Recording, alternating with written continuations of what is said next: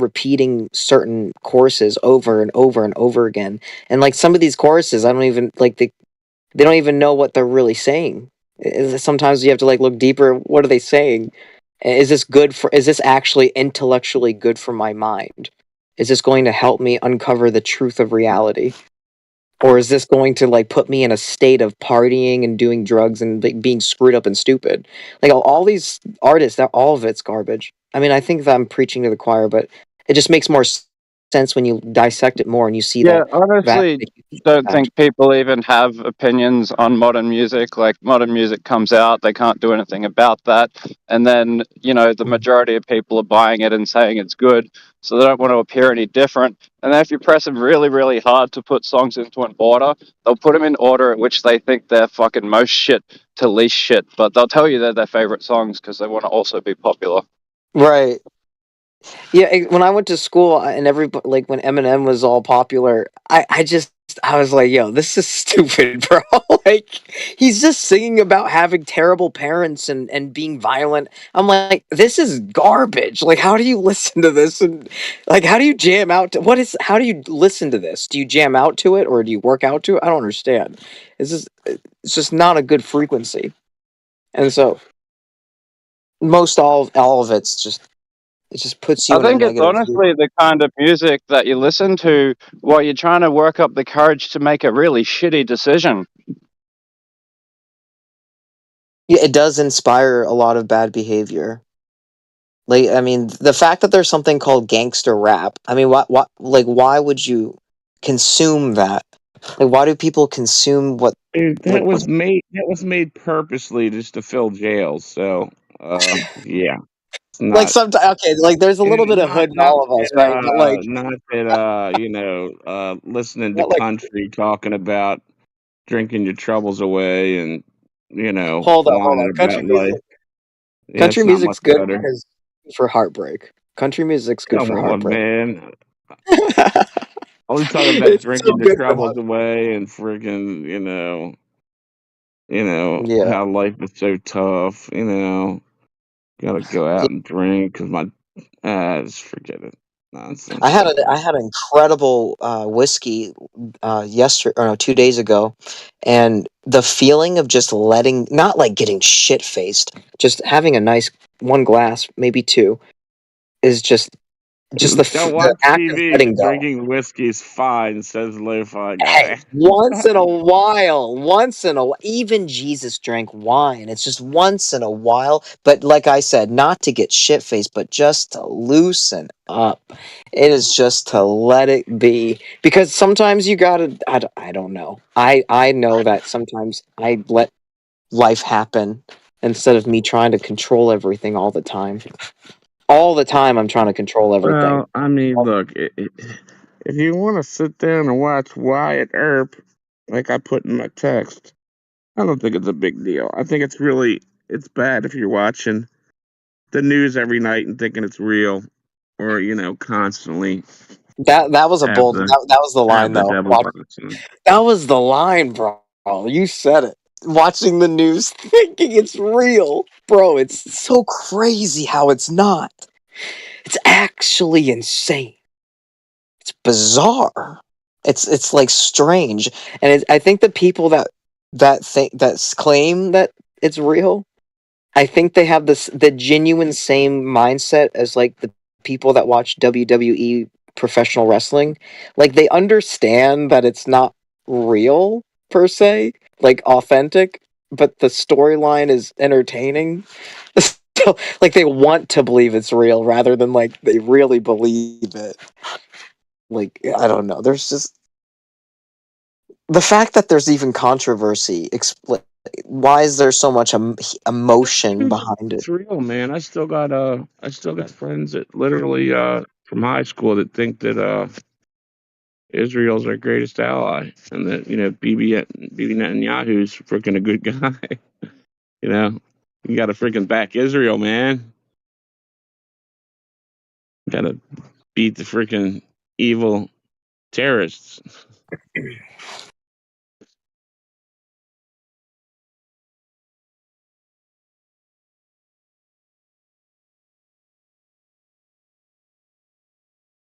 If God's real, the Bible's true. If the Bible's true, that's a huge deal. Well, the Bible is true. So, like, after reading it for so many days, there's nothing that I've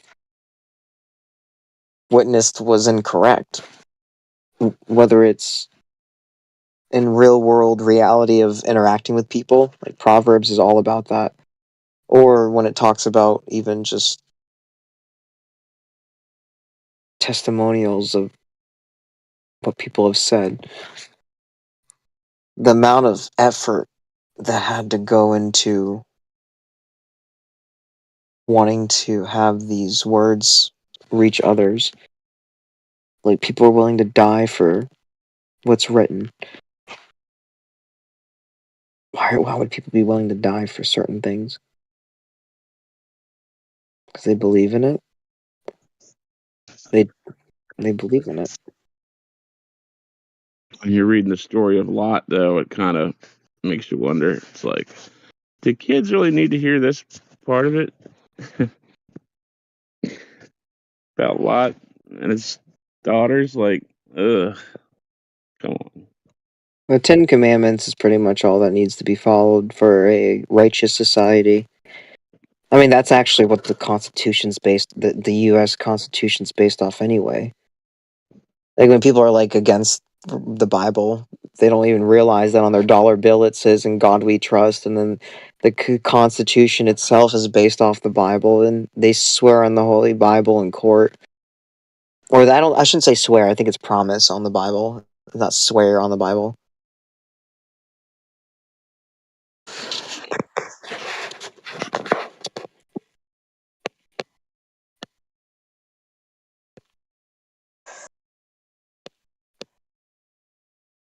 The infinite possibilities was just like a crazy hysteria. Whereas after, like, it doesn't really satisfy anything. It just leaves you infinitely confused and kind of crazy. Then if you are focused on an objective truth, it makes sense. Makes things a little easier to navigate.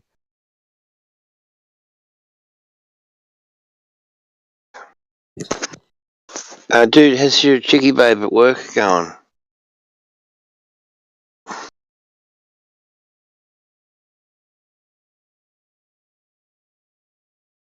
Not good. What? What happened? Sorry? The Asking you get about the girl at work. the He didn't girl at work. understand.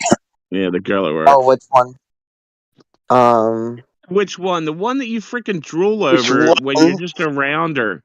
When she just Oh. looks at you and you freaking jizz in your Okay, drawers like a little. to be fair, like, no, to be fair, there's like a lot, like, most of the women I work with treat me in like I don't know, that, like, they'll, I don't know, that I shouldn't be saying so many things. I just am grateful, The but one the girl. supervisor, The one yeah, girl that uh-huh. freaking makes you,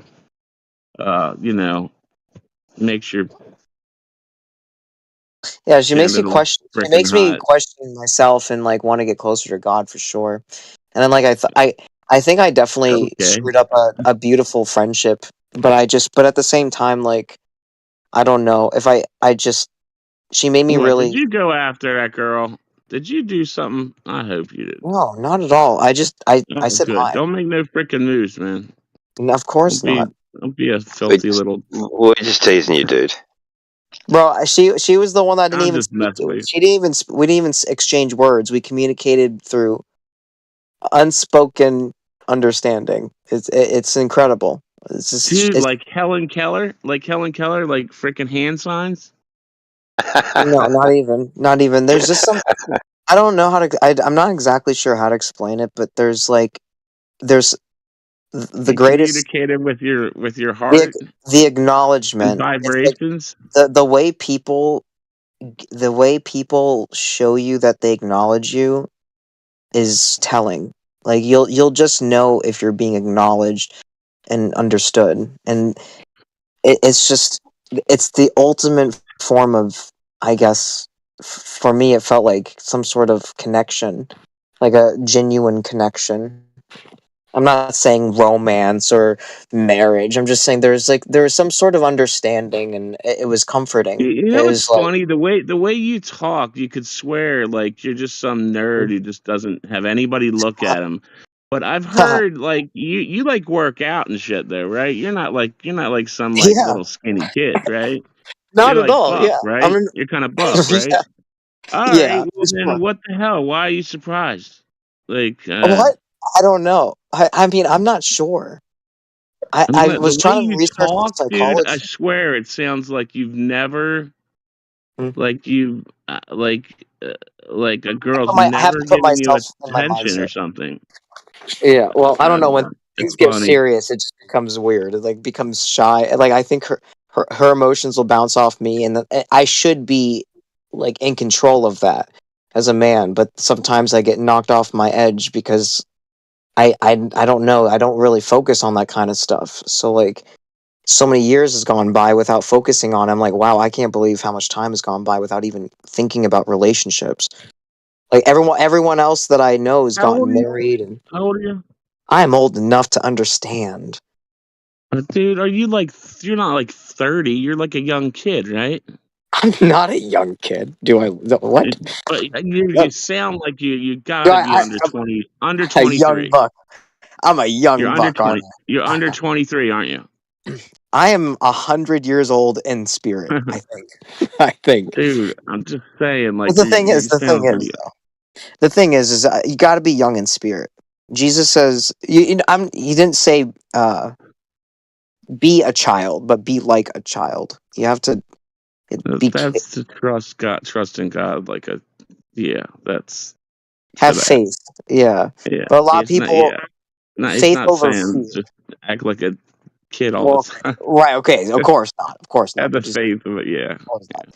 But we do live in a society where everyone is taking life way too seriously and unnecessarily seriously, where they're stressing everyone else out, and so it's like I don't know. I thought I just wish I was not in a position at my job where the supervisors had power over me. Like their words are a little bit more powerful. Their words are a little bit more powerful than mine, and it's like I could have handled the meetings better, but I look You'll be sharp. fine. You'll be fine. Amen to that, bro. Amen to Everybody's that. Like, got bosses. They've always had bosses. You'll be fine. You get along with well, them, right?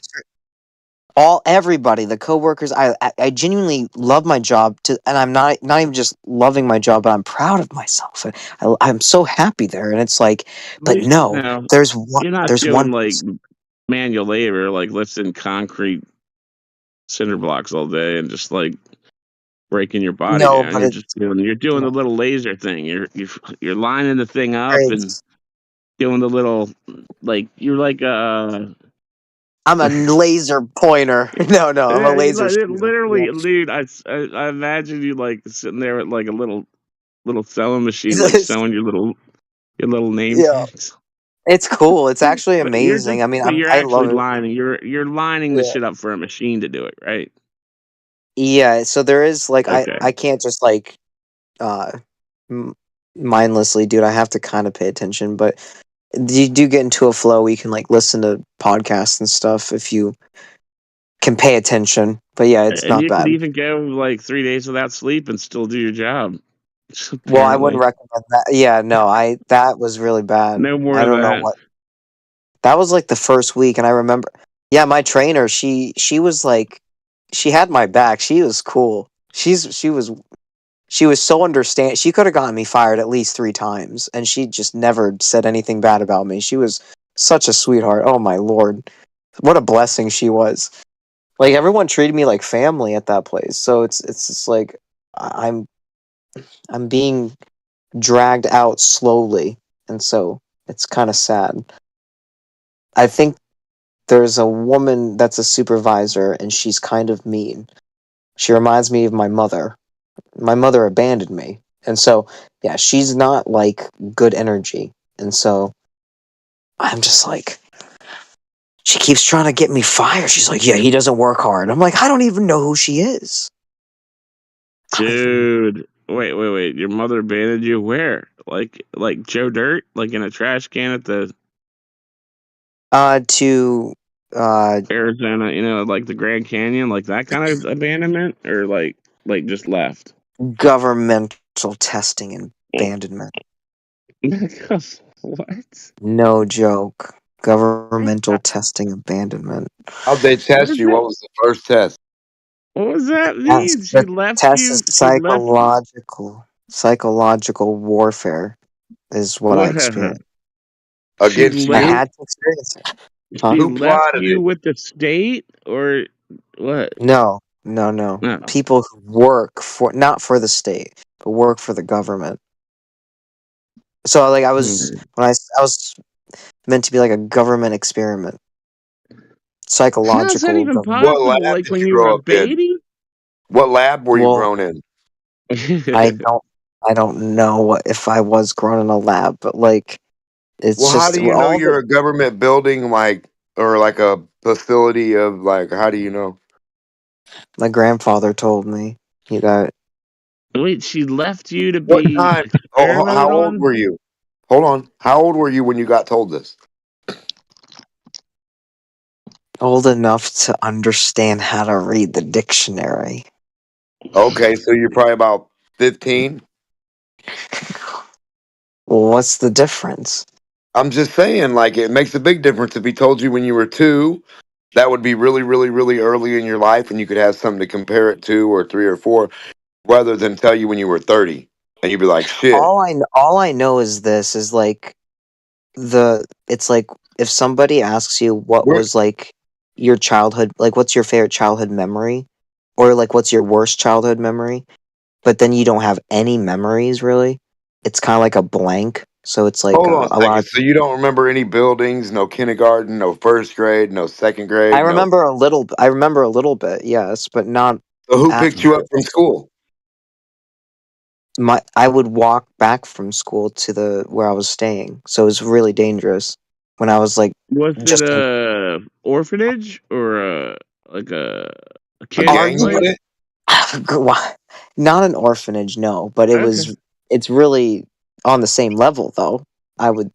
I've heard very bad stories of foster care. Look, I can say my family home broke up when I was under 2, and my life up to the age of about 6 is pretty fucking blurry. Single mom moving around with a bunch of kids.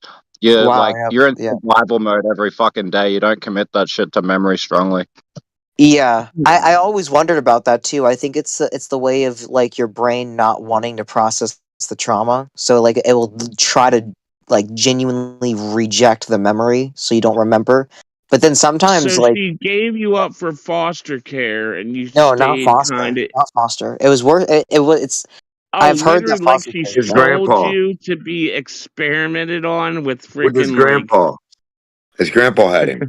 So grandpa's really bad. Grandma's really bad. But grandpa wasn't my real grandpa. Grandma was my real grandma. Huh? Um, it's a What? Oh, very okay, I see. strange. When did you meet them first?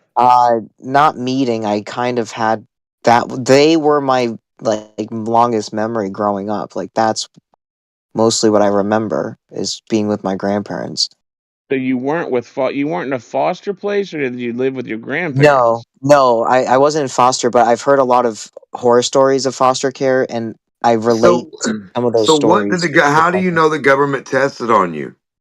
My grandfather was super suspect, and they're I just mean, what kind of, what kind of tests? What'd they do? Are you just guessing because you don't remember? Or, I mean, no, it's a I'm not no, it's a busting your balls. I'm just no, it's a psychological warfare, like I said earlier. Like my grandfather, Against who?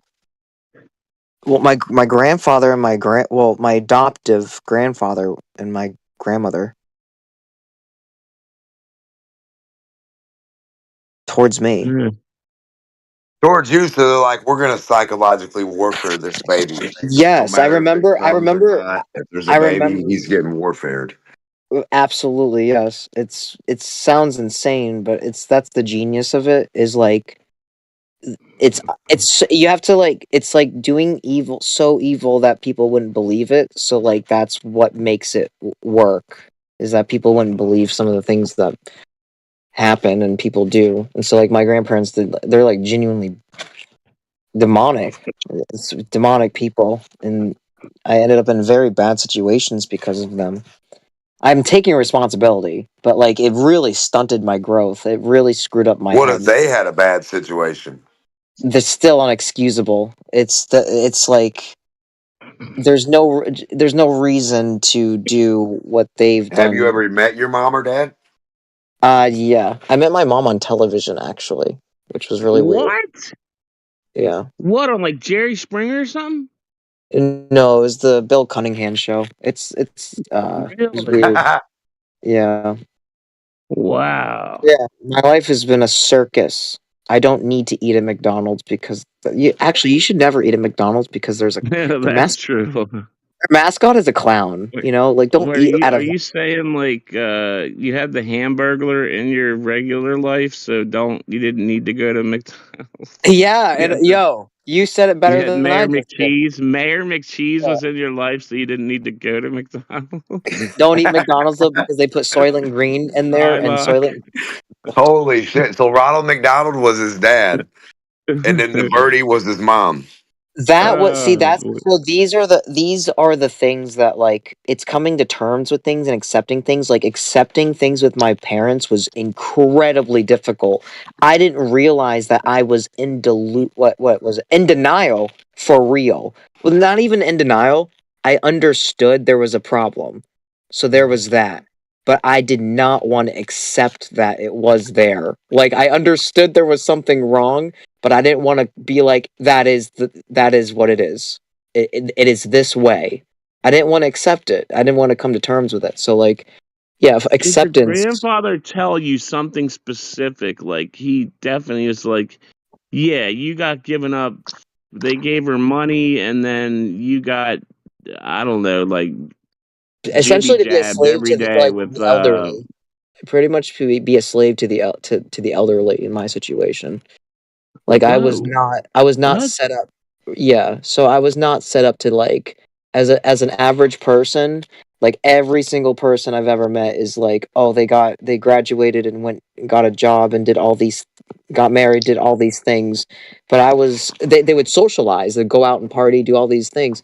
But I was in a situation where I was kind of captivated, where I was my grandparents didn't want me to get like a driver's license, for example, and my school would intervene, and like my teachers would pay for driver's ed. So like they paid for, like the teachers got involved to try to. So that's just an example, right? Like my grandparents that aren't even my grandparents, that they adopted me, but yeah, like they want me to be a slave to them, and so uh, what was it? I just kind of learned that late in life, which was kind of embarrassing, but What, like they wanted you just to stay home and just do work for them? yeah. So like when people are like, so like all my friends are like, "Oh, how many Oh, relationships have you been man. in?" It's just like I've only been in like two, So really. Like I mean, like I I don't don't know, even. like my grandparents, they worked their asses off, and I worked on the farm, but Yeah, no. See, I never yours is felt good. like, That's a yeah, good yeah, family. My grandparents yeah. were suspect to the highest level degree, or lowest level degree, I should say. It's not. It's very low, but I take responsibility for it now. It's just coming to terms with things sooner than later. Like is it a yes or is it a no? And that's the battle everyone faces every day of their own life. Is like they're in the middle, not taking a turn or not doing anything. Like they don't know what to do. And so it's like just yes, it's this way, now what? Or it's no, it's not this way, now what? And so yeah, it's really crazy. It's accepting things is really difficult, I know. That's why to all the Gloobers out there, I understand.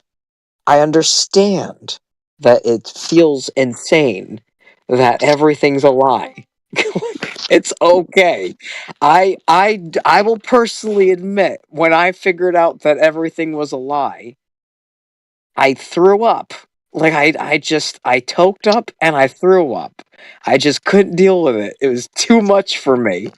I was Oh like, all man. right, as if life wasn't hard enough. But then, like, there is a freeing.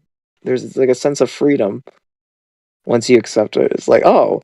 That marble picture of Earth isn't real? You sure Huh. somebody didn't put crack in your joint and you threw up because of that? No. It was when I realized that the pictures of outer space were fake, and like What?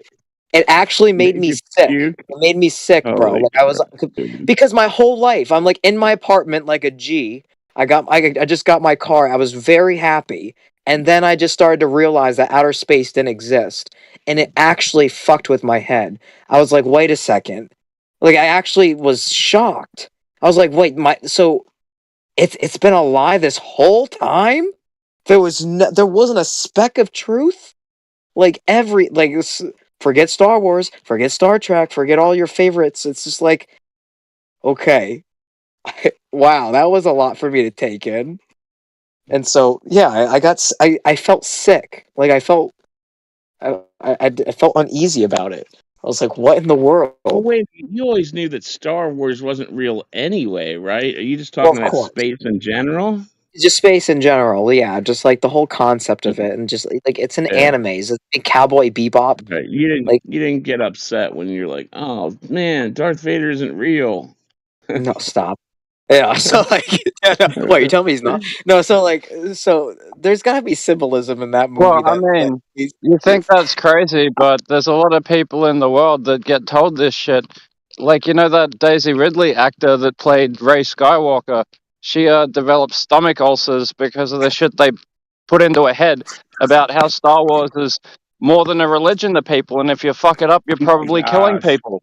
Like, they that's said this that's to true, a dude. probably girl who was true. That is, she was I've had a buddies like that a had fucking waitress. theories. She It's went so from being a true. waitress to a lead in like this thing that she's been sold as a religion, and that gave her stomach ulcers. Yeah, dude. You know what I watched last night? A Platter sent me a video. It's called C3PO's something. Damn it, I'm gonna share it in the chat.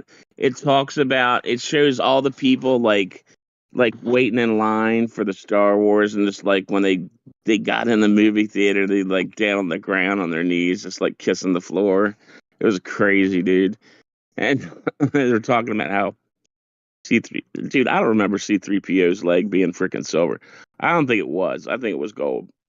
So I here's think another there's question definitely then. some Do you think Mandela, but Star Wars? he sent me a really good video. I'm gonna share it. Do you think Go Star ahead. Wars would have even been successful without the moon landing? No, There you go. That's how it's like big this this. shit becomes to people in their brain because they've simulated their entire universe. Mentally, yeah, and they have dived deep into the brains of many, and like altered their perception of reality, their understanding in quotations of reality. You don't need no VR set for this one. Like they like genuinely. That's why like it baffled What are me. you breathing? Air. Yeah, but Star Wars is sci-fi and fantasy, which suggests it's not real. Yeah, we don't even know what we're breathing, really. So Oh, that is true. Sometimes I wonder what is in those chemtrails for real. Like what are they spraying in the No, no, sky? not a chemtrail. Go outside. What are you really breathing? Hey, Oh, Democ. Did I share that we breathe electricity with you before? Tom Cowan was talking about it. that's kind of badass. Are we like low key all Pikachu? I'll drop it in the chat. Y'all can check it out later. It's pretty dope. Runs Boston, how you doing, brother? Yeah, bro. Just doing a bunch of dishes, listening to an epic conversation. I like the young man's journey, his history, a little bit of confusion, but then he found the Lord and he's got Christ now and the truth and flat Earth. I He's a mean, good it kid. sounds, dude, it sounds He's a good. good kid. Amen, bro. Amen, bro. Yo, I go at the trades job I work. I always wear Christian apparel and stuff. Mhm. And then I noticed a few other people started to do it after like just a few weeks. And I'm just thinking to myself, yo, getting people to follow the Lord, yo. Yeah, Oh, that dude. was stunning. Sorry. I was just gonna say I gave my life to the Messiah 15 years ago after just like debauchery and just being totally lost. Even though I live in the Bible Belt of East Texas, and I thought I knew, where I was pretty solid. Like I didn't need FE, I didn't need flat Earth. But then I realized biblical cosmology basically Yes, amen. What Yep. is really out there? And like here's the thing. My wife's educated. I mean, she was in the military and she's a physician. So like me telling her that the earth is flat and not moving, she was like, "What are you doing? Like why are you going conspiratorial on me?" But what won her over, she's a believer. I was like, "Look, if the creator made something with his infinite power and like an expression of his artistic creativity, made this place for us to live in, and Satan wanted to deceive, he would ball it up and send it around the sun. It would be just some fairy tale that's not even true at all, when really the earth we walk on is love you. stable and it's not moving 1.6 million miles per 24 hour. And yeah, man, we all woke up, my wife and I, and we love it. But yeah, I don't want to take over. I got a lot of dishes to do. I just want to say hey and thanks for sharing your story. Oh, thank you. God bless you. In Jesus' name, amen. He's got four kids. It's crazy. 4 kids worth of dishes to do, I think. Maybe a 5th on the way, if I'm not mistaken. Fourth on the way. Oh, 4th on the way. Okay, that's right. It's a lot of dishes, though. I sit corrected. I sit corrected.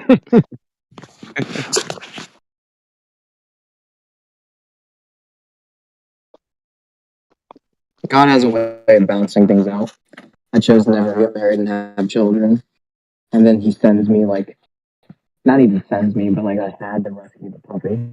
So, yeah, there was a puppy in that situation where, like, my grandparents, like, it's like, there's a girl named Bella Porch that has kind of a similar situation. It's like being locked into a room, essentially, with no Wi-Fi. And, like, no real way out. And you kind of have to, like, plan your escape. I booked, like, a flight in advance, and I told my neighbor to wait outside. Anyway, so. Jeez, man, that's... Well, yo, it's actually wild to think about it. Okay now.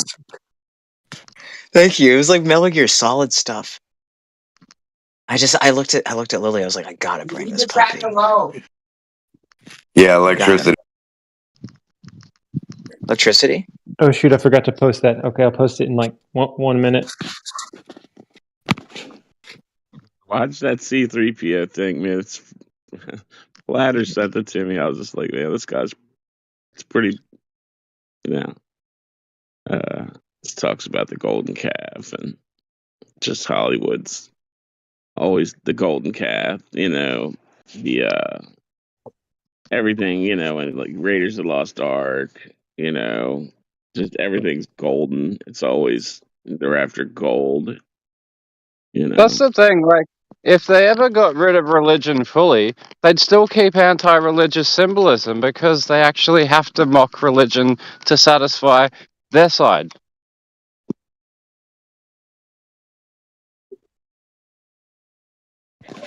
That's a very good point. I never thought about it. Just watch that C-3PO thing, dude. It'll like you look at it like what? Like, yeah, they really do put it in everything.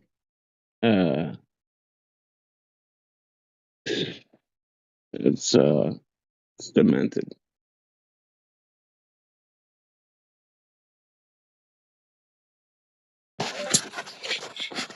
Wowzers. Life is trippy. Just a bundle of insanity wrapped up in probably a dome. Like Sandy's house from SpongeBob. I mean, it's right there. No continuity. I'm just saying it's right there. Okay. Well, they tell you you're breathing nitrogen 73%. Sometimes you have to go opposite, right? Like, do you go opposite? Well, no, I just don't know. I'm just saying that's what they say. And then they say there's so much oxygen and so much nitrogen. Where's all the other stuff? It's just disappeared. And then, like, it's never even 100% of either one of those. So it's like only so much percent. Like, it's always stepped on, right? So the thing is, it's like, and then what's nitrous oxide? If nitrogen itself, right, a nitrogen gas, and the nitrous oxide, is that like, so like what? If you had to simplify it, though, simplify it. Like, if you had to simplify it completely, right? We probably breathe it out. Like, whatever it is, we probably have it within us. Well, that's laughing gas. It's laughing gas. So that means we're What's breathing fucking laughing gas. We're living in laughing gas. We probably But are. that's not That's that's Yeah, fine. not I don't know that's about that. I've done nitrous before, and that the way it makes you feel isn't the way you feel have you during ever life. But huffed in a then bag? Whatever you you're could get breathing out so of your used mouth, to it that you wouldn't know. your lungs. I could I see don't that know, man. happening. I think it's the amount. But listen, here's what I Kind say. of That's scary just to what the think about, government to be honest. says. Fuck all that. What I say is you Kind of breathe in tripping thing. the medium and then you push the medium. Well, what's your conclusion about that? What is your conclusion on that? What's the punchline? Yeah, I That don't mean to. breathing causes tidal swells. I don't. I I don't don't know. mean. All I know is this. Okay, just repent. Just repent for your. That's really what it is. If you didn't want to say it in biblical terms, where people might like cringe or whatever, it's just being sorry for the mistakes that you've made. That's really what repenting is. Like just being sorry. And that's really what it is. And most people aren't sorry. Oh, I don't feel bad that I did that. Oh, I don't feel bad that I made that person upset. Like they don't even give a shit. It's just that. So really, just being sorry really is the way to heaven. But some people are just not sorry. They're too damn proud. They don't think Yeah, they did anything wrong. you gotta be grateful and just, you definitely have to be Yes, amen to that though. Yes, grateful for sure. Like before every and meal, just humble definitely. Hey, think yo. every time before you eat. Kind of Sorry to what we're interrupt. talking. I got to go. I appreciate y'all letting me pop in. And that video about the We Breathe Electricity is 19 minutes after the hour, and I'll catch y'all soon.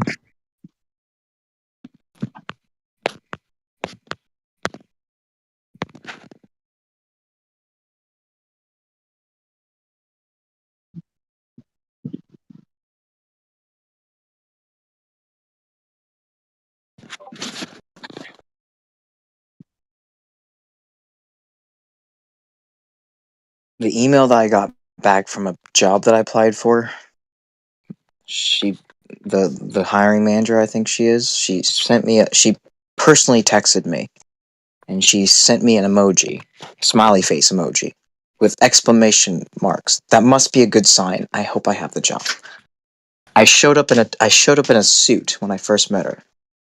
I pulled up in the same suit that I wore today.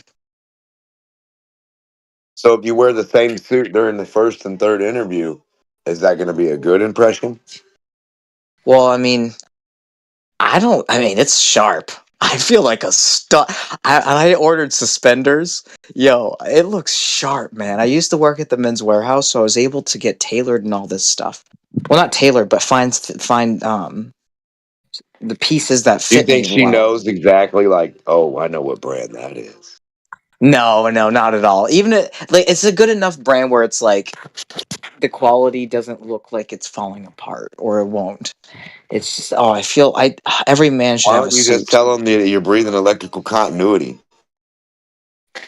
I mean, I that's don't. what, when you get down to the baseline of it, that's really what, because when you breathe in, it just expands and contrasts the medium. It goes into Well, those and then back out. So the only thing well, you're getting is the electrical continuity, like the static. I slowly open up with the sun first. I told one of the women that I work with in the parking lot. She always makes eye contact, so I just was like, "Hey, what's up?" And I was like, "Do you think the sun's 93 million miles away?" And she thought about it. She's like, "I don't know." I was like, "That's right. It's very close. It's close by." I was like, "Do you think Do you think the clouds are close?" She's like, "Yeah." I'm like, "Right." And have you seen the sun in the clouds before? She's like, "Yeah." I'm like, "Right, yeah." There's an emoji for it.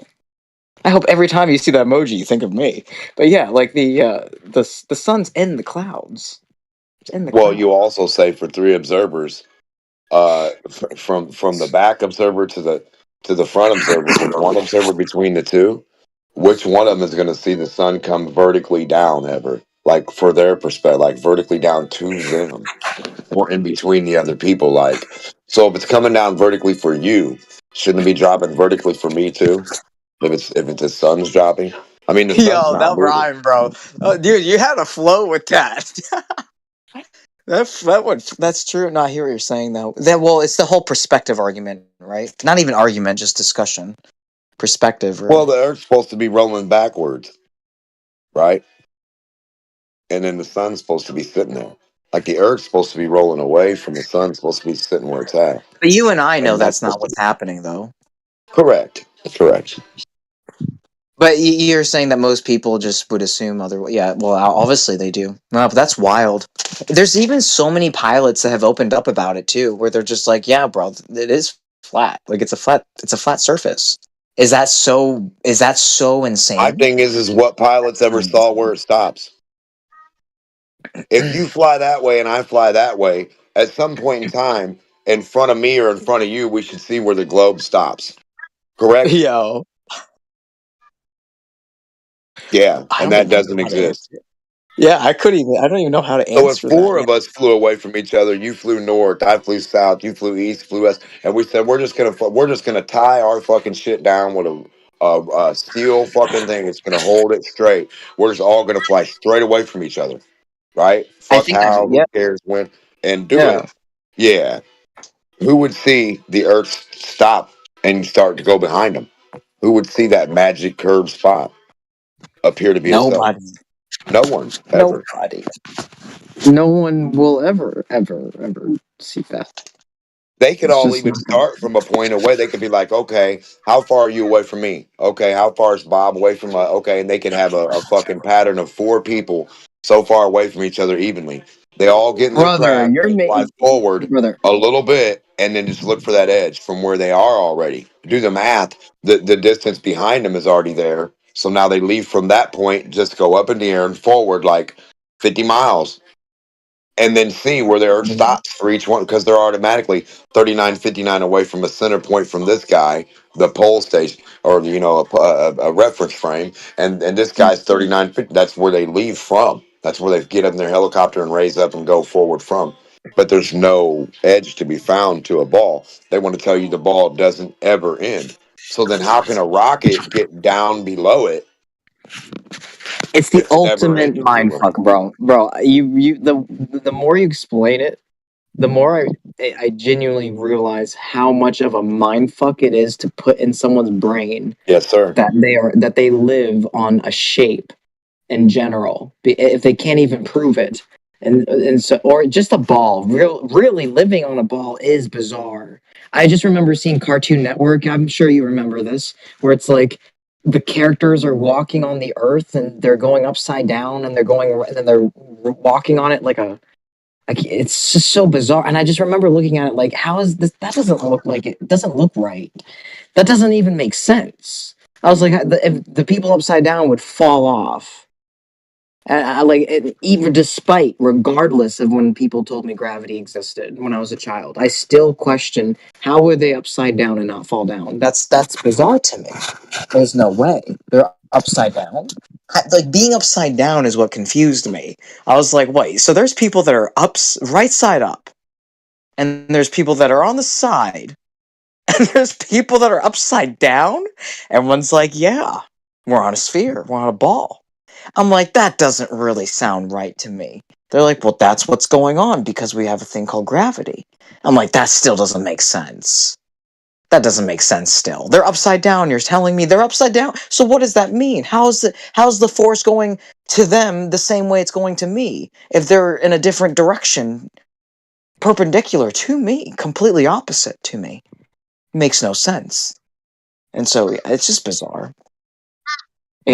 Everyone can figure it out. Okay, if I can figure it out, anybody can. I'm like the master of fuck ups, bro. I have failed so many times, but I have concluded and accepted. Have accepted the reality, the reality, the reality of the horizon, the understanding of it. The, they're like beyond the horizon. But seriously, even though there's like you can't empirically demonstrate it, the reasons for it, but the rainbow really is such a huge key. It is the key. It's the key, yo. I dropped the key at work. I gave it to people. People remember. So there was a woman that went into the bathroom and Googled about the rainbow and then came out and like tried to talk to me about it. Like people were genuinely curious about what I was saying. I was being serious about it. I was like, listen, this is the answer. I mean, we're here for 8 hours a day. You might as well ponder on what I'm saying. Forget the game. Forget the politics. It's all lies. It's all lies. All lies and no lullabies.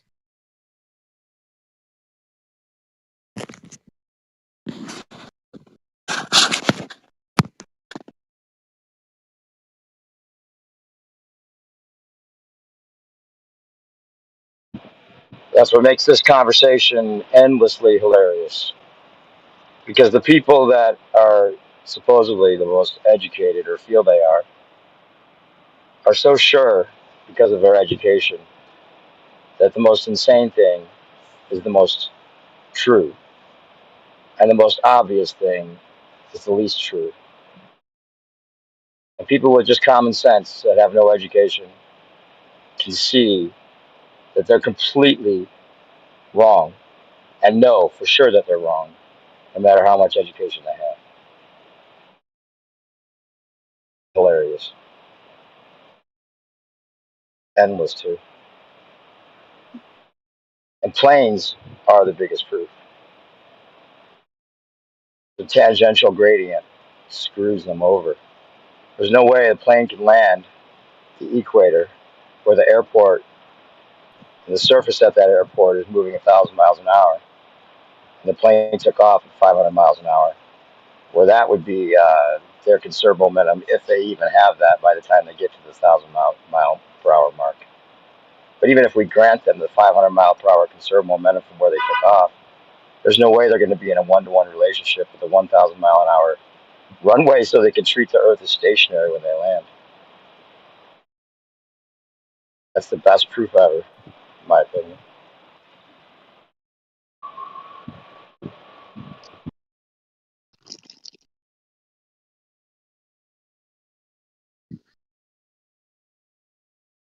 Or just the Glover's explanation for air travel proves that what they're saying is ridiculous. The air spins with Earth, and the There's no plane force there spins with anyway. the air. Yeah, but the air blows in all directions. It's called wind. And if air is going to move the plane, it would be called a wind. So what's the wind moving the plane that's not the wind moving it in every direction? So it doesn't work. Yeah. So they can't claim that. No, there's no dynamics to it. It's just a kinematic concept. We're just going to erase that difference by saying everything moves together, even if there's a difference of 500 miles an hour. We're just going to say it's the same no matter what. You can say that, yeah, you can say that, but there's no dynamics, there's no math to it that makes any sense or would even be dynamically applicable or showable. You have to name the forces. You can't just say it works out. We're talking about plane travel. People do it every day. They land safely every day. The pilot always treats the Earth as stationary. And there's a difference between the surface speed that he takes off from and the surface speed he lands from. He could get he could actually just go straight up in the air and try to land on the surface that he came from. Even then, he would lose some of that conserved momentum if there was any, right? So you can't even just go straight up and straight down and have it work, much less go 500 miles an hour or, to a place where it's a difference of 500 miles per hour in the surface speed.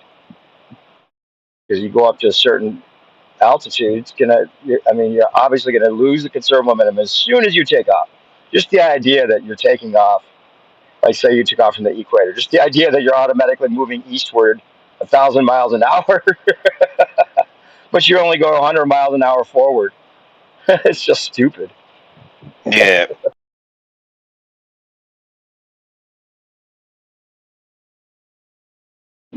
Yeah, so that vector, that eastward tangential velocity would have to be its own vector. And it would be like a phantom speed that we just pretend the plane is going automatically in sync with the Earth, regardless of how fast it goes forward. It makes no difference. It could be a Cessna airplane going 50, 100, maybe 150 max all the way to the equator from the North Pole. You're telling me if it started with 0 mile an hour tangential velocity at the North Pole, that a Cessna that's not even made to go over 400 miles an hour is going to be moving 1,000 miles an hour eastward, sideways, as it's going south towards the equator, 1,000 miles an hour in a phantom speed that the pilot has no idea is even happening. And then it's going to land westward, slow down to zero, and be carried backward at 1,000 miles an hour the whole time that it's slowing down to land to come to a stop. We just got to pretend that it's going in the same rotational speed as the Earth, no matter what. But you can pretend that's the case. You can pretend it's a globe. You can pretend all that. But there's no dynamics and no physics at all that backs it up whatsoever. And the pilot only knows and treats the Earth as stationary. And that debunks the globe emphatically. That ends the debate. No, planes fly with the spin of the Earth in the air, and you just don't understand. Oh, How yeah, about when I those do actually birds swoop understand what down? you're saying. How Once about you when those understand birds? this, there's no claiming that people can. Once you understand it, you understand that it can't be a globe. Planes land safely Yeah, all the time. I know, right? Well, think about those birds that got to fly down and grab those fish out of the water. Just think for those differentials right there between the bird and the fish. Yeah, exactly. Or the guy in the wingsuit, right? He's got to make sure he's going eastward at the exact right rotation, or he's gonna smash into that little rock that he's trying to weave his way through. You know what I'm saying?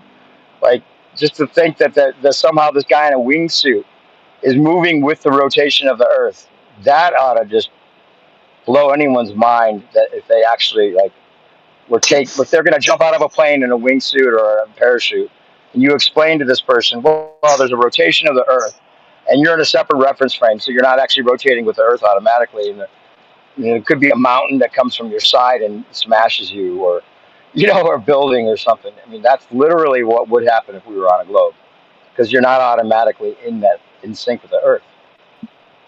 That's the rules of the globe. You're at a separate reference frame. You can't say it's the same and separate. That ends the globe.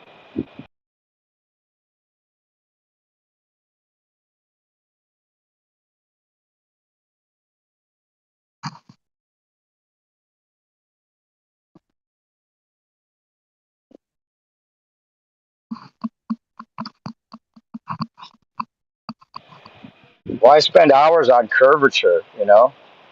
Planes prove it every single second of the day. It would be impossible to treat the Earth as stationary if it's moving. Period. Curvature, schmervature.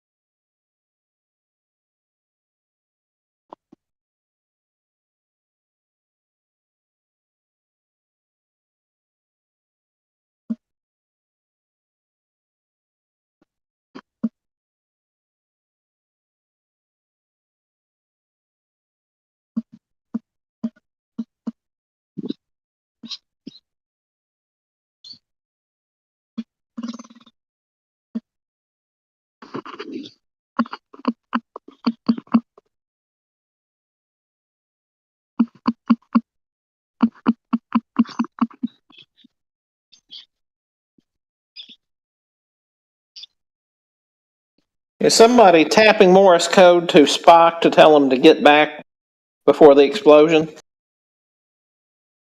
It sounds like it, doesn't it? Indeed, it does. Click, click, boom. No.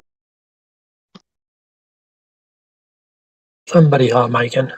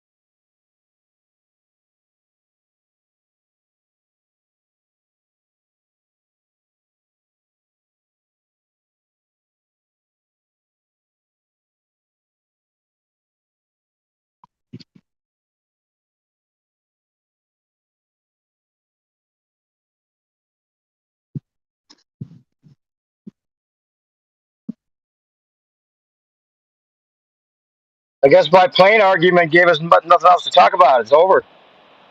Pack it up, boys. The globe is done. I put all the gifts in the chat for you to use them.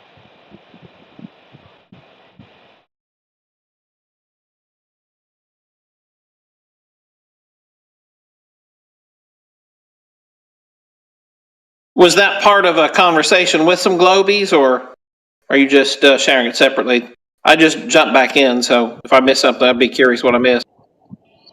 Oh, I've had plenty of conversations with Globies. I'll put some links in there. In fact, I talked to a CERN physicist who just turned into a babbling idiot trying to answer how a plane would treat the Earth as stationary when it only had the conserved momentum of 500 miles an hour where it took off from. Now it's landing at the equator where there's a 1,000-mile-an-hour runway that it's trying to land on. Where to get the extra 500? Yeah, it Where's has this? somebody loading extra coal into the boilers down at the bottom of the Yeah, ship. for the phantom speed that the pilot has no idea is going on. He has no idea that he's supposedly going 500 miles an hour eastward when he took off. He has no idea that somehow he's going 1,000 miles an hour eastward when he's landing. No matter how many circles he does around the airport while he's waiting for the clearance to land, he's just going 1,000 miles an hour eastward, presumably with this kinematic concept. The kinematics versus the dynamics. That's the main thing everyone should focus on because the ballers, if they are forced to address the kinematics versus the dynamics, they lose, and they know it. That's why they won't do Yeah, they can't even address when I ask them whether it's reference frames or lockstep Atmo. They scramble, run, cry, deflect. So it. They can't even claim locked up that atmosphere anyway. That's like a 2015 argument to even say locked up atmosphere because fluid dynamics doesn't even allow that. So even if the atmosphere somehow magically were to carry the plane, it's not going to ever be the one-to-one relationship the pilot would need to treat the Earth as stationary anyway. So even if that magic did work, it wouldn't work.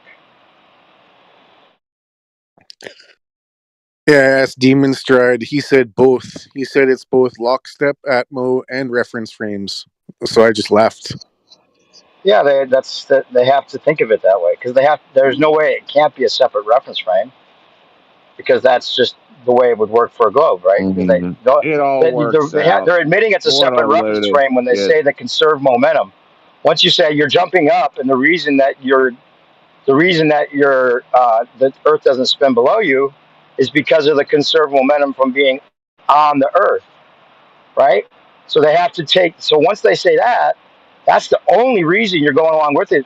The Earth is because you were on the Earth, not because the air is carrying you. It's because you were on the Earth. Okay, fine. You can have that conserved momentum. But once you go to a higher or lower tangential velocity, you don't have that matching to keep the Earth, to keep it now. You can't just add on to that phantom idea of this 500 mile an hour or whatever you start from. You can't just like, oh, we're just going to say we're adding on the exact amount needed so that it's in the one-to-one relationship. when you got winds blowing all over the place, the engine's doing whatever it wants. You got too many variables that would have to be like completely overridden by this extra amount that it would need to be in sync with the Earth, whether it's lower or higher, and it doesn't work. There's no way to answer that. You could kinematically just addition and subtraction and say, oh, well, they're over the airport where it's 1,000 miles an hour. So we're just going to kinematically, mathematically say that's what it is because obviously they're there. They must be moving with the Earth because we know planes land and we know it's a globe. So that's how it is. No, you have to get down to the physics of it. What's the dynamics? What are the actual mechanisms that make that happen? And what overrides all the wind blowing in the opposite direction? Could a jet that goes 1,000 miles an hour? They have jets supposedly going 2,000 miles an hour. It can hover in midair with 40,000 pounds of thrust resistance. Could that jet ever, with the baddest ass pilot, ever get out of sync with the Earth on purpose? Would that ever even be possible? And they'll say no, no, no, because the atmosphere moves with it. So you're saying it can go twice as fast as the rotation of the Earth, but it could never get out of sync with the Earth? Do you realize that's retarded?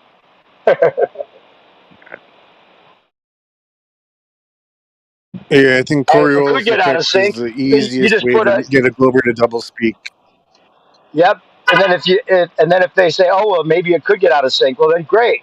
Let's prove that the Earth spins. Just go and get in the jet, put a camera out the window, face north or south, and show the Earth moving left to right underneath the jet. They should have done that a long time ago if the Earth was spinning. The Glover should be happy about that. Oh great, we could go prove it's spinning. But they know it's not spinning in their heart of hearts. That's why they're never excited about any of that.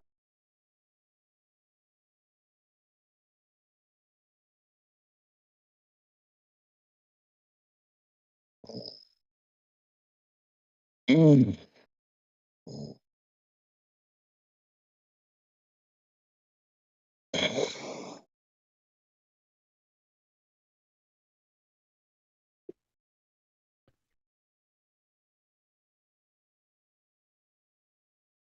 So your airfare structure would be radically different if it was a Coriolis effect, because it'd be drastically shorter one way and really long the other way. So, yeah, return flights would be much cheaper, or depending on which way the Earth's rotating.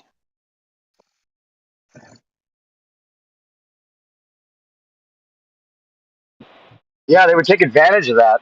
I mean, it's going to have a reference frame, right? So the city you're flying to, going west, would be moving towards you, and then you would take advantage of that and just go south. If you're going like New York to Dallas, you wouldn't even start headed for Dallas. You would just start heading south because Dallas is going to be there.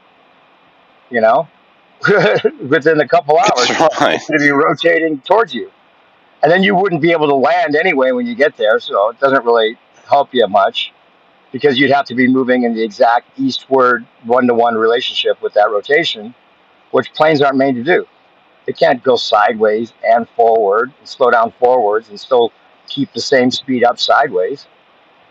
You'd have to have jets on the side of the plane. You'd have to have a whole different structure to the whole thing to make it even seem feasible.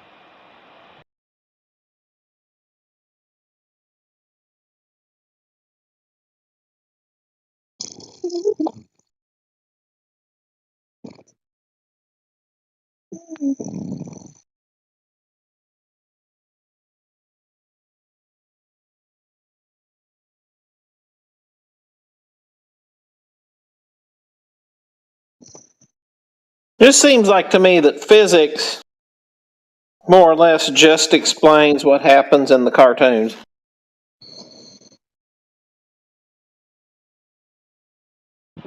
Well, no, physics should have all the dynamics, right? Real physics. But if you Well, have yeah, just the real physics. kinematics, yeah, the kinematics, you can have a kinematic concept. That's just the math.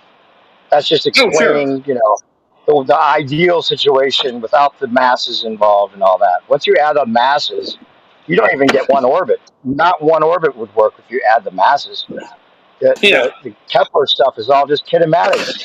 There's no masses. So once you add the dynamics, it all falls apart. It wouldn't even work. Well, yeah, real physics. Well, no, physics should have all the dynamics. But if you have just the kinematics, you can have a kinematic concept. That's just the math. That's just explaining, the ideal situation without the masses involved and all that. Once you add the masses, you don't even get one orbit. Not one orbit would work if you add the masses. Yeah. And it seems like to me that Michio Kaku's comment about taking large leaps of logic and things like that is, in practice, what they ultimately do. I have a good friend of mine that studied a lot of physics in college, and every now and then he would try to hit me with an example of some sort. And he couldn't get 4 or 5 sentences out, and I'd start asking him, okay, well, prove that that's what actually truly really happens. Where is the proof of what you're alleging actually happening? And then he would just be stopped and say, and then he would try to come up with something, and then we'd talk about it another time, and he'd say, yeah, I guess there really isn't.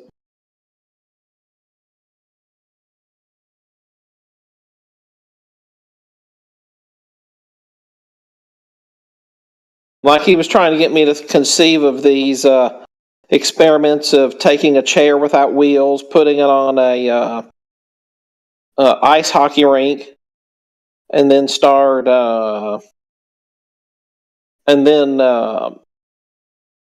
a medicine ball. And so I asked him, I said, okay, so if space is a weightless environment, that means everything weighs the same, correct? And he's like, yes. And I said, okay, I tell you what, I'm fat. I'm about 230 pounds. So find me a weight that I can throw that's equal to 230 pounds plus the weight of the chair.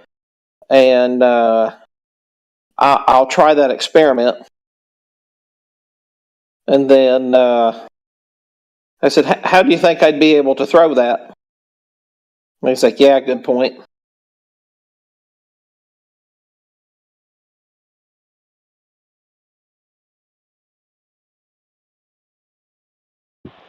Yeah, it's these simple things that, like, people that have a basic knowledge of how things are told to us, you know, they either have to run away from the conversation, or they realize it and they just don't want to realize it, or they become a flat earther. That's why it seems like, you know, this should have ended a long time ago if people were being honest with themselves, or just, you know, I think it has ended already. It has. It's just we got anti-flat earthers that are making it seem like it hasn't ended or something. But anyone that's actually presented with the information, 9 out of 10 that use their actual common sense and keep their intellectual integrity, are going to realize that it's not a globe, or they're Yeah. maybe just a little bit slow. You know, who knows? So about 40 minutes south of me resides the estate of a prophet who, up until his death in 1965, was considered by his followers and others that he was immortal, that he wasn't going to die. And yet, at the same time, he prophesied his death, and it actually did kind of happen the way he prophesied it. But they kept his body on ice something like 3 months or something. I don't remember how long. It was a long time they kept his body on ice to make sure that he wasn't going to resurrect. You know, he was supposedly the 6th and last prophet of God. And so for that 3 months, his followers scrambled and scrambled and scrambled to tell exactly how this was going to happen, et cetera, et cetera. And to this day, his followers that are still around, and some of them are much younger, so they've been, you know, children of some of the old followers and grandchildren of some of the old followers.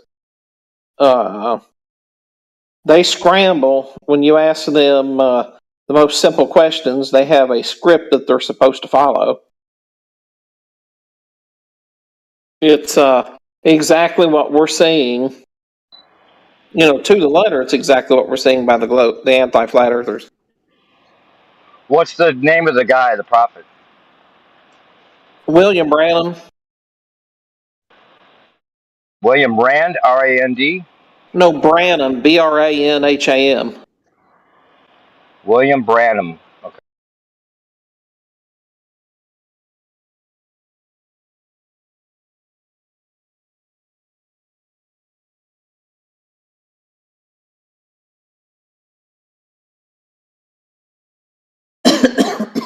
it's but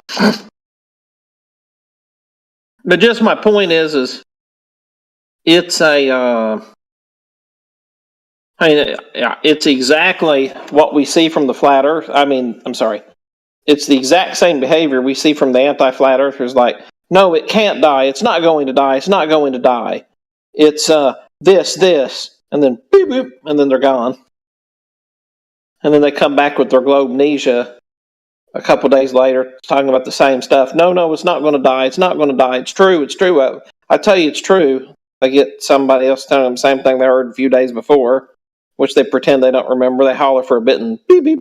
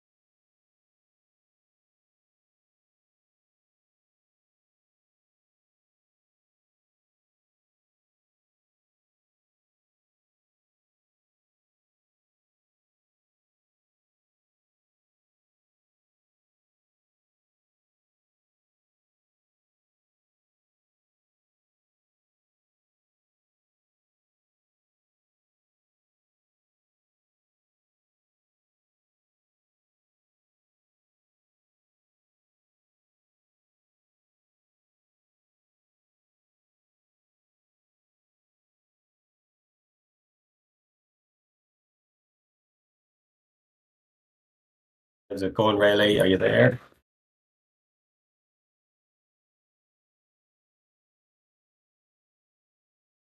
Sound of the rushing balls deafening your mic.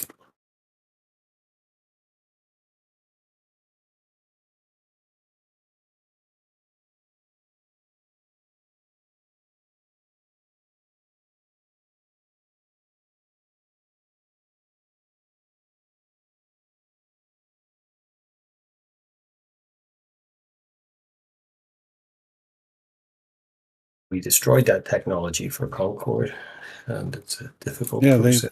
they had to destroy it. Yeah.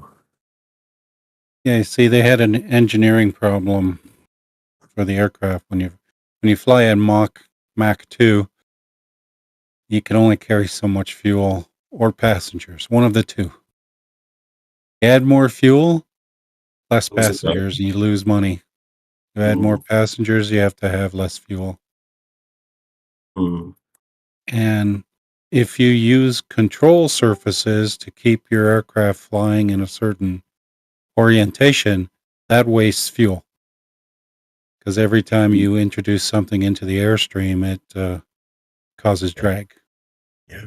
So they designed the fuel system with its 17 different tanks and multiple pumps there so they can move the fuel to balance the aircraft perfectly. So they would not have to use any control surfaces and save on fuel. Genius. Then what happened? Did they run? Do you think they ran like a false emergency so that they could can Concorde? Well, Like some crash or something happened, and then no, okay, no more Concorde.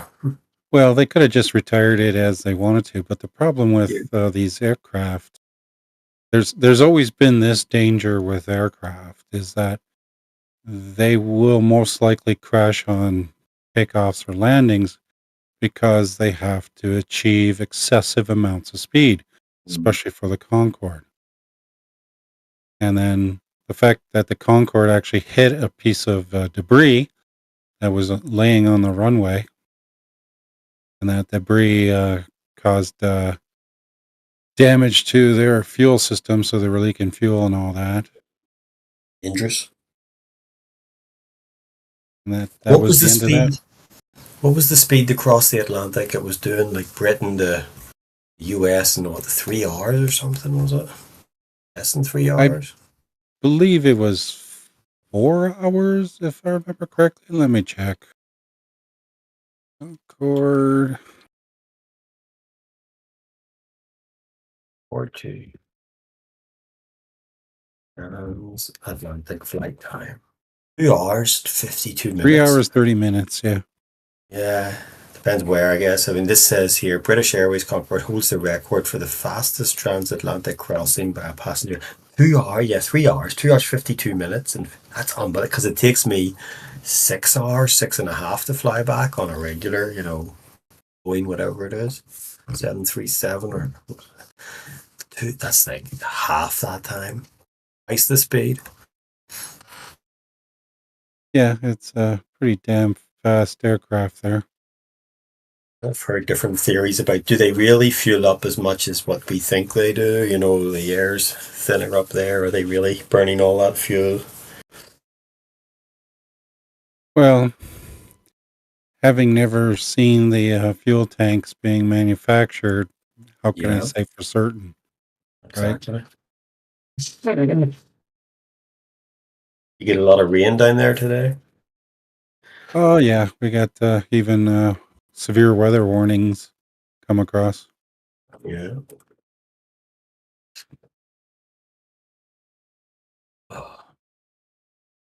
Quiet in here recently, so I've been jumping on the YouTube. I actually heard Paraplegic talking to. I jumped onto the YouTube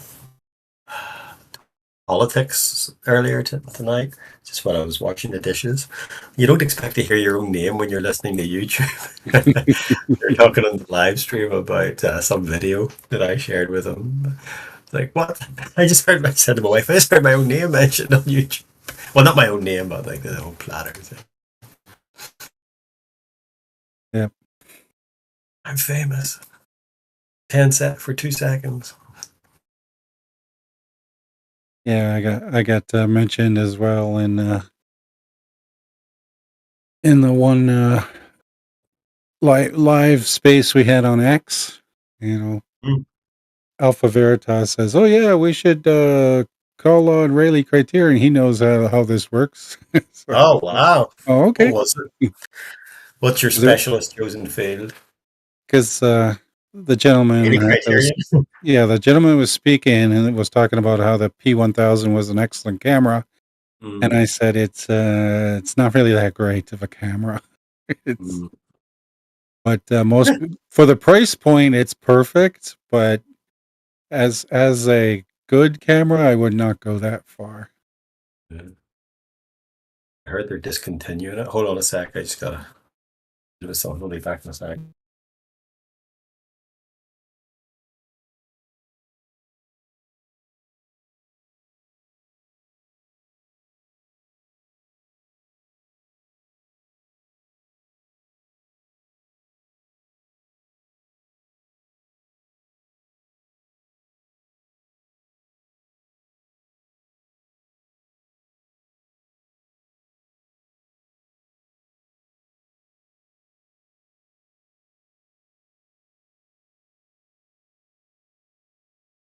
Sorry, go ahead. Yeah, they discontinued that camera just because it. It's destroying the globe. No, it's because it's too expensive for what it provides, and it's too heavy for the average person to use. It's the P900. The P950 is the new version of the P900. Are they stopping? It has all the things that the 1000 has, but just not the price 3000 millimeter lens. It only has the 2000 millimeter lens. Generally, are they stopping those high zoom, like long zoom? Yes, because I think even Canon is stopping production of the of their HS70 model, which is their current version of their super zoom. I never see any videos using the Canon one. It's always people talking about the P900. Maybe it has an edge over the Canon one. Yeah, it did. The 2000 millimeter did help over the 70. I think only had like 1365, if I remember correctly. So. Northern Rebellion posted like a ChatGPT response array. I had a go at it last night with Copilot about is it possible to have an experiment of I'm at a depth because I'm not a scientist, so but I asked Copilot last night, can you do an experiment of gas pressure without a container? And every example it gave, it still had a container of some kind, like a glass. So in the end, it conceded, no, you need a container. And then it said, that's enough questions for tonight. You've used up your maximum amount of free questions or something. The stuff is amazing, but I asked it to do something tonight for some work, like for some students, to make up something, like a play version of a story, and it's amazing what it can spit out. And then I wrote add some humor to the play, and it was able to put in some silly little jokes. Like it's amazing what it can do when it's being honest. I can find that. It definitely has bias built into it. Yeah, looks like Canon's PowerShot SX70 HS is still in stock at the moment, and they lowered the price about $50, so it's only $650 US. You think they are discontinuing those ones at all? Oh yeah, they don't sell very well. How many people you know need like a 65X optical zoom? Yeah, us somewhere. But I watched, I just went on the YouTube and typed P900 discontinued or something like that, and the guy who did the video, I didn't write flat earth, anything like that, and he said, yeah, because the camera only appeals to these kind of people, and then he goes like, and those kind of people, he points at a little graphic of a flat earth, pizza disc, So it's interesting that he kind of included that it must be mainstream enough that they know that we use a P900 for that. Yeah, the only good things I like about the newest version of my camera is it has a built-in 4K time-lapse movie mode. So Oh, it will wow. take time-lapse and then automatically convert it into a movie to make it quick and easy to share. And that's about the only feature it has that's better than mine. So, and it is now a 20 megapixel versus a 16 megapixel, but at that sensor size, it doesn't really do very much.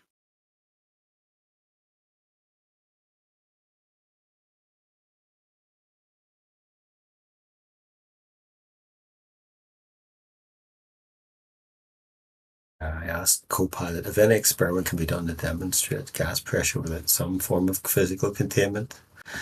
You're correct. Demonstrating gas pressure typically requires some form of boundary or container. Yep. However, natural phenomena like cloud formation illustrate the principles of gas pressure and gravity without traditional containers. These examples show how gas behaves in open environments influenced by gravity and pressure. Slip that in at the end. sneaky little Copilot. If you're interested for more, you've reached the conversation limit for today. But this stuff is powerful.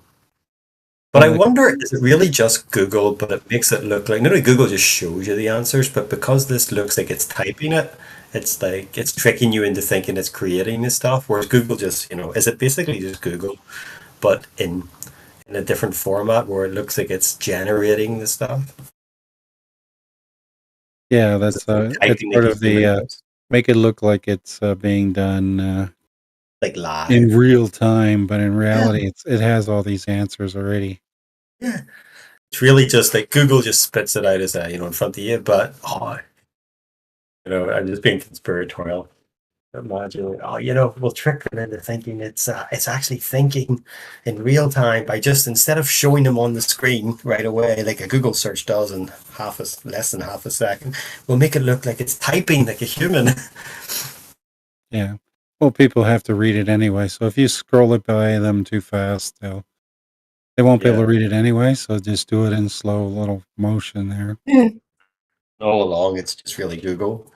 It also throttles people because then they have to wait till it types out everything that they want to follow, and then they'll be able to add the next question in. Yeah. So,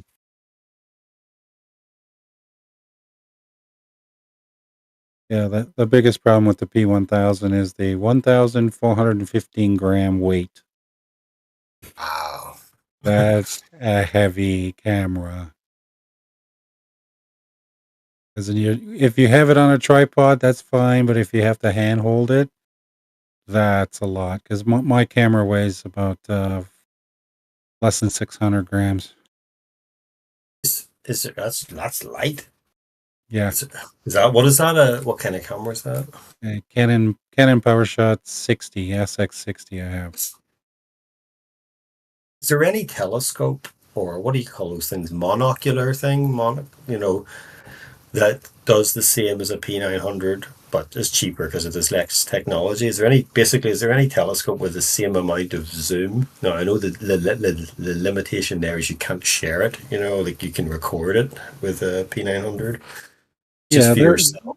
There are some relatively low $100 telescopes that would give an optical effect closer to what a Canon would have, or the Nikon would have, and people would have to see it with their own eyes rather than look at a photograph after the fact, right?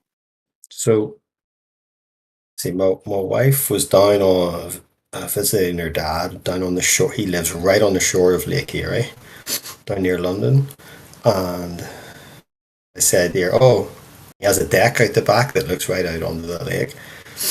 And I said, well, while you're down there, if you see a ship, see if you can check out on marine traffic, because her dad likes tracking that stuff. He's got the perfect view for it. See if you can The ship goes by, get the information, see if you can see it, blah blah blah. Find it on marine traffic. It did, and it should have been buried. I looked it all up, put it in the Earth curve calculator. The ship was like 25 miles out, and it should have been buried below like 300 feet curvature. It's only like 60 feet high or something like that. Yeah, yeah, exactly. So simple as that. You know, you don't even need to zoom that far. It's just the naked eye. You say, okay, is that a mirage? If you were shooting at that ship, would you be shooting at a mirage? See if I have it in here. I got the information. I'm trying to find it here.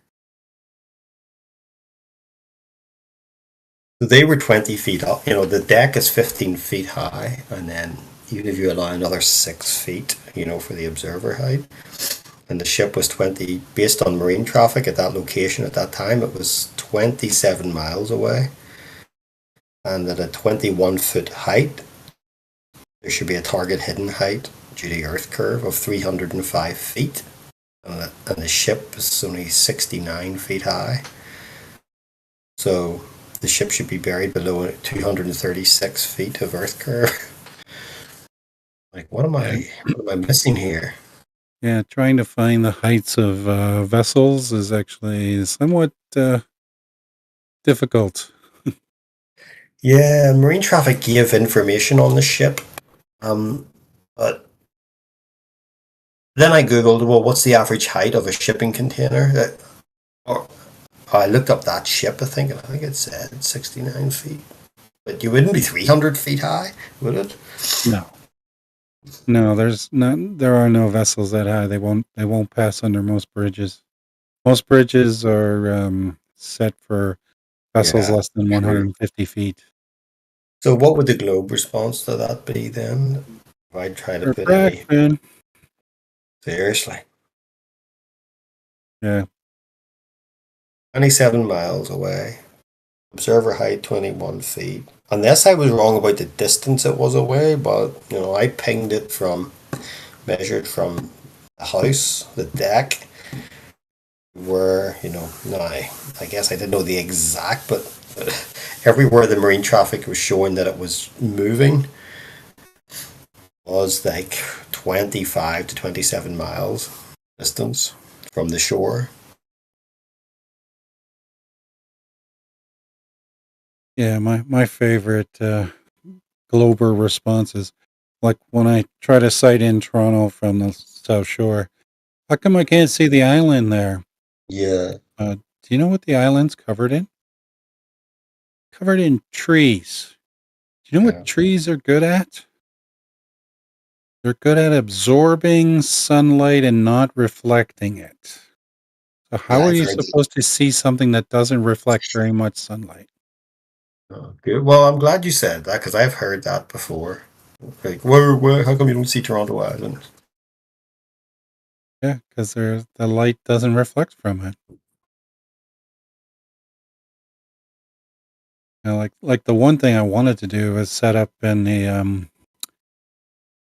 Winona area at nighttime and try to capture and see if I could capture any aircraft taking off from the Toronto airport. Well, yeah, But you wouldn't get it right on the runway, but you just just taking off from the runway. yeah, as they're lifting off from the runway. Where's Winona? Is that along the South Shore there? Yeah, Like maybe Jordan or something? It's where 50 Road is area. Yeah, Grimsby area. Yeah, it's past Grimsby, just inside the Hamilton boundary. You know what's the funny thing down there really is if you're driving south on the QEW there, you know, past Hamilton, there's a big gas globe ball. Have you seen that? Yeah. It's a big gas container. Ironically, a big gas container shaped with a globe painted on it. Yeah, I've seen that. QEW south, you know, there, just over the Skyway. Winona. Yeah, see, here's I looked on Costco. They have a $220 114 millimeter telescope, and they have magnification up to 103x, depending on which lens you use there. Is that greater than the P900? Yeah, because the aperture is 114 millimeters. The P1000, I believe, is only 60 millimeters, I believe. Mm. So the fact that it can capture more light would give it Better ability to resolution. see a little bit more. Where'd you say Costco? Yeah, Send me Costco's. that link there if you have it. Yeah, it's I couldn't afford a second-hand P900 at the minute, but it's affordable at $220. So nice. Costco. I hate that place. It's hell on earth for me in there. Oh, yeah. I can convinced that they're trying to hit you with their carts, and the carts are designed to be cumbersome and to destroy human ankles. Oh yeah, that's affordable. Well, the one Costco that I went into is just a disaster. There was in Mississauga near the airport, I think. Oh yeah, and yeah. it had no parking spaces available at all, and you couldn't move more than 5 feet without running into somebody. There's just Well, so you're many. right. You're right in the busiest area there. Yeah. The melting pot, that area. So you're gonna get every nation under the sun going to Costco for the cheap stuff. That's the price you pay for low prices. Yeah. Well, it was Costco where the lines were around the building like 3 times for toilet paper like a few years ago. I wonder what people are doing with all that toilet paper now. I just picture entire basements full of paper towel and toilet paper. Yeah. That's another. I know I've used up all my toilet paper from 2020, so Oh, we didn't buy any. it's been 3 years though, so right? Yeah. Yeah. True. You don't know the overstocked toilet paper problem? No. So when you overstock toilet paper, it squishes on the sides, which makes the center core no longer a circle, but rather some kind of weird diamond shape. And then when you put it on your little rolly thing, it doesn't roll. So then you get mad and you throw it away. It's true. It all gets And then you go to squished. the store to buy some circular one. Then you line up all over again with the same people who are having the same problem. So there's just a big line again because they're all back at the same time. And the Kirkland toilet paper now is smaller than it used to be. You get fewer sheets per roll. Did you count the sheets? Yeah, I think it's used to get like 325 per roll. Now it's considerably less.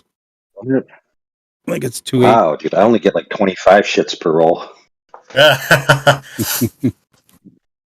Sheets, not shits. Sheets. Yeah, that's happening with everything. You can see like the boxes are. There's a name for it. I can't remember what. Yeah, it's shrinkflation.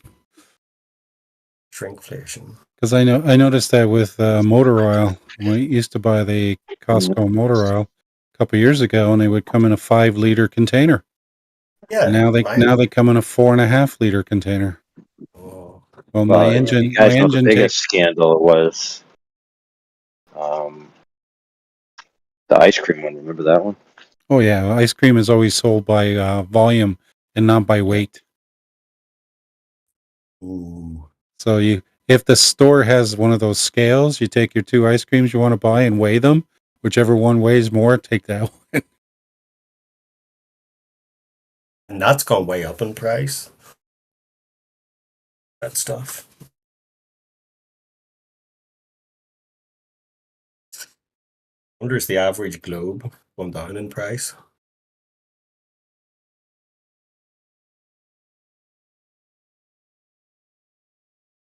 I see a lot more of them in Value Village. these days, I think.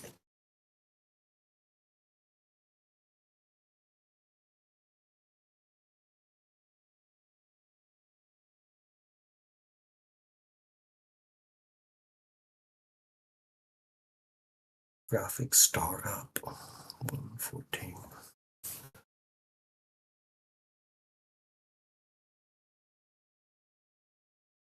What's the best time to go to Costco? Like early in the morning or late at night? I think Tuesday lunchtime when mornings. people are eating, and through the week, not think not that- on weekends, definitely. No. So even here, the Saturdays and Sundays are ridiculous. The one near us doesn't have the gas station either, so it's definitely no reason to go there. Well, I would go to the business center if they carried. I needed motor oil, so that's what I needed to go to the regular one. Otherwise, I try to use the business center one for as much as possible because that one tends to be pretty empty most of the time. How much engine oil does your car? Like 4.5 liters still covers it. That's still enough, isn't it? Like, No, just I about? need 4.7 liters. Of You're oil. joking. Yeah, That's nasty. So you have to buy two? well, the Kirkland brand motor oil comes in 4.73 liters, so that's enough for my crankcase. Oh, okay. I heard it's like But the regular Castrol oil one has shrunk half a liter in the yeah. last couple of years. I just did mine last week there, and it was the Castrol oil one. I think it was 5 liters. But I've heard it's like it's recycled oil now. It's not even. I don't know. It looks like it's fresh oil, but because it's all the synthetic oils. So, but That stuff should be free in Canada. There's so much of it produced, like everything else.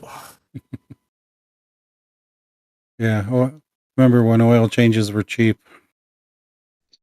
You know, you could minus 6.1.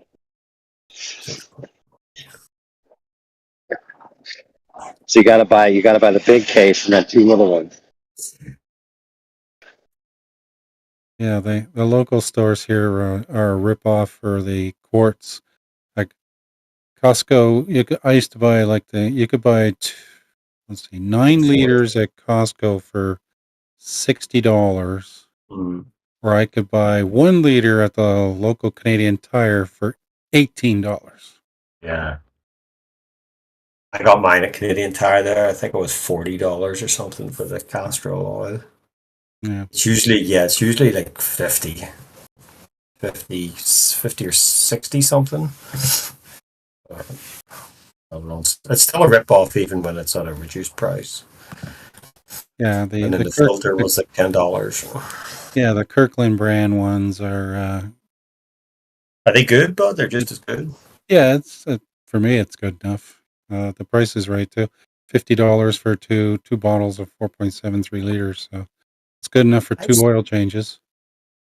Seen some people wearing the Kirkland t-shirts even. They must be really proud of their Costco when they're starting to wear do some free advertising for it. I was like, why would you wear it? Anyway.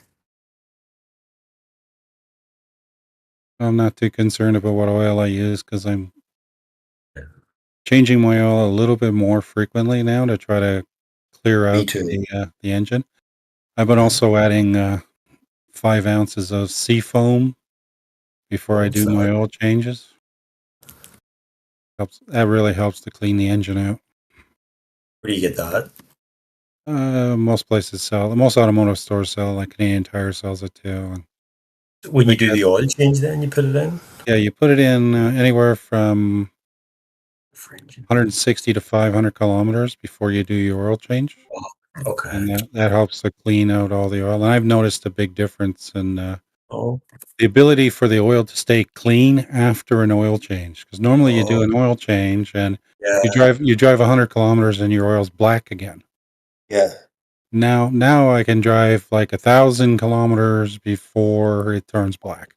I wish I'd known about that last week. Seafoam. Oh yeah, see it here.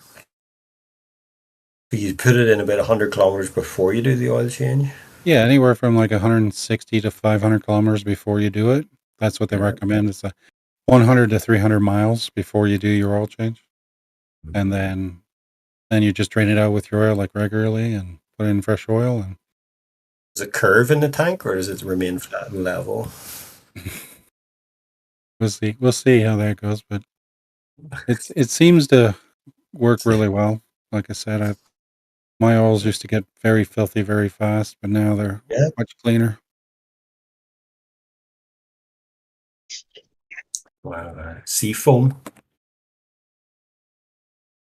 Yeah, and there's even there was the one testimony I read from a man who was a diesel mechanic for a fleet.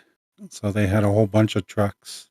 Oh, there you go. And he said the diesel trucks that were treated with Seafoam regularly, he said they had the least amount of wear, and they were doing oil analysis and everything for them. Yeah. And they said they had the least amount of wear compared to the engines that were not getting any treatment. Somebody you talked to, or you read that online? It was read online. He said he was a fleet a diesel mechanic at a fleet there.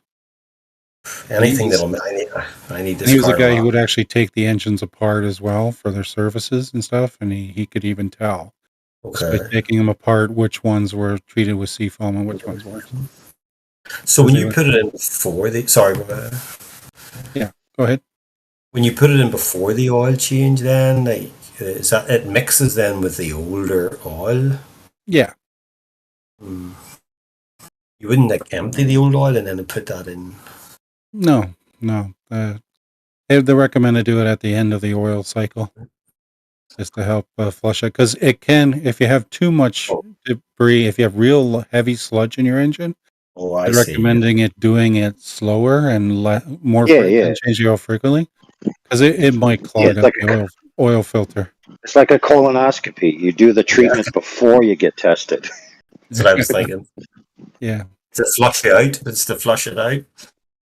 Yeah, if you have a really sludgy engine, I would recommend then buying like 3 or 4 cheap filters, put it in, run it for 100 miles, change the filter. Change it, yeah. Run another 100 miles, check the filter. If it's clogged, replace it.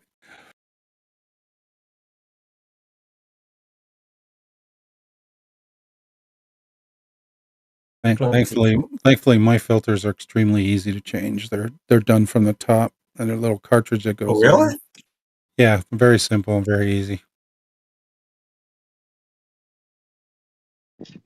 You would have never done my own oil change, but I checked under there recently, and I found out whoever did it a couple times ago tore out my armor plate. You know, like if you got a four-wheel drive or certain cars, they have an armor plate over the bottom.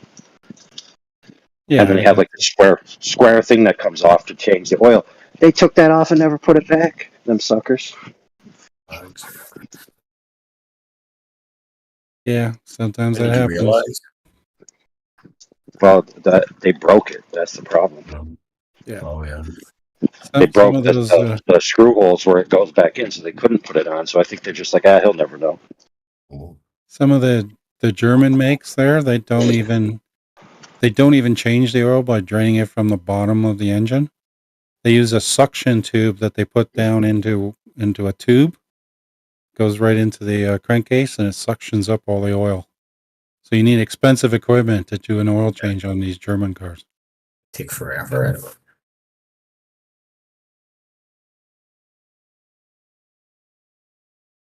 You get that winter stuff done, like sprayed underneath, right? I should get that, like to stop the rust.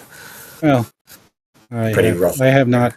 The local car wash here that's just around the corner from me.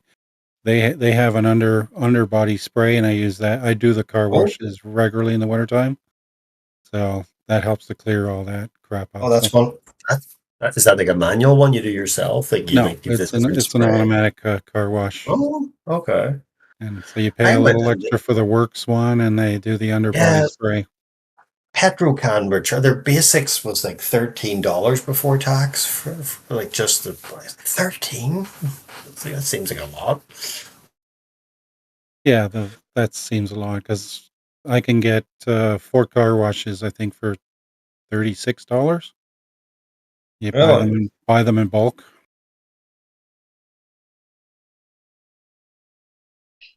I'm getting ripped off. Well, I don't do. I just go to the power wash place where you put the $4 in and you get like 4 or 5 minutes.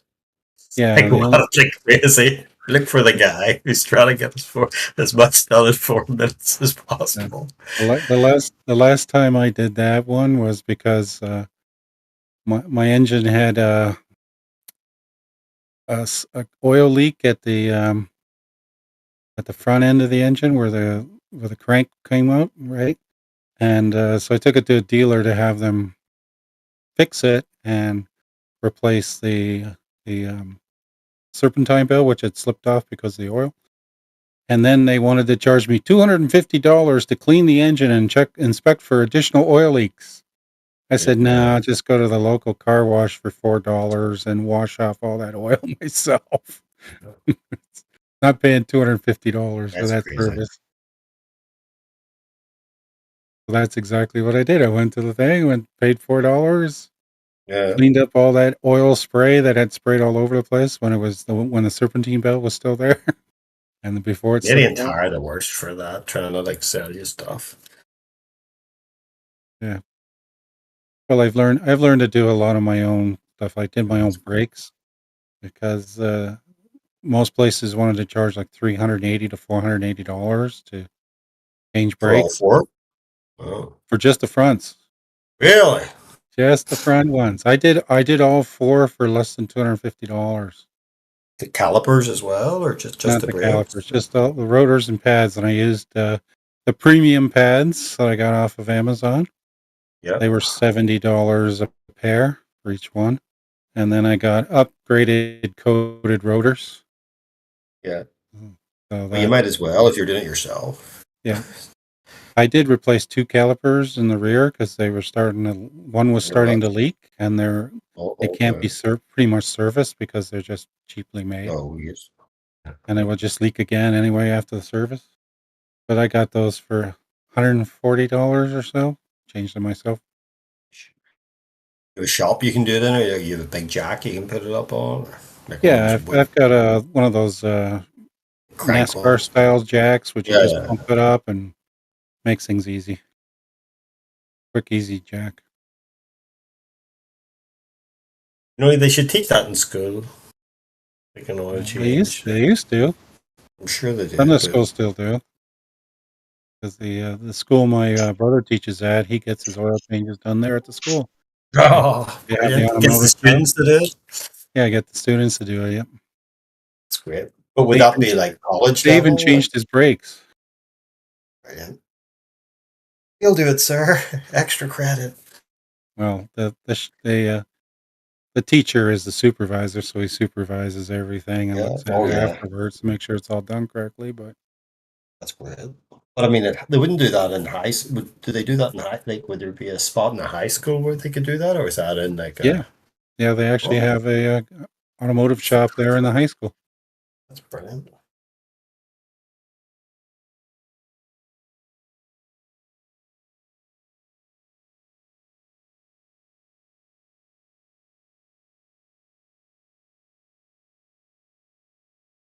Need to see more of that.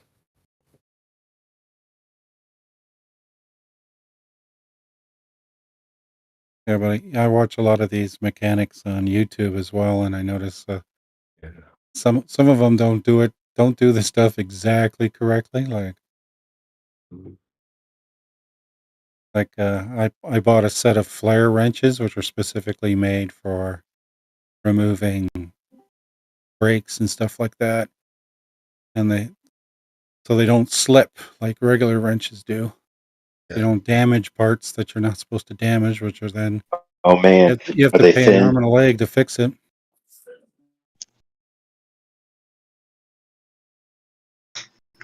Are they thin though? Like thinner than regular wrenches? No, they actually have a little extra on it's not a perfect opening on it. They've got a curve at the end that actually fits over, so you can put it past the line and put it over the nut, and it holds the nut more securely. Yeah, I had a problem. I was putting on some linkages, and they had like a rubber boot with a nut, and I used my regular wrenches, and it pushed the rubber boot off because they weren't thin enough. And it took me like 3 hours to get the rubber boot back on.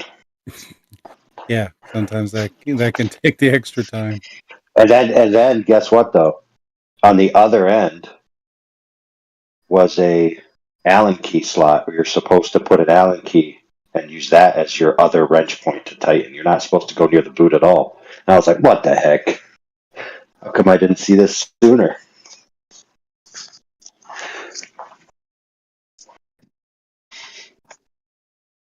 It was one of them small rubber boots. Like, I think it was 3/4 of an inch wide or something like that. And I was trying to use toothpicks and tweezers and all this kind of thing to get the lip of the boot to go back where it's supposed to be so the grease wouldn't come out.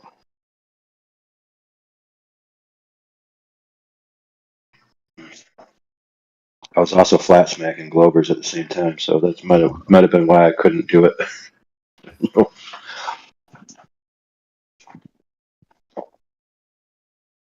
That takes skill. Working on your car while flat smacking.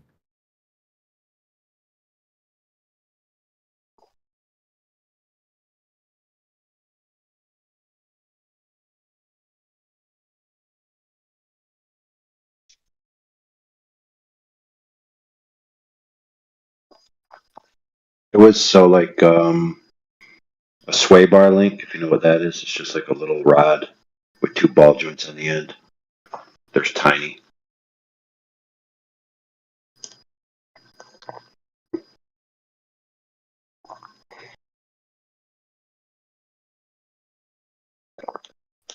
I bought a set and put them in a while back, but I guess I forgot that you're supposed to grease them. Because, some of them are greaseless and some of them you can maintenance with grease. So I didn't grease these and they just wore out and fell right out. The ball fell right out of the socket.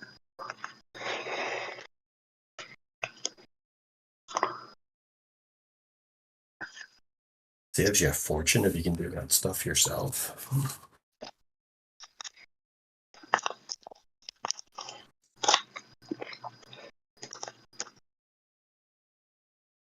Yeah, I'll always do it myself if I can, right? If I have time. Because a lot of the jobs that you do on a car, I can actually make more money on my just like working than I can doing the work, taking a day Yeah, off work. exactly. The amount of time it takes.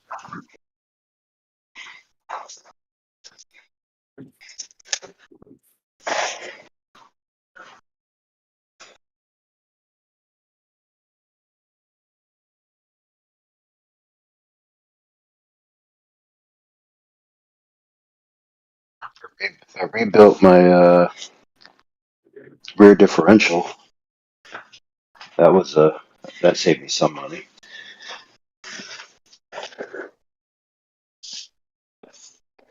I'd have to Google that one. Reader differential. Is that the car or part of your body? Not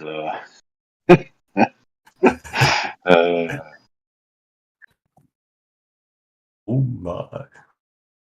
It's like a shaft or some kind. Oh, okay. Like a turbine or something. It's just a weird looking gear set. A ring and pinion gear. That's what it's called. Mac and peanut. Yeah, did you get them meshed up properly? Best I could. I got the digital precise calipers. Did all the pre-measurements. Did the little math. I got the little rings. Did the first test. Did the paste. Did the pattern. Then work your way back till you get the good pattern with the 5/1000 of an inch tolerance.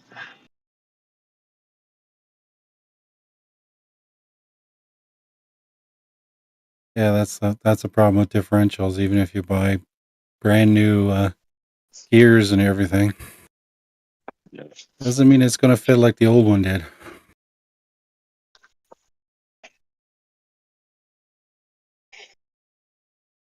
I could have bought a whole new rear end for $2,500. I think, if I remember correctly, might have been used. I think $3,500 was new. Just basically the whole rear differential and the axle shafts and all that. And I think I ended up spending, I don't know, it had to been like $1,500 or something, maybe even closer to two. So like I only saved like $500 or $700, and I had to take off like 4 days of work or something like that. So I actually really didn't save too much money doing it that way.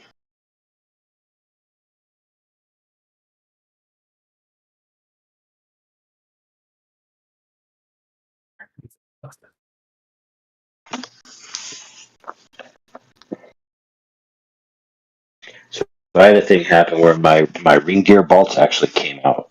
Like that was the first stage. The ring gear bolts worked themselves out, blew out the differential cover. So I fixed that, got all new bolts, put them in, got a new differential cover, and then probably like a few months later, the whole thing failed.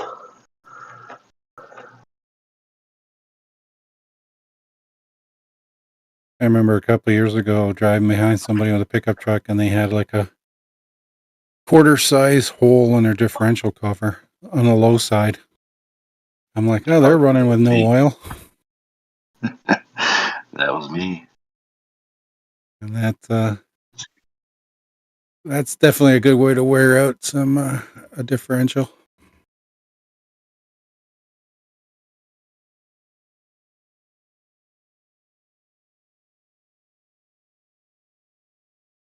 And when I watch these guys on YouTube going, oh, that's why they've got those differential covers look like that. They're meant to, that when the oil splashes up, it follows the cover and then splashes onto the top of everything.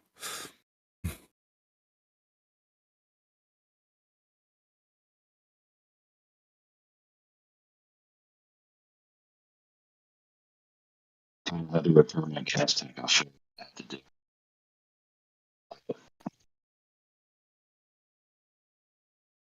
Really, did you know there's a $1,000 bill in Canada?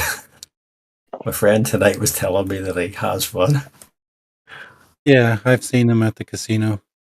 I used to Wow. use them at the casino to pay out customers.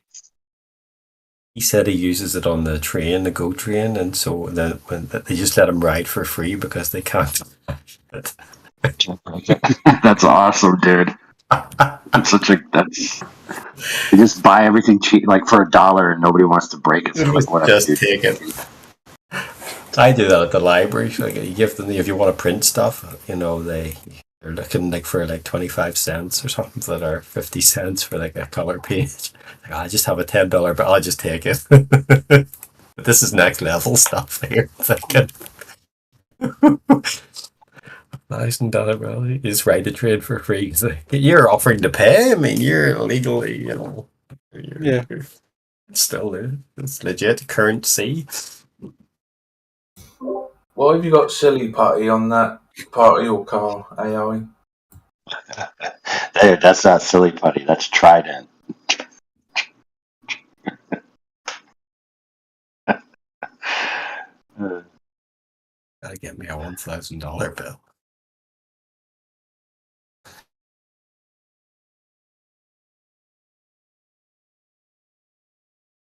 Yeah, but they're trying to pull it out of circulation now. That $1,000 bill.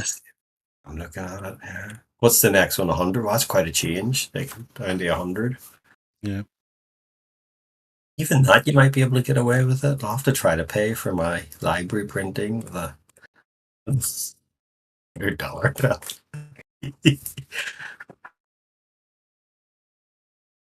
So it's you again. Get out. Come again. Well, a lot of the jobs I do, I get paid in $100 bills now. It's like, Yeah. yeah, you owe me $700. Okay, here's seven $100 bills. Yeah, same here actually. I like retaining my big bills because then I'm not as apt to spend them. Like, as soon as they start breaking down in smaller denominations, they fly out of your pocket quicker. It's true. I'm finding more and more now at the grocery store or whatever.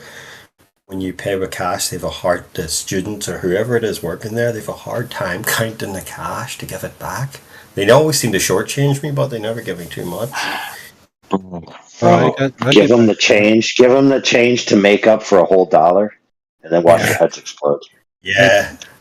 Yeah, I did that once, and I got more change back than I was expecting. I went, okay. Oh, that's a win. So used to the old tap now.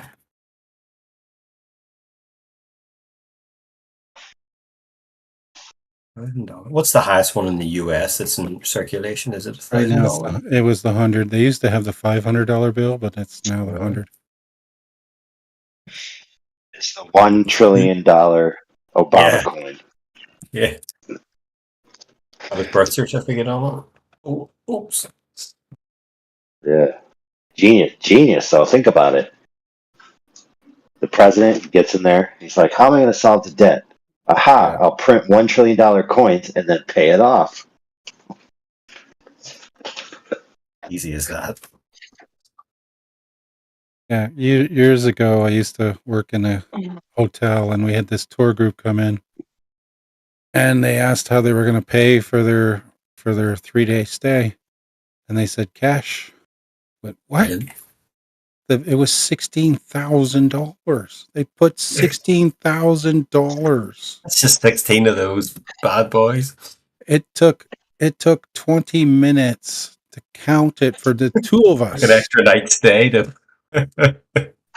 And they weren't all large bills. They were, hundreds and 50s, and then 20s, 10s, 5s, and even $2 bills, which had been out of circulation for over 10 years. I grabbed every single $2 bill that was there because they'd gone to some airport currency exchange in the States, and they still had $2 bills there.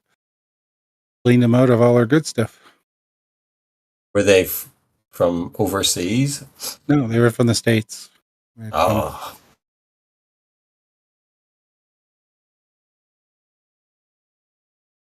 $2. What did you say? $2 bills? Yeah, they had the $2 bill still. I hadn't seen them in circulation for over 10 years. Don't even have pennies here now. Nope. Let's see, really fun at the cashier, trying to round it up and whatever. Dollar bill. Let's give a look at that. If this was ChatGPT, it would just show me the same thing as Google, but it would make it look like it's thinking in real time, like by typing it out or something, or drawing the picture. Oh, there you go. When are they going to put old Charlie Boy on the note, or the bills? I'm the Prince of Wales. Oh man, I can't wait for Kamala Harris to be on the money.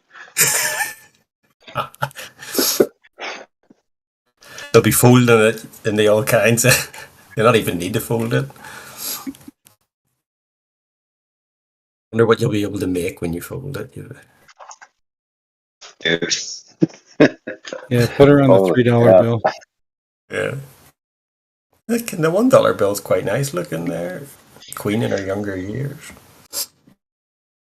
Well, you have to understand everybody who's been on the currency has been a postmaster. No, talk to me. I could listen all night if you start talking about that. I love that stuff.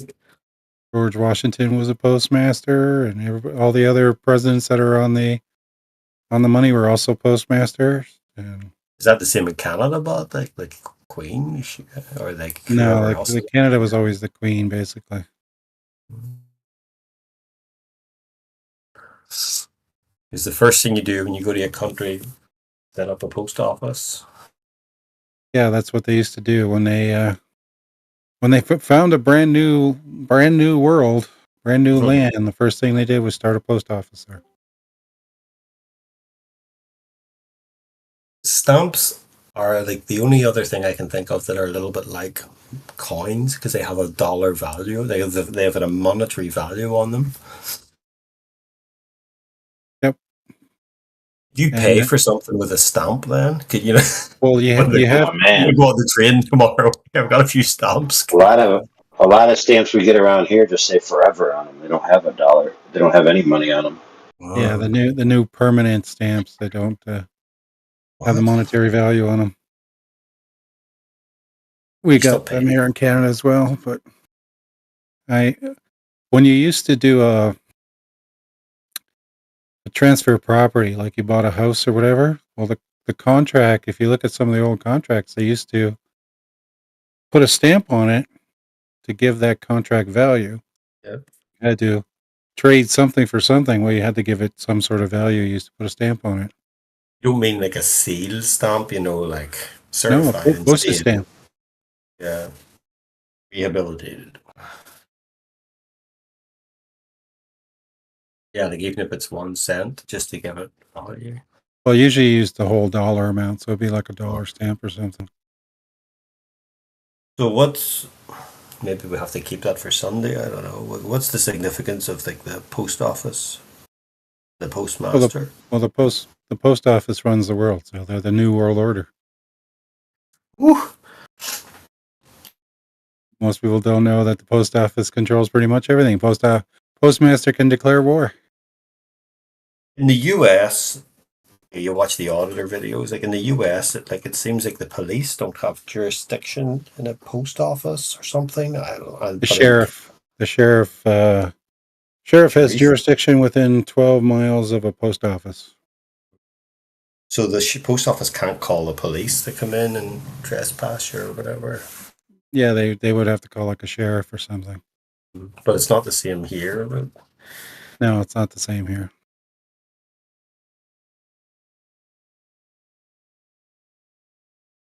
That's quite the claim about the post office. Well, yeah. Well, they would control all contracts, right? Because you could ship everything using the post office, right? Amazon and stuff, yeah. And like circumvent. What's the word? Does Amazon do its own postal stuff, or?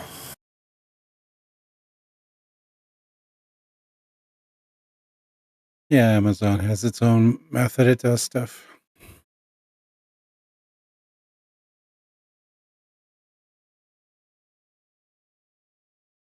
I bookmarked a video after you and I talked about this one time before. I went looking for videos on it. See what it was. Stamp duty. Bill Turner, stamp duty. Document stamps.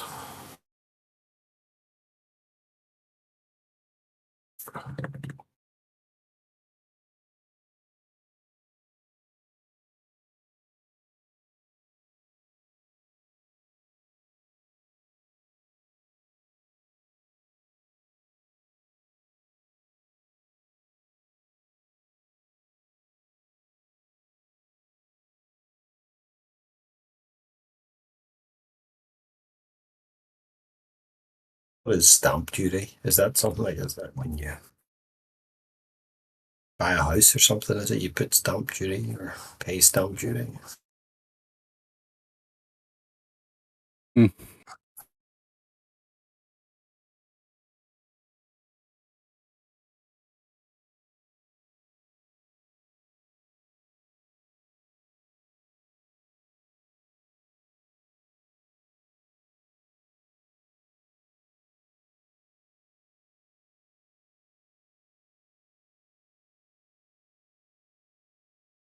When you get your credit card statement or something like that, can you like say right back to them and say, "I want to pay cash. I want to, or don't want to. Please send me a method of paying cash." Or they would say, "Nope, you got to pay electronically."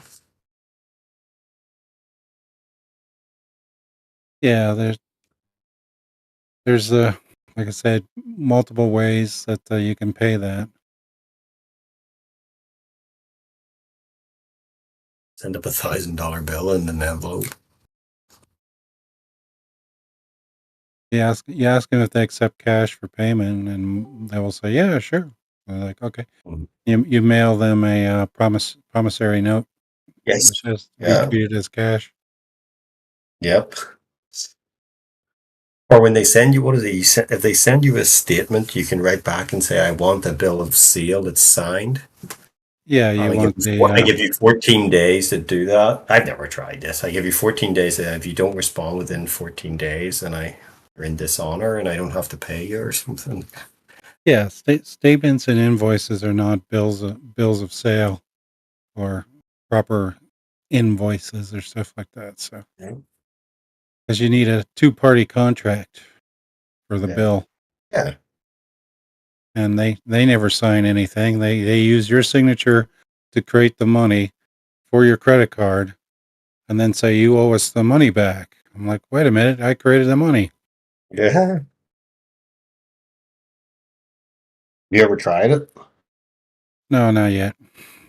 I'd love to. Need more information on that. Yeah. Like you'd think if it's gonna work, then it would have been done. Like a lot of times. Well, I've read people who said that that's what they did, but yeah, they didn't quite do it in the I'll pay for it as a acceptance of value thing. They just said, "Oh, thanks for creating this money using my signature. I'll keep it. Thank you." That's basically what they said.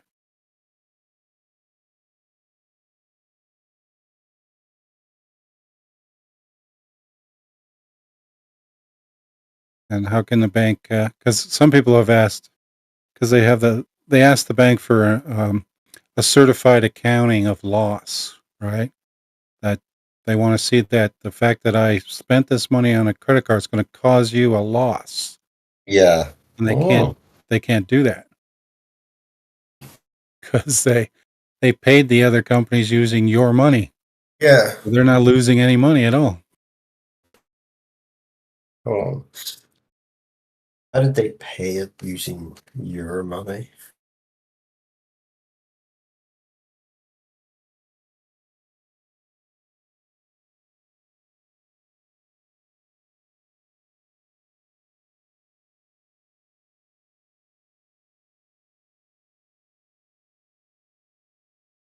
I try never to use the credit card.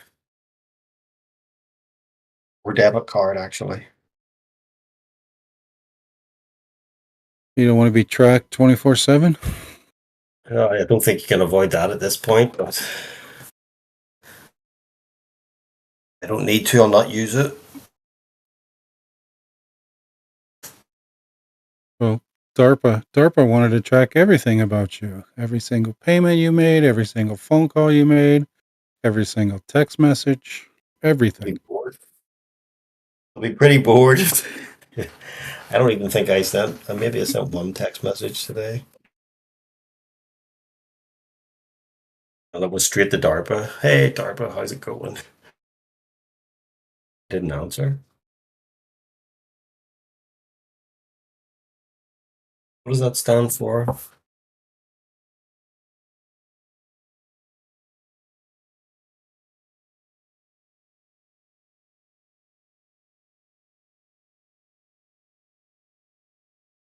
It's 2 A's, isn't it? DARPA, meaning Defense Advanced Research Projects Agency. Thanks to them, we got the internet. Yeah. But the P maybe stood for platter, so I'm kind of glad it's not. What is the purpose of DARPA? To track where Logie is at all times. Oh, it says you're the CEO, Logie. Kept that quiet. Oh, yeah. Who is in charge of DARPA?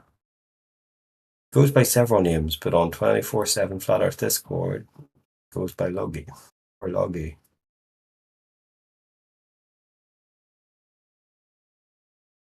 been at it for 50 years, it said. For more than 50 years, DARPA has held to a singular and enduring mission to make pivotal investments in breakthrough technologies for national security. Otherwise, translated as, you want to know where you are at all times.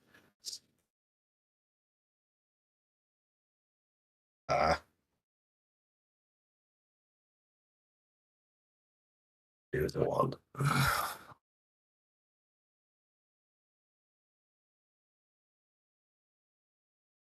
Defense Advanced Research Projects.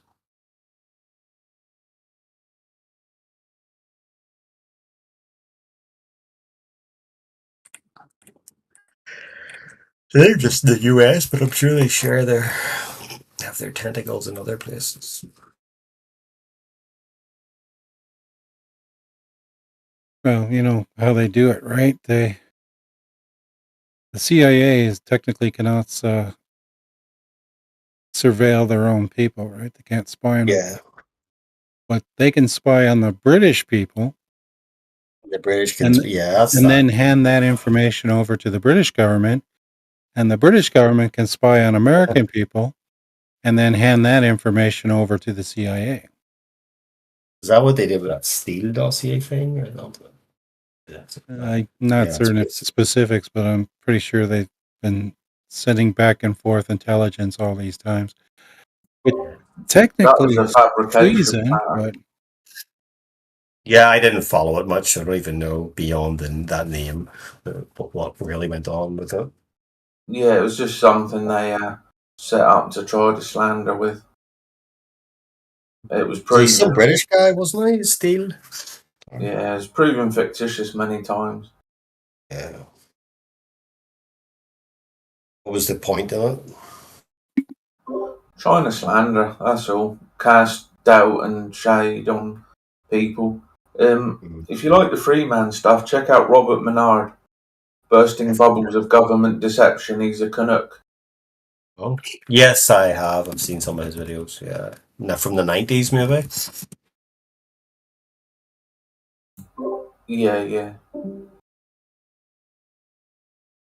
yeah, but Robert Menard still doesn't quite get the entire picture. He's got a good understanding of how the law works, but not understanding what else is going on. A Glober. Yeah, he's not understanding the fictitious conveyance of language. Yeah, that's that side of it. It's interesting. And I doubt very much he understands the foreign vessels in dry dock. I love that.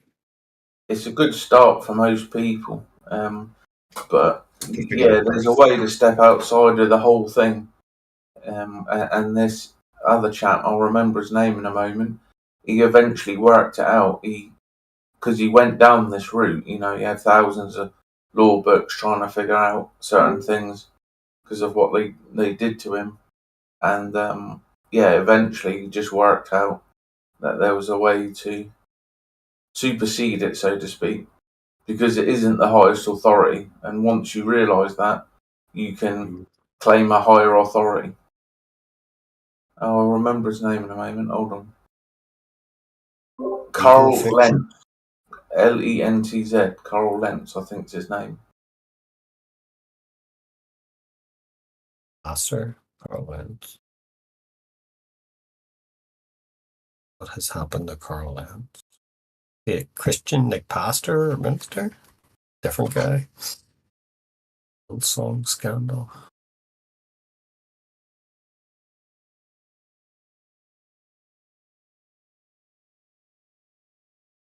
Carl Lentz is an American former celebrity pastor who is also a spiritual advisor to celebrities such as Justin Bieber.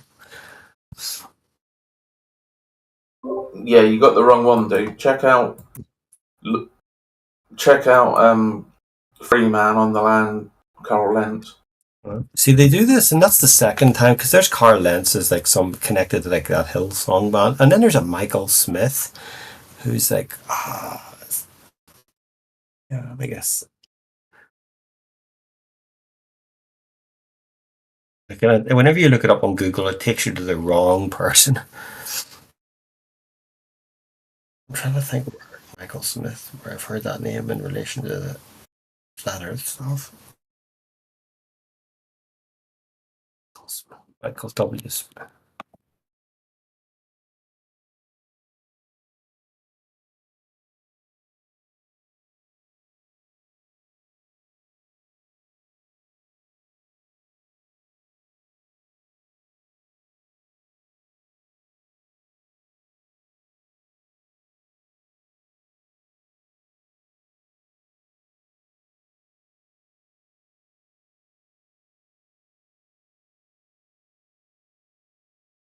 First exposure to that Fremont stuff was your guy Ernie Turtlegate. Is that how you say his name? Right, you know, with that Three Forks Justice Center, and the judge gets up and leaves because Ernie's having none of it. I'm not your corporate fiction. The judge has left the room. I'm out of here. I think it was Andy Hold My Beer who shared it a couple of years ago. It's like, oh wow. This guy's not playing the judge's rules at all. Michael Smith, biochemist.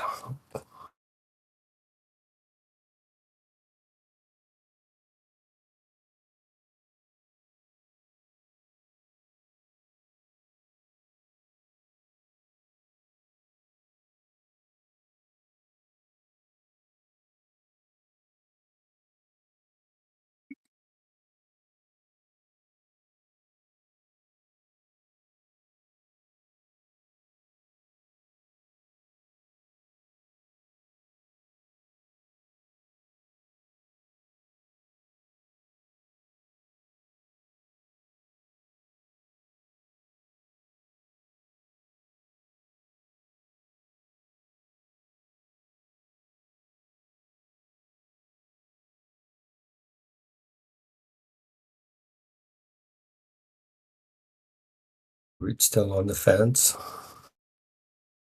Still on that flat fence.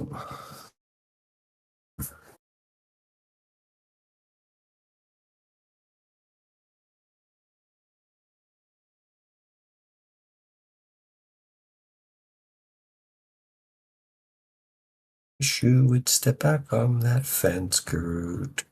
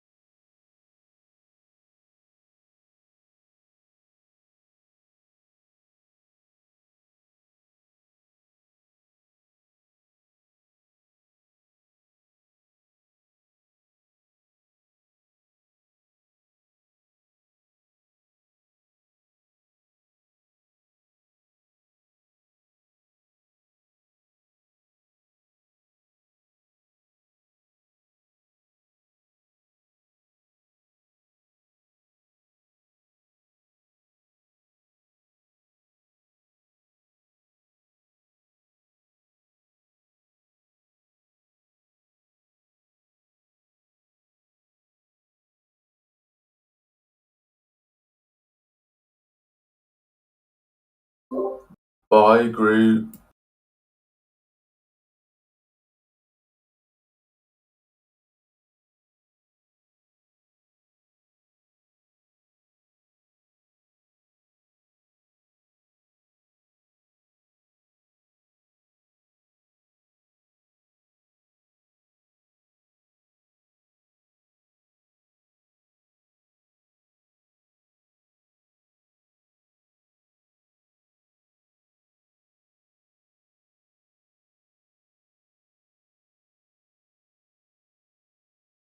Bit quiet over there in old Blighty, Logie. No more of those. You're not throwing any more rocks at anybody.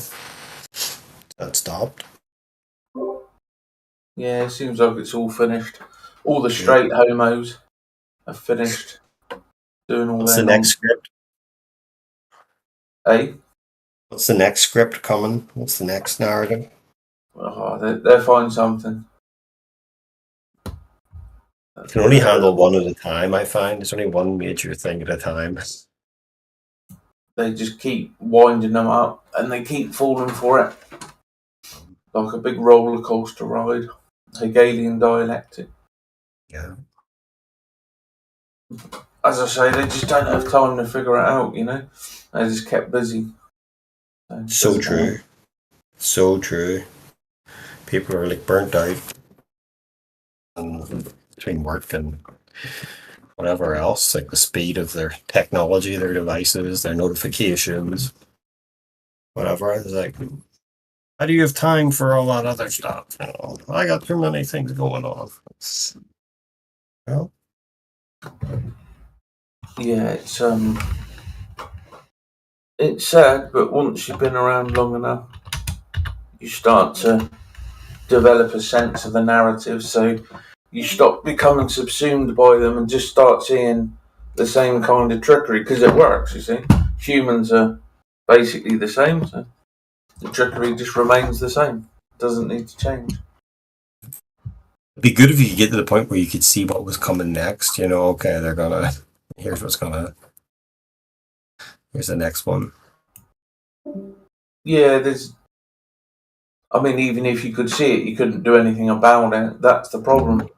It's what Lloyd Pye used to say: fight the stupids. And really, all you can do is fight your own stupid, and try to overcome that. But who's putting in the effort to do that? That's the thing.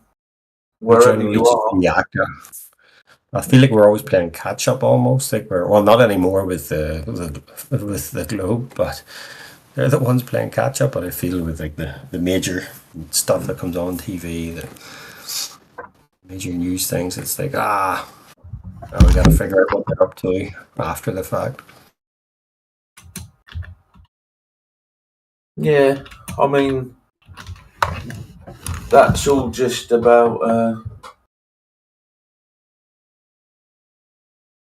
working out more the narrative structures that they use against us. I like this one. Yeah, there's no fruit there to be had. It's just pointless. And I think that's the other thing. A lot of people are kind of circling dead things, so to speak. Yeah, the best is just for a lot of that stuff, just ignore it. Well, it's there to gaslight people. Yeah. Yucks.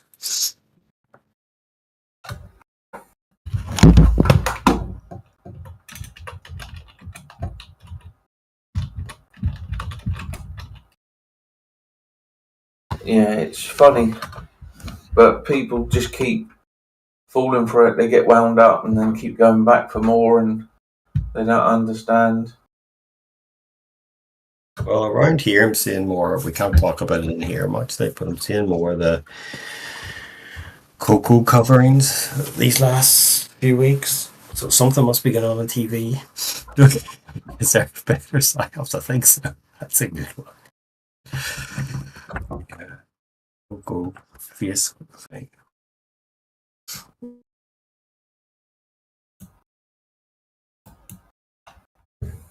Yeah, it's just sad to see, really. But again, you could only do things for yourself, really. They made us focus on everything outside, and there's not a lot we can do about it. Oh, create your own little piece of heaven on earth if you can, to the best of your ability, the resources you have. Yeah, you need to find a community. Without a community, you're powerless. Well, family, first, if your family is on the same page, that helps. But if if you're on your own, you can't get family on the same page, because again, they're not going to do the homework. It has to come from within. It's one of these things that you figure out along the way, and a lot of people don't like it, but truth is truth. It doesn't matter whether you like it. It's just is. And unfortunately, trying to talk to the family about something, that you're just going to cause more issues, more stress. It's best just to talk about whatever dumb shit they're into and keep good bonds and good communication. It's one of those things. You learn that along the way. You don't need to proselytize, you know. You don't need to make everybody like you. You accept them for who and what they are, and you know that they're never going to change. Because, again, they're not going to put in the time and effort to change.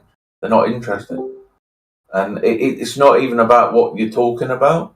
It's just out of their interest. If it was Star Trek, they'd be the same way.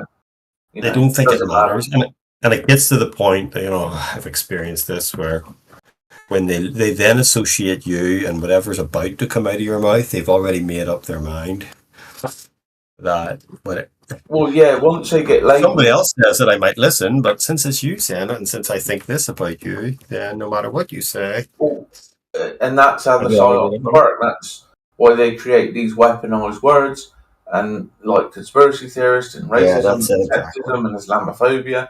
They're all designed to basically shut down any kind of rational discussion. It's purely emotional. And if somebody's emotional, how can you use logic and reason? Get out of jail free card. Yeah, I mean, it's a stepping stone to power as well for a certain ideological group, but it's more that causing that division and that rift because you think something is important. You're going to try to push it on people and therefore make things worse, create more of a division and more of a divide. And whilst it may or may not be important, again, that's kind of a subjective thing. It is important to you. That doesn't make it important to anybody else. So once you understand these things, you just learn to discuss them with people in here, luckily, you know, because obviously in the really real, there aren't that many people that are open to even entertain certain ideas. So it's great that we've got these spaces and we can, you know, bounce off of one another and try to have an actual civil conversation and figure something out. But again, the only reason we can do that is because we all did our own homework. You know, we all went off and learned and listened and put in a good amount of time. And that's why now we can come here and we can share and we can, you know. You ever met somebody in person who is open-minded? Like you're naturally curious, not just dismiss you. I've not found anybody who is curious about anything, and that's one of the bizarre things that I had to, you know, I've got a placeholder explanation because I don't want to ever be 100%, because obviously you're always learning, or you should always be learning if you're doing it right. And but yeah, when I was talking with people from all different, you know, races, creeds, cultures, genders, economic backgrounds, it was the same phenomena where they just were not interested in anything. There was no curiosity, there was no interest, and I'm not even talking about, you know, flat earth or conspiracy. I'm just anything, animals, you know, whatever it was. There's just no interest. It was fascinating to witness.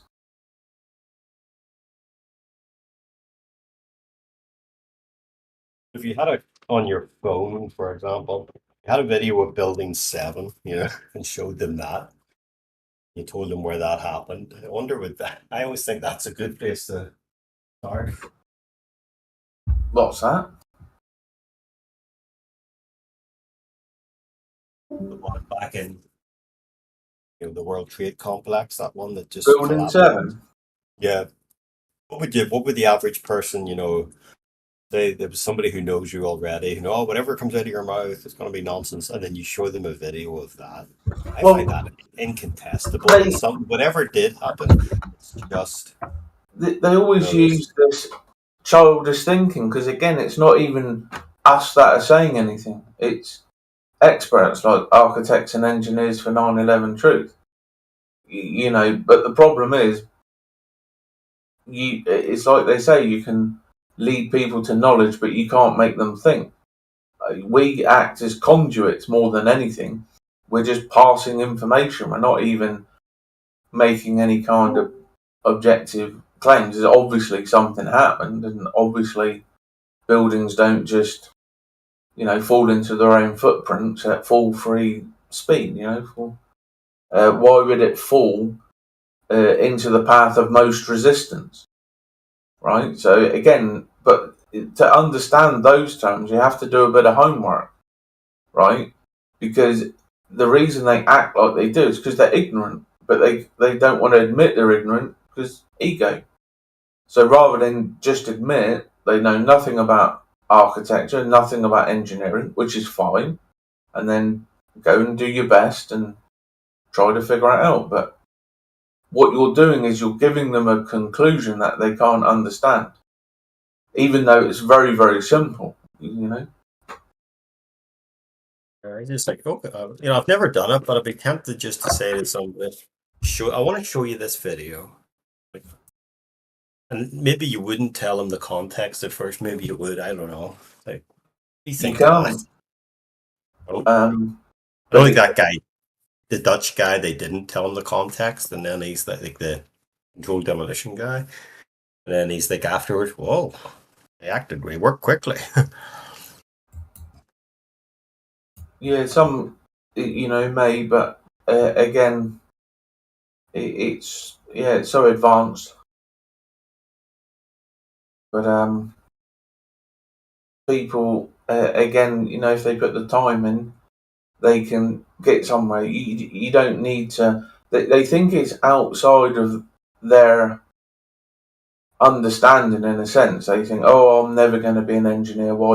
And it's like, you don't need to be. This is very simple. You don't need to be an expert. You don't need to be the best at anything. It's very simple. Buildings do not fall towards the most resistance. That's all you need to know. Anybody can really understand that. It's very basic. But they got to do a bit of homework even to get that little bit of understanding.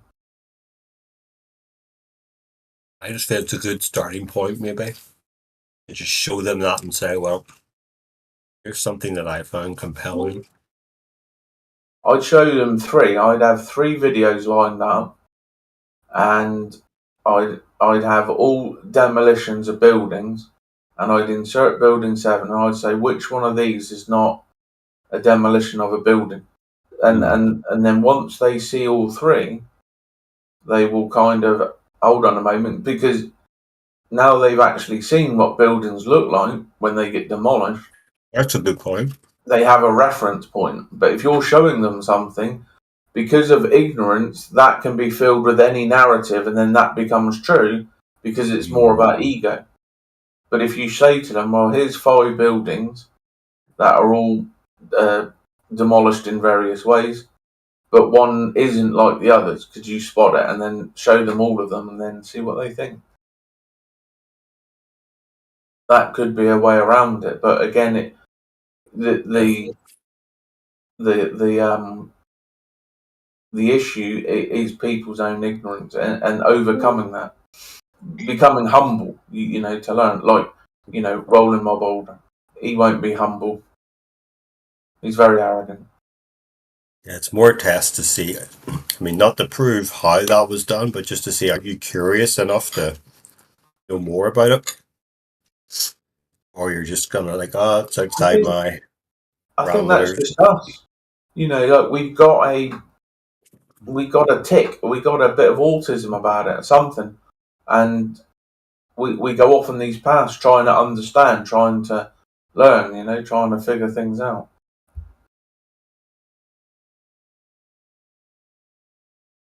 You're born with it? To some degree, I think there could be a genetic component, and because there's a lot of things that are genetic, which they obviously don't want to talk about. They want to make everything environmental, but and I mean, personally, I think it's to do with the left brain prison. I think that's a massive issue with the way people read and write too much and exercise only one half of the brain. I think that's because the right side kind of acts like a cinema screen in a sense, where you can picture in your mind's eye certain things. You can, move it around, you can do this, you can do that.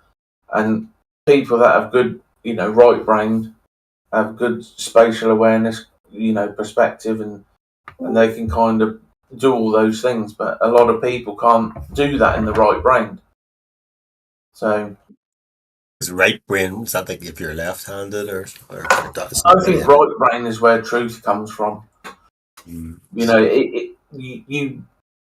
kind of, obviously you use both, but the right brain looks over the stuff in the left, which acts like a hard drive, and then it kind of can, with intelligence, bridge gaps and put pieces together. And I think there's just too many that are in that kind of left brain, and there's other pressures on them as well. But there's a lot of people, and they've got time, but they just use it sillily, really. priorities? Like some it's just career, whatever. Everything's filtered through. Will this make me money? Will this advance my career? Some are driven like that. That's a small subset of people that are essentially, manipulated through their own egos, unwitting accomplices, So that does happen.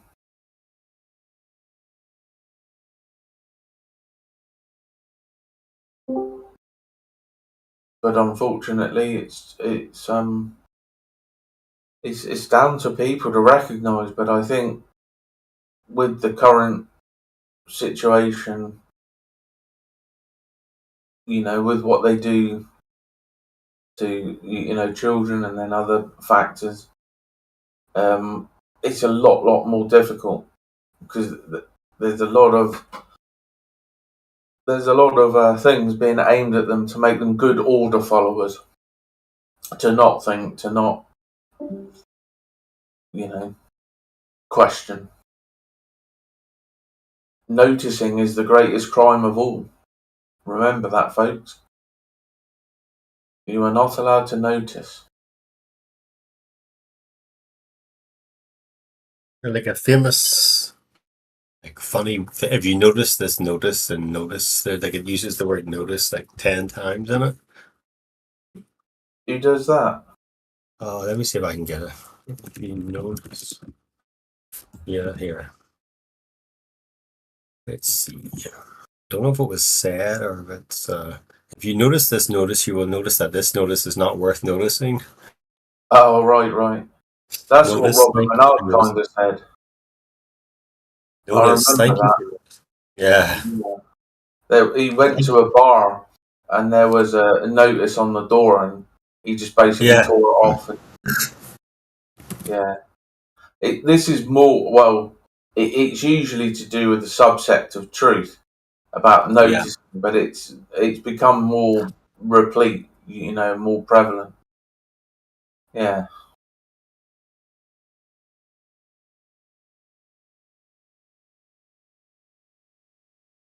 Thank you for noticing this new notice. You're noticing it has been noted and will be reported to the authorities. Wonder where that word comes from. You'd have to figure out what they are, Mr. Boulderface.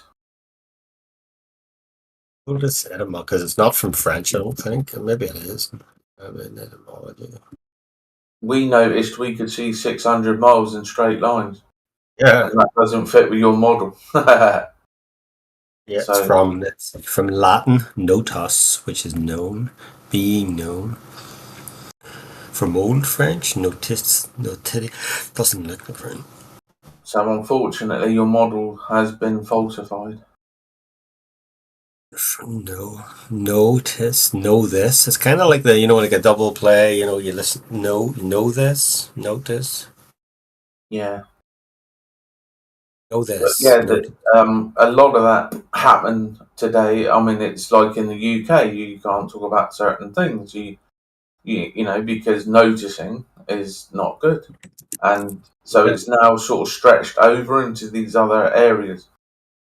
But yeah, there was usually it was kind of preserved for one specific area, but it's now everywhere.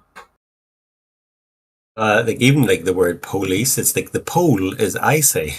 Pole ice. We don't need to falsify all Earth evidence, and I didn't say all Earth evidence. Oh, you're I just said we see too far. That's the problem. The globe cannot explain why we see too far. Well, yeah, I was saying earlier to Rayleigh that an observation on Big Lake Erie there of a boat 25 miles away at a 21 feet observer height, and there should be at 27 miles, 21 feet high from the shore height. It should be like buried below 350 feet of curvature, and the boat's like 70 feet high. So the problem there. What am I missing? That's all it takes. Like that boat should not be there.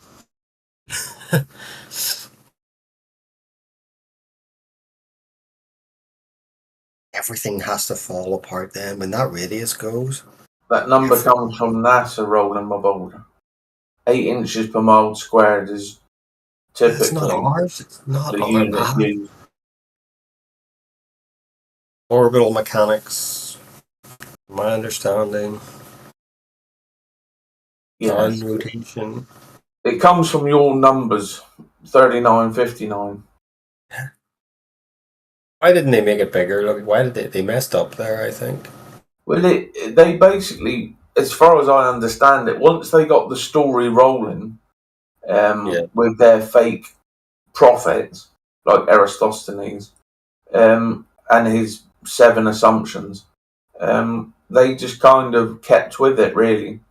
They could have changed it at any point. Nobody would have cared or known, because nobody could read or write, really, back then, apart from your elites and your agenda type. So at the end of the day, the average idiot wouldn't have cared, wouldn't have known, you know. So they could have at some point, you know, made that more realistic. Once they did the moon stuff, then you can't go back, or maybe even earlier, but you can't go back on the radius then. Well, that's the thing, that it's always it's Jupiter's delight. They love laughing at people. You know, look at these idiots thinking they're spinning monkey ball retards, you know, in space, traveling millions of miles an hour. They think it's hilarious. They're psychopaths, you know. They get a kick out of it, and so it's a good laugh to them to fool people, to trick people. It's fun. And then if you can do that on that. It's even funner, excuse the bad English, to then see people defend it on their behalf, you know. Yeah. That's just your eyeballs rolling my boulder. But these are the straight homos that we keep talking about. Like rolling my boulder, you know, it's a straight homo. Doesn't look flat to me. I mean, mustn't live near any big lakes. No, it's so weird how they come in and defend their authority figures. It's totally brain dead. I know. And you see how he misrepresented what I said. So this is an important note, right? He says all Earth evidences, and I never said that. So why did he say that? Right, and that's interesting how that misrepresentation happened. So yeah, it's quite interesting.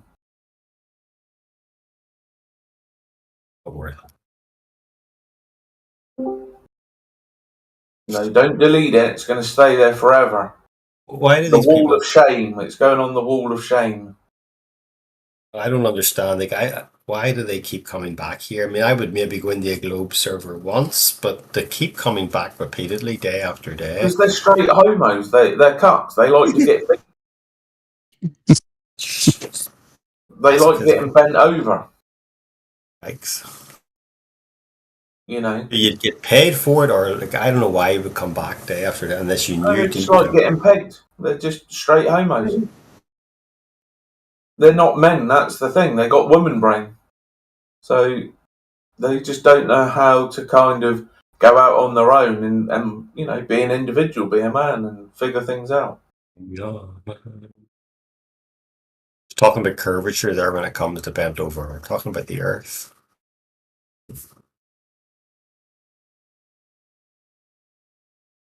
This is how they are, you know. But again, it's another piece of the jigsaw puzzle that a lot of people aren't putting together, and they have It does to. help.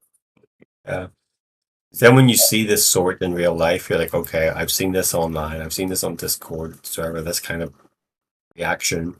I know this isn't going to go anywhere, so you save yourself time from. Yeah, you can only talk about the weather. You can't talk about anything serious because they don't care. It's not about truth to them. They don't care about the truth. They're all in ego. They're all in just propping up whatever nonsense they've got in their heads. And they can't even understand the simple fact that we don't observe curvature anyway. I mean, it's not. Why is good old RMB here? What brings you here, RMB? I'll go to bed in a minute. But what is the particular fascination with this server? Or these kinds of servers? Well, again, it's this pathology of ideology that they have where they can't handle the fact that people are different. We've all got to have the same opinions as them, and we've all got to repeat perfectly the mantra beat, beat, beat, and be on message. And because we're not, they think they're going to be, you know, some hero or some soldier and beat us back into submission because they're afraid. And because they're afraid, they think, oh, you know, something's going to happen because people aren't on message, you know, so we've got to go and they've out sheep the sheep. You know, you've seen the sheep follow the fence lines when there's no fence lines. It's just psychology, you know.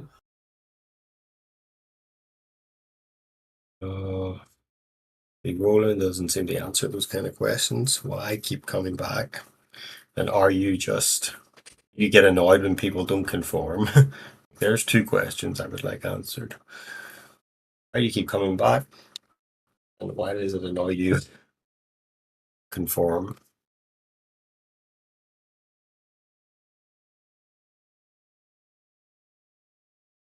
Okay, let's see. I am here because I like hearing from folks that think differently from us. Okay, that's fair enough. Yeah. They say these things. Fair enough. Good stuff. Can't argue with that. Yeah. You see, after 2 minutes of speaking with him, It's not agreeing. But you see, Logie, there's a public record created now, so This is how they are. They always start like this, but once the illusion, the ball illusion starts to fall apart, they start to spiral and ring. It's hilarious. Every time. yeah,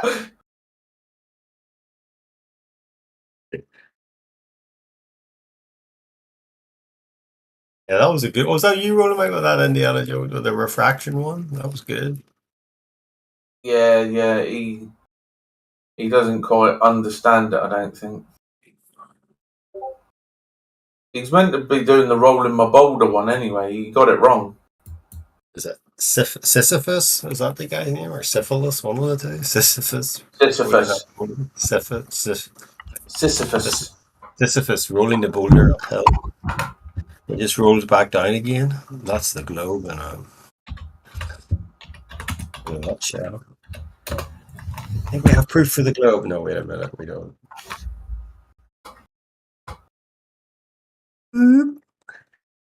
Yeah. That guy from the Pink Panther cartoon. It's good stuff, you know.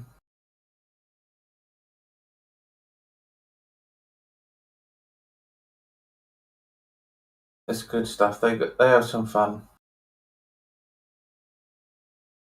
but unfortunately, the simple, basic truth. Just they need others to do their thinking. Oh, but this prophet of NASA said this. This prophet 2,000 years ago said this. It's like, just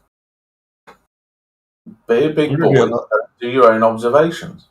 Scared to maybe are some scared to be different and to be thought of as a flat earther. Some of us honestly just don't care. Yeah, I mean, as I say, it comes down to the destruction of the masculine. You know, standing on your own 2 feet, drawing a line in the sand, stand up and be counted, and you don't see that these days. As I say, a bunch of straight homos. Even you see these police, I don't want to go off topic too much here with this, but you see the police interactions, you know, if you watch any of the audit videos, and the police are like, oh, this is, you're endangering, this is for officer safety, this is for officer safety. You're the one with the gun.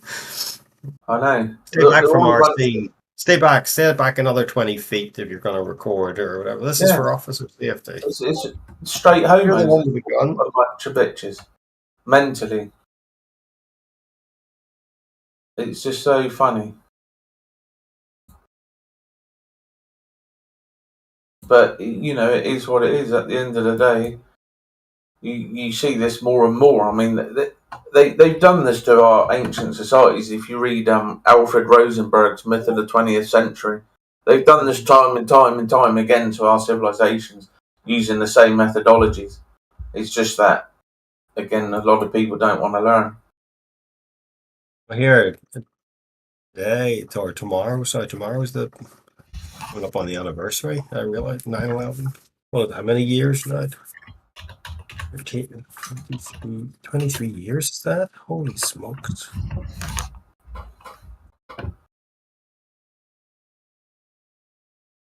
No doubt, Mr. Alex Jones will be out there somewhere.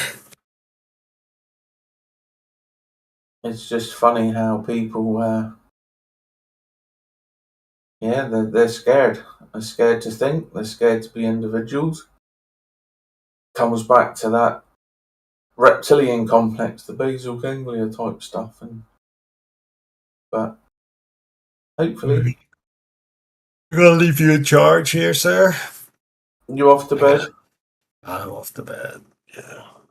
Night. You must be, what is it, 5 there? 5 a.m.? Yeah, I got up about 3 hours ago. My sleep time's a bit irregular. That's okay. I don't sleep well at the best of times, but it is. All right. Good night, Mr. Rolling Boulder. Pleasure to have you here. Let's see. I think folks that only listen to like-minded folks are fragile, and I don't want to be fragile. Boulder, you can speak up, mate. You don't have to keep chatting. Unmute yourself. There's a French pronouncing of what? What was I going to say before I went? Oh, in relation to that comment, the last few years, like when the world was going crazy, like I made a point of only talking with like-minded folks, not because I wanted confirmation bias, but just to be around people who weren't going crazy, you know, and spraying everything with flipping sanitizer. So it wasn't from an argumentative or from a logic point of view, or Monsieur Rowling. Yeah. Monsieur Rowling. Vous roulez, monsieur? Putain. Ce que vous dites là, arrête de jurer. Oh, it's got to be a woman. That's why it's acting erratic. That makes sense. Pauline Bipolar, c'est une femme. Pink Panther. Avec mon ami. Bonne nuit. See you later. Bonne nuit. Guten Tag. Auf Wiedersehen. Buenas noches. Yo, what's happening? How's it going, Matrix? Not too bad, mate. Yourself? Yeah, good. Just built myself a chair and hanging out as usual. Oh, nice one. Yeah, congrats on leveling up too, man. Yeah, almost back where I was. I'll get back there soon. Be patient. It's all good. Was talking about all these straight homos. All these straight what? Straight homos. Straight homos. What? Straight Yeah. out of the mental asylum? They're straight, but they act like fags, you know. Oh right, yeah. There used to be another name for them. I'll think of it later. I'll probably wake up at 2 o'clock in the morning and go, "That was it." Yeah, it's the way that they just slavishly follow along, you know. It's terrible, and the way they sort of defend things. Yeah, it's just interesting to notice.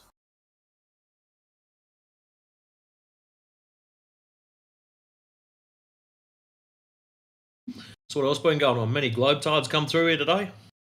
No, we just got one. He won't unmute himself. He's in the text chat. Mr. Philip is rolling my boulder. Ah, yeah.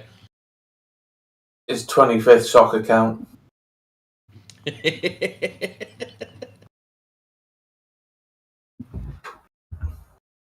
I've never understood that. I don't like these guys. I don't like what they believe in. I think they're wrong, but I'm going to stay here and annoy them. Yeah. Crazy. Yeah, they just they can't handle being told no, like children.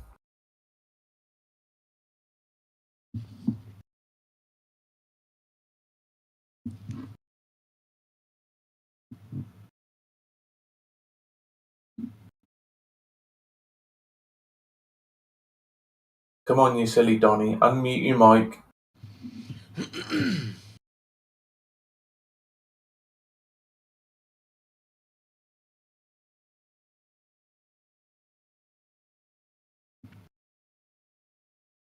Yeah, when I left to go to work this morning, that little French guy was in here. He was pretty wound up, so I didn't get to hear the end of that. And I'm sort of disappointed. Oh man, what was he on about? I don't know. No one can understand him. Bloody frogs. Cheese eating surrender monkeys. Yeah, we have a good old laugh. What's this Muppet having a go at Platter for? Platter's a really nice guy.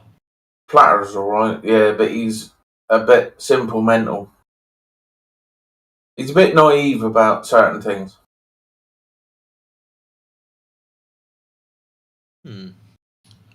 Rolling my boulder. Please unmute yourself and have a chat. Obviously, you've got questions. It's time to put your big boy pants on and join the crowd. He won't, he's a straight homo.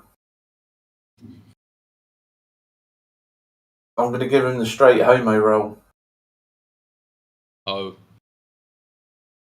Sorry, ruse scare ya. I'm not a bloody kangaroo, you muppet.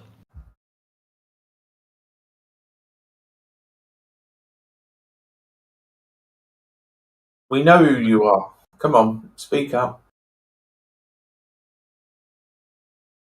As far as ruse scaring you, they should scare you. Some of those reds grow to about 8 foot tall, so Yeah. Good luck. One of those starts coming at you. You should be fucking scared. Don't worry, mate. If one of those big ones come at me, I'd shit myself too. I'd be out of there.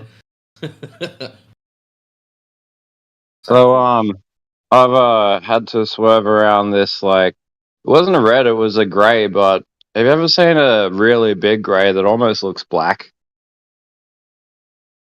That looks like a special one. Yep.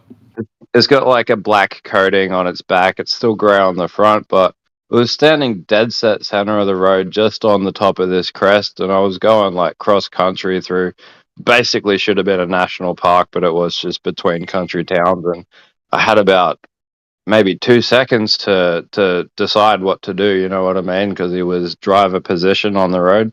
So I've just hooked it, to the right, gone across the other lane, hooked it back, and managed to keep it from going off the embankment, you know, like two wheels situation almost.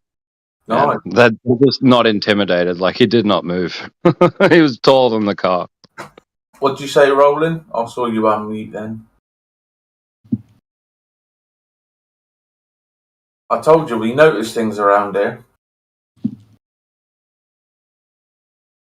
Yeah, things like lack of curvature, lack of motion, bullshit measurements to the sun that can't be verified. Just the little things, you know?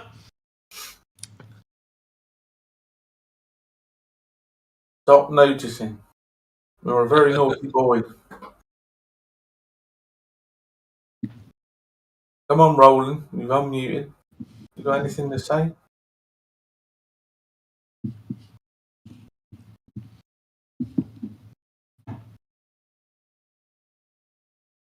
Nope. Detention. Afraid you can't. No. There we go. We can hear you. Now? Now what? Can you hear me now? Yes.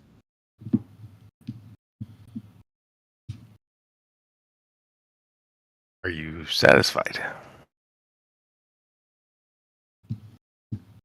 Well, you're here for a reason, my friend. How come you're here? I've said the reason that I'm here. I don't want to surround myself with people that I think just like me. So this is a great place to find people that think differently than me. There's people that think differently to everyone. You just got to be in the right place. What's Doesn't that? matter what you're after. Why are you so low? Hold on. Oh, no, it's not low. Don't worry. I've got you turned all the way up. Let me just turn my mic volume up then. Hold on. I was going to say, I might just squeeze me gain a little bit and it might go up a bit better. Okay. No, I turned you way up, so you should be good. Just be careful. Sometimes my voice is by amplitude loud. So one day you'll come in here and you'll go, what the? And you'll know why. You've been warned. It's fair enough. I assume that about most things. So which side of the fence are you sitting on, my friend? Are you a flat earther? Or are you a spinning space monkey religion person? Spinning space monkey religion is where I'm at. Why would you hold onto a belief system as opposed to something that can be verified?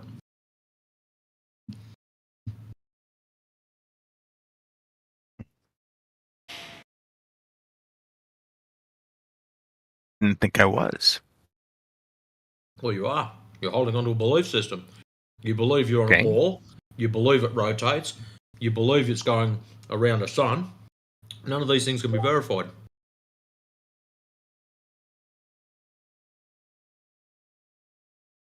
I'm going to say that's a good point. Like when you say verified, you mean verified by me personally, like proven. Like could I see the Earth spinning? Simple. We try to keep Is that what things you mean? simple. Is that what you mean? Could I see the Earth spinning? Measurable, repeatable on scale. So, what you observe, okay, fair enough. Do you see it? I asked you a question. Spinning? Yeah, that's your question, right? Do I see it personally spinning firsthand? No, you don't. You see the sun moving across the sky. Will you answer for me? Well, you know what? Carry on. Have both sides of this conversation. You asked if I see the sun. It seems that you know the questions and the answers, so carry on. You asked me if I see the sun moving. I don't. I see it moving across the sky. I don't see us moving. Oh. How about you start again before you confuse yourself? I never asked you that question. How about we start again? Ask your question. Okay. Ask my question. I didn't have a question prepared. Okay. Well, I don't know if you'll like my questions, though.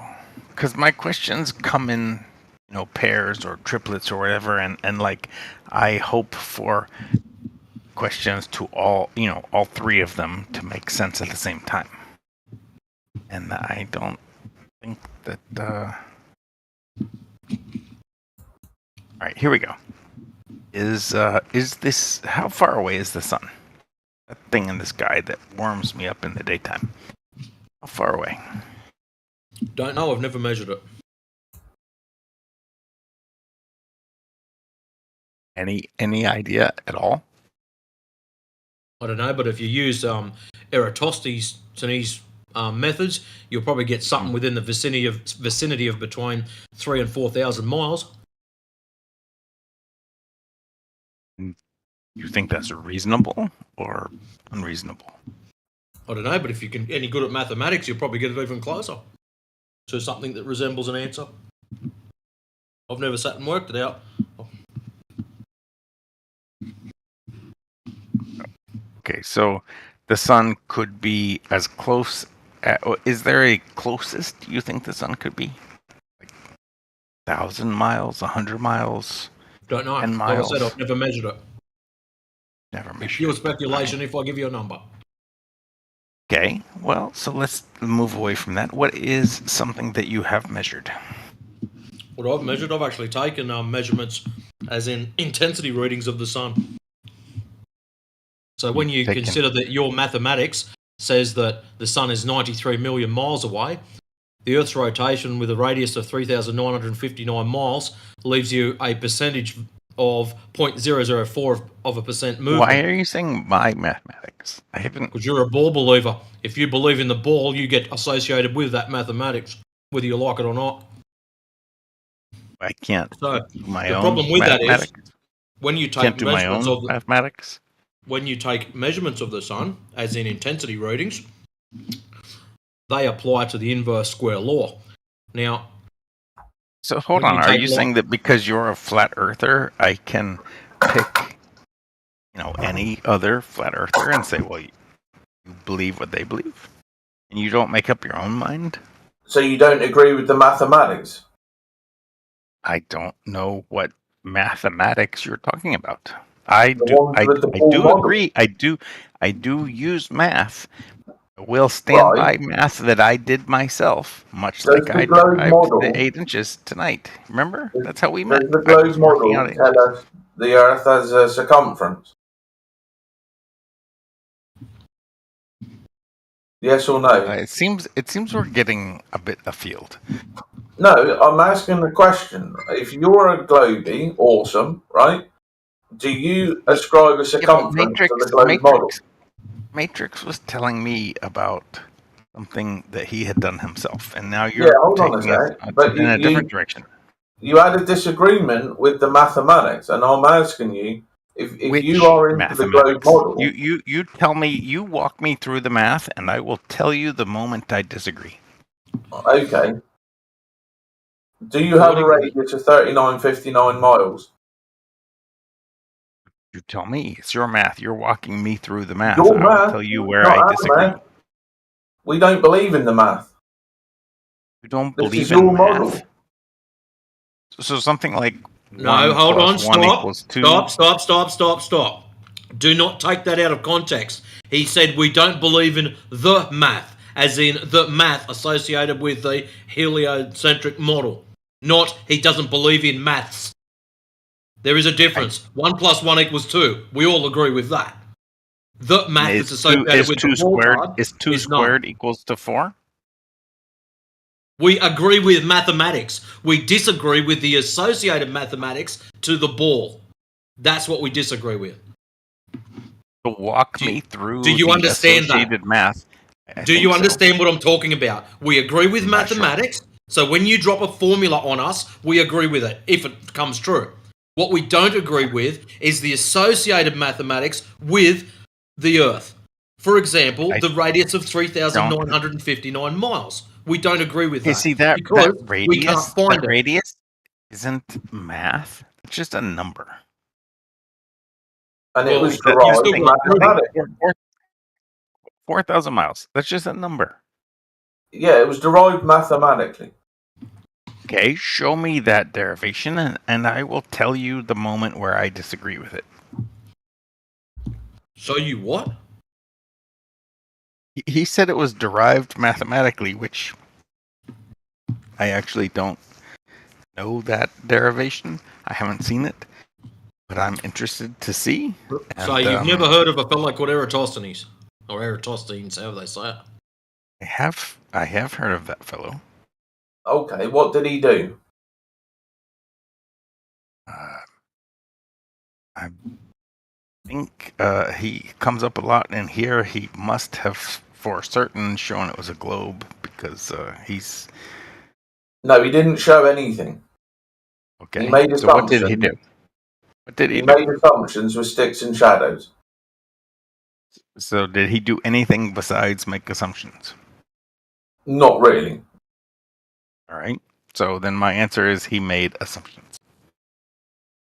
He had apparently two different places where there were sticks and shadows, and unfortunately, it can be for flat Earth or for globe. It's equally valid. But he got to his globe idea through making assumptions that Earth was the same size as Venus, the Sun was 3 million miles away, and there were various other ones.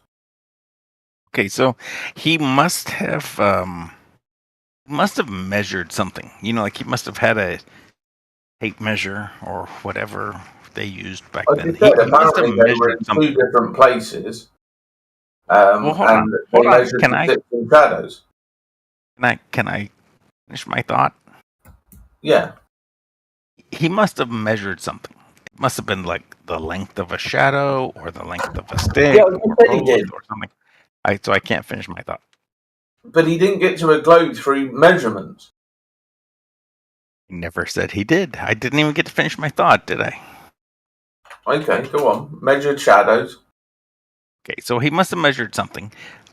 I wonder, A, what did he measure? Like when he took out his ruler or tape measure or whatever they had back then, what did he measure?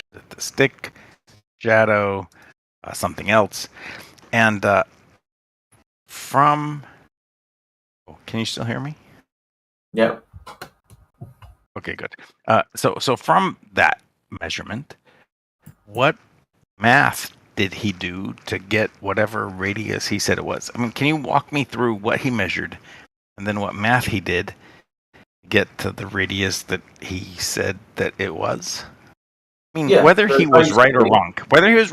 Can you just walk me through what happened? We understand. So apparently there were two places 500 miles apart. You How okay do we with know that? they were 500 miles apart? Yeah, you okay with that?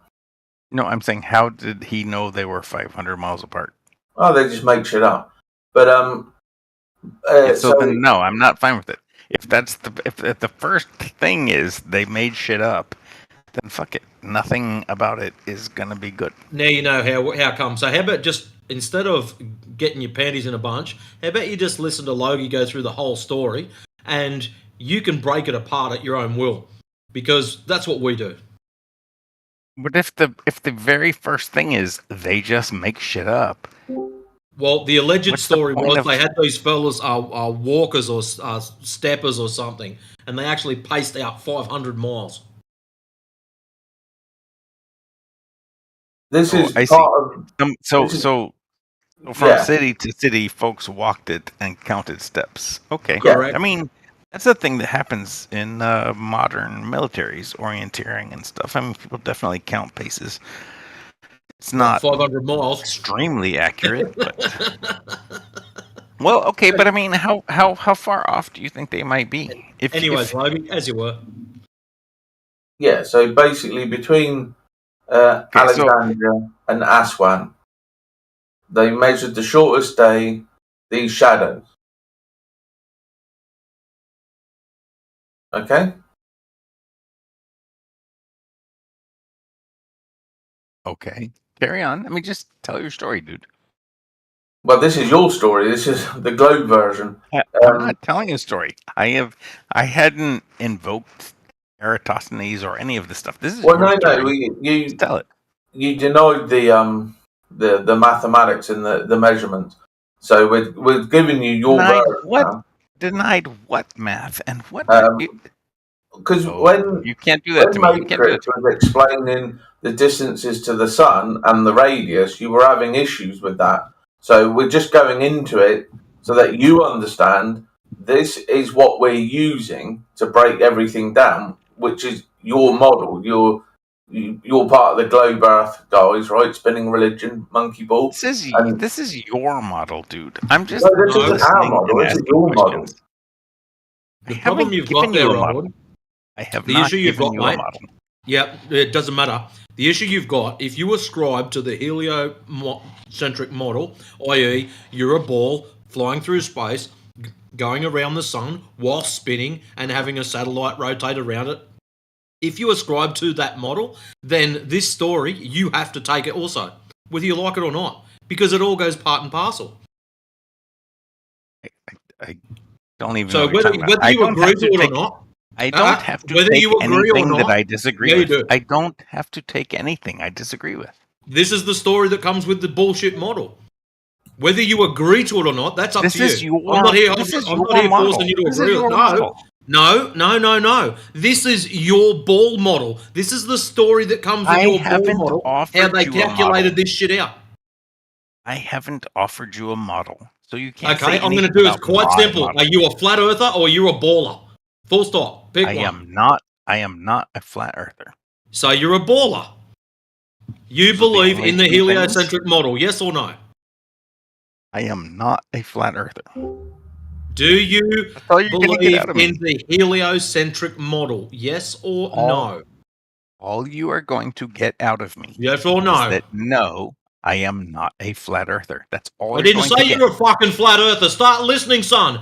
Are you a believer in the heliocentric model, yes or no? I'm telling you what I don't believe in. I don't want to know what you don't believe in. It's done. I asked you if That's you it. That's it. believed in the heliocentric model, yes or no? I'm not going to answer that for very specific reasons. I don't trust you. I don't trust you. So you don't know what the heliocentric model is? Correct. Great. Right. Yes. That is Totally the correct. ball belief religion that you've been hooked into since you're a kid. Describe it to me, please. Earth going around sun 93 million miles away, all of the bullshit that you've been fed your whole life. That is the heliocentric model. I'll put a gif of it for you. That's your model, heliocentric model. Why are you guys so adamant to tell me my model? Well, no, we're asking you what your model is, and you're saying you're not a flat earther. Awesome. What are you? We're just asking a question. What are you? I'm not a flat earther. Okay, but what are you? We're not asking Okay, so you what we've you're not. established that now. You're not a flat earther. You've said it 3 times. We understand you don't believe in flat earth. So, if you don't believe in flat earth, you do believe in... Insert answer here. Earth not being flat. You're a fucking retard. Well, why? What? Why? Let's back up. Are you Let's deliberately... back up. Are you Yes, I deliberately am. trying to be a pain in the ass, or why don't you want to answer a simple question? 99.9% of people questions. come in here and just say, I'm a flat earther or I'm a baller. That's it. You've said you're not a flat earther. We've heard it. If you say it again on mute, and you can stay on mute. So basically, okay, well, are you not understanding what the ball model is? I think that might actually be the crux of it. You guys want to define the ball model and then say, if I'm not a flat earther, I must be a baller according to what you say the ball is.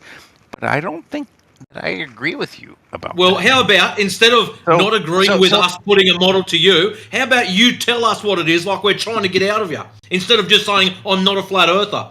What do you live on? I don't want to argue about Where this. do you I want to go back to the Eratosthenes thing. Where do you think we get this from? Do you think we're making this up? I don't care where you get it from. I want to go back to talking about you the should. Eratosthenes thing. Yeah, we get it That's where from. we started, right? Yeah, but this is the point, right? When we say something, it's not us saying it. We act like a conduit. We're telling you what the official story is from the official. I don't have official people that I like. Not okay, you personally. Are you those must even be you. listening? Who are these official people? Who made them official? The Why do teachers you at believe school, that this is they're how they official? educate you on where you live and what you live on. These are the stories they tell the children. Okay, I don't. Who are they and who are the children? I don't. Let's teachers. You sweep that were aside. as Let's a sweep that kid. aside. You don't know me as a kid. This is So the teachers. you weren't This is taught how when you they were a tell. child. You were never told you live on a sphere. They never spun a globe around in front of you and said, "Hey, little Johnny, you live here." Can we You just never had that as okay? a kid. My name's not Johnny, and can we move it back to what you said, the Eratosthenes thing, sticks, Yeah, something sticks and cities, shadows. Now you live on the 500, wall. 500, whatever it was, and somebody pasted out. Can we just go Yeah, back yeah. to that and talk about that without all of this other stuff? Okay, what more do you need? Okay, so the thing that happened was 2 cities, and somebody pasted out how far apart the cities were, and then They measured shadows. shadows. So like the flagpole in each city or something. What? Yeah, one was a well. One was a well, and the other. I'm not sure. It was an obelisk. Obelisk or a There's an spike obelisk. or something, yeah. Okay, so one was a well and one was a flagpole obelisk. Washington Monument. There you go. You live on a ball. Live on a ball. And then they use trigonometry. So, how did they coordinate when how do they? I mean, you know, right now we have Discord and cell phones and some messages, but how do they synchronize the measurement? Well, Or they observation? actually did it a year apart. It was done a year apart on the shortest day of the year. So in one city, they went, "Ha on the shortest day of the year, the shadow is this big." And then the next year, they were in another city and they went, "Ha the shadow's this big. Therefore, we can calculate out this using trigonometry."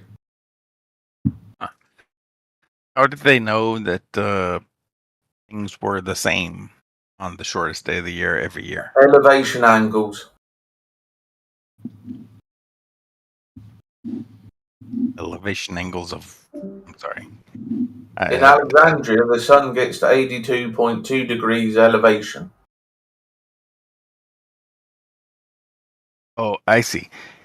You're saying they tracked the elevation angles in both cities, and they were the same year after year, and so therefore everything else was okay.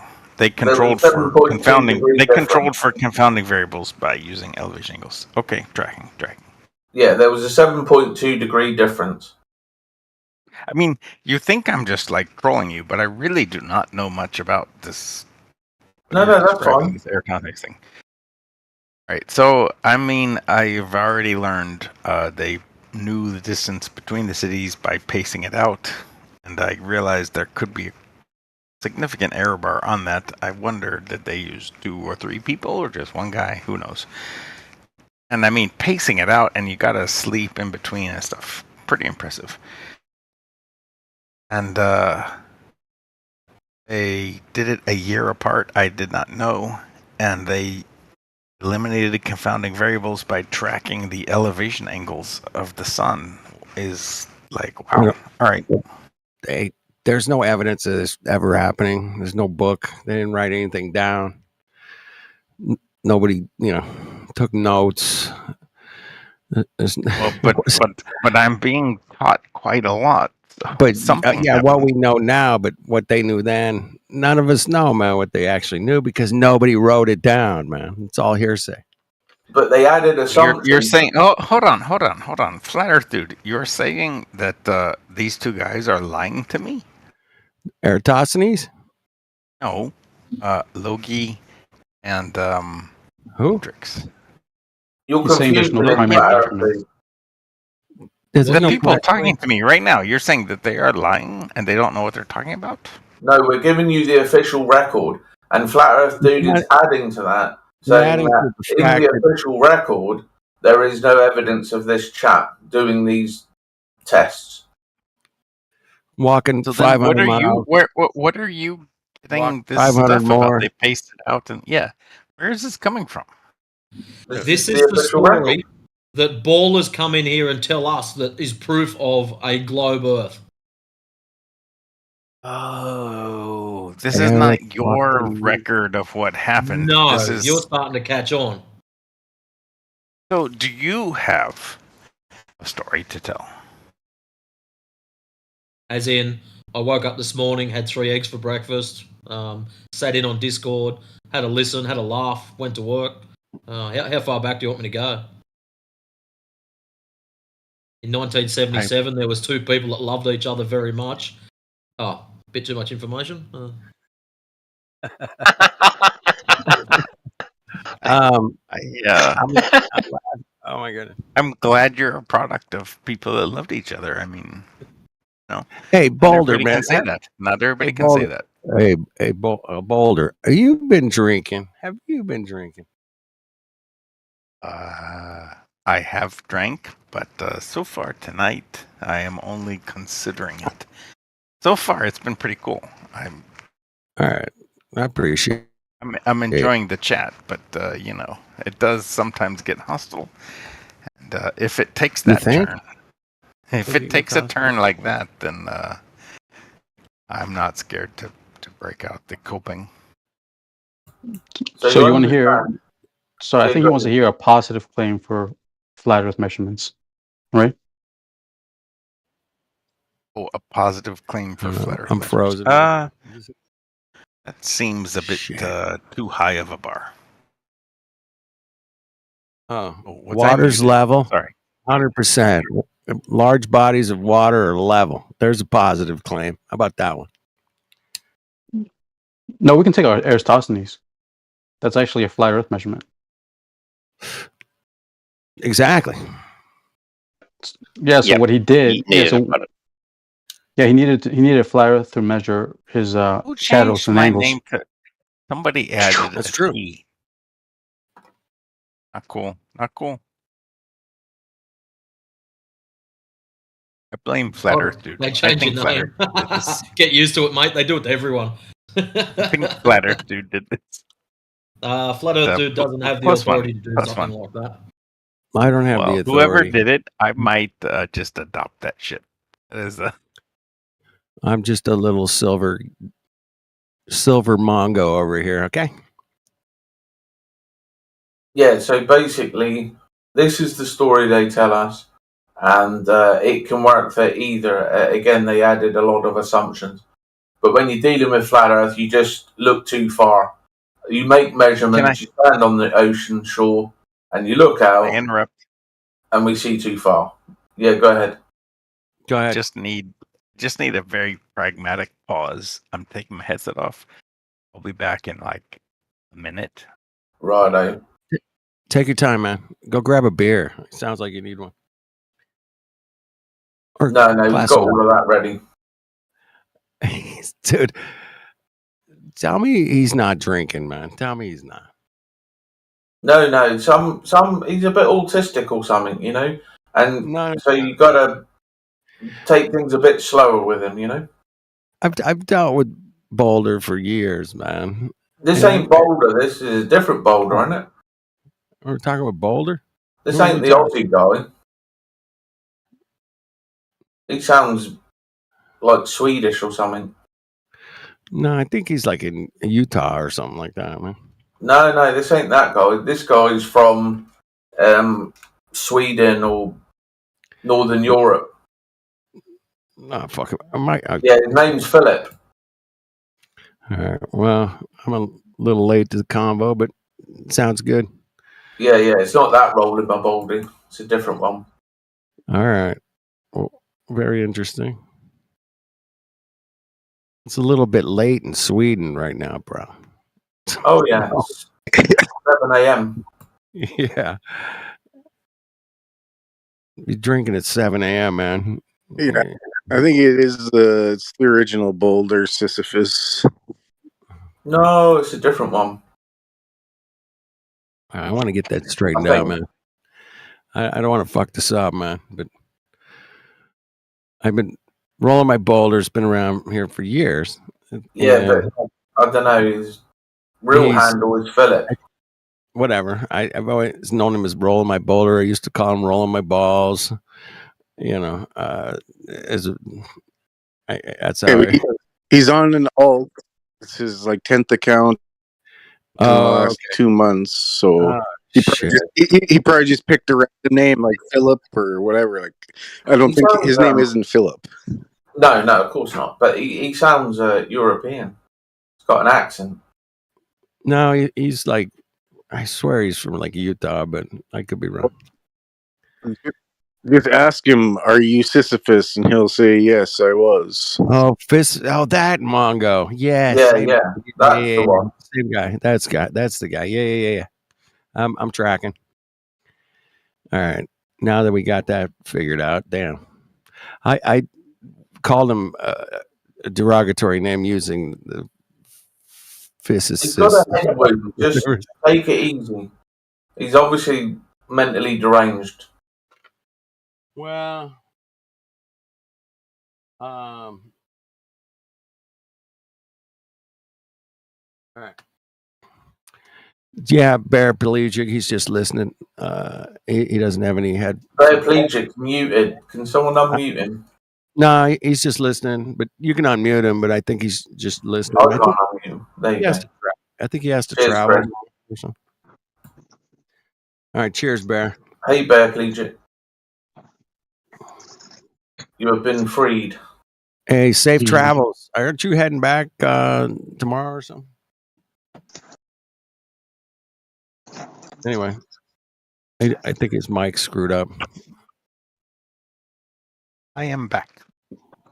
Hello, Mr. Back. Welcome back. I'm not Mr. Back. Oh, you're Mr. Boulder right now, right? I am Mr. Boulder. What do they say? Rolling. Rolling boulders collect no moss, bro. You ever heard that one? I have heard that. The Stones, I think they are, though. Papa was a rolling stone. Rolling Stones collect no Rolling moss. boulder. What's the difference? Is there a difference? Stone and Difference a between a stone and a boulder? Yeah, I think there is a difference between a stone and a boulder.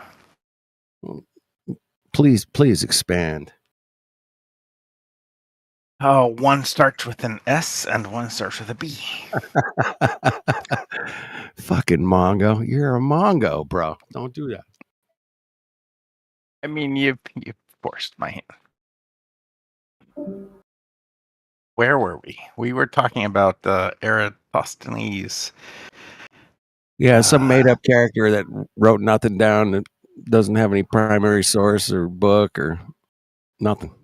Some dude just said that he heard somebody did this, and they, yeah, okay. Eratosthenes, that guy. Hold on. I wish to yield my time to Fry. Fry seems. Is Fry here? Just looking at the text. Yeah. Fry's chilling, man. He can chime in. He's got a free will. Anybody can chime in. Nobody's. Fry seems to have abandoned us. He You scared him. He bunked out, man. Flat Earth dude scared him. I mean, do I have that? Do I have the ability to scare people? You think? Yes. I do? Oh my goodness. Yes, you sound like too much of a man. The straight homos don't like it. Is that what it is? Okay. Yeah. If you'd have said me, I'd have gone, fair enough, but not FED. No way. Not me, right? It's even worse. I'm like, Mr. Chill. Yeah, let's talk about whatever. Let's go. Okay, so Matrix is scarier than Flat Earth dude. I'm just gonna say. For sure, 100%. He's upside down, and his feet are antipodal to mine. Oh, it's the blood in his head. And all the blood goes to his head. Oh my all god! My blood goes to my feet. You know, Well, the Aussies are angry. They just get really, really irate. You know, so much pressure in my head. So much pressure. So, what do you think of that story, Roland? You like that? Wasn't really paying attention. I'm not gonna lie. I'm still thinking about the Eratosthenes thing. The Eratosthenes story of Eratosthenes. Yeah. Okay. Yeah. I have learned a lot. I did not know that they used a dude to pace it out between the cities or whatever. Dude humped it, man. A flat Earth dude. A flat Earth dude. No, that's the dude walked 500 flat Earth steps, miles, whatever. And he's like, no, I bet it was a flat Earth dude, and somebody had like a camel whip to his head or something. Like I bet he didn't even want to do it. They don't even invoke a camel, bro. That I just thought was so interesting, man. Like I didn't either. I invoked a camel whip. The story. I'm just saying. I bet it was a flat Earth. I bet it was a flat Earther doing the pacing. That's what I'm saying. Nah, just some people, man, like you and I. We're just looking at the sun and we're going, "What's up? Why is it angle in the summer and the winter and overhead in the summer and elevation angle?" So is the sun baseline? You understand that, Roland, right? Understand what? An elevation angle needs a flat baseline. I do not understand. Without a doubt, dude, there's no way to get an elevation angle without a flat baseline. I mean, that would be ridiculous. I mean, have you ever used a protractor? For fuck's sake, man, come on. That is a wild claim to say there's no way. There's no way, dude. You know, 100%. this thing can happen. I So then, use like, a lot. Protractors there's just a flat line on the bottom of the protractor. what's an elevation angle? So go ahead, walk me through it. I mean, you know I'm hostile. You know I'm not a flat earther. You know 0 versus 90 degrees, right? What is you know what an 0 elevation is? angle? It's an elevation I'm asking angle. you, man. Do you know how to use a protractor? First of all, Just say the definition, and then we'll get into what I know. An Just say elevation what angle is an elevation angle taken from the plane we're on, from your position to the horizon up to a celestial. I see the plane we're on, so you're just reifying. Actually, flat no. Earth. That's how it's defined, written. Right, so you're just the plane we're on. You're just reifying flat Earth. Actually, and proving no. Flat Earth Did with you your not listen, reification. Roland? Did you not listen? It's actually documented like that. If QE was in here, he'd post the citation up for you. Oh, I see. If you have a citation of something, it doesn't make it a reification fallacy. It's not a reification. Anything. You get a sextant. You point it up to the horizon. You use the other mirror to go up to your celestial. You lock the device and you read the angle. It's an elevation angle from above the plane that you're standing on. You seem to be getting confused about how you measure a thing. I think you're not. You use the sextant to measure the angle. Correct. You seem to be confused about how to measure it versus. No, there's no confusement. You use a sextant to measure elevation You don't angles. have to use a sextant. All You right, can You don't have measure to it without overtalk a him. sextant. You don't have to overtalk him. Don't be triggered. Just let him finish. Let me breathe. I got the vapors, so let me breathe. Okay. I won't overtalk now. Yeah. So this is where you might get the conversation or the debate really ends, because if you ask what an elevation angle, and it's exactly what he's told you, it's an angle measured from the plane the observer is standing on. It's not something. so it's not a. It's no sorry, but just finish. It's not a reification. It's by definition. That's how it's taken, because the bottom line that creates the angle with the with eyesight, with the sight. So you have a line going up to the body, and you have the line going from the surface of the observer standing on. That is what creates the angle, because it creates a vertex. It has two straight lines. That's just the definition of what an angle is.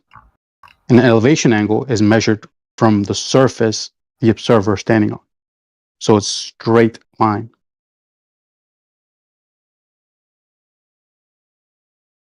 Okay, so that was cool. That was a lot of words.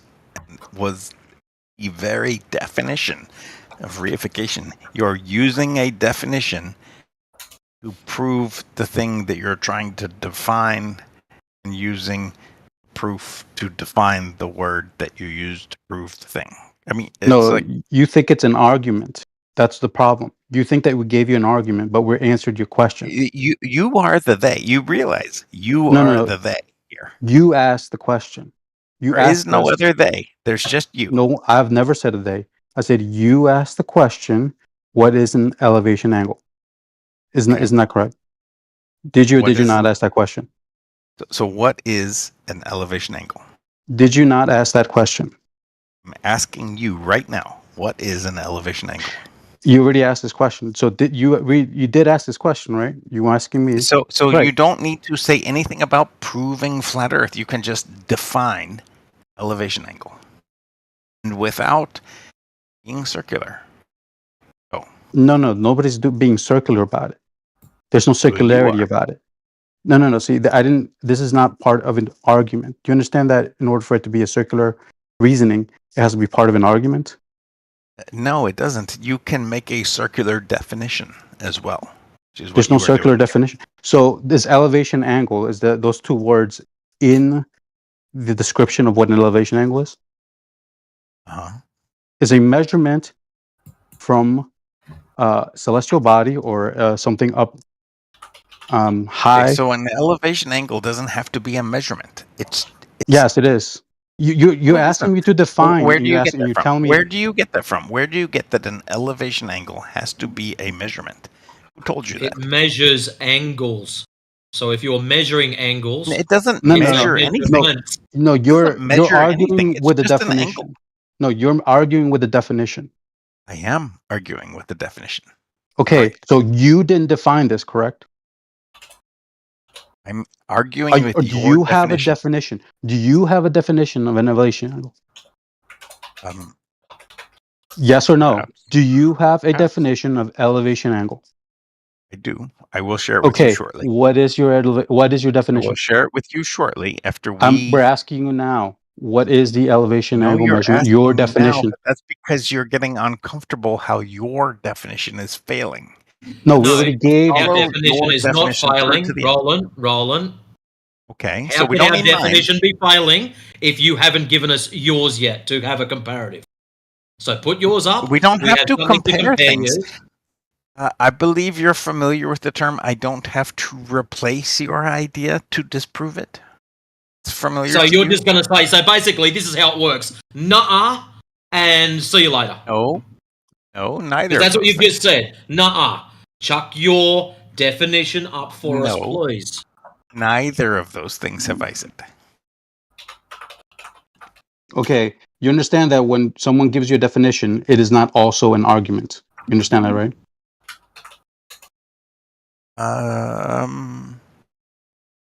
Oh, okay, sure. Yes, we could define things, and then those aren't arguments. I think Okay, we so would if say you axioms. ask, Like we would take them as axiomatic, right? Like this is the definition of the thing, and it isn't to be debated. Is that what you mean? right?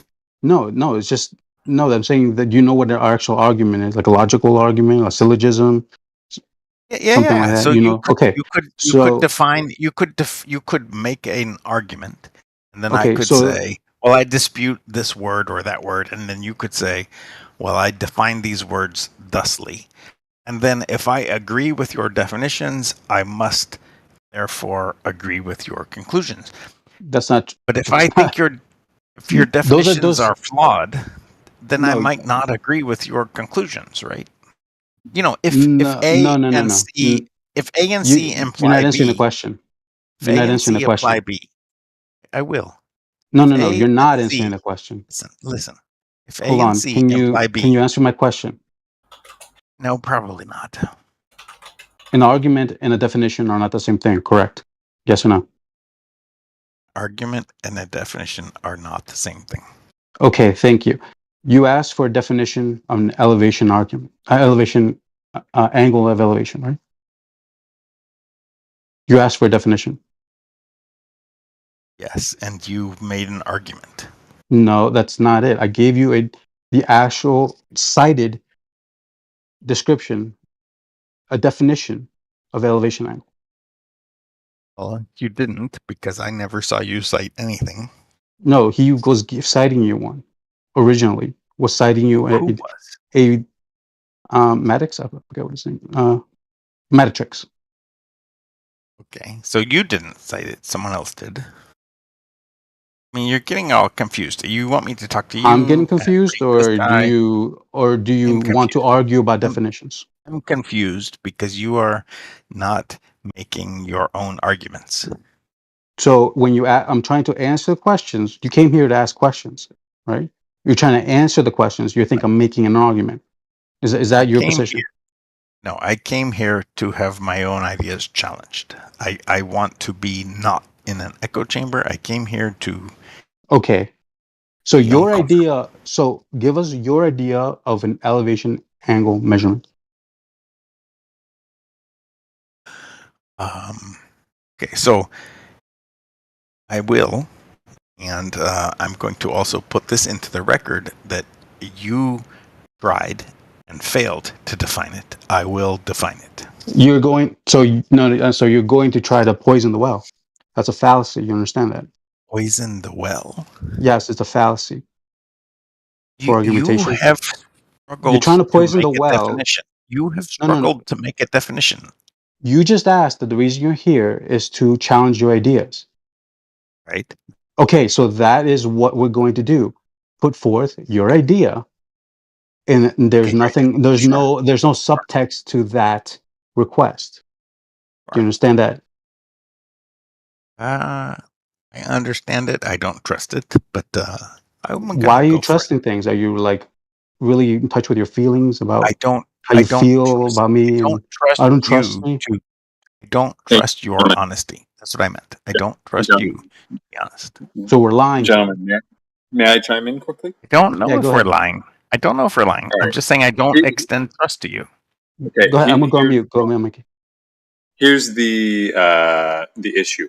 Roland, earlier you took issue with the claim that an elevation angle is defined by taking an angle measurement up from the quote unquote plane, right? Or the maybe I'm paraphrasing here, but the word plane was where you started to get ruffled. Okay. Where the issue, I think, is coming from the fact that the term plane, right? You got all ruffled because by using plane, you're supposing that there's a implied assumption or reification in the use of that word, when in fact that's not the case. Not because right out of the gate the supposed definition assumes that the plane or that the Earth itself is the plane, but more specifically, the plane that is created from the observer's height or the observer's eye height. Okay, that's really the brass tacks. What's actually in contention is whether or not that plane, the quote unquote imaginary plane, right? It's just abstract, that is created at the observer's height, is parallel with the ground. Okay, so you don't have to get all fussy and shit about, this definition and there's a problem with the definition because there's an assumption. No, there's not. The definition is fine. The argument in these is whether or not that plane is actually parallel. Okay, so you guys can get off this fucking circle fussy. and shit. I'm still fussy. But why are you fussy? Do you not agree that there's a abstract horizontal plane that is created when your head is not tilted, it's level and you're looking straight forward? Or the instrument is level and appearing and heading straight forward and then up? So what the hell is wrong with that? Without these leading questions you're doing, am I comfortable with an abstract plane? Leading questions. It's not an abstract claim. Dude, it's not an abstract claim. Talk. Hold on. Get like six words out, dude. No, because because I know where you're going with this. It's not an abstract claim. Where am I going? 1 + 1 = 2 is an abstract claim that is worth contending about. It's not. Okay. 1 + 1 = 2 is not an abstract claim. That is a. It's not an abstract claim. What is 1 and 1, 2? Are they not abstract objects? Of course they're abstract. So the claim exists within the realm of abstraction. Let's start arguing about the word. Hang on. No, we're not going to do that. Okay. The point is, if you have, no, here's the problem. Okay. You started this whole fuss because you were saying that the implied assumption in the definition of the term elevation angle, the definition itself had an implied assumption that the Earth itself was flat. Okay, that's not the issue. The elevation angle is initially taken from the observer, the level of the observer. Okay, and then you point up or whatever, and you take an angle measurement between those two things.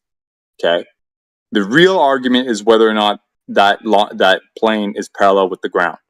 Okay, so we can get off this merry-go-round now because it's been going on for like 10-15 minutes and it's useless.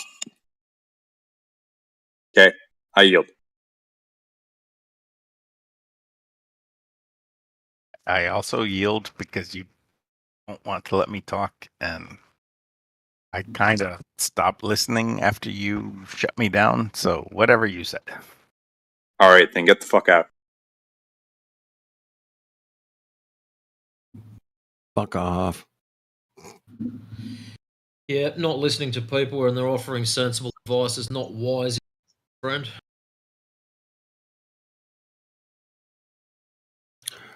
There's a great explanation video. It's only 1 minute and 47 seconds long of the flat Earth equinox sun angle. I put it in the chat. Awesome, bro.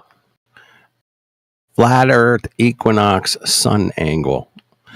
Anyway, check it out. Or don't. It's Richie from Boston. Check it out or don't. Okay?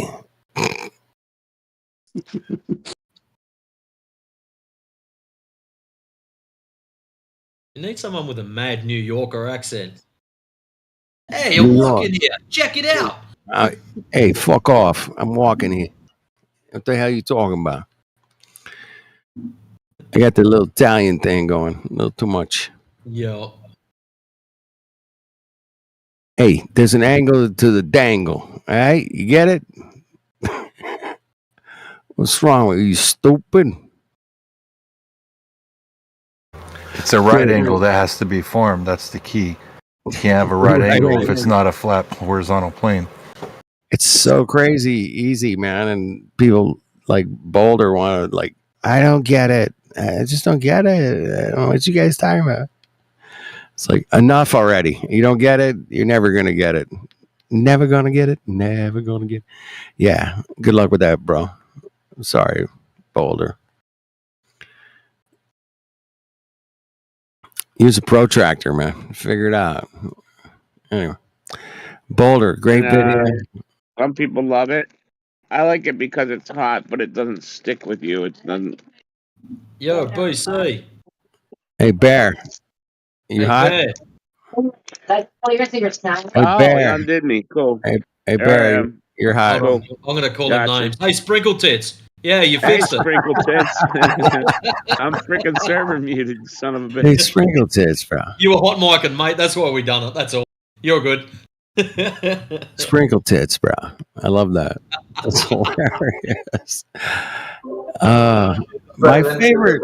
One of my favorite English terms is tits up, man. That shit's tits up. I was like, what? What the hell is tits up? Anyway, just saying. Now, there was another young chap. Where was he? Fry. You were going toe-to-toe with someone in the text chat. How about we bring it in here and we can discuss it with whoever you were talking to? I don't know. Yeah, let's put it on the carpet, man. Let's lay that shit out. Logie versus Fry. There we go. Let's let him go for it. Logie's still in here. Fry's in here. The floor's yours, gents. Let's go. Fry, what do you got? You just told us that it's impossible for things to disappear bottom up across a plane. He said, "Hang on, I'm drawing." What's he drawing? I don't know. He's drawing a freaking angle to the dangle, bro. He's drawing a Mongo. Drawing a Mongo. That's hilarious. Oh no. Put the sprinkle tits on it, all right? Sugar tits. Woo! All right, I'm here for laughter and comedic value. I try to add that, but it doesn't always work out. It depends on the room, It depends. Anyway, it's listen to this, Logie, man. It's like 35°C here right now. It's oh no. That's brutal, bro. I'm fucking dying. It's been like 42°C every day for like a week. Oh, man up. You love it. I do love not wearing shoes, man. I appreciate that. But yeah, it's been so hot. And the sun is like 3 million miles farther away than it is in the winter. That's weird. That's crazy, bro.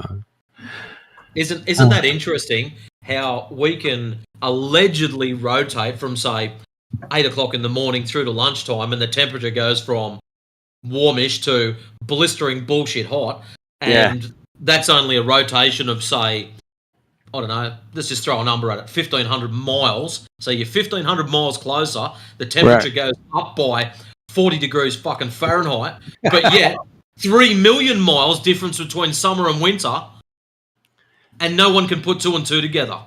Right. Because, it's... Yeah, when it's farther away, you got 42°C, That's right. When it's closer, when it's farther for me, I get 42°C. So how It's come? just so crazy, bro. It's crazy. Why wouldn't it be Who the can whole justify that, man? How can you justify that, bro?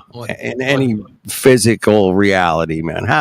How is this possible? I don't know. I'm on the same team as you, remember? I know, but I just let's steel man the globe for a second and say, hey, what's my excuse for this phenomenon? All right, let's try and justify this. When I was a kindergarten kid, they told me I had to repeat back to them that we live on a ball or I wouldn't pass my test. That's right. Same here. Justified, done. We've done it. We've done it. That was easy. All right. Okay. We need a bigger challenge. That's it. It's done, man. That was easy. Oh, Yeah. so I like it when things are easy. Yeah, not everything's easy, but I like it when things are easy. Unlike that chick on the corner. Because you're a Mongo, bro. Oh, yeah. Oh, dude. I can't believe how hot it is, man. It's like crazy hot here. You getting cooked? Getting cooked, sweating 24/7, no relief. I'll be all right, but it's just not comfortable. You know what I mean? You guys in England, man, you 42°C, you guys would melt like. Hey man, we have at least 3 days of summer. Calm down. Yeah. It's got to like 32 or something. 32. Oh shit! I need some 32 right now, man. I need some 33. Is what I need. Hold on a minute. I've got it in my shirt here with the bendy water. Okay. We got some bendy water. Bendy water. We got bendy straight lines here from Fry. Bendy straight line. What is that? So basically, a made-up distance has got something, and therefore we live on a ball. Oh, great! It is ridiculous at this point. Unmute yourself, Fry. It's so bad, so bad. All right. I mean, Just so you know, there's a thing called the Earth Curve Calculator. Just punch it into your favorite browser, And you can go and put in instead of. I don't think it accepts the word huge distance though. It might actually ask you for a number. So yeah, chuck that in there. Put the number in. See how far your alleged curvature is supposed to be, and then go out into reality and compare reality to bullshit on a screen, and see how you go. Hold on.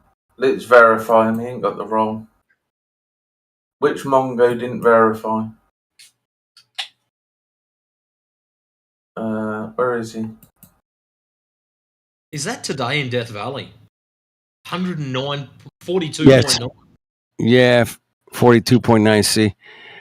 That's about what it was here. It was 110 here, so it was like I would have been 43C. Might have to rejoin Fry, but you got the VC roll, so you can unmic and tell us about high in Death Valleys when it hits 50. Dude, that's the record though. 50 is like the record, right? Yeah, something like that. Sugar tits ran away. I think it's like 153 Fahrenheit.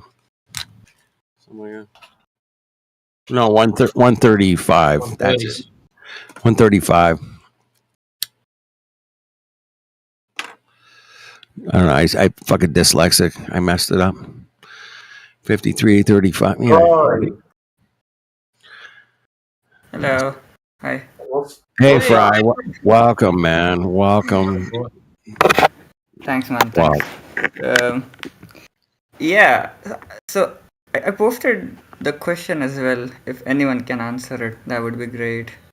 Right. When you look out, do you agree you have a limitation on how far you can see? Yeah, but okay, so look at the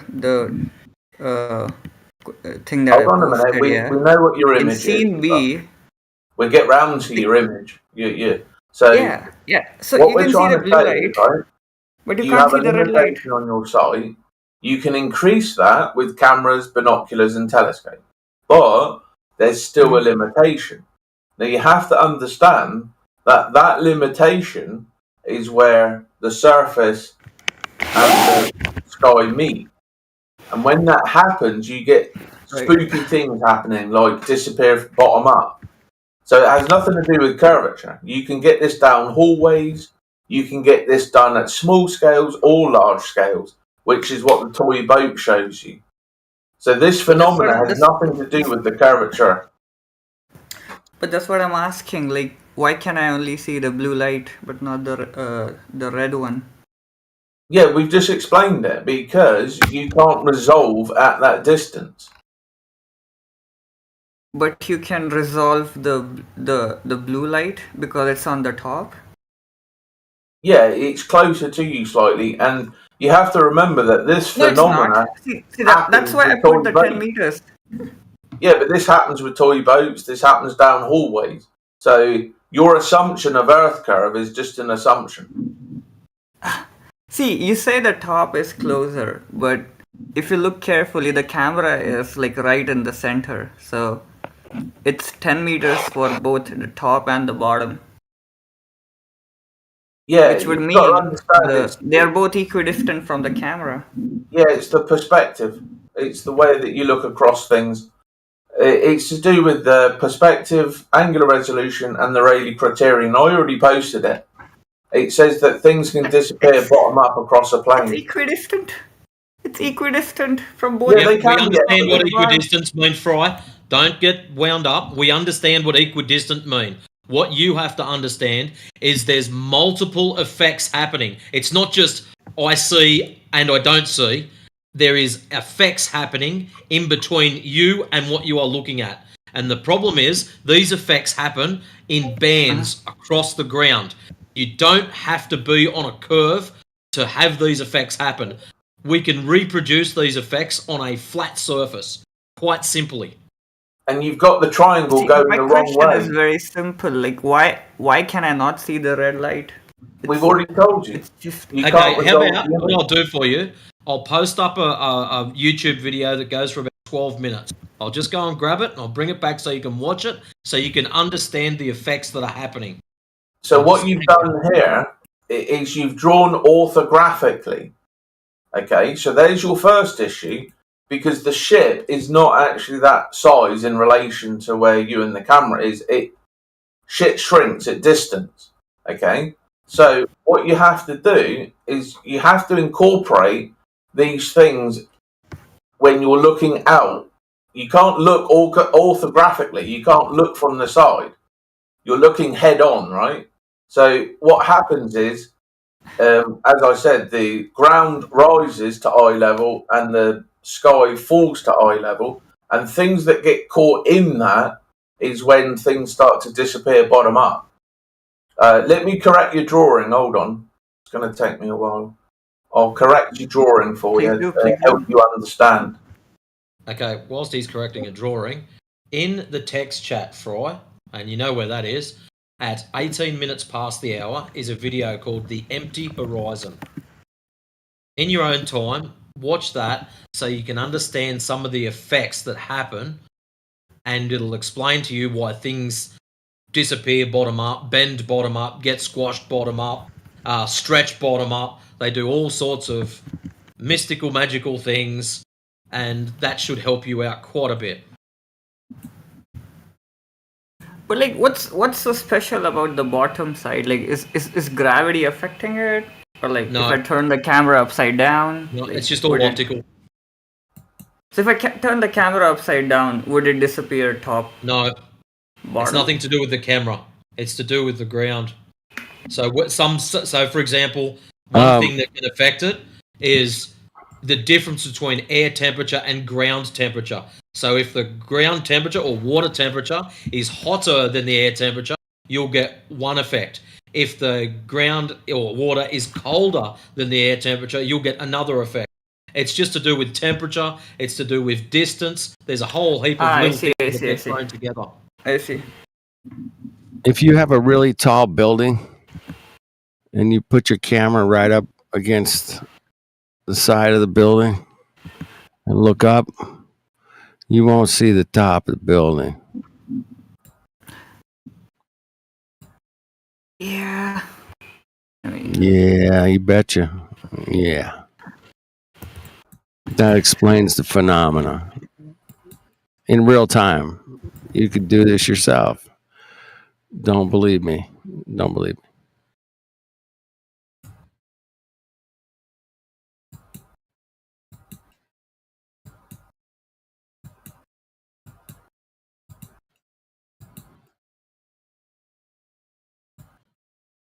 Distance, angle, resolution. It's really simple, man, to figure out. Yeah. You can check it out. So I've corrected your drawing. So essentially, when you look out orthographically, as you've drawn, because these two lines converge, essentially, this is where things start to look like they're disappearing across planes. And that's why things appear to be disappearing bottom up.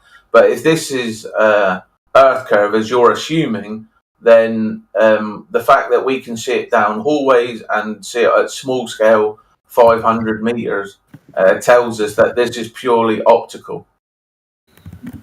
If you have a quick look in text chat, at 20 minutes past the hour, Jedi has posted up a thing video looking up the side of a building. Oh yeah, So- I've seen this. Yep. I mean, this is the That is problem the with same this effect that you're Yeah. getting looking at your ship. It's exactly the same effect. So what this has done is it's proven that it's not just a horizontal thing, it's actually an optical at range thing. Exactly. Distance. I mean, this is Angular distance. the problem Come on. with this is like this building is not, the panels on the building are not perfectly straight, so it's being blocked. But like if you bring the Blocked by what? camera a little too close to What the the fuck? surface, It's not Blocked by perfectly what, straight. right? What do you mean? I mean, I'm sure they put a plumb bob on that bitch, man. You think yeah, plumb but bob? like if Come on. like if you I bring mean, the camera, Fry, don't be spinning out on me now. They put a fucking plumb bob on that. Guaranteed. It's straight. Come I'm on. not saying it's not straight, but it's not like Straight. perfectly You just straight. said it wasn't straight, so don't give me that shit. Okay, It's fucking straight, bro. Come on. But You- you understand that it's like not You are perfectly just straight, you're right? spiraling out of control, and you have cog dis. But anyway, So things have to be perfect now. So how accurate and how perfect do we have to be? Within half a millimeter? You don't have to be. See, the camera, like if you just keep the camera like, a centimeter above the, like, before you touch the building, you can actually see the top. But if you get the camera like way like super close, you cannot see it anymore because it will be Is that obstructed by the. obstructed by what? It's not curved. It is curved. That's what I'm saying. It's The it's building's not perfectly curved. straight. So you're saying the building's got a curve in it. oh fuck me. If you No, you can't go there, Fry. You can't say the building's okay, curved. do one thing. Like shine a laser from the bottom, and I guarantee it'll like hit the building before Speaking it of reaches the lasers, top.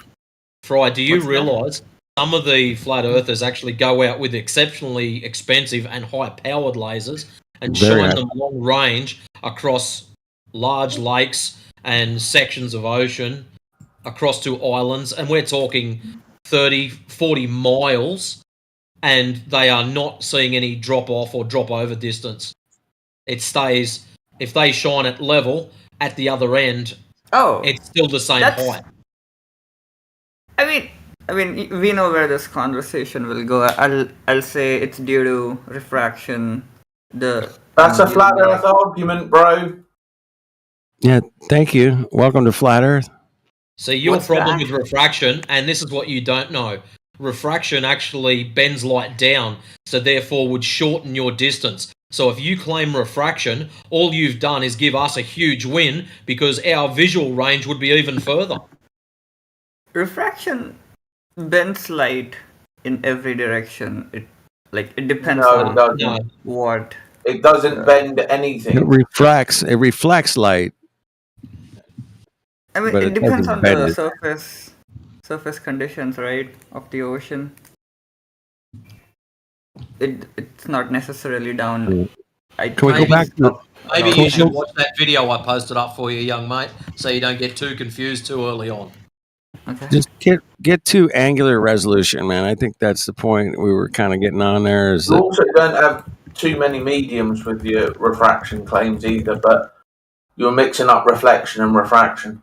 But I'm going to draw this a bit better for you as well, Fry, because what you've done is assume this wide open thing from the viewing point when it actually goes the complete opposite way. So I'm just drawing this up for you again and making it real clear so that you can actually understand it orthographically.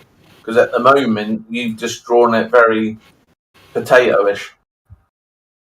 Can you do one thing actually? Do it like on a mountain. Like, let's not. So if No, it's we're going to not have the near the observer sea, height at the beach because What's it's that? way easier. If we go up mountains, it's going to confuse you. So we'll keep it to the beach. because on a right? mountain you would be able to see the bottom and the top of No, everything really. It's going to confuse you. Alright, hang on. I'll also post another photo. Hang on. So let me draw this for you again so that you can understand that perspective is a thing.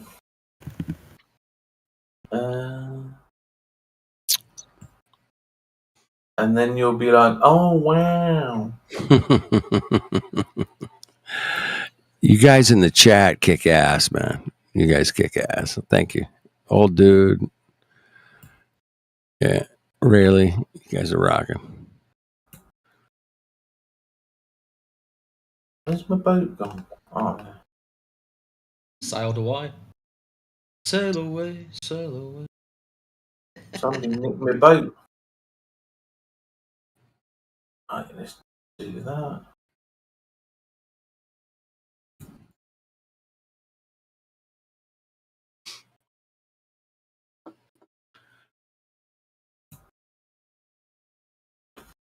And then you can hopefully. It just looks flat. if I'm an airline pilot, I pilot it flat. That stuff is flat. That stuff is flat. Neil deGrasse Tyson. Thank you, brother. There If you're you an go. airline pilot, you pilot it flat. So Yeah. how does that work on a ball? Well, it doesn't. That's the point. Oh, shit. Oh, man. There's no pilot ever considered a ball Earth, man. That's crazy thinking.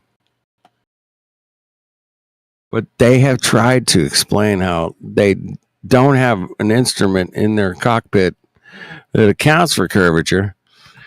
Hang on a minute. They do. They do. It's called a gyroscope. Oh, it accounts for no curvature. If there is curvature, as they fly around the curvature, Right. it doesn't matter Yeah. which direction they go, as they fly Yeah. around, that gyroscope would show. The gyroscope would tilt a little bit every Correct. It'd either tilt forward, 100 backwards, miles to right. every 5 seconds, every whatever.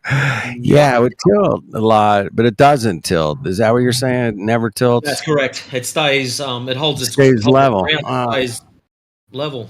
There you go, man. That's the Interesting how it father. holds itself perpendicular to the plane that we live on.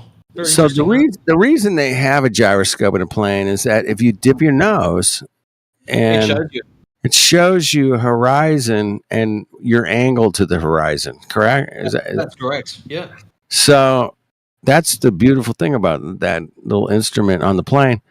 So That it would, in effect, answer your question, it would show curvature because, say, for example, you took Right. off from the United States. Okay, say Flat Earth dude wants to come and visit Matrix. He hops in his little plane. It's level while it's on the ground. 12,000 miles. He flies up. He comes over about 9,000 miles.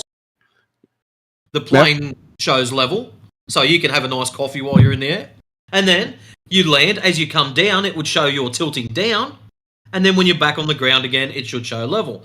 Now, the problem is, because you've gone around a ball, when you get down my end of the field, it should show you always as bent over a little bit because you're around the ball. Why doesn't it do that? Well, because it's Because flat. it doesn't exist. Because it doesn't exist. So, yeah, it does have a curvature instrument in the plane called a gyroscope, and Yep. it's there to detect curvature, but it never does. Interesting. Hey, I always had the thing, man. Somebody threw this one at me years ago. It's like, if I dug a hole to Australia and I dived in it head first, You'd get a headwind like the other Aussie. would I come out feet first? Would you come out head first or feet first? Yeah. And if I say I jumped in feet first, would I come out and I'd be like, I'm upside down, dude. Hey, I'm talking to Matrix. I'm like walking around on my hands.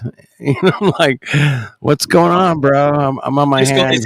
Just got this image of I'm sitting out the back, minding my own business. Next thing, this hole appears in my backyard, and FED sticks his head up. Is this Matrix's house? Did you bring a carton? Oh, Yeah. damn. I'm walking on my hands and like show up at your barbecue. I'm like, hey, bro, what's going on? Bring beers. A couple of beers. I'm having a hard time drinking my beers standing on my head, but I'll be all right. I can figure it out. Yeah, I'll figure it. At least on the flip side, if you did manage to get a hole straight through and you come through when it's like freezing cold wintertime over there, you can nip over here and warm yourself That's up. true. I could nip and get passing through that center core that's like 10 million degrees. Bubbling, molting lava, iron core, magnetic. It's fun. Give you a little tan on the way. Get a little tan on the way. Dude, they came up with the craziest shit for this globe thing, man. I mean, they went fucking full retard on this shit. And When you have a look at it, though, yeah, it's just stories stacked on stories, on stories, each one to protect something else, and that's it. It's just a big pile of every shit. time they got cornered, and they're like, "Oh shit, no, it's black. It's black gravity. Black gravity. What? Gravity. What the fuck is black gravity? Oh Well, my it's god, like- they got racist gravity now. Yep. They got racist gravity. Fucking gravity's a racist bitch. That little bitch. Black gravity. Okay. Why'd you come up with that? Well, that's the only thing that mathematically fucking figured it out for us. You know, I mean, there's no other way to. If you don't have black gravity, you don't have nothing, man. I mean, got to plug those holes wherever you can, right? Gravity matters. Black gravity matters. Oh no, that's messed up. That's wrong. Oh It my is god. messed up, bro. But it Black is gravity funny. it must pull things towards it by stealing them. Black Yes. gravity steals things. It steals. It steals the real gravity and it takes place of the other artificial gravity. Pulling all the objects. Oh Lord, that's terrible. I mean, I like to try to get my mindset into their head sometimes. Like, okay, how are we gonna fix this, bro? We got to come up with a solution. Oh, black holes. Oh, what? What do you mean black holes? Well, that would explain, you know. Whatever. Yeah, they just got to throw a bunch of crap out there that nobody could ever figure out. There's no way. I mean, I don't care if you went to Harvard or wherever. You're fucked, man. You're fucked. I heard a guy say that the edge of a black hole was like in the millions of degrees, and I'm just like, what the hell is he talking about? Yeah, crazy things like that. There you go. Yeah, we've got Rain and diamonds, whatever it is. Got a million degree thermometer out, you know. Yeah, it's a million degrees. We're all sitting back half an AU, cooking steaks and shit, having a great time. Oh, fuck me, Dad. So if I'm an evil empire Mongo, and I said, hey man, I'm gonna fool everybody. I got a bunch of resources, and could I get them to believe that they're walking upside down? If I had like all the money in the world, you're walking upside down. What do you mean? What the hell? I mean, could I do it? I think I could, man. Enough resources. I get it in the school books, on TV, everywhere, movies, radio, whatever, music. Yeah, I can do it. Definitely. I can convince the whole world of all kinds of shit, or most of the world. And that's what they did, man. They just went out and said, hey, man, how are we going to explain this fucking lights in the sky, bro? Well, I don't know, man. Let's tell them we're going up there and with rockets, bro. Oh, we're going to go up there with rockets? I like it. Let's go. I got a couple $1 trillion over here. Let's go. Yeah. Whatever it takes. Interesting with the whole rockets thing. The Chinese have had rockets for thousands of years, and our numpties have only worked out how to launch rockets in the 60s. That's great. 50s, yeah. Yep. 50s and 60s. It's pretty stupid when you think about it, eh? But hey, rockets, why don't we just make a big fuck off one? Put people in it. We're going to put some people in it. We're going to send it up. It's just... And then when we realize it doesn't go anywhere, we've got to lie about it. Yeah, the Hollywood. You got to bring in the Hollywood people and try to make it look cool, man. But it's never looked cool. NASA's never looked cool, ever. Not once. Did I ever watch a NASA video and go, dude, that's cool. I mean, that was hilarious, dude. That was like a Saturday Night Live skit. It was great. Oh my God, they was making fun of like gravity and no. Check out my water ball I'm playing with in outer space, bro. Check it out. Okay. Wait a minute. There's a bunch of electronics behind you. Why the fuck are you playing with water? I mean, yes. I'm an audio engineer and I did a lot of mixing and I remember video and I did a bunch of shit. I'm around a lot of very sensitive equipment. No, dude, get that drink off the fucking counter here, man. I'm trying to mix up. If you spill that in my fucking mixer right now, we're fucked. So get that fucking shit out of here. I got yelled at like a dozen times minimum. Dude, no drinks on the console, bro. Come on. Stop it. You can't drink on the console. I can understand that in those big audio places where like the whole table is the console. They're crazy. Exactly. I mean, if you spill that in the mixer, you're fucked. Believe me, I've done it. It's been done. I'm not the first. But yet, what do we see on the stupid ISS lies and trickery? Yes. Playing around with water, with electronics and shit in the background. Computers, laptops, I thought these people were iPads, supposed to be intelligent. Now, come on. all kinds of stuff. Wires everywhere. And you're playing with water, dude? No. That's not allowed. The best of the best of the best, the most intelligent, fittest, and surely the fuck they'd know not to have water near electrical shit. Exactly. You know, without a doubt, you don't play with water around electronics, man. You just don't do it.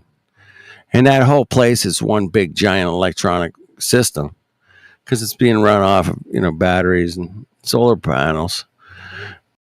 And you just don't play with water next to any of that shit, man. But they do. And it's just right in your face. Like, hey, we're just out here, like, playing with water. It's going everywhere. We don't care. What? You don't care. You don't care that you're spilling water all over the place. Don't get me started on the ISS bathroom. Do not, please. That's a whole nother water issue. But it's also a health issue with fecal matter floating everywhere. I mean, you might want to wear some goggles, bro. That's all I'm saying. I mean, if you're on the ISS, you got to wear goggles 24/7, man, because you get a little of that fecal matter in your eye, man. It's gonna be bad, man. Little bit of pink eye. Little pink, just a little pink, and you're gonna be, you're screwed, man. You're done. As far as I know, they only have one toilet on the ISS, man. Unless I'm misinformed, please let me know. But I love busting NASA's balls, literally. I reckon that ISS would smell like jail. It'd just be that nasty chat smell. Dude, it would smell like the sewer, bro. I knew a guy that lived on a sailboat, and it was so disgusting, bro. And he got windows. We got the cockpit. Everything's open. It's, there's plenty of air, but it still smelled like just shit. And it was, after like a year, man, it was nasty, bro. Nasty. Anyway.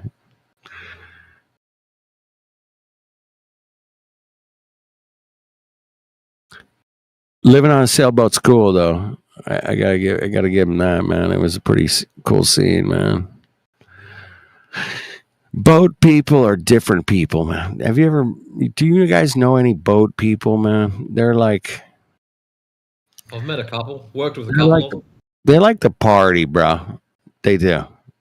And I don't know what it is about boats and partying, but they like the two go hand in hand. Yeah, head boats. I remember the head boat, the fishing, we call them fishing boats, like deep sea vessels. We go on them and people would rent. You go out for the day with.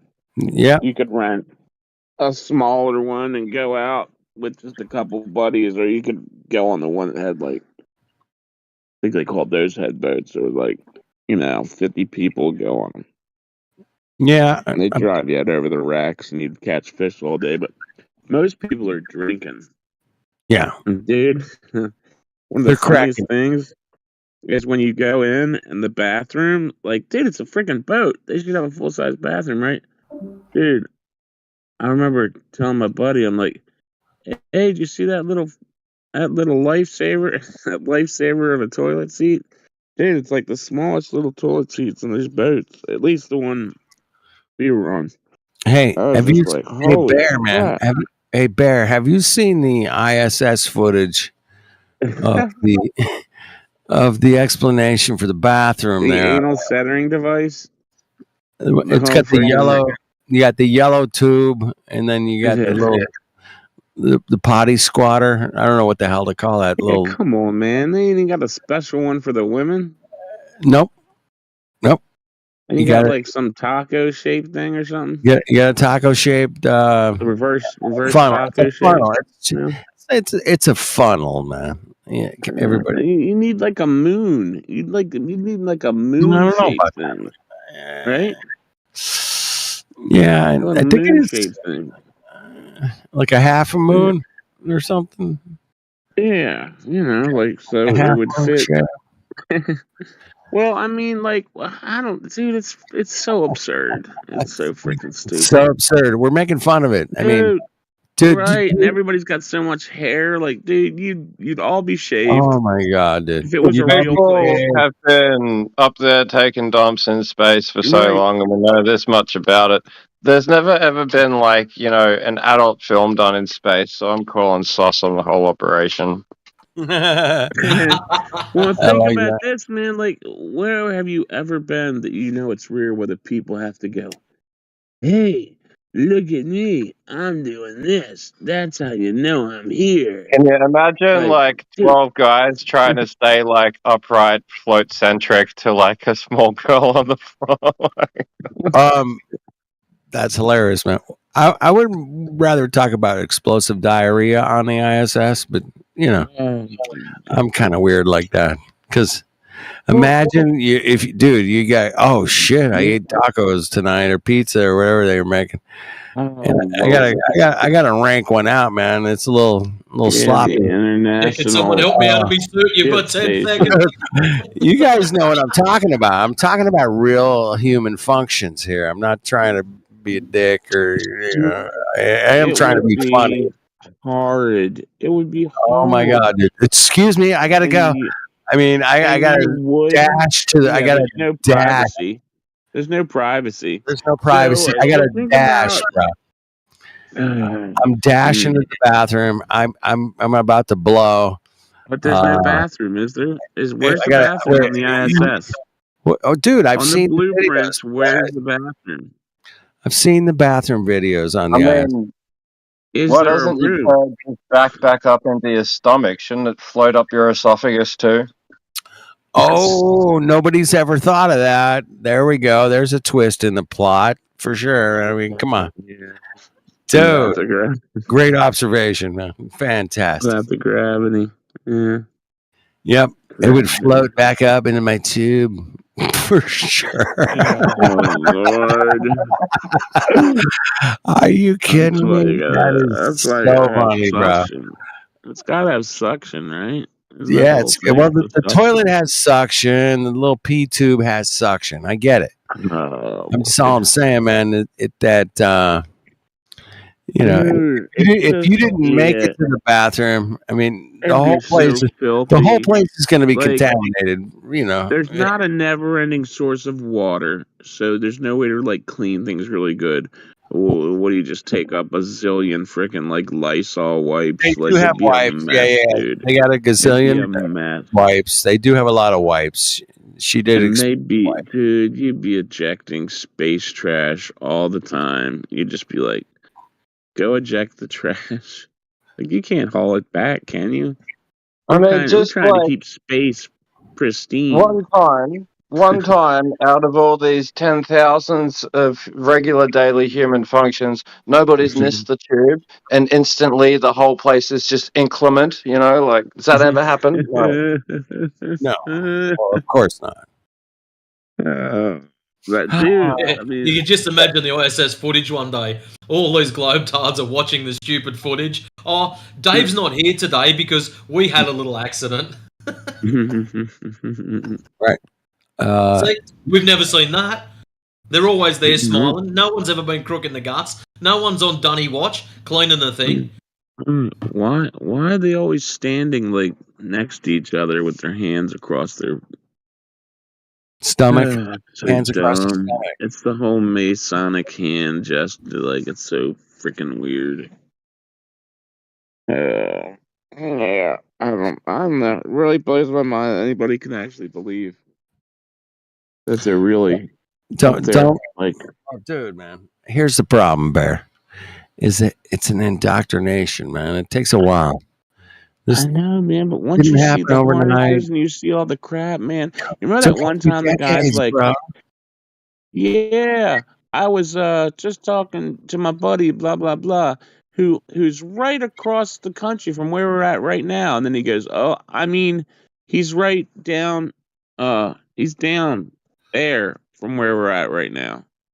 Like Right. he's screwed up and said, like, "Oh, like he's right across the country from where we're at in the set right now." Like that's on a one of the bloopers. I don't know if you call it a blooper. I mean, is it really a blooper? Like, it's not like ISS puts out blooper reels, but they do let certain stuff out, which is really weird. Like, why wouldn't you just scrub all that All right. shit? Here's how it goes, Bear. My buddy worked for one of these space agencies, and he's like, dude, these people are so fucking nerdy. You don't know how nerdy they are. They're not cool like you, bro. Like, okay, I get it. I mean, he really, really hammered that home with me, man. It's like the reason their productions are so shitty is because they're just too nerdy, man. They're not Saturday Night Live folk or Flat Earth Dude folk. They're like nerd folk. Now, how do they get the actors to pay them and say, "Hey, man, we need you to fake space. We're gonna set you up for life." Get Marilyn Monroe to sleep with Kennedy. A lot of money. Right? Which do it's they not the money. they blackmail you? Do they bribe you? I Is think it it's some more. point It's after more you? Bear. It's more like this, bro. Listen, you're gonna be doing a greater good doing it. Right, but And dude, it's they like, have to believe it's a greater good, man. don't you have That's to like why be a they're so. badass in That's the why they're Air Force so first bad. and be like some kind of badass pilot, like best of the best? Then you go to NASA. I think that's the way it works. Yeah, Unless but you're a school teacher, then you just you learn overnight and then you frickin' you go, right? Because everybody's got to be the best of the best, unless you want to throw a school teacher in the mix. Well, Then you can learn in a couple months. 1986. No big deal. Threw a teacher in there. Yeah, that was a big deal, and they had all the schools watching. Oh my god, the schools are watching. She's toast, and then we find out she's got a job at Harvard. Well, what the fuck? Well, yeah, okay, that's interesting. That's interesting. Or whatever. She didn't. I don't know if she worked at Harvard. I mean, think about the guys that have been training their whole lives because they want to be a astronaut, and they get turned down. All of a sudden, they're like, "Oh, they let that teacher. She's got a bachelor's, English, but she's going." Do they pick the best of the best, or do they pick the most indoctrinated, the ones that are easiest? Well, I think it's more like the ones that they know they can get in a room and say, "Hey, man, I want you to pull this off for us, bro," and the ones that they've screened for maybe 5-10 years, they know that guy and that girl is going to definitely go with the program. Whatever I tell them, they're going to go. Yep. Okay. What do you want me to do? Fake space? Okay, I'll fake space. Oh, what do I? It's for the greater good. And they're like, oh, okay. Do you guys ever seen the Milgram experiment? Fuck, man. Where they electrocute people and they just keep the authority just stands there and goes, it's imperative that you continue with the experiment. And they're like, the people get the answers wrong and they get electrocuted. Yeah, they figured this shit out way before NASA, bro. I mean, I'm pretty sure. I think the true achievement of the 20th century was putting a man on a little screen, and then it wouldn't matter what the fuck the little man on the screen is doing, because what they're essentially saying over the fucking broadcast is, ladies and gentlemen, we have just put a man on television. And it just doesn't sound that nice unless you dress it up a little bit and say he's on another fucking planetary body. That's a good point. I mean, going to another planetary body is a big leap in video production. Convincing the entire world that you're doing this. And we obviously know that that's been faked 100% without a doubt. And it's like, why did they do it? Because they could do it. First of all, because they owned all the television broadcasting in Hollywood, and they've been making movies for 100 years before that. They knew exactly what they were doing, and they could just present a nice little story. And it's amazing how we did this amazing thing, and here we are on the moon and bouncing around playing golf, driving on the moon. We're driving our dune buggy on the moon. And we're on the moon, bitch. Yeah, okay. But the Hollywood, dude, I seen in 1920 they had a giant gorilla on top of the Empire State Building, bro, in the 20s. It was the latest tech as well, wasn't it? Television, because they'd moved on from radio with the psyop they did, War of the Worlds. Yeah. Think about it. It's They went from quite radio- troubling because radio, it's not like movies, Sorry. radio, movies, TV. Yeah, that was the progression. But once they got the television, that's when they went with the moon landing, bro. Anyway, Yeah, interesting. but that's what I'm saying. Like all that early stuff, it's not even convincing today, and yet like it still convinces people, generations of them.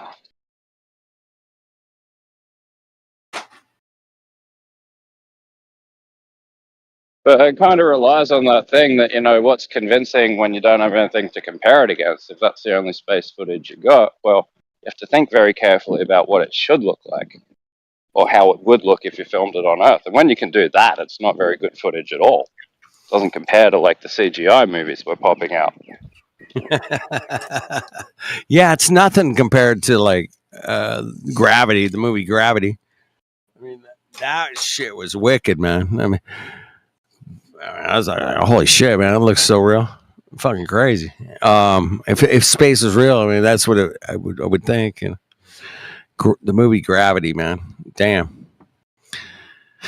Anyway, I think we get back to the point where did it come in? When did it happen? But yeah, it started with, I mean, the radio, TV, movies, and then TV. Once TV hit, man, everybody had this shit in there. Well, They knew. I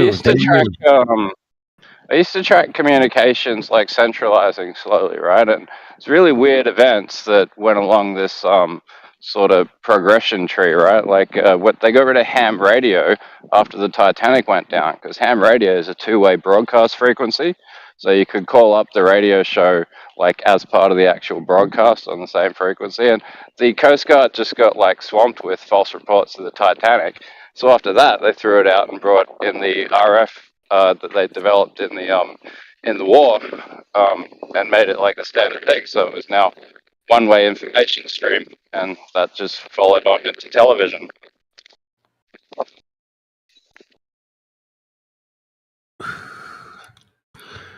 Yeah, good point. But people ask us, why would they do this? Why would they lie? Why would they manipulate? Well, because they could, is my answer. And it's like, and they did, without a doubt. I've learned enough of the history and say, hey man, yeah, they faked a bunch of shit. A lot of history. And the moon landing is just one of those little stories, bro. Just one. But they did it, and it's the most perfect time. Most people had black and white TVs. The shitty fucking didn't even have color TVs in '69, bro. Like 1% of the people in the world had a color television. It was nothing. I had a black and white TV. I mean, we got to be close to some kind of like, I don't know what you want to call it, just an event where it's like an AI that's like $2 now can diagnose all the footage as fake. I think we're really close to that, because I mean, there's AIs that can tell the difference in shit that no human can spot the difference in. You know what I mean? It's like very specific things.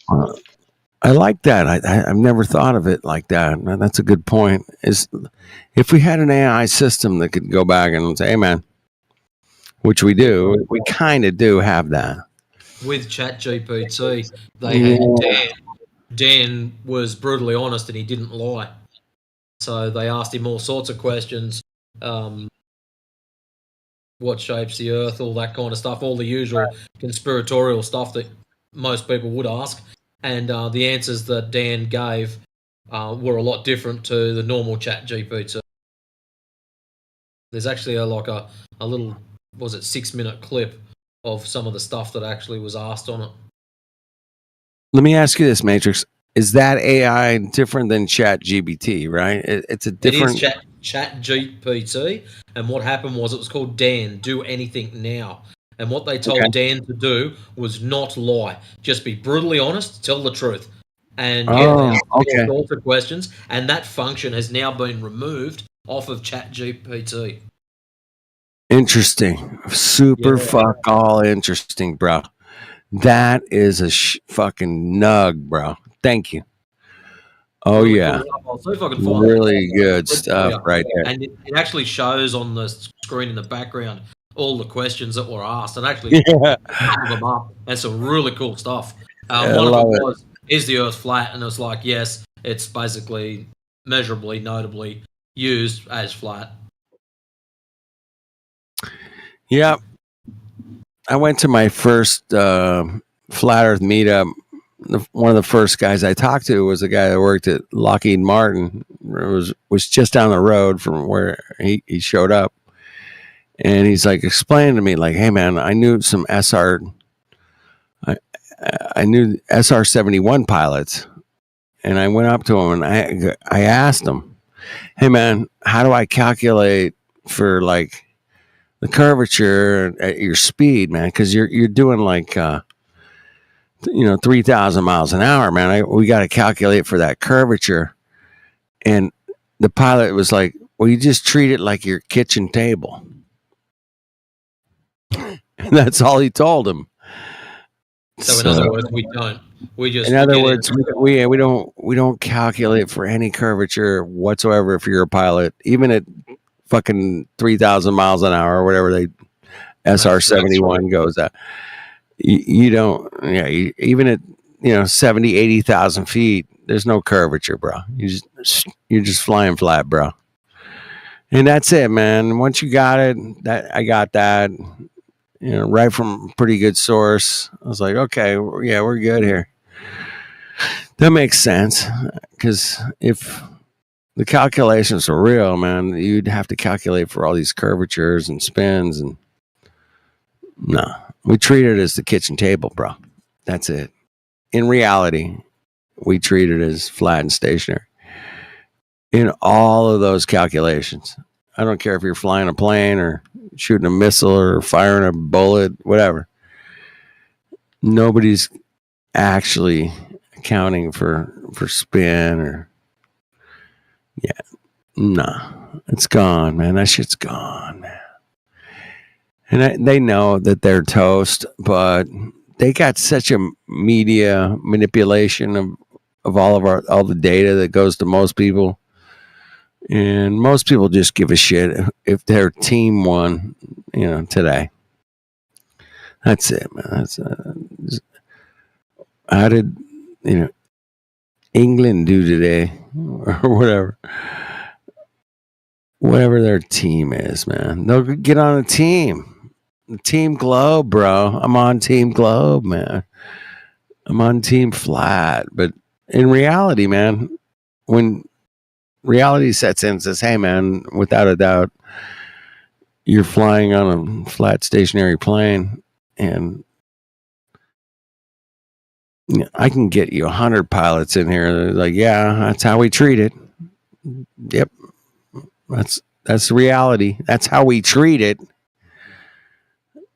And, they come up with magical explanations for why they treat it as flat. That's what we're dealing with here, people. Magical explanations of why they treat the air flying on a Earth is flat. Well, it's the wind, and you got the drift and the angle, and It's gravity. I love that one. It's gravity explains why you fly on a flat Earth, bro. Gravity. Thank you. Thank you for pointing that out, Mr. Glober. Go ahead. Point that out. It's gravity. That's why we fly. It's gravity. It's why it's fly. That's why you fly flat and stationary, is because it's gravity. I got nothing. You got nothing. You ain't got fuck all, man. You ain't got You're So let toast. me get this straight. The acclaimed thing that pulls us down is the reason you stay up in the sky. Yep. Yep. Is this a new level of special that I've missed out on, or what? And that's why it's flat, Matrix. Fuck, that's why it's flat. It's the only explanation. This cannot happen on a flat Earth. No wonder all these ballers come in here having spin outs and meltdowns and shit when they've been told stuff like that. Like, seriously, it's flat, it's stationary, treat it as such, just fly across the bastard, you'll be all right. But no, they come in here and have an absolute meltdown. It's because they've got so many conflicting stories that it just frazzles their brains. And that's what's going on. Well, here's the thing, Matrix. When you get caught in a lie, you have to make up other lies to account for your lie, right? Oh, we're tangled when we weave if we practice to deceive. Yeah, exactly. So you have to kind of think of their minds. All we have to do is stay in the reality realm, and they have to go out there in the fantasy and come up with the craziest explanations, man. We don't have to come up with any crazy explanations. We treat the Earth as flat and stationary, and it works 100% of the time, bro. 100%. And that's it. And we just sit on that, and they come in here with, gravity or black gravity or whatever they got this week.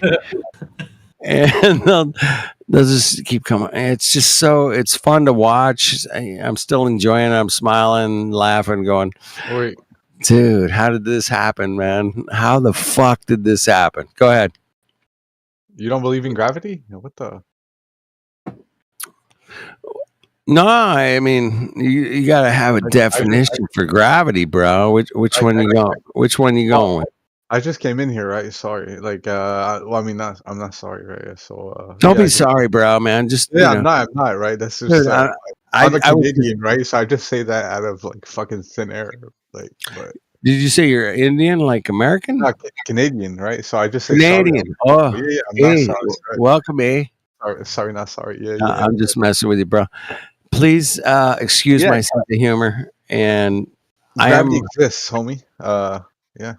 Okay, well, I mean, things go down, bro. Wow, isn't that cool? Whether it be Newtonian or Einsteinian or Galilean. Well, wait a minute, man. It's all the same, dude. It just goes down, like you said. I mean, that's the claim on the table, is things go down because of gravity. Am I wrong with that or no? No, you're 100% right. Yeah. Okay, cool, man. 100% right. So if I pick up a rock, did I do anything to the rock? What did I do? Did I displace the rock? You applied an external force, and I call it a displacement, man. Is that true or not, man? You're applying an external force, which is you. I didn't say force. I just displaced it from where it was. Took it to a new place, right? Mm-hmm. Right. Yeah. And I when I got it to that new place, I let it go, and it went back to where it started. Sure. Right. Not another Down syndrome. It's a Down syndrome, right? Have you ever met anybody with Down syndrome ever? I mean, I feel like I'm talking to people who don't understand gravity who might have Down syndrome. I might have Down syndrome. You don't know. So we don't understand gravity, okay, young friend? What's the causational mechanism of gravity? Here we go. It's related to mass, right? Which is a quantitative measure of inertia. Quantitative. It's Yeah, quantitative. it's another Down syndrome, man. Gas go down, go boom, boom. Yeah, if something weighs a lot, it's gonna go. It's gonna go down. It's gonna resist the air medium more. You're claiming a vector with down. We don't use that. We just says it returns to its natural state. If you didn't Exactly. fuck with the rock, it would never float off into the air. Yeah, it's state of potential, I guess. Yeah, sure. Exactly. Potential. 100%. You got it right. Potential energy, bro. Yeah. Yep. I love potential energy because you can use that in many, many situations that can to your advantage if you understand it. But Yeah, like IRL, right? In real life. Yeah, you can use. yeah, man, real life, man. I can use like a little teeny bar, like 6 foot long, and I can move like 12,000 pounds with it if I know how to use it right. Right? Sure. Yeah, that's just reality, man. I love reality things, like flying in airplanes and landing on airports. I love the reality of that. I don't know if have you ever flown in a plane and landed on an airport? I have never flown a plane. I have never been. Have you flown in a plane and landed on an airport?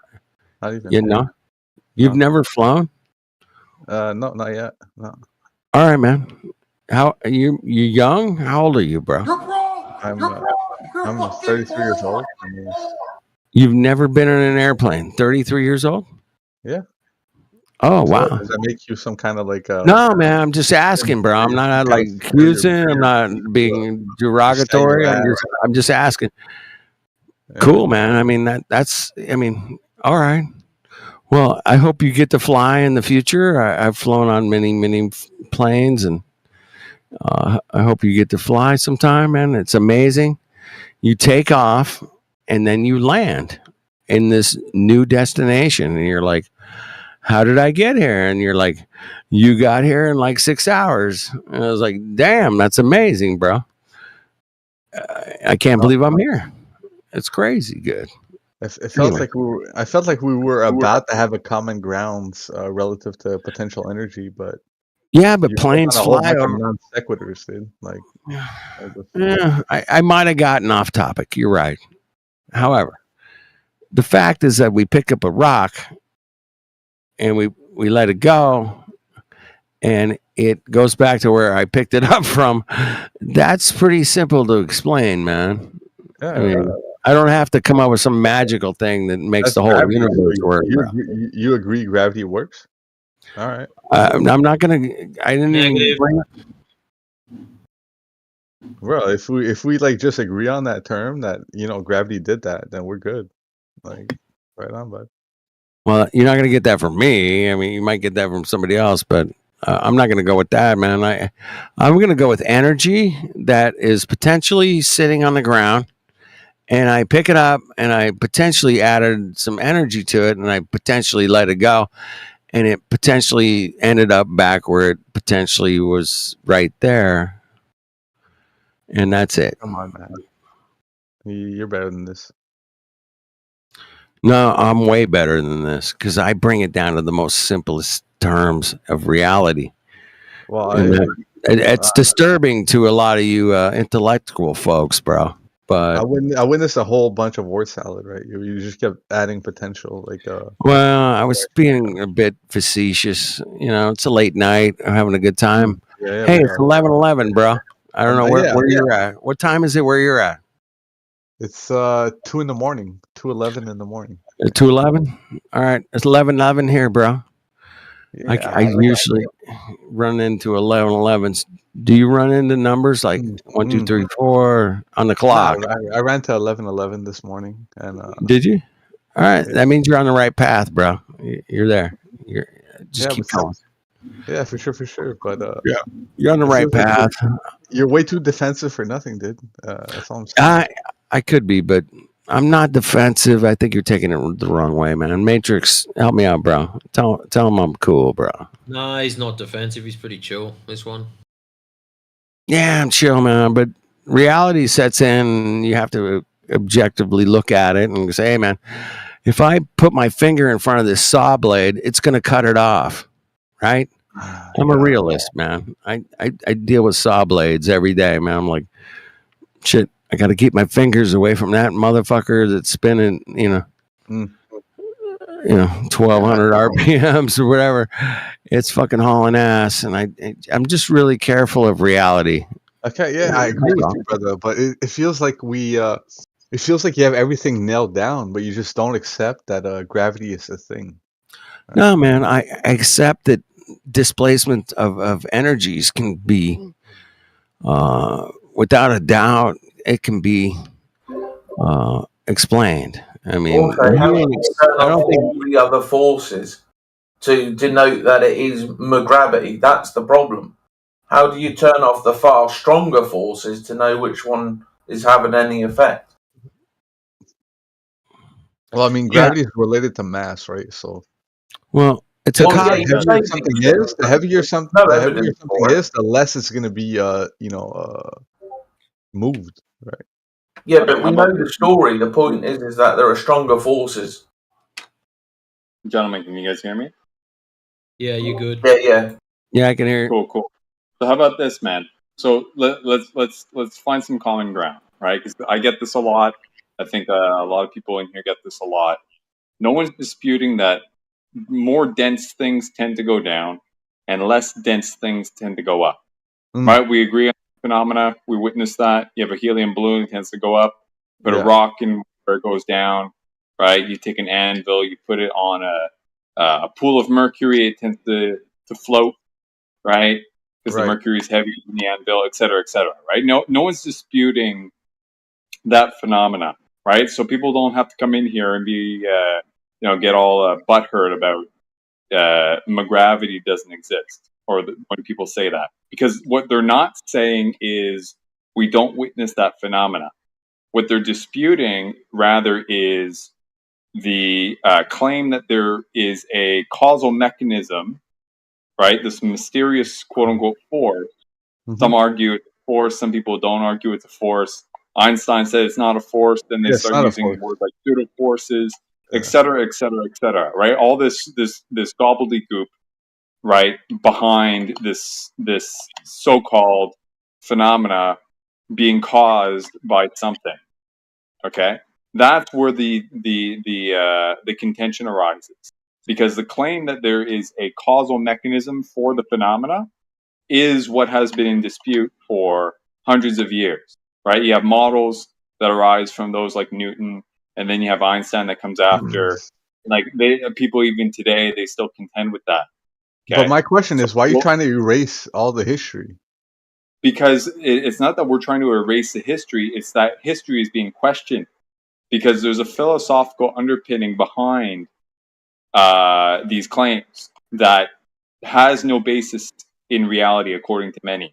Okay, these are philosophical assumptions, right? And then people run with them because the math checks out, and then people just turn a blind eye to the ontological absurdities that underpin it. Okay, like I'll give you an example, right?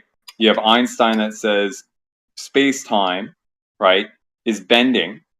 Yeah. And then you have this miraculous phenomena called things, quote unquote, stick to each other.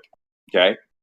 But the absurdity arises from the reification of one non-real, non-material thing, right, called space, which has no material fundamental, and then time, which is just simply the measure of the passing of magnitudes, which is in and of itself another abstraction that is then reified into having causal power.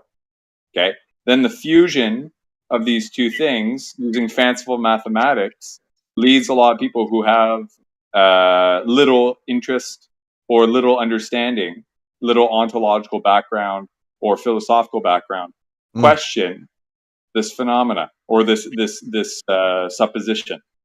Okay. So that's what's going on in here. People are just questioning where all this comes from, and is there actual science behind these questions? Yeah, right? the way I Actually understand prove that them to be science, the right? I can Well, see, sum it up pretty simply, right? So mass and energy tells space how to curve, and space tells mass and energy how to move, right? But see, So it's okay, so really then you have to say, okay, What is space? Does space actually have causal power? What is mass? Does mass, a property, a simple property, which actually has limited concrete definition, right? Depending on who you speak to, like there's physicists out there who would make the statement that mass in physics, right, has no real definition or something to that effect. Maybe somebody can open up that pull up Yeah, the quote. I said it earlier. I said mass is a quantitative measure of inertia.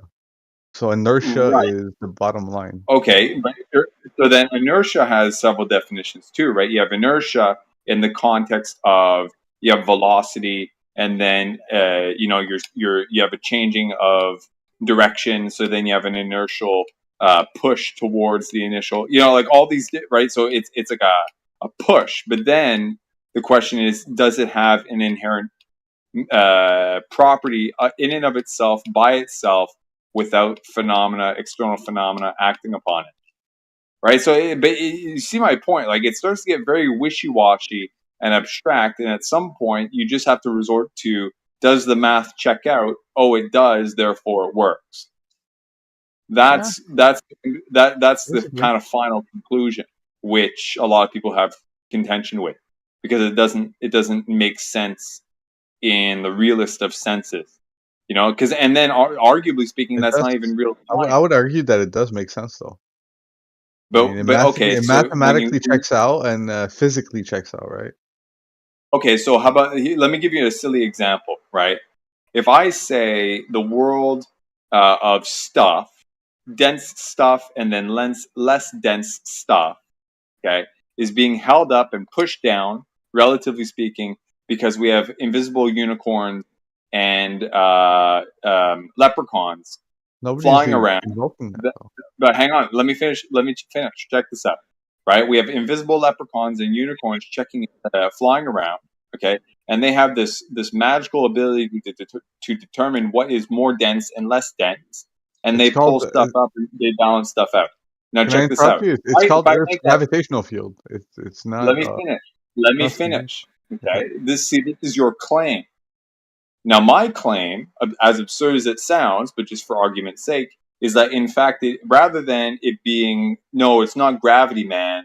No, my theory is better. It's the leprechauns and the unicorns that have this discernment ability and balance things out accordingly. Because look at my math, right? I just replace, the capital letter G with L or P, right? Whichever one I prefer. And P equals 9, or, big P equals 9.8 meters per second squared, inferring the preference that leprechauns have towards dense stuff that move. You're starting to see my point. The math checks out, but the philosophy or the reasoning behind it does not add up. And I'll tell you why it gets strange. Because you can ask me, okay, show me the proof. And then I will tell you, well, the math checks out, bro. That's the proof. Therefore, I'm correct. We do indeed have invisible leprechauns flying around. Do you see a problem? I mean, I don't see a problem. You don't see a problem with that? No, we established a gravitational field, right? That's what dictates what's accelerating at 9.8. No, man. No, it's a leprechaun field. Okay, it's a leprechaun.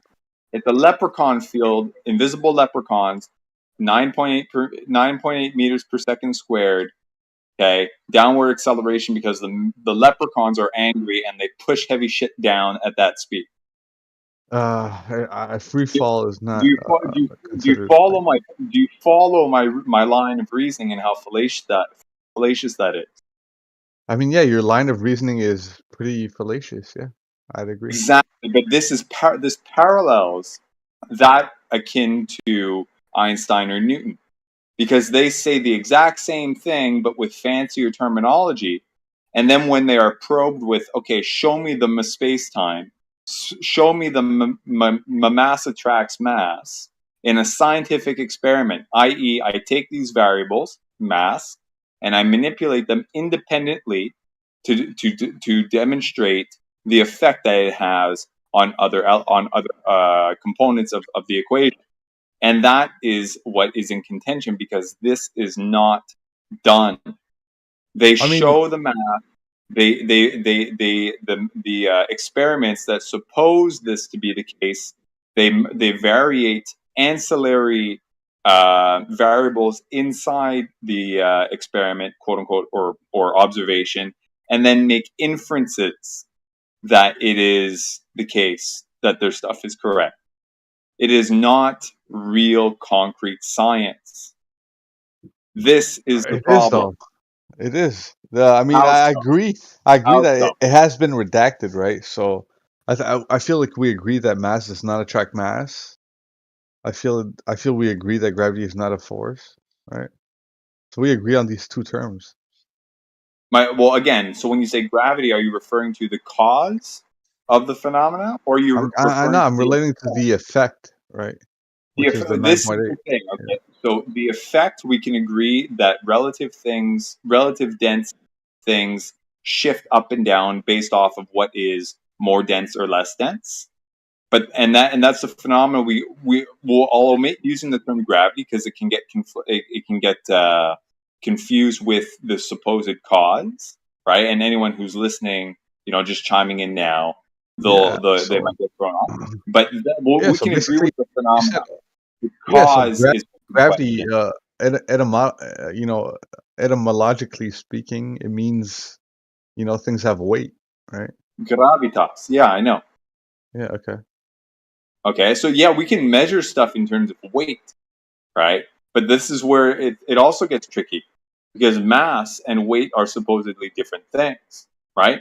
You have mass, which is equal to the weight divided by the gravitational constant, right? And then you get the supposed mass, Mm-hmm. right?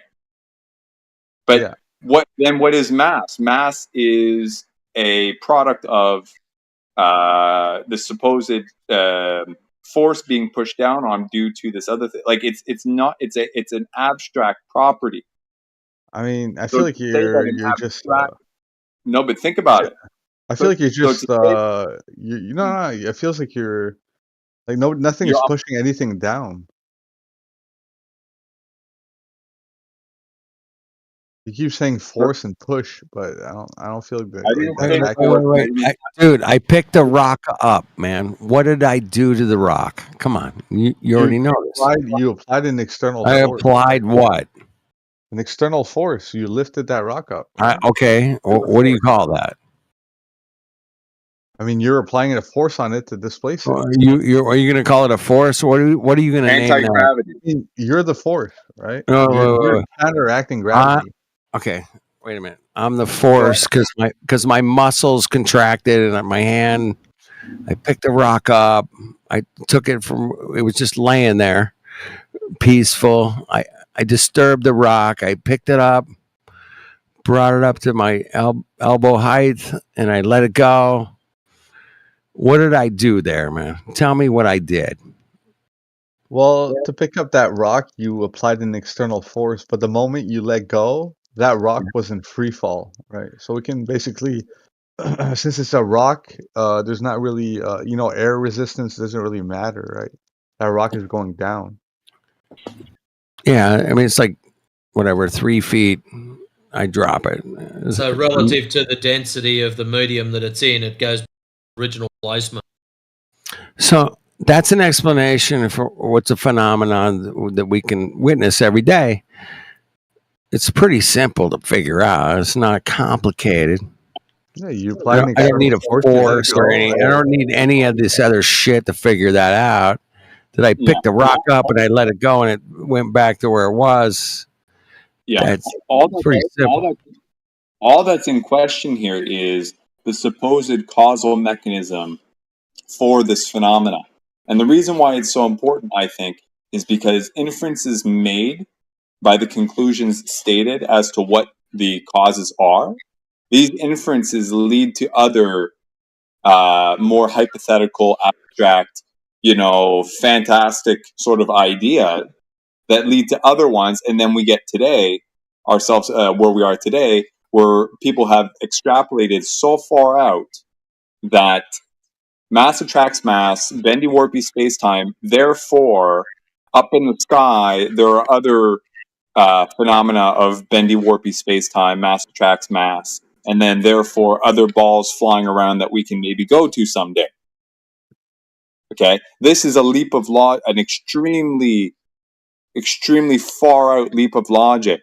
that Okay, you're but making. everybody has taken that at face value since we were children, and nobody here. There's like a small handful of people who have ever actually been able to go get to a point in their lives where they may actually be able to go verify this.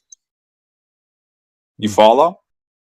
So we might ask, okay, well, where is the verification?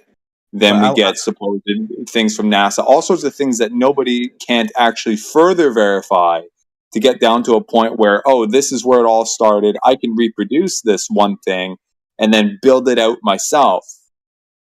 I mean, did anybody here in school learn that you can land on Mars? I feel like that's I've been told that. That's not correlated. Yeah, You think cool so? story, Yeah. bro. Now verify It's it.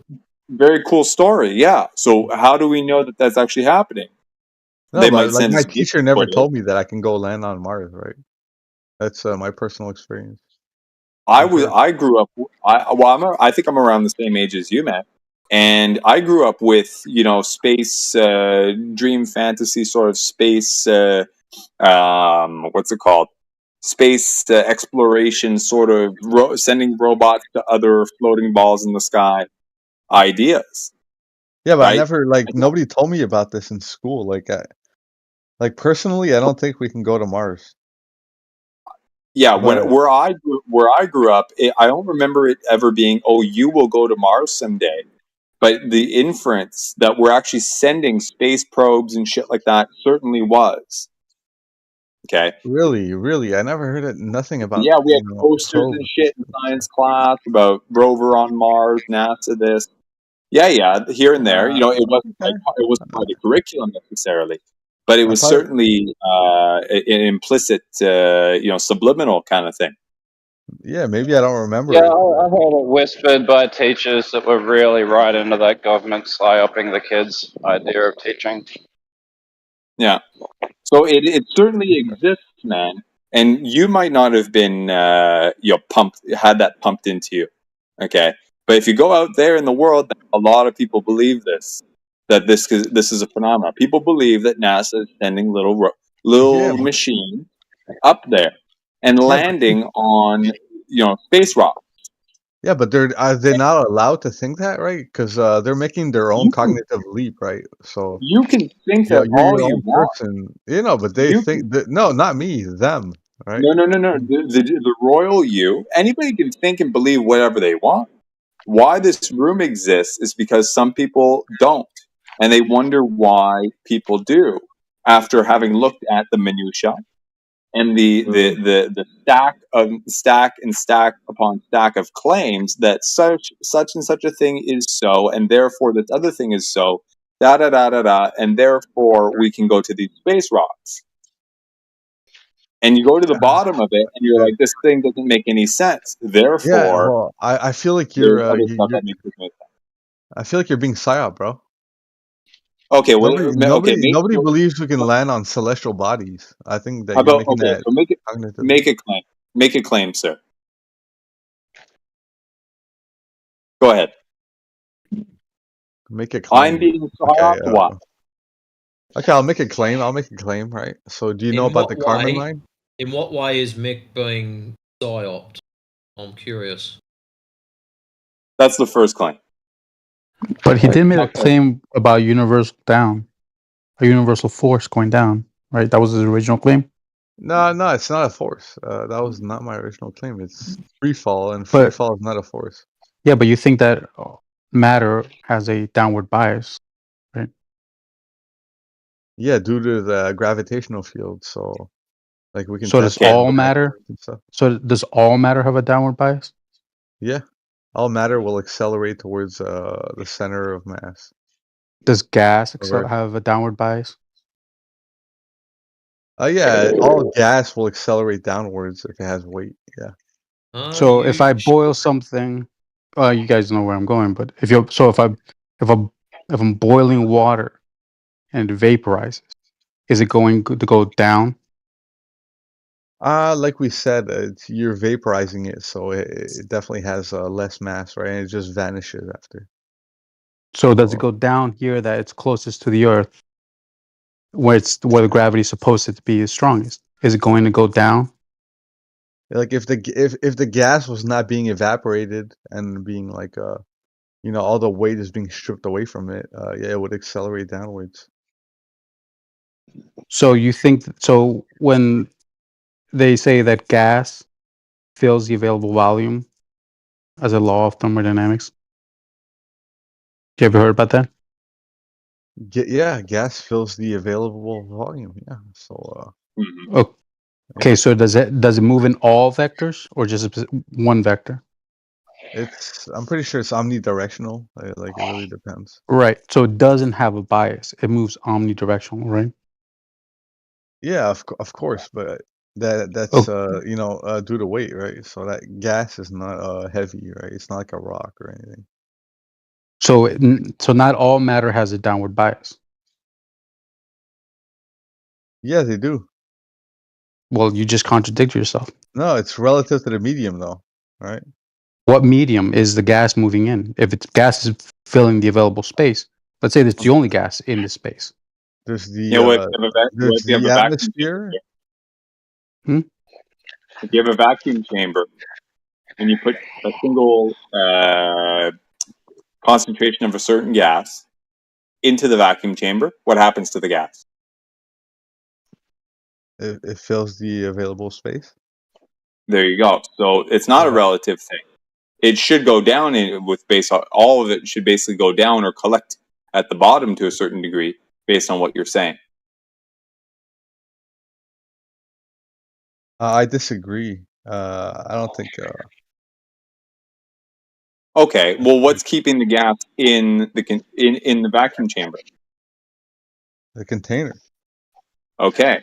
So gas requires containment, right? Yeah, but I mean, nobody Okay. contends that, right? So gravity okay. it's an own containment, right? Gravity is Well, yeah. Can you demonstrate gas actually being manipulated by a gravitational field? I mean, we can see it with helium, right? If helium No, what do you mean? accelerates That's upwards, making it's the it's accelerating downwards, but it's going upwards due to the medium. Right? You're begging the question. So, if I ask you what the relative air pressure of the atmosphere, what would you say it is? 1.4 psi, something like that. Right, so you'd agree that's a force that exerts equally anywhere on the Earth on anything that's above the ground, and it will exert itself until it's pushing that thing into the ground? Yeah, essentially, yeah, I would agree with that. Yeah. Well, is that a good enough model to cover everything that's on, say, the y-axis of movement on Earth? I mean, anything that elevates itself. It feels like you're switching Anything that, topics. Like, why? What like, is the? just picture the ocean, right, or like a body of water, and you can push on that body of water, but what happens is that energy goes through the water, hits the container, and comes back to your hand.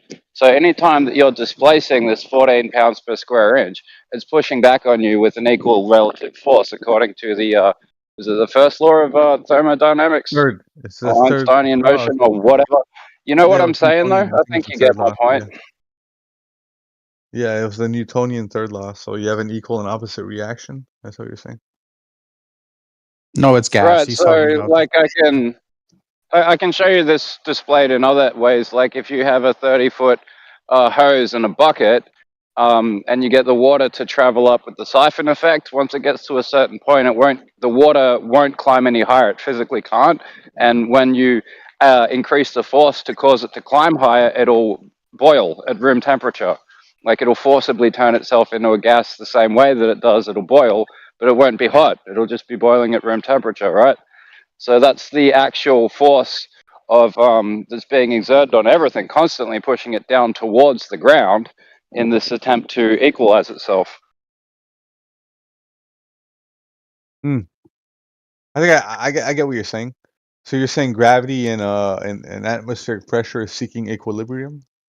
Yes or no? Yeah, I mean, I'm trying to find the right ways to cover all of it because I'm dealing with this idea that things have a tendency to be on the ground and they leave the ground through some force. So when they leave the ground, they're displacing the like molecules that they're displacing and creating a space underneath them that reasserts kind of like it's always easier to picture things in water. You know what I mean? Like a bullet traveling through water. You see that vortex it leaves, and that creates like a wind tunnel effect underneath things. But I'm just dealing with the idea that things have like an actual momentum to their lift.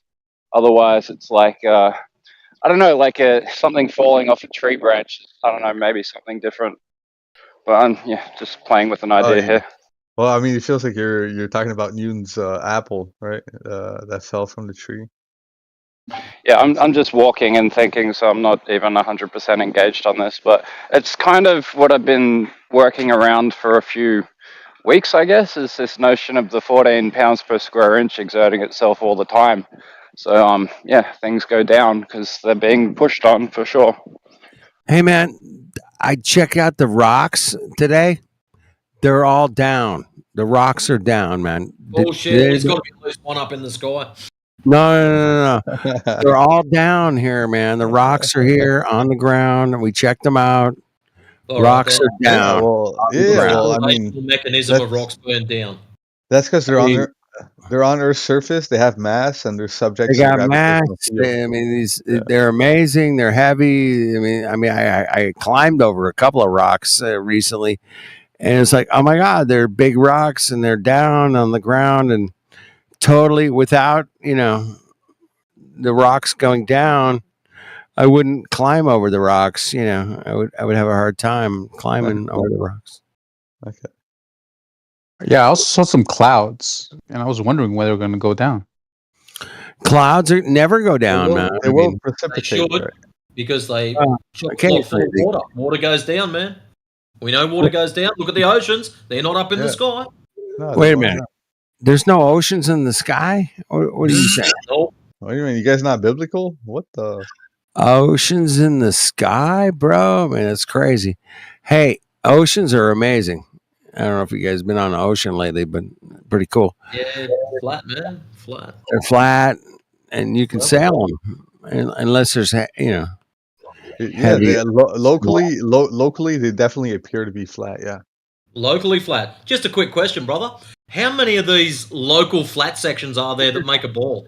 Shit, a bunch. It takes a bunch. Yeah, a whole It's bunch. quadrilia decahedral.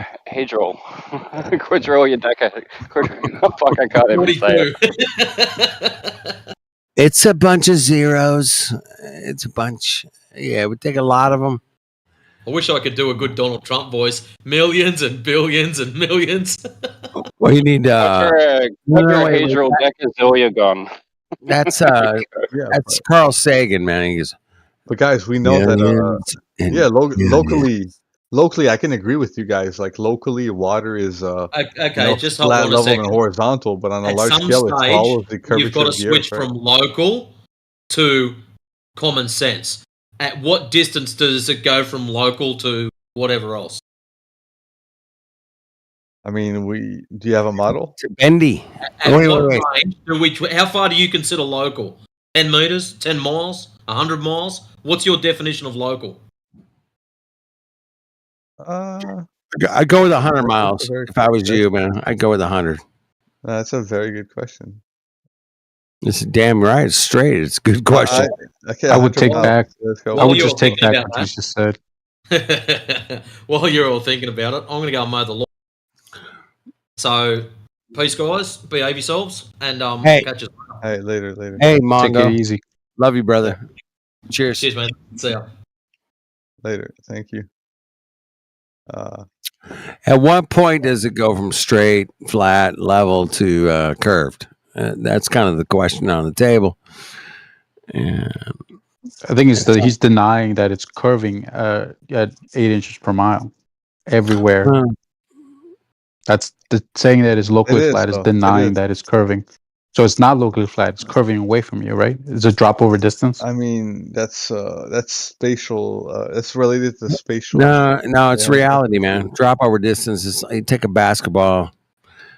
Drop over distance is 100% provable. I mean, come on. Hey, hang on a second. Sir, do you mean to say that my bathtub, when filled with water, is not curving 45 nanometers? If that was to me, yeah, it's curving, but you just can't measure it. It sucks, but Well, that's the way it is. Dude. You can have a surface supposedly- tension if you can also show me how the movements of the ocean are somehow displaying surface tension.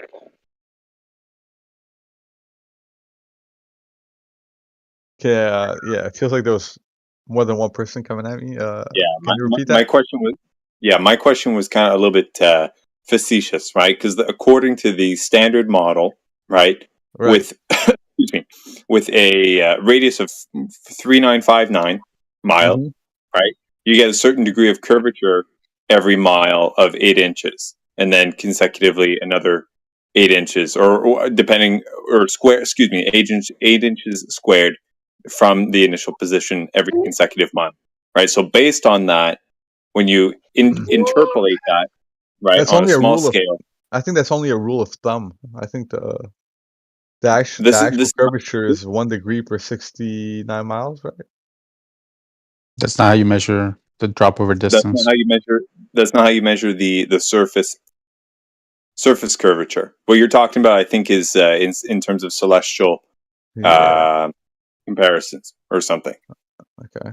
Right. So what I'm talking about is when you interpolate this number down to the small scale, down to what you're saying would be quote unquote locally perceived to be flat, right? It's only perceived to be flat, but not actually flat because there is actually a curvature, right? Yeah. And when you do the math on a bathtub of 6 foot, 8 feet, whatever, you have supposedly like 45 nanometers of curvature or some shit like that. Okay, this is so the you're this telling is me the absurdity. you're telling me my position is mathematically valid? That's awesome.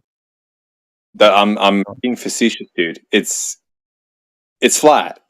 So when you if you take that and you extrapolate it out to sort of like what FED was asking about 10 miles, 20 miles, or whatever, you're supposed to have certain figures corresponding to the geometry of the reality, but we don't have that. Because of refraction. Yeah.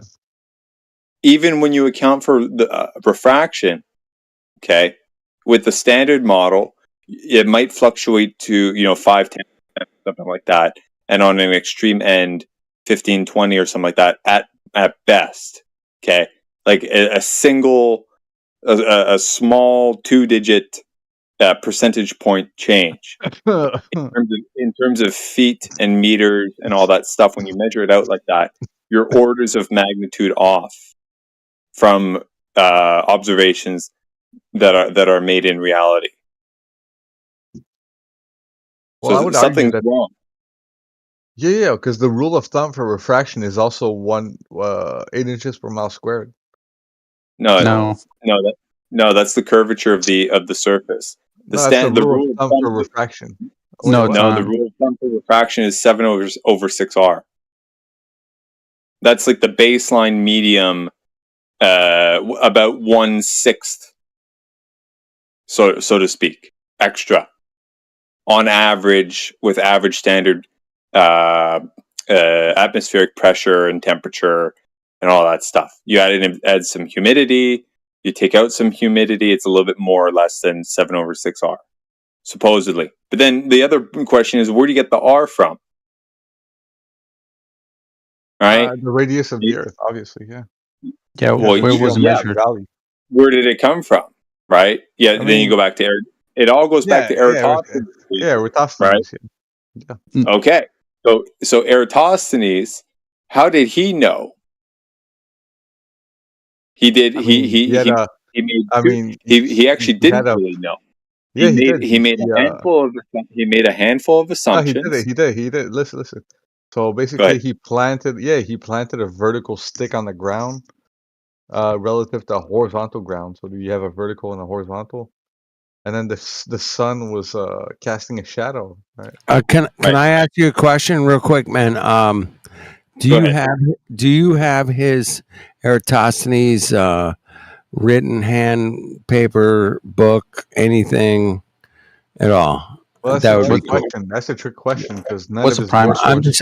I'm just asking for Eratosthenes papers. That's a trick question because none of his I work just was want his preserved, papers, right? bro. That'd be Yeah, cool. but that's a trick question because none of his works Man, were trick preserved, right? question, man. I'm Yeah. asking for something. You know, I'm if I telling said you. Einstein this, Einstein that, we got papers. But Hmm? Eratosthenes, we got no papers, bro. Yeah, We got yeah. nothing. Well, yeah. I was It's a agreeing made with up you. story, man. It's His just a works were fucking story, bro. his works are not preserved, and I believe that story has some credibility to it, or people would believe Whatever, it. man. You can put your credibility into it. That's fine. But the reality is that we don't have any actual fucking hand notes from Yeah, Eratosthenes, bro. I agreed with you on that. Okay, Dude. thanks. Yeah, I That's agreed all with I'm you. saying. That's all I'm saying. Yeah, Yeah, yeah, but it wasn't. none of his works were preserved. So what we have is a redacted version of it, right? Yeah, but it wasn't even Eratosthenes that did the measurement of the radius. It was Al-Biruni. Hang on, a redacted version? You know Yeah, what redacted? Yeah, I do. Yeah. So they made their own version, right? Based off what they thought it was. But yeah, That's not what redaction means, sir. To redact something it is was like diluted, right? So it was it went No. through filters. What are you talking about? Okay, hang on. Okay. There's these terms are synonymous, but they're not exact. So I just want to clarify, right? To redact something is to purposefully, deliberately omit information, right? You have politicians and shit that will release classified information after, quote, redacting it because some information is to be let loose, but then others is deemed not necessary or for, unsafe for security, whatever. They purposefully block out some information, right? So indeed, things are filtered, but there's a deliberate intent for whatever reason, security, whatnot. People are too stupid to understand the details, whatever they think. Okay, that's what redacted means. So if you're saying that Eratosthenes stuff is redacted, then that means that there's a primary source that has some of it that was deliberately omitted, That was not preserved. or there's reference to some information that then got filtered down and then passed on. Correct. That's exactly what I said. Like what I meant when I To said question that. what was done, right? So, yeah, Alex. That's exactly what I meant when I said Can you put sticks vertically in a plane on a flat surface, planar surface? Yeah. Okay. Can you have a light source over a flat surface with a stick in it? Of course. Can you have changing variations in shadow lengths of different sticks placed in on a flat surface with a light source over the top of it? Yeah, you can. You can. Okay, there you go. So what? There must be something at some point, right, that he did, right, where he was assuming something about, the particulars, right, the factors involved. Must mean something specific about one of those factors, which led him to be able to think that he could calculate the circumference of a sphere. Yeah, it was mostly due. He was actually he was calculating the circumference, which is a circle. It's a boundary. He was calculating the circle boundary of the Earth, right? But because he got the results that he did, there must have been something specific about one of those factors that I mentioned. Yeah, he was using the sky. So I think it was there was Alexandria and Syene. Is that it? Cyrene? My bad, dude. I'm probably butchering that, but yeah. Anyways, from point A to point B, it was 800 kilometers. So he did that times 50, and then he got the circumference, right? So all this is possible over a planar surface, right? So what was it that he was thinking about? Something that led him to think that this only works on a sphere, right? Or this could work on a sphere. So if I was on a sphere and I get these results, right, Yeah, but There has to again, be something particular. I'll give you a hint. It's about the light source. I did not disagree. I mean, it's all about the light source. Yeah, the shadows. At one place it was directly overhead, there was none, and on the other place there was one. Right. Perfectly fine. Still, it's fine over a planar surface. Can work. You agree? This can work on a planar surface.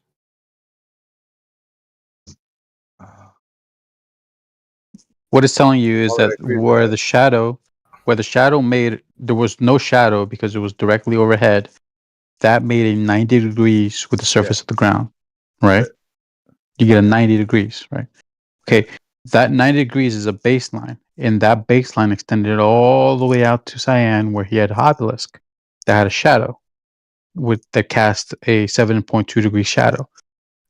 So from that angle all the way to the 90 degree angle was a planar surface. That's linear feet. So that's 5. No, I'm not begging the question. That's actually how the measurement works. Reification fallacy. I'm not reifying it. What am I reifying? There's an unless there, right? There's an unless somewhere, right? There's a caveat, right? Has to do with the sun, sir. Yeah, it has to do with the sun, dude. You know what? Yeah, the sun is actually it's curving in the sky, right? So Yeah, you made assumptions, if Alex. the sun is curving like a sphere, why wouldn't I assume it's a sphere, dude? Come on. Well, you've got to understand, Aristophanes made 7 assumptions. One, that Earth was the size of Venus. The sun was 3 million miles away. So as long as you change these things, it proves flat Earth as much as anything else. I think that was Kirsten Huygens.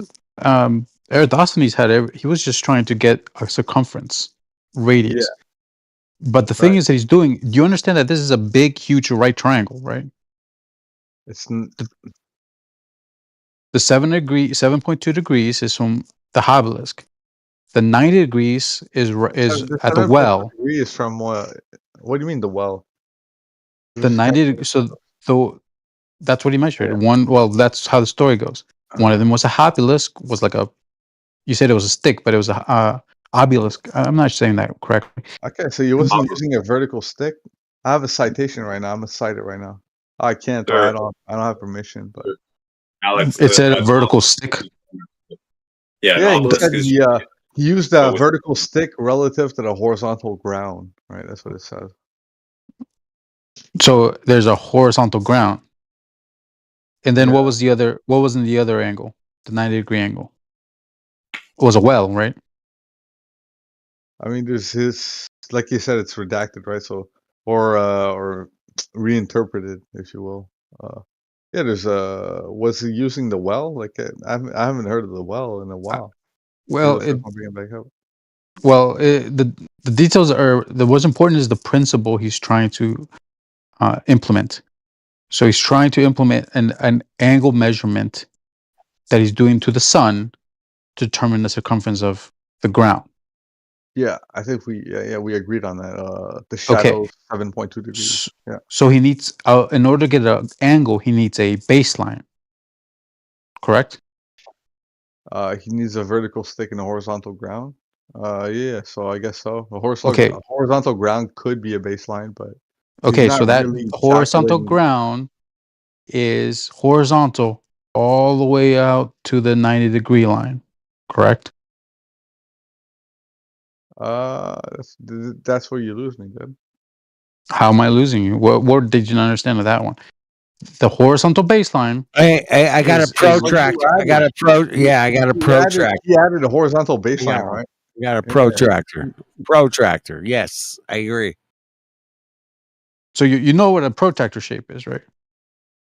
No, because this is a right triangle. It's a full right triangle because he's doing the 90 at the well, and then another stick or the obelisk, right? The obelisk with the stick is creating a shadow, right? This shadow is creating a 90 degree angle with the surface, right? All right, guys.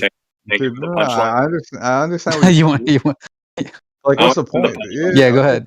Do the. I'll give him the Yeah, plus there's a line. 90 Okay. degree, bro. There's a shadow, okay, and there's a zenith. Okay, is that what you keep saying? Okay. No, but this guy keeps What saying about a this? 90-degree angle and a horizontal baseline. It feels like Yeah. it feels like Yeah. you're So watching Nathan Oakley, dude. It's okay, like, come on, dude. dude, Do you? I'm pretty sure everybody in here has at least heard Nathan Oakley once or twice, but you don't have to try to use that like it's some sort of insult. Okay. The point being here, there's actually two elements to this. Okay. Number one, the first thing that was attempted to be implied is that the first assumption of Eratosthenes was that the ground is curving. Okay, based off of other observations that he made, and then I'm pretty sure he didn't care about that though. He didn't care about the hang ground on. curving. He was just measuring the Yes. sky. And No, Oh, I'll you met tell this you guy? why. You know that I'll he tell didn't you care? why. Yeah, and you don't even have his firsthand information, which you say is quote unquote redacted, which is another question I was going to ask. Why would things be deliberately omitted? But I'll leave that for later. Okay. Oh yeah, that's In the math itself, okay, there's an implied assumption that the ground is curving, because the math itself is worked out by first setting up an equation, right, that has the r variable in there, and then is backward engineered to actually discover what that r is based off of the measurements. And in one of those variables in the equation, okay, is the supposed distance to the sun. Okay. Now all of this basically only works out if there's an implied assumption. So wait, hold on. You're distance claiming to Eratosthenes thought the sun was 93 million miles away, dude. That's a bold claim. hang on. I don't know about his figure assumed, but what the math equation works out to be is that his math works as the assumed distance to the sun approaches infinity. Because as you approach an infinite distance, okay, it's not perfectly infinite, of course not infinite, right? But as you approach infinity in this math, okay, the lines, the light rays that come down approach parallel. The closer these lines are to parallel, the more accurate the result in his equation. Because you need parallel lines to actually say, okay, the light's coming down, right, over all this area. It's right above this spot, so you get no shadow. But this other spot, there is a shadow, and there's a known distance to that other spot. Therefore, you work the math back, and that's where you get the supposed radius. Okay, so the assumption first is that the ground is actually curving based off of observations like boats over the horizon or something like that. Whatever reasoning, whatever line of reasoning to suggest that, coupled with the assumed distance of the sun, and that allows for the result that we get.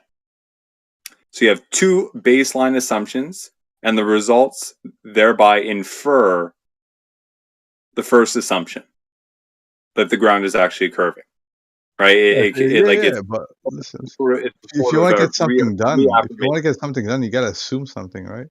What else would you assume? Not what you're trying to prove.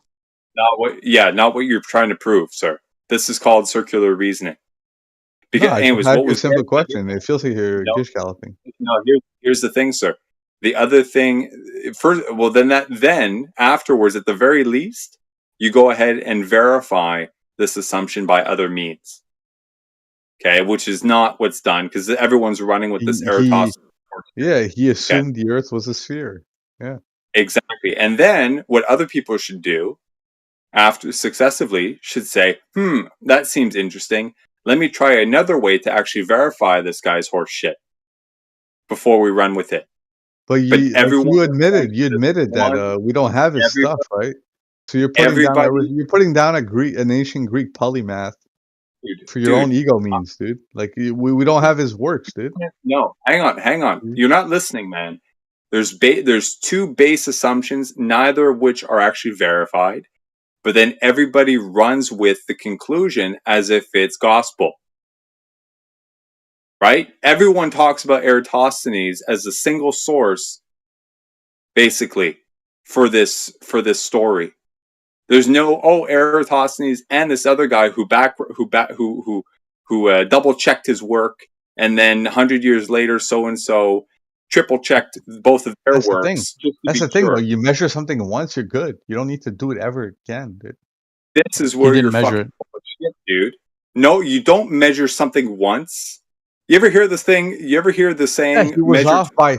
We have so much Well, advanced technology today that he was off by like I don't even know how much, no, but I you're mean, now still, you're it's still assuming accurate. that again, Well, dude.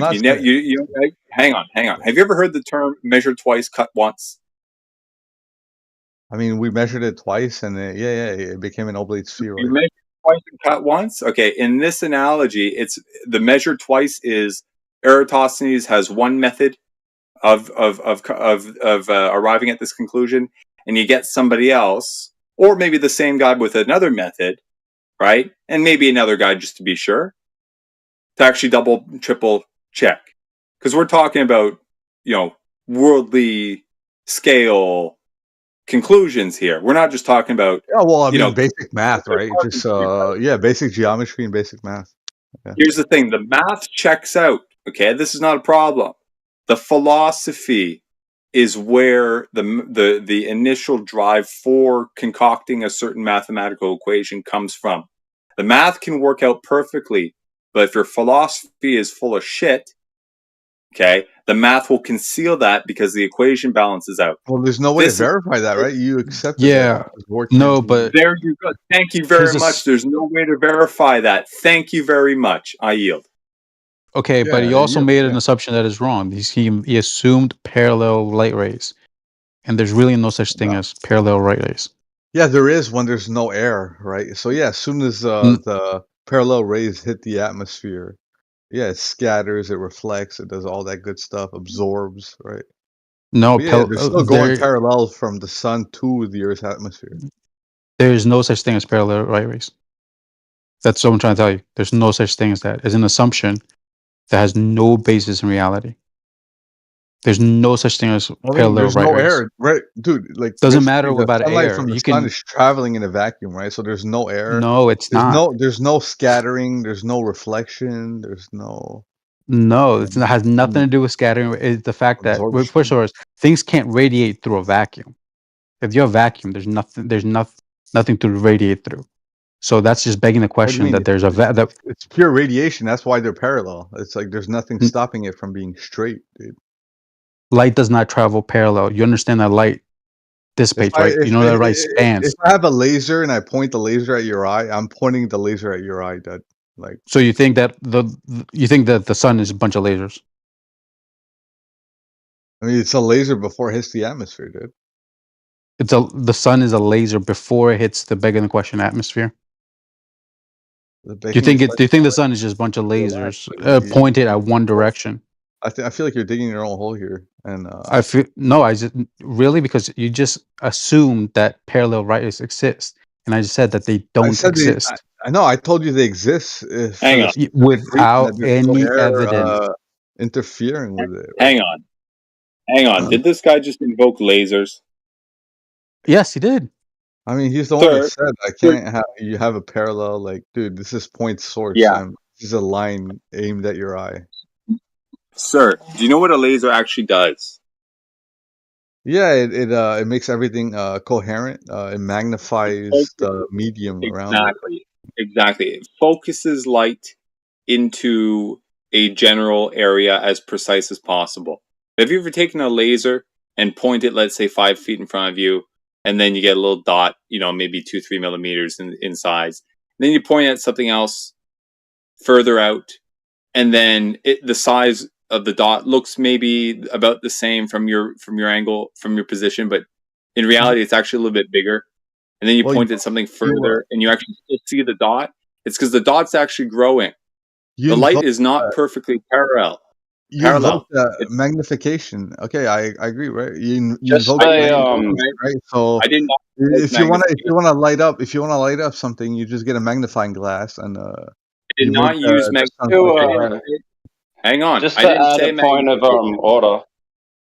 point of order and clarification. Do you know why they say laser? Like what it actually means? Yeah, light amplitude. Send and receive. Okay. That's send end, which is E, not A, like not send and receive. It means that the light has to be emitted and received on an exact, like, same level. Do you know what that means? Like it can't deviate on the path of emission. It has to be reflected straight back into it, so it can register whatever textural change there was on the reflecting medium. Okay. And when But you're that's gonna why lasers are obligated to straight trajectories, because it has to go back into the emitter in order to be read. I mean, you can point a laser light, but that laser light is still emitting straight back into the laser pen. You can deviate the path through like a different reflective surface. Yeah, and if I can expound on that, the physics of it, okay, don't allow for actual perfect straight lines. It approaches straight, but it's never perfect. Why I mentioned the dot getting bigger and bigger over distance is because with the laser is actually emitting a very narrow sort of cone shaped beam. It's very narrow, but it's still coned. Okay, these light rays are actually diverging to a very, very subtle angular offset. Okay, the higher quality of the laser, the less of the offset, but it's still cone shaped physically. Okay, And also, this is all artificially done. This is all artificially done. So what it was, the point was that Eratosthenes assumed something that does not happen in nature. The light travels in a parallel path. It just doesn't happen. dude, like let's say it was 6 p.m. right now. You look outside and you look at the sun. Isn't it not pointed at you? Like this, like I'm telling you, it's coming in divergent. parallel. It's coming in It's parallel. divergent. It's only No, divergent. you're just assuming that. It No, hits the atmosphere, right? no, you have absolutely no evidence for this. You can just admit that there's no evidence for parallel, right? It doesn't happen. When you look at the sun, all the sun rays are divergent. Yeah, it They're doesn't divergent. happen for us locally, but No, on you a large believe that. scale. You What do you believe mean? that. What do you mean? You believe that? No, I'm pretty sure the sun is like it's emitting a lot of light, dude. But it's not It- parallel. It's only when it hits the atmosphere that It's not parallel. It is though. You just But want only when to it hits reassert this, even though we just gave you how the fact that even lasers are divergent, even if it's getting as straight as possible. Light does not travel parallel to hit the entire surface of the Earth. Well, like obviously it depends, right? Because right now you're talking about lasers on, in atmospheric gradient. So It has nothing to do with atmosphere. It's just how light behaves. yeah. Well, light will be, radiating everywhere, right? Divergent? Yeah, light will be divergent rays everywhere. Yeah, that's correct. Not parallel. Relax, dude. It has to be parallel. How do you think we even have? How do you think animals even live, dude? What does that have to do with parallel light rays? I mean, the light has to come. It has to come from somewhere, and it comes from the sun, right? Hang on. It has to be parallel. It has to be parallel if you want to be on a globe. Alex, are you drunk or something, sir? No. But like the sun is emitting sunlight omnidirectionally or like divergently. Right, omnidirectionally, all directions. Yeah, but those are all parallel, though. Those are all parallel. Oh, they're not, sir. That's not the definition of Dude, parallel. what? Yeah, this guy, seriously. This is why I asked if this guy's drunk or something, because this stuff does not make any sense. You said one thing, you swapped, and then you said the same thing the other way around in like in like kind of 10 seconds, dude. Yeah, this is my big reveal, right? So yeah, I am kind of tipsy, and I'm also on your side, right? So this is all funny because yeah, I don't know. Okay, that's not funny at all. Sir, you Well, I just mean- wasted everybody for about No, an not hour. really. You guys were sharpening your tools, dude. Relax, dude. Nah, man. I don't appreciate that. Oh, okay. Personally, I abstain from communicating with alcoholics and drunks and shit like that. I had to. Okay, so that's kind of just, In that's order fine. to be a good debater, you gotta know if you're good with steel manning the other position. Like you guys are not even Nah, man. giving me the I right. call bullshit. I call that you've been pinned down, and you're like, oh wait, no, I was just kidding, bro. I don't buy that. I was trolling the entire time. Like there's so Yeah, much stuff bullshit. that I could have just fed you guys even more information. But I mean, Yeah, I was okay, caught up in yeah. sure, bro. Fun stuff. That was great. Yeah. If you're sincere in that, then you did a good job. But I I don't think buy it. the problem, right, is that the strength of the ideology doesn't come from information, it comes from the psychology. And you can't expound on the psychology when you're falsely representing it with information. Well, I was using my flat Earth information to steel man the globe Earth, right, against you guys, and it lasted quite a bit, dude. It was fun. What are you talking about? He's a flat Earth? Is that what you're trying to say? Well, I'm just low. Is he? I'm a simulation theorist, but yeah, I'm with flat Earth, right? Yeah. Well, I see what you mean. Nobody even yelled at you, dude. You failed. I could have been more of a prick. I know. You got to trigger us, man. You got to like rile us up. I know, You I fucking should've. moron, get out! No, I Yeah, would never you- do that to you guys. I would not do that to you guys. Yeah, I do think like the flat earthers make the best globe defenders. So You're ironically gonna have enough. trouble fooling me, bro. Like, my senses are tuned to hear the way that somebody's voice gets slightly tighter as the fear constricts their lower jaw when their entire reality is being challenged. You couldn't pull that off. Nah, actually, I don't come in here often. I mean, I look at this channel sometimes, and there's not that much people in it, and I'm just like, tonight, I'm just gonna hit the channel, and yeah, I decided to steel man for Globe Earth. I mean, it could have went deeper, but it didn't. Nah, you guys got did a me. good You job. definitely got me. You guys did a solid job, though. I mean, like, good job. Like, the whole divergent sun thing, like, yeah, that's yeah. Anyways. No, you got me. I actually quite enjoy these conversations. They like you said, do sharpen tools, and they help me pick out logical fallacies and just those and debating tactics.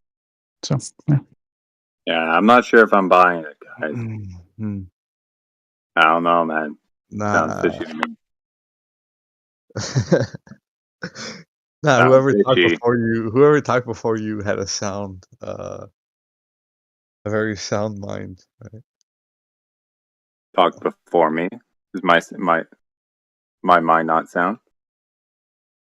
I'm not saying it's not. I'm just saying the guy before you already laid it down for you, and you're just reaching. Right? Yeah. Large bodies of water don't curve. You can't have an atmospheric pressure without containment. Like, yeah, basic arguments, right? Yeah. Okay.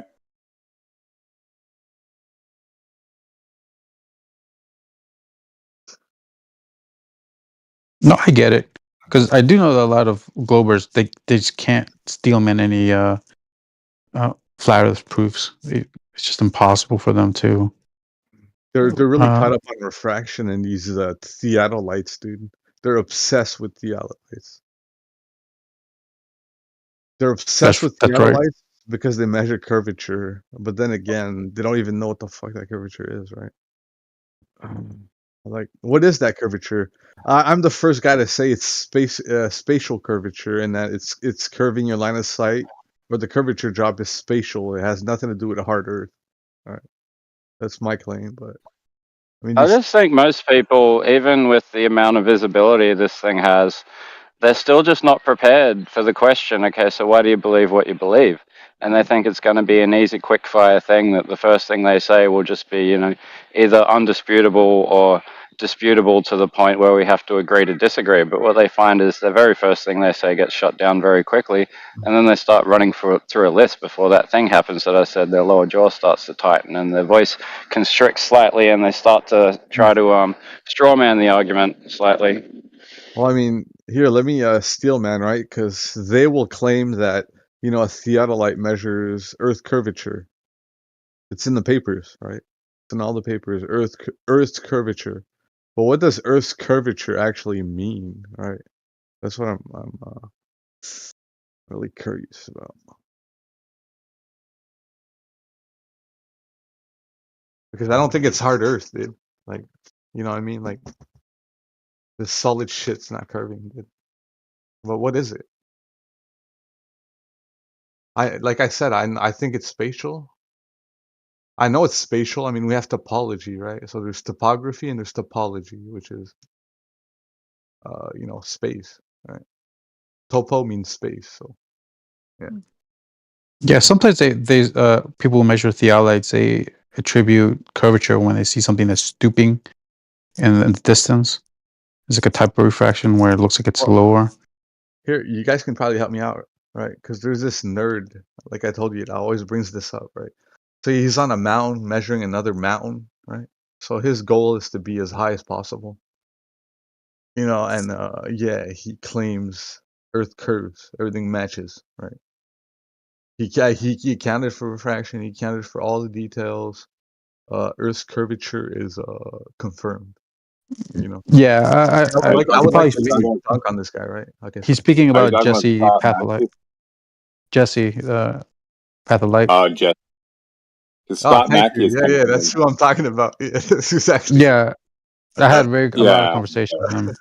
Okay, okay. Yeah, So Scott Mackey came in here and said the same thing. I don't know if he was referring to Jesse, but yeah.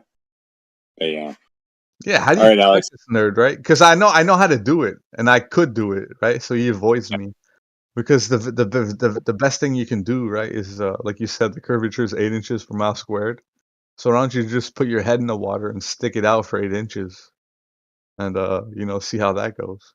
That was the All right, Bedford experiment. Oh wait, go ahead. all right. Just for the record, yeah. All right, you got me, Alex. I apologize. Didn't want to be rude and shit, but I had my doubts. But you're good. Okay. You did a good job. Okay, thank you. yeah, but with his mountain view, I mean, he doesn't account for any type of refraction in that in that view. So he's talking. He has the theodolite right on one side. He's just doing a measurement. He's not counting for anything. Like, dude, this guy thinks about everything, dude. No, so the refraction. Yeah, He's using a tool beyond its recommended 600 meters.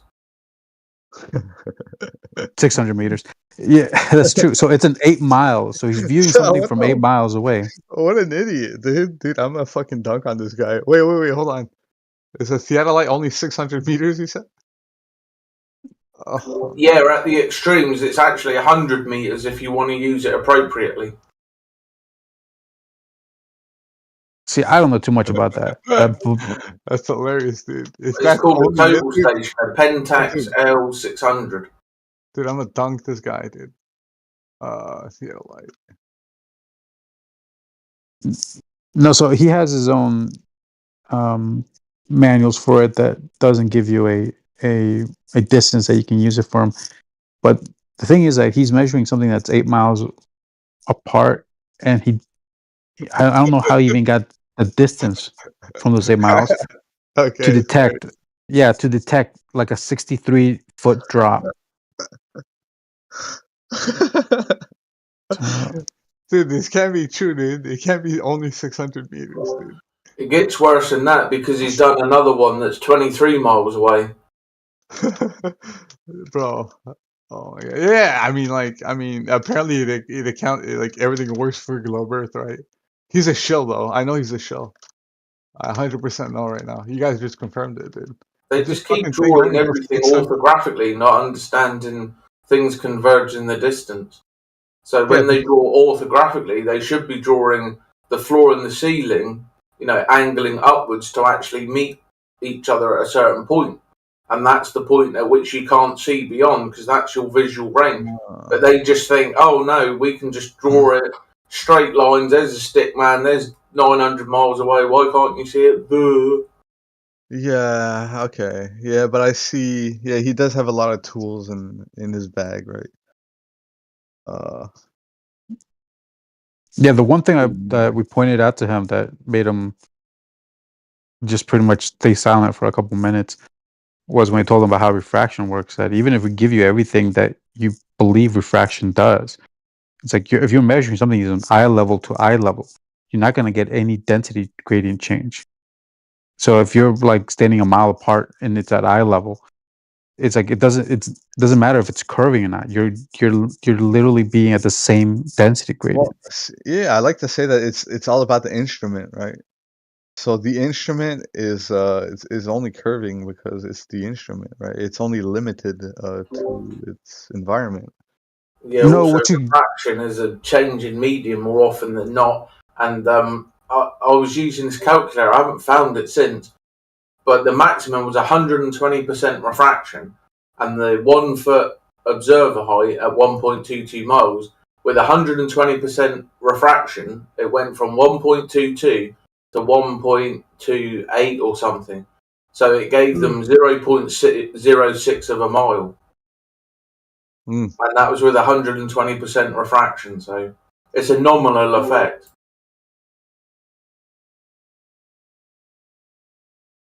Yeah, dude, like don't get me wrong, I know it's nonsense. Like I know this guy is literally a nerd for no reason because he's wrong, right? Like I just Googled theodolite, right? It just says measuring angles between the visible horizontal and vertical planes, right? So just that right there is just, I don't know, dude. Like horizontals don't exist over a sphere. It's geometrically impossible, right? Yeah, but he doesn't want to hear when it. Sorry, he has anybody ever? Sorry. I just want to tag on to what he said here, but the one thing he doesn't want to hear is that when the thing about refraction is that when it's denser and it's colder outside, you actually are able to see further, and you things like that actually makes things harder to see. So correct me if I'm wrong. I'm just gonna sum it up real quick, right? So upward refraction, if it's hot outside, it's upward refraction. If it's cold outside, it's downward refraction. And you're telling me no, so things tend to move towards the denser medium, but the problem is that's you're evoking. You have to have a surface. So this is the thing. They have a vertical gradient. So as you go up vertically, it changes in density. But they would require a horizontal gradient. So saying from going from one side to the other, it's getting denser, which is not the case. And like usually, if you're looking something mile away, you're in the same density gradient. But so also, denser, lower. Wouldn't that mean it would be coming down to you and not up away from you? Right. So when it's denser outside, and like when it causes you to see less. It compresses the image as it's coming to you. Like it's when you see heat rising off of a road, you see the wave patterns and it makes it so you can't see further away, as in if it's a cold day outside, you can see perfectly fine further. So everything's backwards. So I just wanted to ask if anybody's ever seen the azimuthal equidistant map, like Chris M's profile picture, in a topographical format, like showing the elevation changes or the altitudinal changes, if you like. I think that's the one for Google. You can have a profile of Google Earth. If anybody can like DM me any maps of the azimuthal equidistant, whether it be time zones or, like you said, elevations, like that's very interesting. There's not a lot of maps that I just I was trying to find one, and I think it's odd that they're not common because, I mean, for our assertion, that would be looking at a small scale actual representation of what the place looks like. So there's plenty of elevation maps, but they're all globular. So I just, can't mentally transpose it into azimuth or equidistant. I don't know, just like have a new way, a new thing to work with, Yeah, we know that map, AE, that zenithal equidistant. Yeah, that's definitely a based map, right? You see the entire surface from one pole. Like I like to say that a lot, but whatever. Yeah, I mean, I think there's probably going to be a slight elevational trend that goes downwards in a gradient from the middle. So if you look at like Mongolia and Greenland, they're quite high in elevation. Greenland in particular, due to the ice adding the elevation. But that whole part called like the saddle of the world, there's a reason it's called the saddle of the world, And then you've got in the inner ring, in the inner latitudes, you've got the fucking Himalayas right there. So. Now that you bring this up, right? Like today, I brought up an argument. You know how people say salt flats? They like to bring up the salt flats, because it's called flats for a reason. It's flat. But yeah, like the Greenland ice sheet is like 170 times flatter than the salt flats. So why don't we focus on that? Yeah, wouldn't that be a good idea? I may be Yeah, I wrong. mean, I think it probably is. Like, I'm trending back towards this 14 pounds per square inch following the second law of thermodynamics. That's what's equalizing things to, or at least trying to equalize things to a level.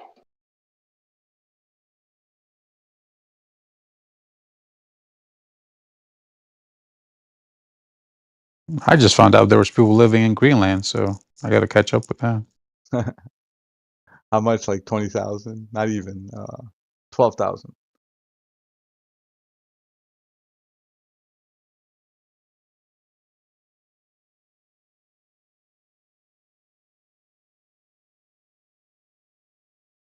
So if you pictured like a frozen drop in water, right, where you've got the water drop coming back up with like a conical shape in the center, and then there's probably 2 or 3 concentric rings.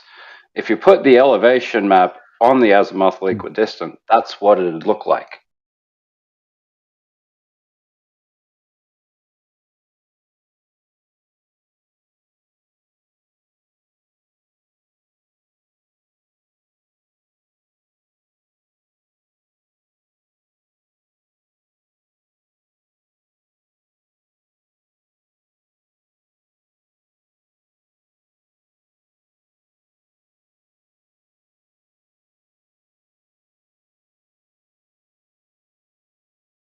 Yeah, the coloration shows like it's an indicator of elevation change, but you're looking for one that specifically has like a scale, like it has a legend that addresses elevation change.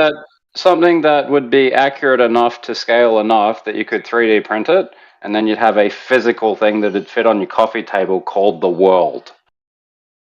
Oh, right. Be pretty cool, like just as a decoration or a conversation starter.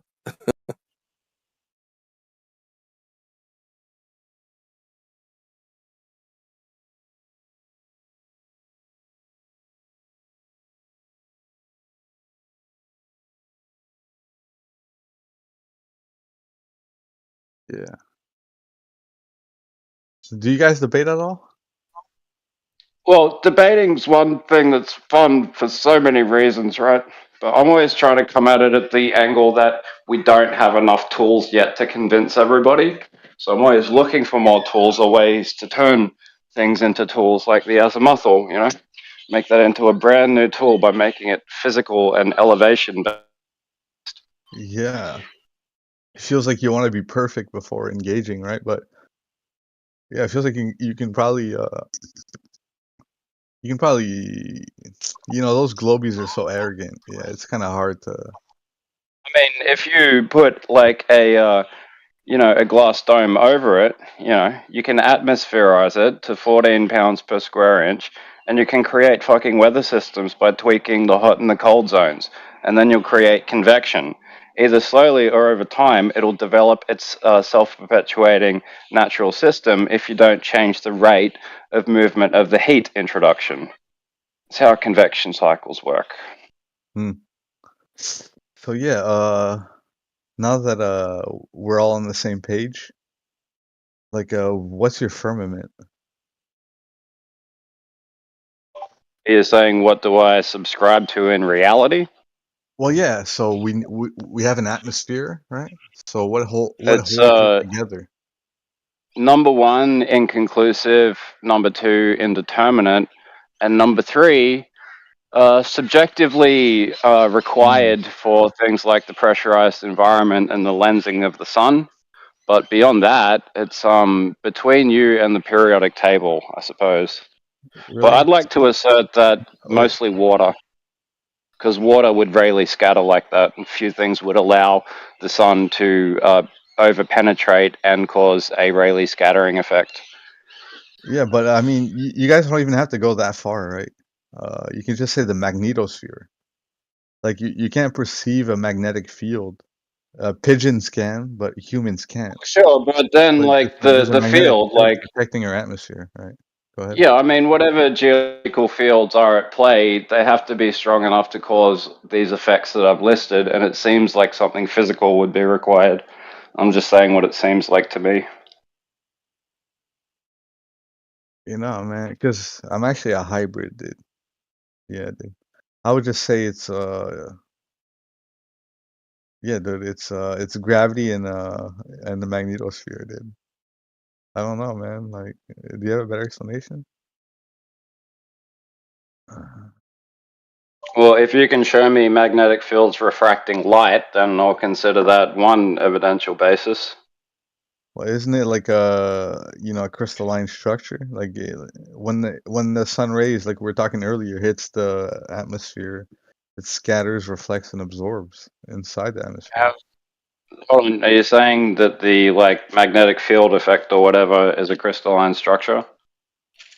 It's called yeah. There's dynamic layers. I think it's called the magnetopause. It's kind of like a bow shock or something. I don't even know what they call it, but it feels like we should be playing with their games. Like all of their science debunks them. Well, You just have to interpret you're it. introducing a few words that I don't actually know, so that's going to be difficult. But I'll give you the only known phenomena that I have in my quite extensive and accurate memory bank of things that I've read on the internet and tried what to I get said through it.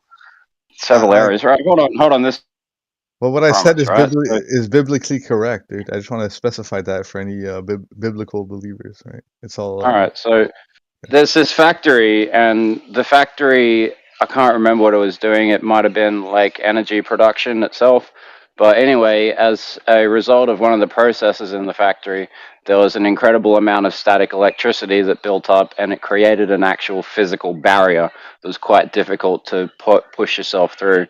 And it was literally just tightly packed molecules.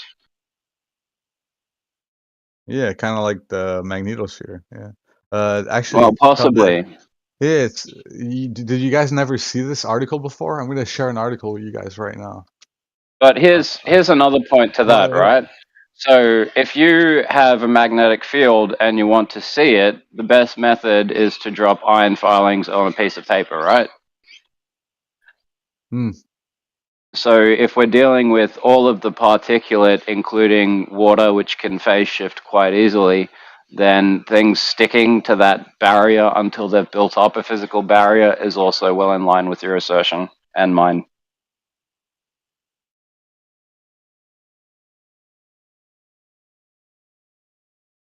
Hold on. Somebody said he doesn't like me in chat, dude. It's quite unfortunate. But, yeah, I see where you're coming from. Bro.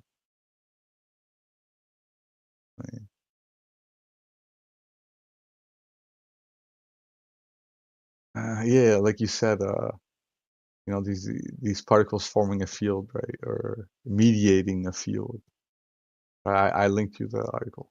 Did you ever see that? Well, I mean, it is a force of relative strength, right? Like a rare earth magnetic force is profoundly stronger than a ferrous magnetic force, and if you add a electric charge Okay. Yeah. electromagnet, and that's strong enough to lift tonnages. So it is a relative force. I'll give you that.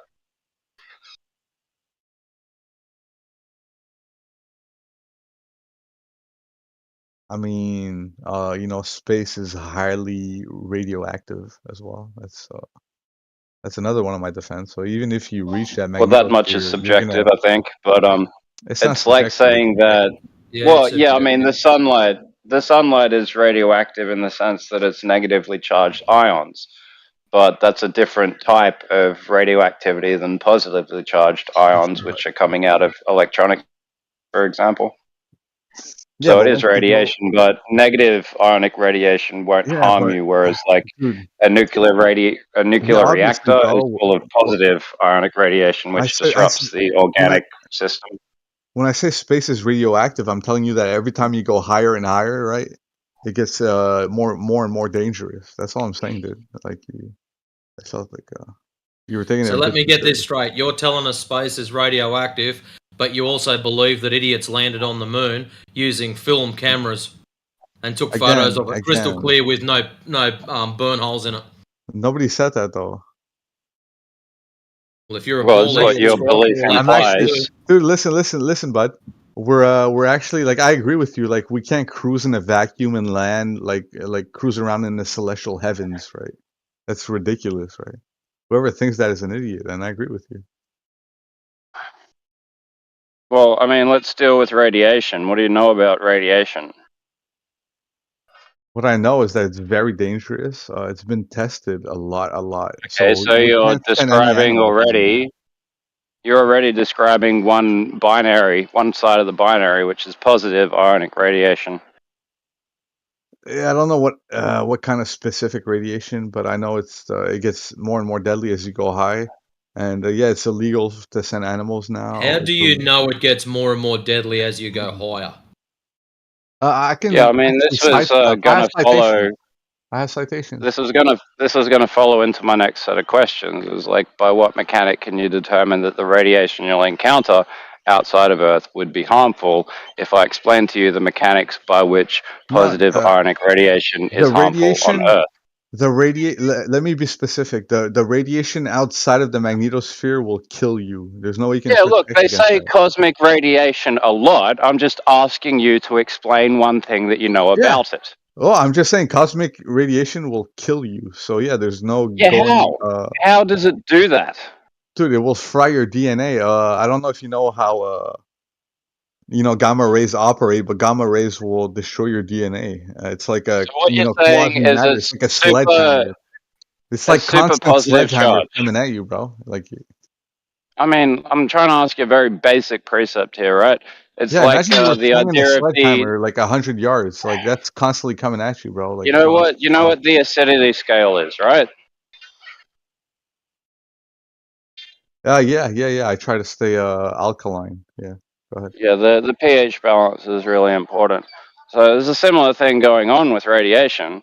I'm just trying to find your linking ideas that, like, by which you arrive that there's deadly radiation in space. Do you see birds living in space? Like, are you good, bro? Like, it's really that simple.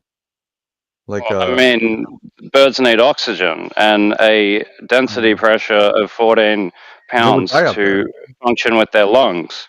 So there's a reason they don't live in the stratosphere, let alone in space. So we can move to the Yeah. next assertion that you've not taken on No. faith. There's deadly radiation I'm in not taking. space. No. It is quite deadly, right? But Well, look, they've been I can saying actually it debate since that. the I can debate that 30s. Like, I myself. can find you Dude. Oh my black god. and white movies saying deadly radiation from space, like that's what caused the Triffids So from we've got Mars to eat radiation. people. We've got radiation that's deadly. I want to know how you assign this to space and being even more so in space. Well, I told you first of Considering all my that. stance on space in the first place is it's a violation of natural law. So the fact that DFI has even given you that much, I think is quite charitable. I mean, like I told you, There's a lot of easy ways you could have at least tried to answer the question by saying, like, well, the sun is the main source of all the radiation that's damaging, and then we could ask different questions No, about how no, you no. I don't care believe you about know the that. sun. No, I must All start right. Well, from where's Earth's the surface. radiation coming from? What's the Yeah, source of emission? Is it the background radiation of the universe? It's just untenable to life. I'm just saying, let's start from Earth's surface, dude. There's like a whole bunch of What about dynamic layers. We got extremophiles? Have you leaves. ever heard of panspermia theory? I don't know where you're going to, dude. I don't know. Yeah, I'm not really going anywhere because you're not really giving many avenues. So I'm just kind of saying things at the moment. I'm willing to expound on my worldview, but you just like I can't even put citations in the All chat. right, but like, where is it a belief? Where is it a belief and a view? You know, can we make a distinction? I mean, you know, in the near future, they launched a mission called Polaris, right? So they're gonna send some billionaire like Jeff Bezos, but he's gonna go. Jeff Bezos only went like 100 kilometers. He barely made it to the mesosphere, but the other guy's supposedly going to like the bound, like the outer edge of the thermosphere, like right before the exosphere, where radiation becomes very, very deadly, right? So it's like he knows. I mean, I would hope he knows. Right. So Bezos needing his bro slaps at the billionaire club is not evidence. Even Like I said, I have plausibly. citations. I have precise numbers, right? But I can't cite them Right. right now. Okay. Can I? Yeah, I do Well, have. that's a precise shame. What's stopping you from posting them? I don't know. I mean, I have can no they option. be translated to a Geiger counter? Get basically how they work. Those are citations, dude. Space is radioactive, right? Well, So the if higher you we're go, the talking more numbers, you're gonna die. what's our unit of measurement? It's a Geiger, right? The higher you go, the more you're gonna die. I Right? don't know, That's man. why. Like you say, you want to talk about this, but you don't really have much to go on. Yeah, because I can't cite anything. Okay, you can cite something if it's on a web page. Copy the browser, paste it down the bottom. It's not really that hard. In the chat, that's it. No, I had a folder for this, right? Okay, it is what it is. Dude. Like, yeah, you guys. I don't know why you even guys if are you've being. got pictures, you can drag them in and drop I never heard. Why you You're guys? VC verified. Why are you guys so triggered that space is I'm radioactive? not triggered. You're the one that's triggered about not being able to post stuff, and I'm informing you on how to do so. If you have trouble doing so, I've got no problem copying, pasting anything you send to me. Okay. Within reason, as long as it doesn't violate TOS. Right. Okay. I got you. Like I can give you an entire epistemology on why space isn't radioactive and the actual properties of it, but it's not Sunday, so I'm not just going to dive into that. Okay. Well, your Dell was talking right now. He has a really weird name. He goes, oh wait, hold on. Bizarre Adventure. Okay. DL Bizarre Adventure. But who else was talking before him? I'm gonna send you the stuff. Me. Matrix. Okay, yeah, Matrix. Okay. All right.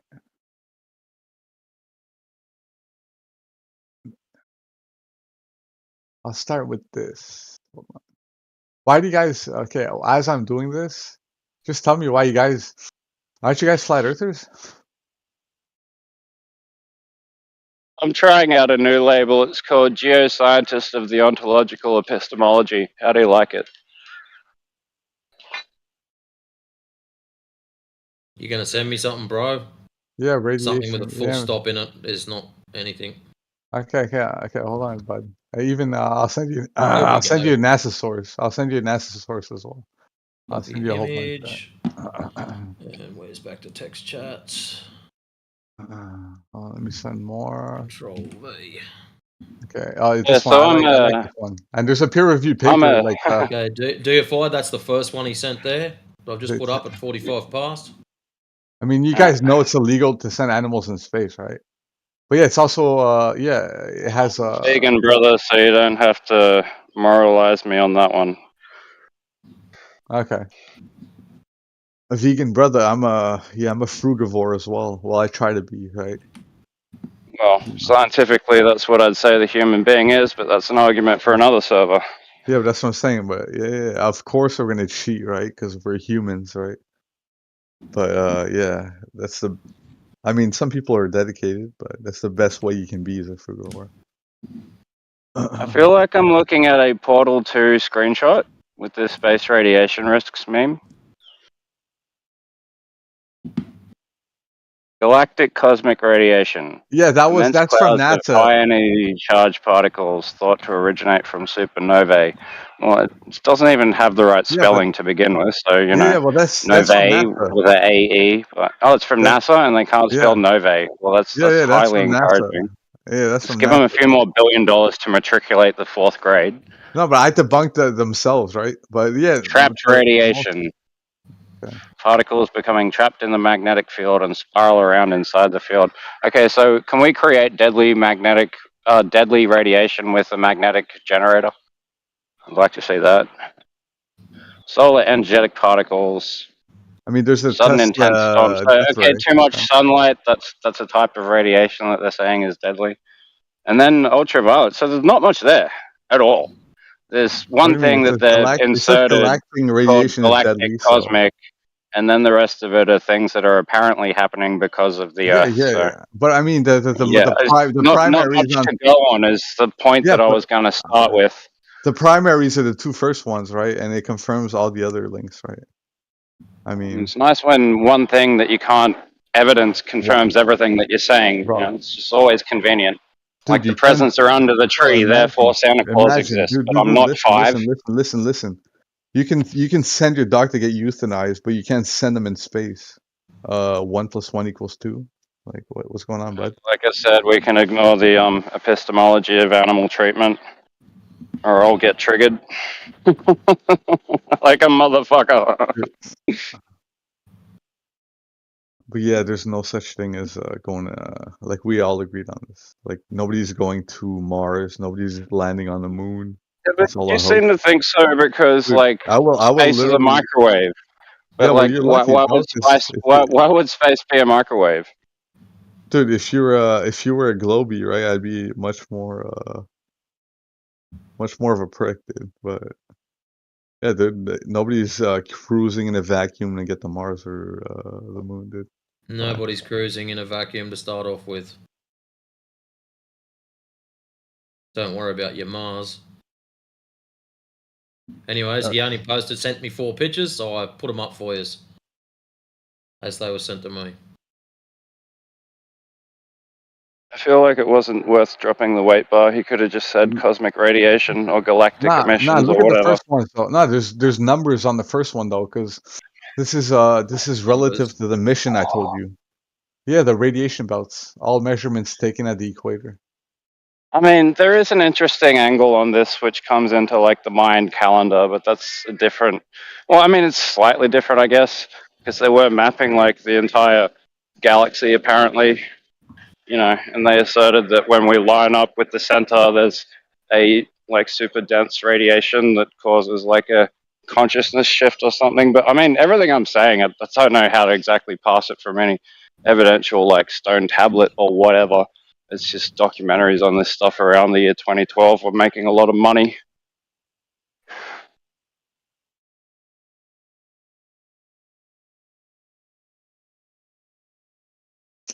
But look, I think there is something to like phasic levels, if that's a word. But, you know, just the idea that all matter is capable of phase shifts, and sometimes they're so slight that we wouldn't be able to record them scientifically, but they might account for like a higher functioning immune system, a higher acumen for intellect, you know, higher physical output. Expressing in all these ways that we're just not equipped with the tools to determine what the difference is, because it'd come into like the nature of the fluid dynamics in your body, the way the water retains structure and purges Relax, itself bud. of negativity, like a lot of concepts that are in like formative science. Like we think we're Yeah, advanced, we man. get We it. are not We get fucking it. advanced at all. No, we are advanced, right? You know, like you seem No, pretty, we're not. wise, right? No, relax, We're, relax, we're bud. not. We're not advanced. No, We hold on, can hold we on. can move quickly with conventional technology. That's about our biggest achievement. Okay, yeah, we can do that since Conventional forever, right? combustion is If you go what I back. meant to say. Okay. But I mean, we're like in the formative time of like using light and using sound, and we barely know what they're capable of doing, let alone water. Yeah. Okay. You lost me so much, dude. You derailed what I was gonna tell you. Oh, sorry, man. I just don't think we're being highly productive today. We don't need to be. We just have to have a. No, Oh we yeah, don't. I We're was just gonna say. I was chilling. gonna say. I was gonna say. Yeah. So a Globey, right? If I was debating a Globey, like on a live stage in front of people, like yeah, you can easily break him down, dude. Like he's gonna commit so much fallacies before you even get to your main point, right? I'm not sure I'd ever sign up for such an endeavor. I mean, it depends who you're facing. Like I told you, there's these nerds, right? But even these nerds, you could just keep bashing them. Like they don't have no they don't have no alpha power, so you can just over dominate them anyways, even though they have all these numbers and they're being so fantastical. Right. The problem is with their numbers is none of them align to reality. That's where they come unstuck when they come in here and play.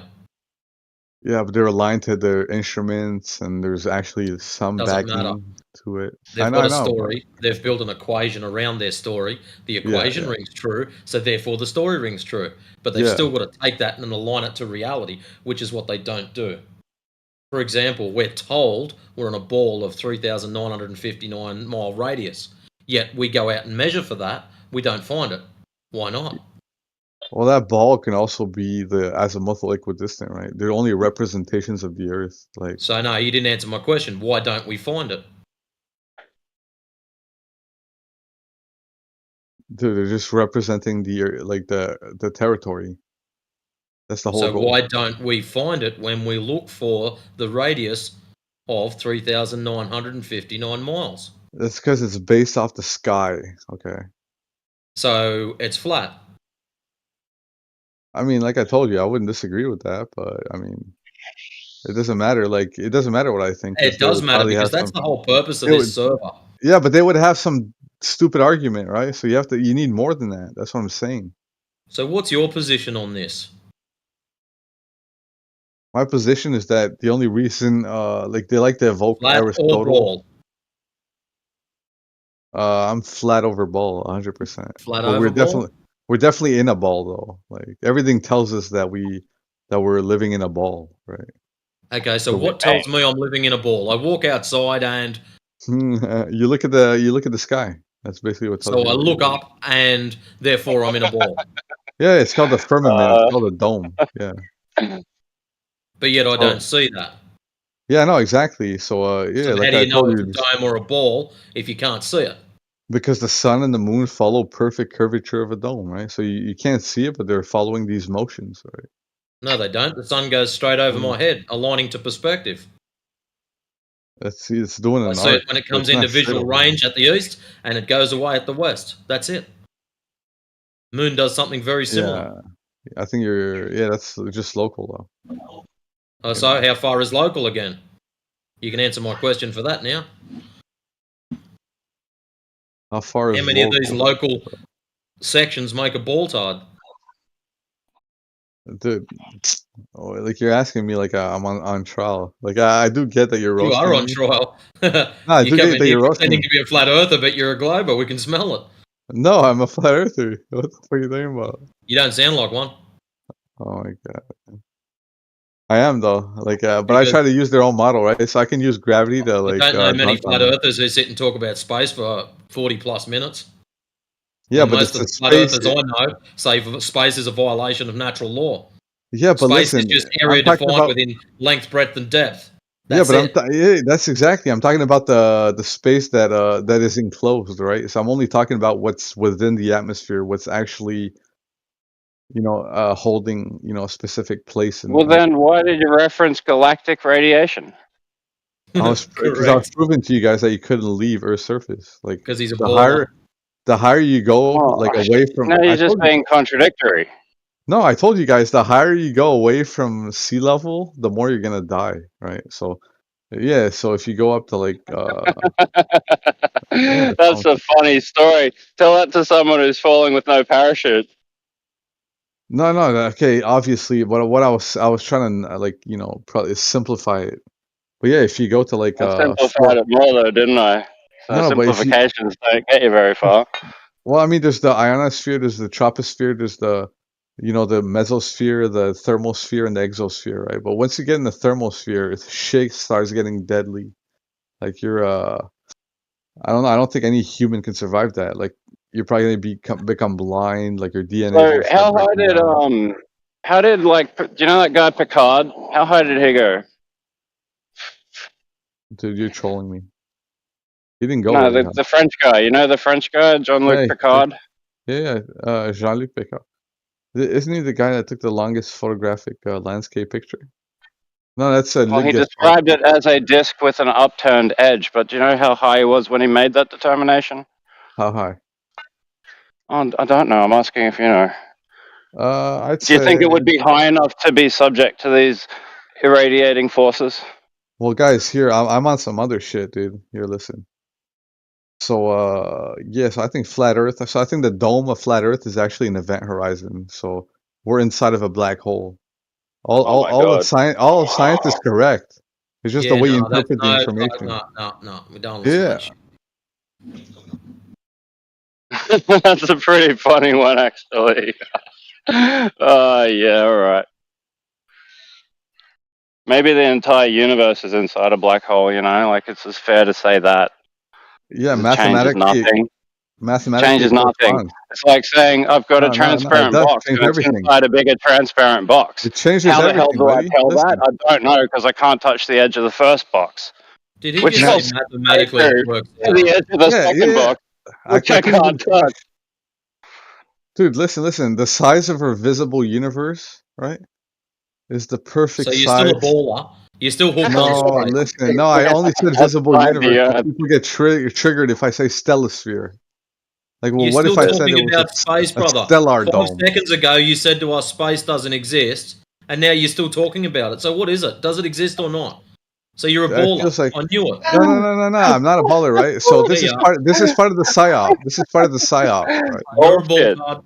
No, this is part of the psyop. You can't differentiate between human space and celestial space. Feels like you can't make that distinction. God For the damn vet. Yeah, they really confuse you guys. Yeah, really. I see it right now. It's perfect. Yeah, so we have like that layer in an egg between the, you know, the epithelial film and the eggshell itself. That's our space. Yeah, our space is limited, right? It's a 4D space-time It's a gap in continuum. the eggshell There's a between the boundary. amoeba and the egg. Sure, that's small. There's a boundary and there's a solid angle. You can measure that mathematically. No, dude, I think you're struggling to keep your head above water here. I mean, I'm taking it easy on you guys, but because I'm on your side, dude. You guys keep thinking. You keep saying, if I was a Glober, it's like, why would somebody of our predilection make that characterization about themselves to begin with? Because my goal, I think I've been in this for maybe like on debate channels, is to reconcile both. Like, why can't we all get along, right? But yeah, there seems to be a mutual agreement, but like even modern science doesn't. But the thing is, you can't even agree with yourself. He can't even agree with himself. On one, he's got this conflicting ideals going on. On one hand, he's a flat earther, and then on the other hand, I believe in space. Like, no, bro. I made the distinction though. It's we occupy space, but beyond that is not really. No, space. we don't. There is no space. space. Space is a violation of natural law. I told you earlier. It's up to you to accept it. That's it. Me and you occupy space right now, though, buddy. Like we're in space right now. It seems to have placed the observable universe in some kind of crystal ball. For what reason, I don't know. Apparently to suck Einsteiner. He probably lives in a snow globe for all I know. Like, yeah, we all live in a snow globe. Like, relax. We are surrounded by air and other gases. How can that be possible next to a vacuum? You see the problem right there. That space that you see in the this CGI animation documentaries. That space is not there. I have an argument for that, but let's I'm not a make it gloater, easy so for him, Miguel. Okay. AIX. How do you have gas pressure without a container? Because gravity it's gravity doesn't affect air. We know that already. Yeah, it does. No, it doesn't. Air has weight. If you want, Yeah. How about this? How about we do a little bit of a really basic thought experiment? We've got a box. You don't need to. You can just vacuum measure box. it, dude. Just listen. We've got a vacuum box. You've seen the ones that they all use on YouTube to put marshmallows and shit in. We get some frozen oxygen. We place it in said box. All the other air is removed. There's just a cube of frozen oxygen in the middle.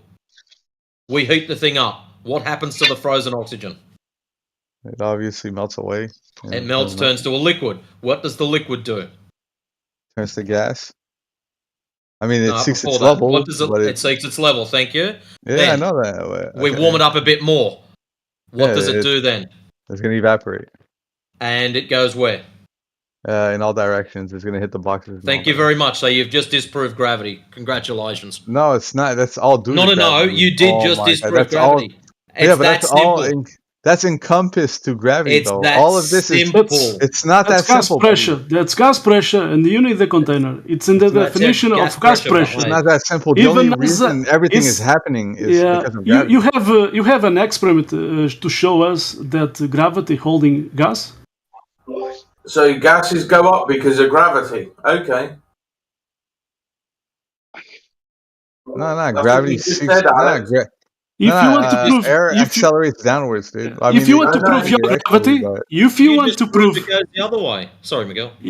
sorry, but yeah, if you want to prove your gravity, you have to show me, for example, a curved frozen lake. How about that? I want to see that, that gravity holding and curving that water. I want to see it. Yeah, but you can't though. Yeah, you can't. It's flat. You can't. It's flat. 21. Someone done that. In 21 miles in a frozen lake, it's flat. Lake Baikal, is it? In like Finland, I think. Yeah. Somebody clip that. At that lake, biggest one at Russia. the largest one at South America continent, Lake Titicaca. They did the observation, and it's almost 69 miles, no curvature. And you can use It's also on top of a massive elevation. Yeah, I can post this from 121,000 feet. Yeah, okay. We don't see curvature there. So. I know you don't see it, right? But if you give me the papers How the engineers how about that built this? it, right? How it's many gonna say that, Earth straight lines? curvature was How accounted- many straight lines are on a sphere? Huh? How many straight lines 350. have a sphere? Does a sphere has straight lines? How much You straight can lines has a sphere? Oh, I was thinking about a circle. Straight lines. How much straight lines has a sphere? Yeah, over a sphere, none. But I mean, Okay, inside yeah, is no exactly. different. So I'm doesn't gonna post matter, this. okay, Yeah, relax. it does matter. It does matter. I did post this, and now you have to show me that curvature because I don't see. It's I don't have to show you horizontal. anything. I don't have to show It's you anything. horizontal, I'm just gonna get the It's papers of the horizontal. engineers. Sphere deviates universally from 180 degrees at what integer? It's pi squared, called tau. Dude, I could just evoke the engineer papers. They're gonna account for Earth's curvature. You're done, dude. Good, nice try though.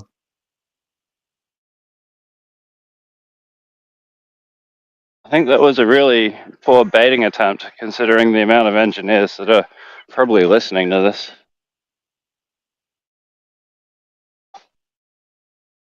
I mean, do engineers not account for Earth's curvature? Like, what do you think?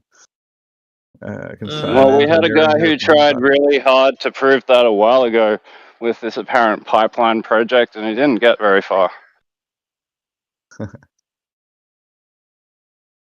He needed he counted for the curvature every second of the way there though, in installing that pipeline. Pipes were built straight, and they were laid straight, But and they there's- used a laser to measure it, which flies straight.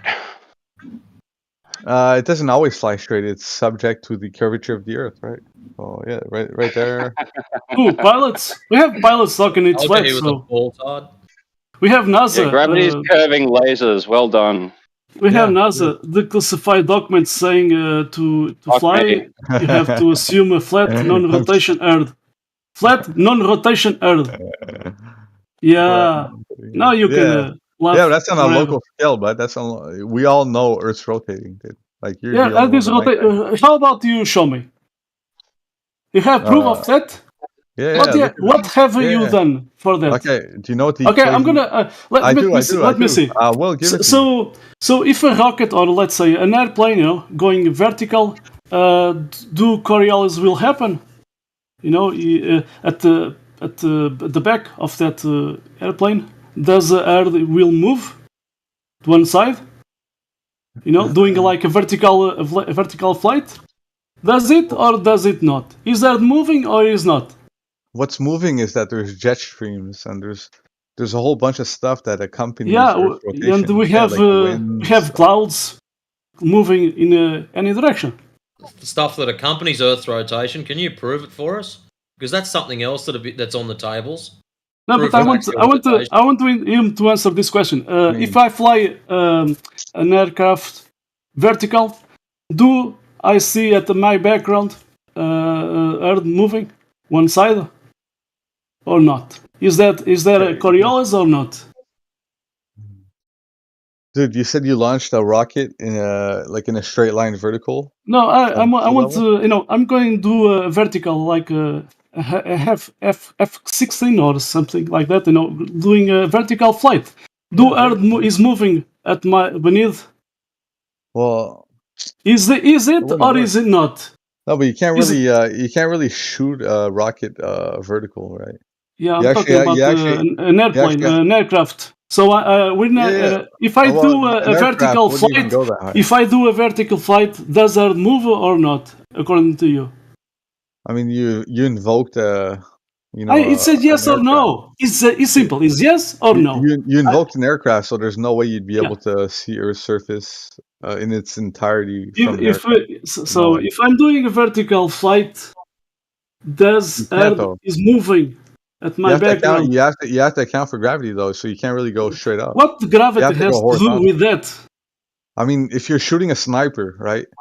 So I don't know if you ever played Modern Warfare before. But I'm yeah, flying if your an guy's aircraft really far away, vertical. you have to shoot I'm a flying. little higher. Sorry, you are claiming that Earth is moving. So if I'm flying a vertical, doing a flight vertical, is Earth moving? Yes or no? It's a yes or no. What's your problem? It is. Everything's It moving. is.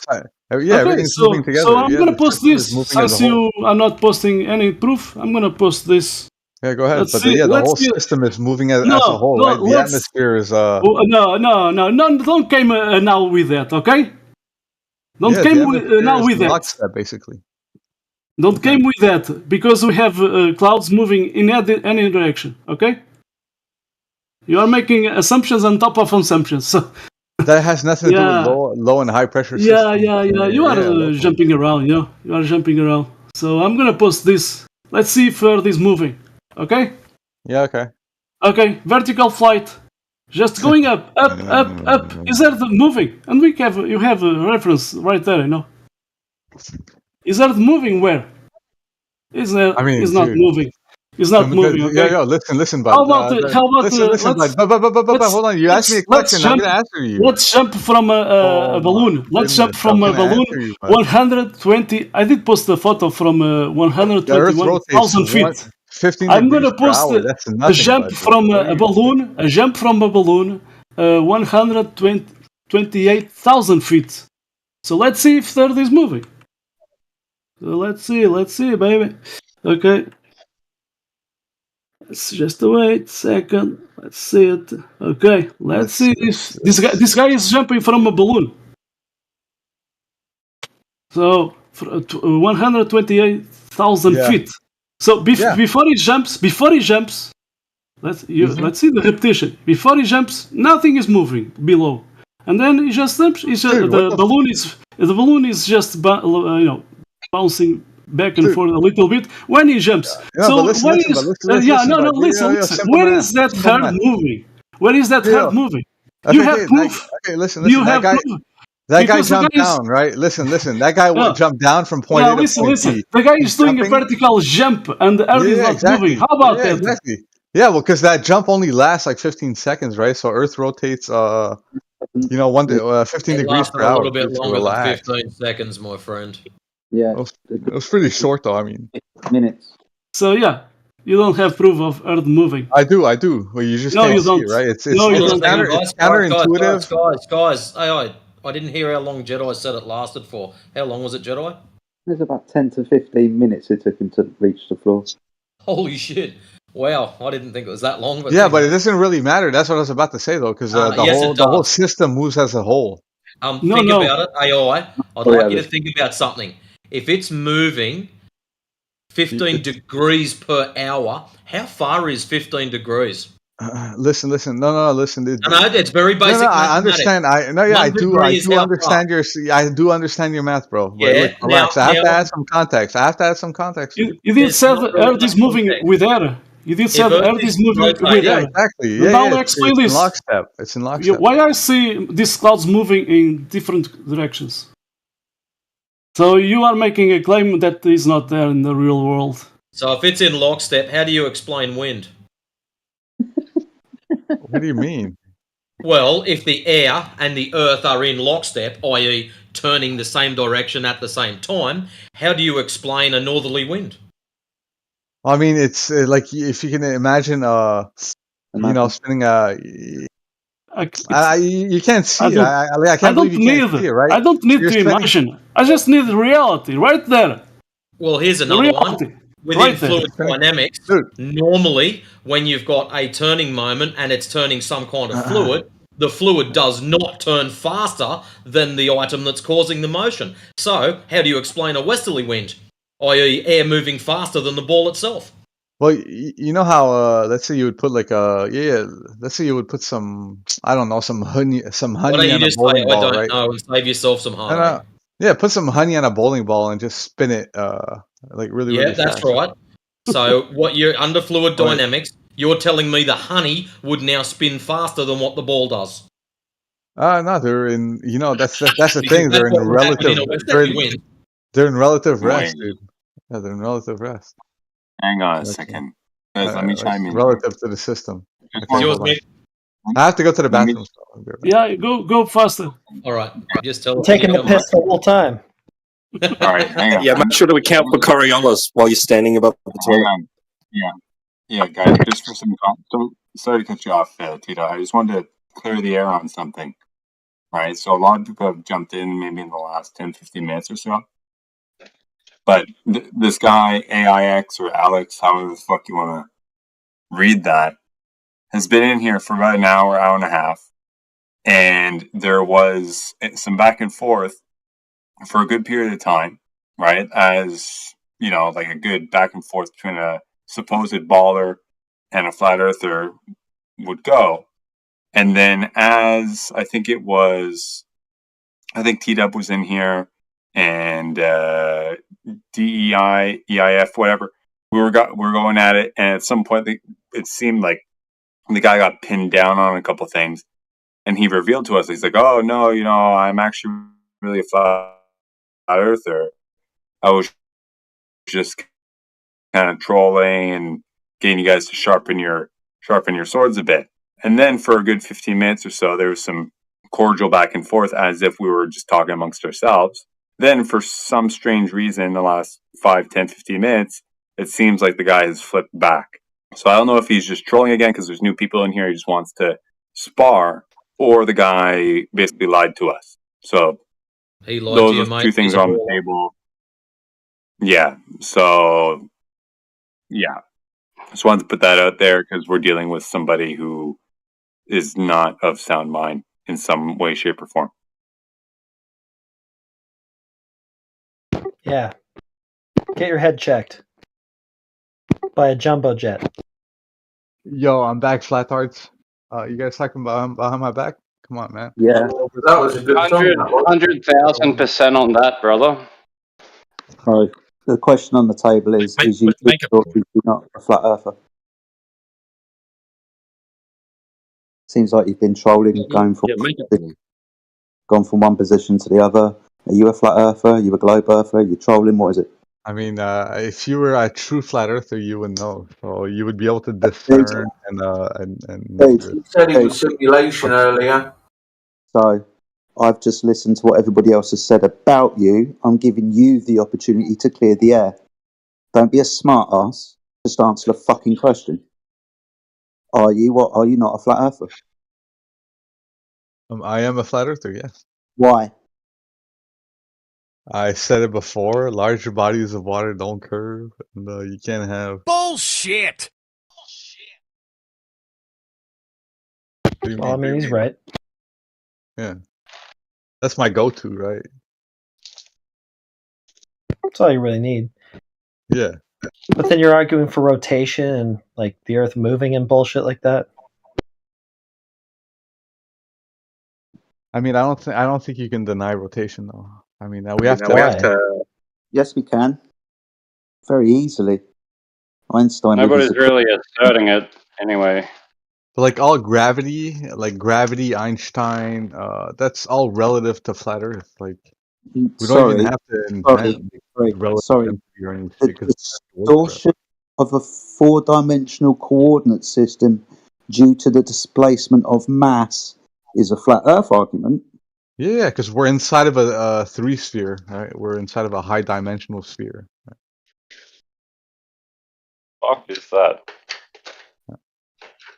I mean, there's here. Let me add some context. Could you? Yeah, Globers like to say that Earth is a sphere, but their specific sphere, the specific sphere they claim is a two sphere, right? But we know today in math that it's a three sphere. So from 0, 1, 2, 3, you got to show the work. Every single dimension is important. So there's a there's hell are you talking there's about? A circle. So like a one sphere is a circle, right? So a one sphere is a circle. A two sphere is basically like the skin of a balloon, right? It's the exterior boundary. Yeah. So actually, I'm just saying. So one sphere is like the 2D surface of a ball, basically, right? I've heard this before. Yeah, the two sphere. Yeah, exactly. Like that. Yeah. You can imagine like a basketball. So, well, anyway, what was your point? Like the Globers say that the Earth is a ball, as opposed to what actually? No, but Globers just say they simplify it, right? Their whole model is simplified. It all abides to 3D, right? But life is more complex than that. Even Einstein. I don't really pick up what you're putting down. So even Einstein tells us it's more complicated than that. It's like they're so simplified. They're so simple-minded. I mean, the 4D Einsteinian, force-space thing is part of the Glober paradigm. I would disagree. I think it's part of the flat Earth. I think it's part of the flat Earth paradigm. That's where I come from. Glober's adopted Einstein. I mean, it's Glober ideology. I don't get it. No, yeah. Most of the time, they just appeal to whatever information. They'll just Google it. They'll fucking regurgitate it, but. Ultimately, I'm just not really sure. It doesn't even agree with them, dude. The Earth is not a sphere. It's what? What are you saying? We're inside of a sphere. We're like in an egg, right? You can imagine like a chicken, the chicken and the egg. Or we're inside of a construct type shit. You're not answering the question clearly, dude. I'm now more confused. It's all mathematics, so we're inside of a mathematical construct. It's all mathematics. We're inside of a mathematical construct. What? Yeah, that's what science is telling us. We don't even have a unified theory. If you go look at advanced mathematics and theoretical physics, like none of what they're saying, like simulation theory. Like imagine simulation theory and in a blue marble, you know what I mean? Like it does make sense. Like that's not it. It would be a Dyson sphere or something. Or you're confused. Like what the fuck? None of what they're saying is correlating with their overall model, dude. Like I think globe earthers are a dying breed, right? I think probably like 2 weeks from now they can just die off, dude. This is very ambiguous. Really have nothing. It's just trolling. Not making it any clearer to me or anybody else. Could you be more specific?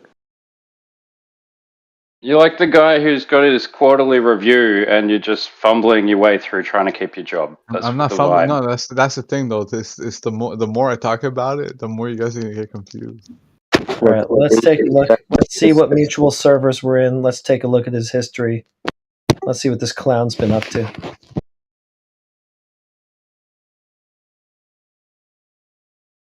Let me just try to remember which asshole you are from politics. No, I'm not from politics. I just I remember you. No, Nathan Oakley was having an event, so I decided to join the server, but I just never even went there once.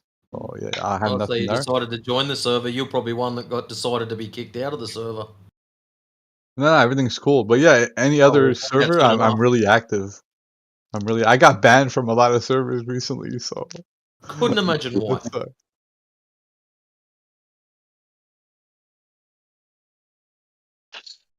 If you understand this concept, then you should be able to make it simple enough for everybody else to understand.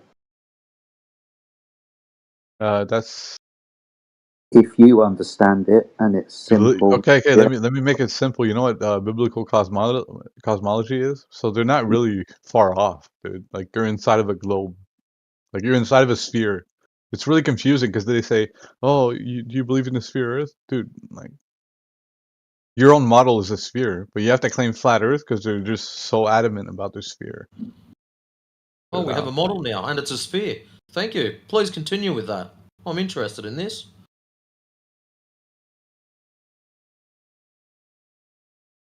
I mean, I feel like Nathan Oakley shows that, right? That No, he does a Nathan good job. Oakley's pretty sure that it's measured flat. Yeah, exactly. Feel It's free to measured ask him flat, any night of but the week. it's measured flat, but that's what gives you the sphere, though. It's these angle measurements, right? No, the angle measurements prove that it's flat. Yeah, but they're doing this, like I told you earlier. The sky seems to be curving around us, right? So they're doing that relative to the sky, and Yeah, but if you do that enough, then you'll get a sphere, you know. And it's been done throughout time. It's based on perspective, dude. I can use the same mathematical formula and apply the angle measurements to different lights as they move away from me on a ceiling. Now, that curve above my eye line is just due to perspective. It doesn't mean that the lights have changed their altitude from the ceiling. The celestial sphere model is based on your dome of perspective. Doesn't mean there's an arch in the sky. It's just how you view the world. Like, even if you put two mirrors next to each other, right? You get an infinite mirror effect. And what does it do? It arcs away from you. Appears to get smaller. It's perspective. I can agree. It curves based off perspective. Okay. Yeah, it appears to curve, but the altitude of the lights above the floor haven't actually changed. Like, if you could hypothetically travel through the mirror, it's because you're moving in an infinite direction at like a fixed rate, it's never going to change. It's like being on a road. If you've ever driven through a desert and the scenery is not changing, the road's not changing at all, and like it's just it's like you feel like you're not moving at all. That's how funny perspective is.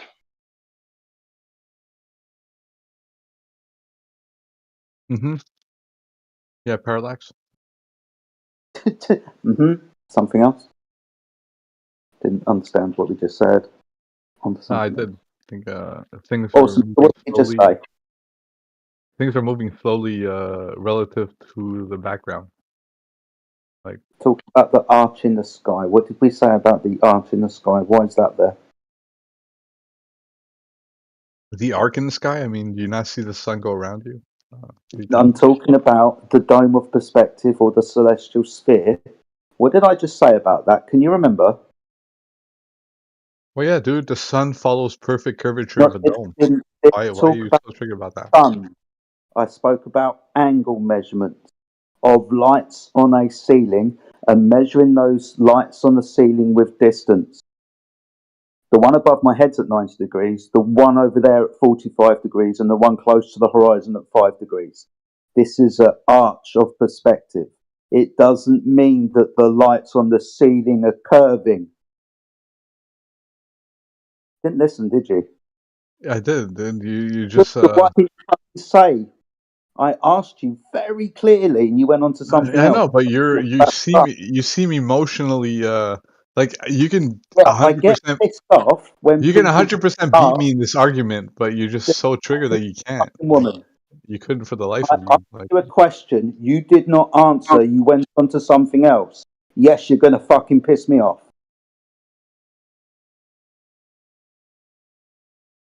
I'm just trying to eat my You just always go to something else. You go to another topic, you talk about what he's doing, you talk about what you're eating. You just don't answer anything properly. because it's not about me. It's about what you said and what you claimed in clearing up your bollocks. I addressed it. You want to talk about what you're eating. You can join those dots together with a curved line if you want. It doesn't mean that that's like that they're on a curved surface or in a curved configuration. But I mean, if you look at Seattle light measurements, they account for the curvature of Earth's surface, right? Yeah, the light's measurements. They measure in angles a horizontal plane. Because there's a model of a ball Earth, they then have to affix those measurements to the model. First measurement utilising a horizontal plane. Why would they do that if they don't need it though? Well, this is probably why so many things fall the fuck down. Are you a follower of that Jesse Gordon, Jesse Pod of Flies? Because the guy doesn't want to accept perspective, The guy 106 miles away using his theodolite and the trying to measure the height of a mountain. Of course, that mountain it will appear more, down. That's perspective. It's the dumbest thing a glober can do is that thinking that he can measure 160 miles away with his theodolite. He can measure the height of the mountain far away. I can see my city, between my two fingers of my hand. So. And I mentioned earlier, I do like that argument, and I will be using it. So thank you. And we have. Sorry, I'm gonna finish. We have surveyors from Brazil. They use theodolites and so on, and 2011, I think, it was made some measurement. It is some kind, people don't claim it's accurate, but anyway, yeah, they didn't found, between two buildings, they didn't found any tilt, so they were, just vertical. And that was almost 2,000 miles away. So, but anyway. Well, what I don't get is, he started out with saying that water's flat, and now he's saying that they account for the curvature of it. Yeah. Ding, ding, ding, ding. Yeah, on a large scale, guys, water follows the curvature of the Earth. Oh, no, you are. It's not actually flat. Like you started all this out with. Yep, the looks can be deceiving. I'm sorry, guys. So where's the measurement of water being curved? In fact,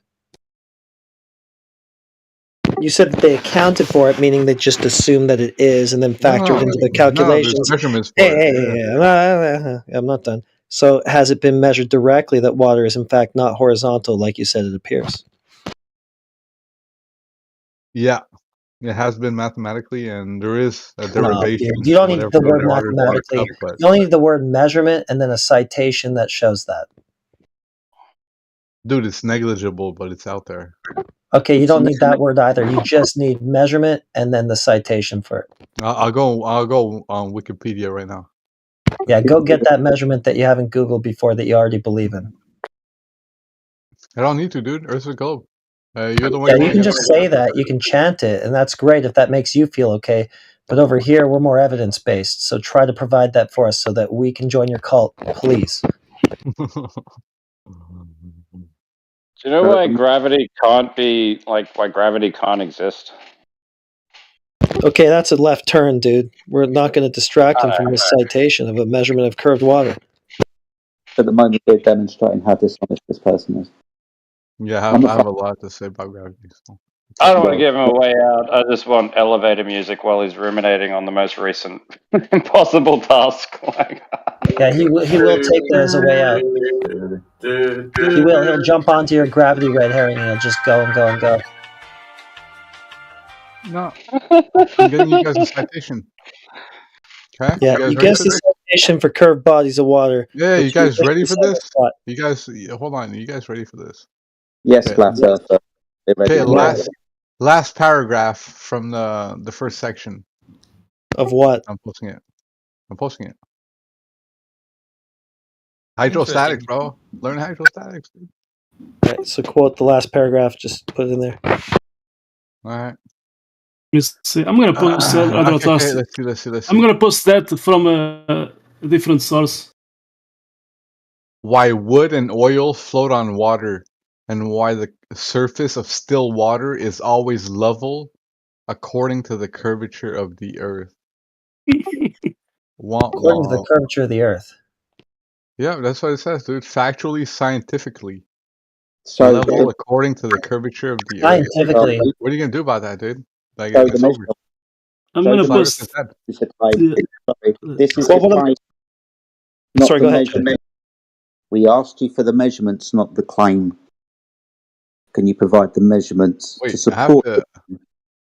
Well, you're saying you're the one saying that that's not correct, right? Like I'm just being a Excuse normal me. human. I'm pointing out, shit, right? so And you're telling me I'm wrong, dude? You telling me the whole world is lying to me, my bud? Yes, Like, I'm you gonna better- post citation. Yeah, you better present me something. Yeah, I'm gonna post citation. Hey, listen, okay, taking control here. We're asking for the measurement, like Jedi said. The measurement, like I said to start with, the measurement, not just a reassertion of the claim. Curved like the earth. Yeah, that's just the claim. We're asking you for the measurement of water, in fact, being curved, not horizontal. Okay, So, hold on. Please. you have Somebody posted something. Somebody posted something in the chat. It says the surface of still water is always level, and then hydrostatics, right?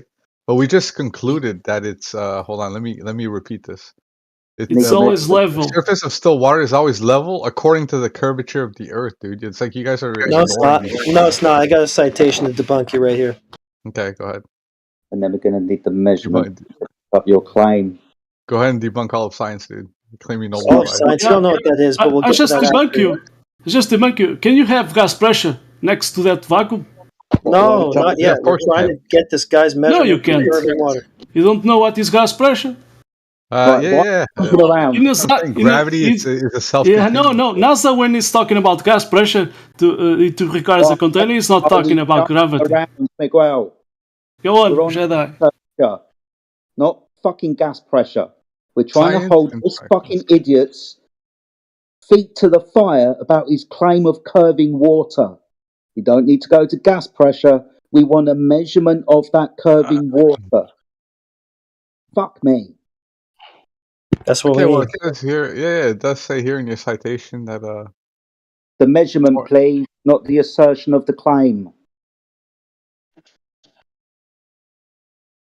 Yes, please.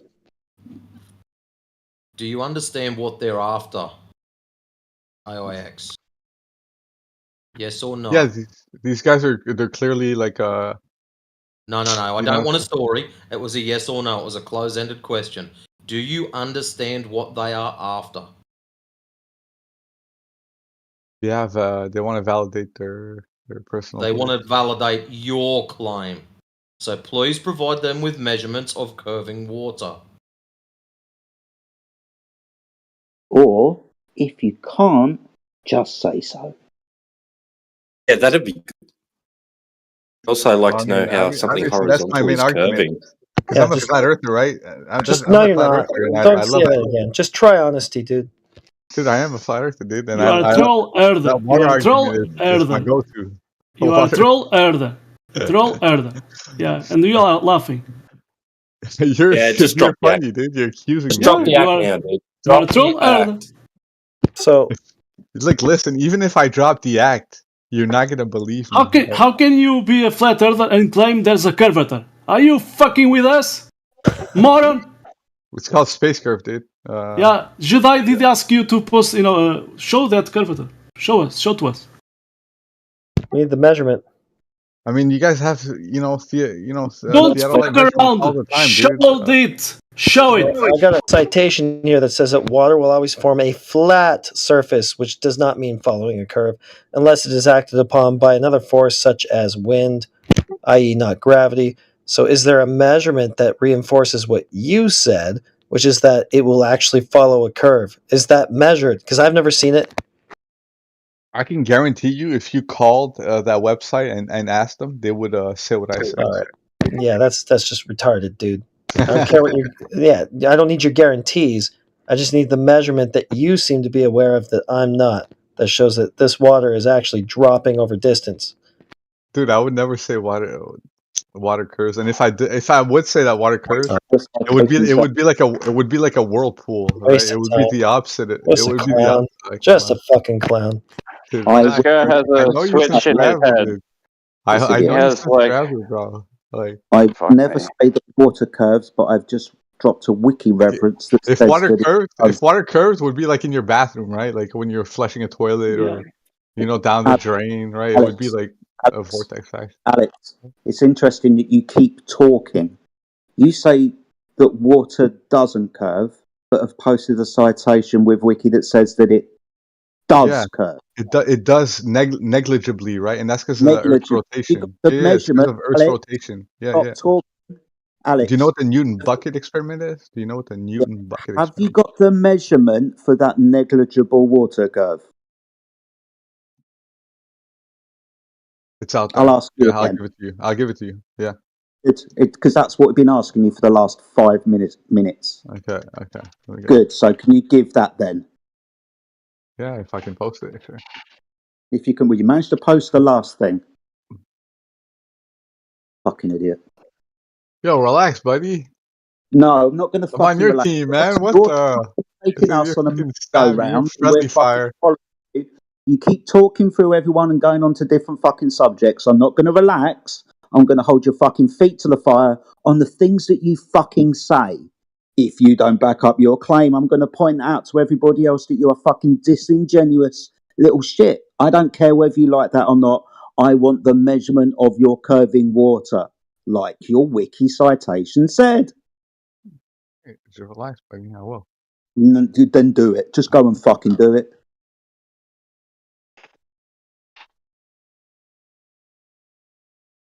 I don't know what his shouldn't be too long. story Come on, is. guys. He Yeah, the seems truth to is think out it's there, funny, guys. to put out this persona, like this confusing persona where people are scratching their heads, continually trying to figure out what he is, what his position is. It's just a game to him by the looks to me. He just It's a game now playing because some every time I weird tell you ass guys fucking my stance, psychological fucking stupid game.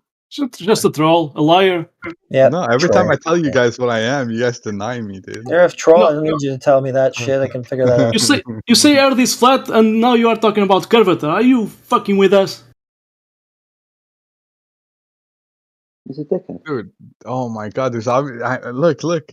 No. There's It's measurements for bullshit. curvature. It's dude. There's bullshit. measurements for Bullshit curvature. talk. Bullshit talk. Well, I mean, I like it because, look at the lengths that he has to stall just to get us this curvature measurement of water. Dude, Go ahead and provide those measurements, dude. I would never say water curve, but I will find it for you. Just did. Your citation said that it did.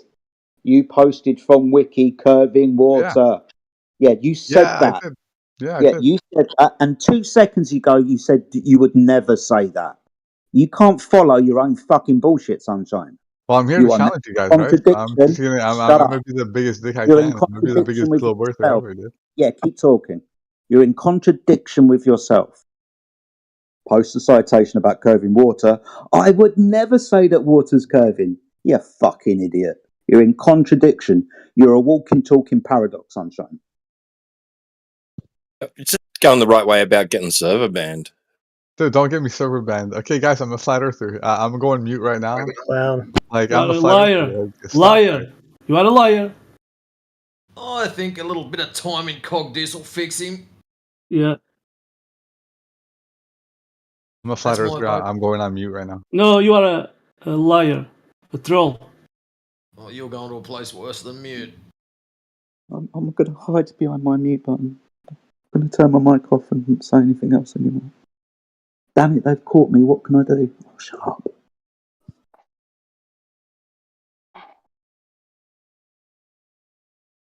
Yeah, just turn your mic off so you don't have to provide that measurement that doesn't exist. I know it doesn't exist. It is what it is. Well, you said it yourself. Yeah, we might help him turn his mic off since he doesn't know how to. Now, on a more entertaining note, not this idiot, I've been looking at a thing called the Wayback Machine. Have any of you other chaps ever played with that thing? Yeah. Yes. I know about it. Yeah. Very interesting when you start looking up very simple words like level and hydrostatics. And yeah, I've been doing some saving a few clips. Are you suggesting that things may have changed over the last 5 to 10 years with regards to the definition of words?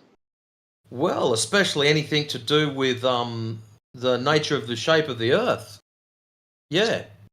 There have been a couple of modifications. What a surprise.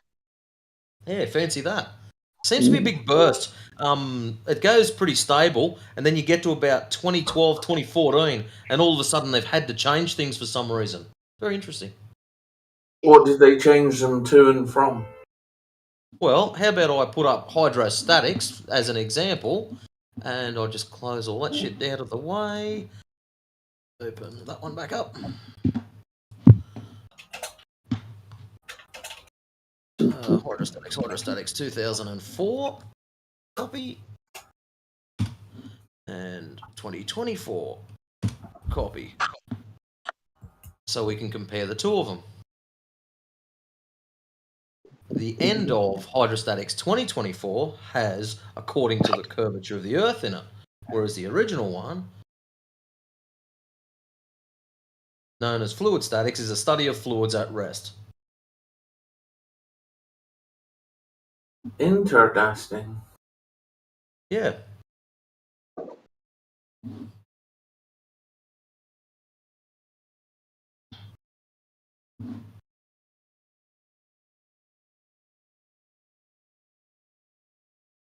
Yeah, that Wayback Machine is very, very useful. Yeah, you should be able to find the NASA Junior article where they were explaining that sound can travel in space because he was hitting the stake, and they claimed travelling up his arm into his mic, and then suddenly the page disappeared.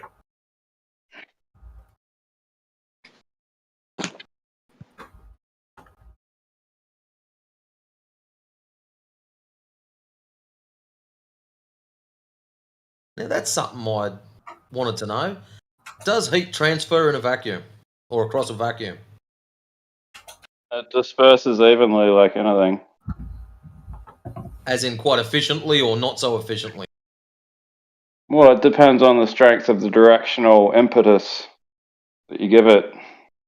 Because I've heard both sides of it. People say vacuum, heat will not transfer across, and I've heard others say, yes, it does quite well. And I'm sitting there going, well, just somebody just give me a quick answer so I don't have to go and read 16 pages of shit.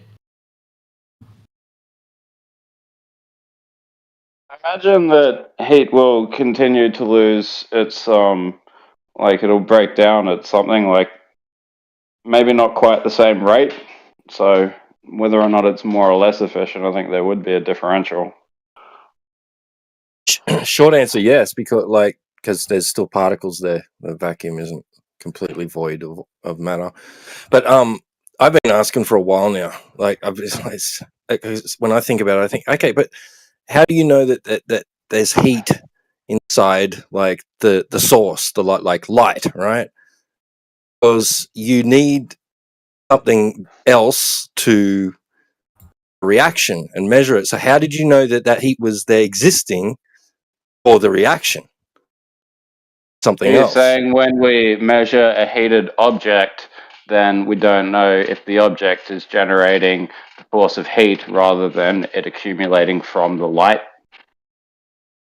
No, I'm just saying, like, because we're interpreting it as like, okay, this there's a certain temperature, but are we interpreting that measured temperature, right, which is just a reaction, right, to to a specific device, right? So Matt, you got mercury in a tube, right, and then you have a heat source like light. Let's shine a light on it, right? It causes a reaction, right? The cause and effect relationship, right? There's a cause and effect there. The reaction. So is the heat the product of the reaction, or is it coming directly from the source? Like, how do you know? How do you tell? Well, I mean, things store heat, so you can picture it like a solar panel storing photons, right? So the more that it stores, you'd say it's heating up, but because it's storing them differently to organic matter, the energy is converted into electricity.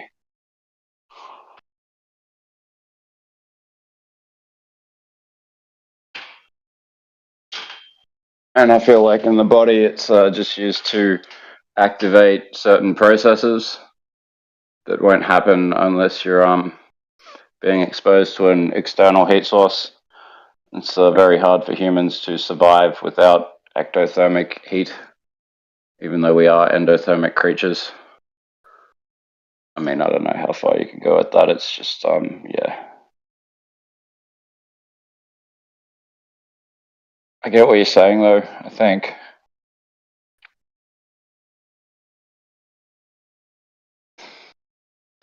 I mean, the sun is certainly very bright, but there's no way to assert that that means it's incredibly hot. Because we say, feels hot. Ouch, that's hot, right? Is it thing that's hot, or is it our hand? Well, I mean, if you... like what you're saying is a transfer of energy, right? Right. I mean, it's more a restructuring of the chemical structure of things. Like, I've started looking into what they call sacred geometry and use the platonic solids and transpose them across the natural forces. What you have is heat is making pyramids in the structure, and when they're intersecting each other really quickly, at the quickest rate, it will cause a phase shift, which is ignition. But there's other ways to ignite things other than with flame, which requires oxygen.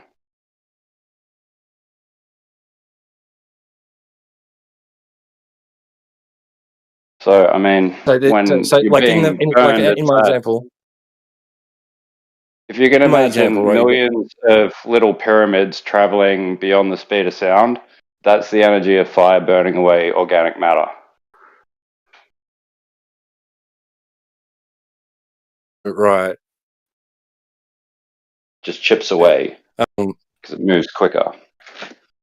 And that movement's subject to a structural geometrical law called the law of friction. That's the lesson for today.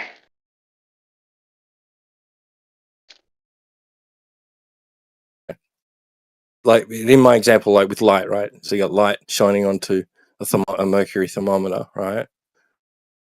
You get a measurement in the mercury. Using the mercury, you get a measurement. We say it's heat, right? What's hot? Like what are we measuring the temperature of in that instance? Well, it's the relative density of the photonic charge on the day.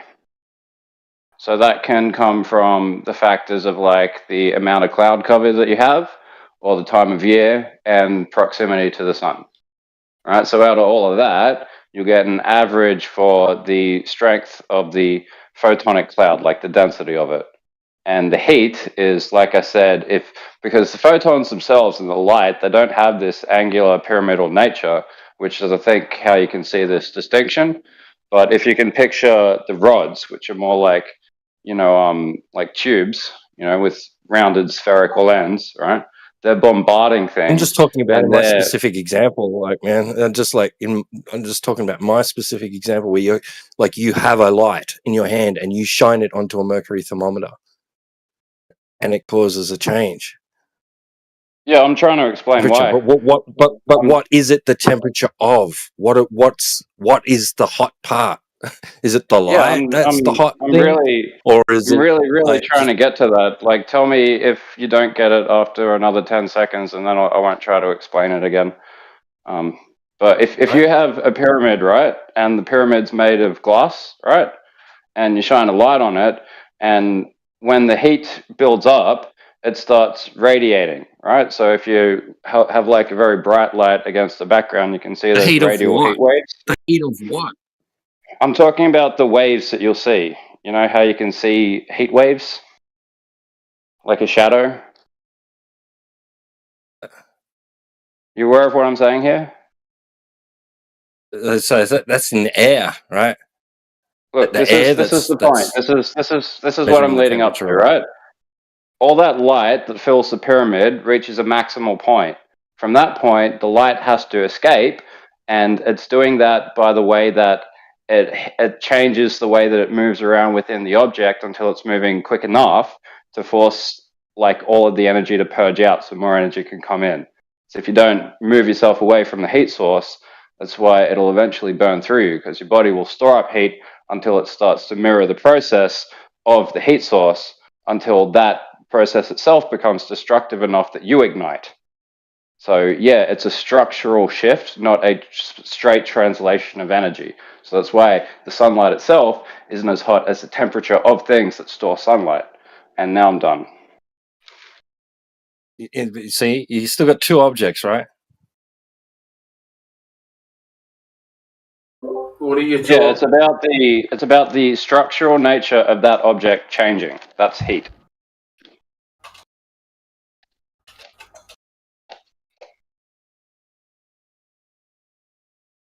You got it now? It's why things compress or expand. Yeah, that expansion is the structural change having a physical marker. That's why the statue, the fucking Eiffel Tower, is taller in the summer than it is in the winter.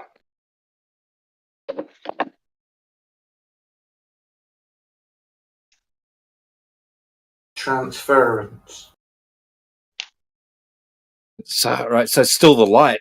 That man, yeah. It's more the radiation. Light. The UV stuff. Yeah, that's Which much is closer light. to Yeah, that's still how light, you'd understand it as a radiative force, not a photonic force. I mean, look, a photonic force can generate Still light. movement. If you've ever seen, there's like a light bulb and it's got two sails in it on a spindle. They're both diamonds. One of them is white paper and the other one is black paper. So the light that gets absorbed by the black paper and the light that's bouncing off the white paper, it's bouncing into the black paper, which is actually a physical translation of force. So the longer that it's in any light source, eventually the spindle will start to move with zero forces being exerted upon it other than the movement of photonic energy, which you can ascribe to being heat, as it's a convectional cycle. I don't know how any of this is complex for you.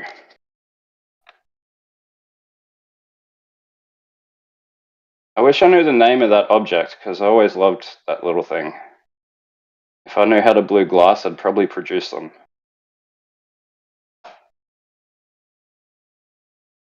Are you confused with light being a ray or a photon or something?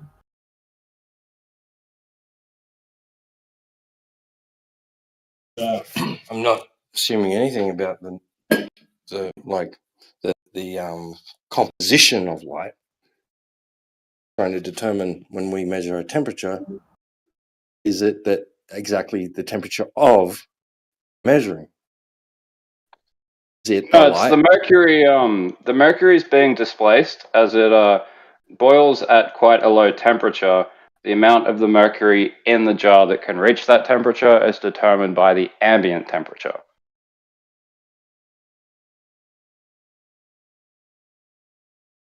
So the mercury is not really expressing heat, it's expressing its need to follow the law of the second law of thermodynamics once it reaches boiling point, which is incredibly low for mercury.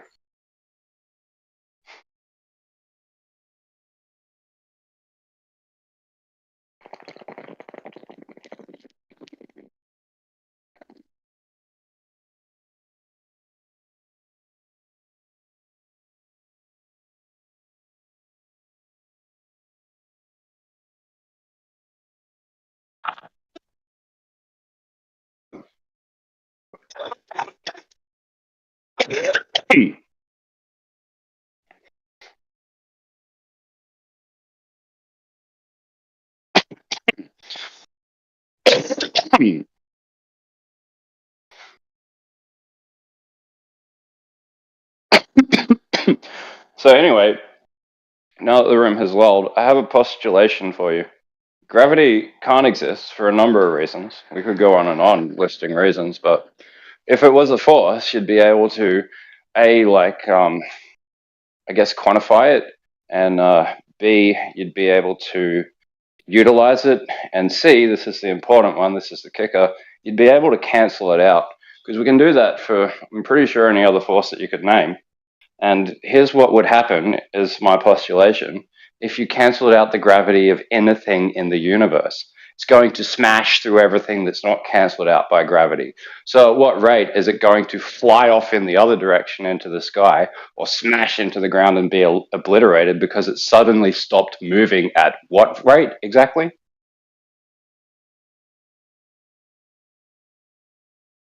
So cook that one.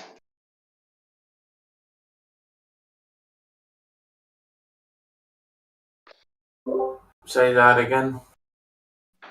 So if you could cancel out the gravity of a rock, that rock is no longer moving with the Earth, and it's no longer moving with the universe. It's moving with the gravity of the sun, which is moving with the gravity of the solar system or whatever. You know what I mean? It's going to fly in one direction or another. You just cancelled out gravity. So if you take one out, you take them all out. Right. So at a speed that you're probably not even going to be able to register, it's going to move because everything else is going to move at that speed. Its motion will stop. I mean, can you contend against that? We'll be moving into pseudo forces.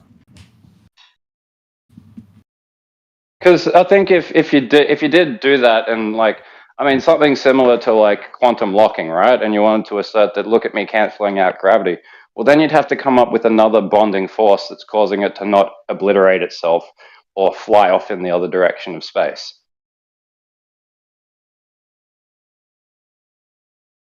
Yeah, for their story.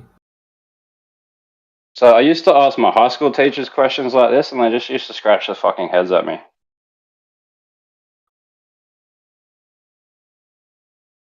Because that's what I always saw in gravity. It's like, okay, so how do we express that minimally and maximally?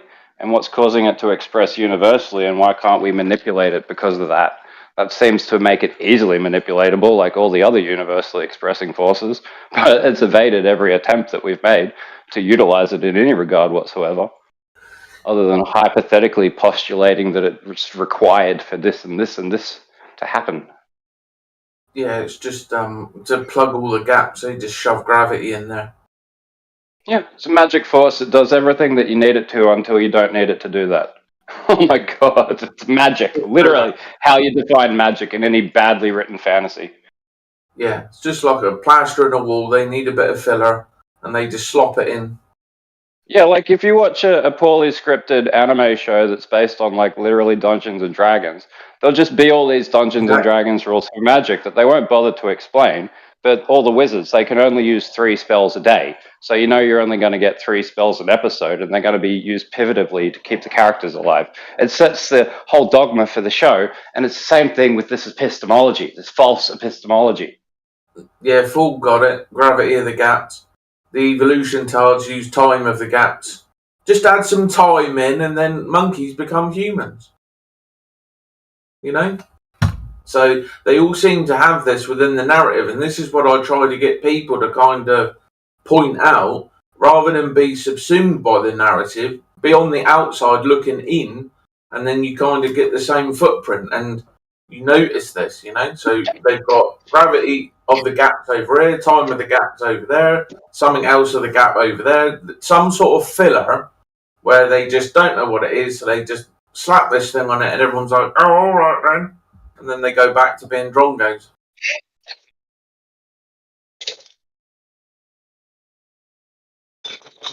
Yeah, it's quite interesting narratively. But, yeah, So I think another... Sorry.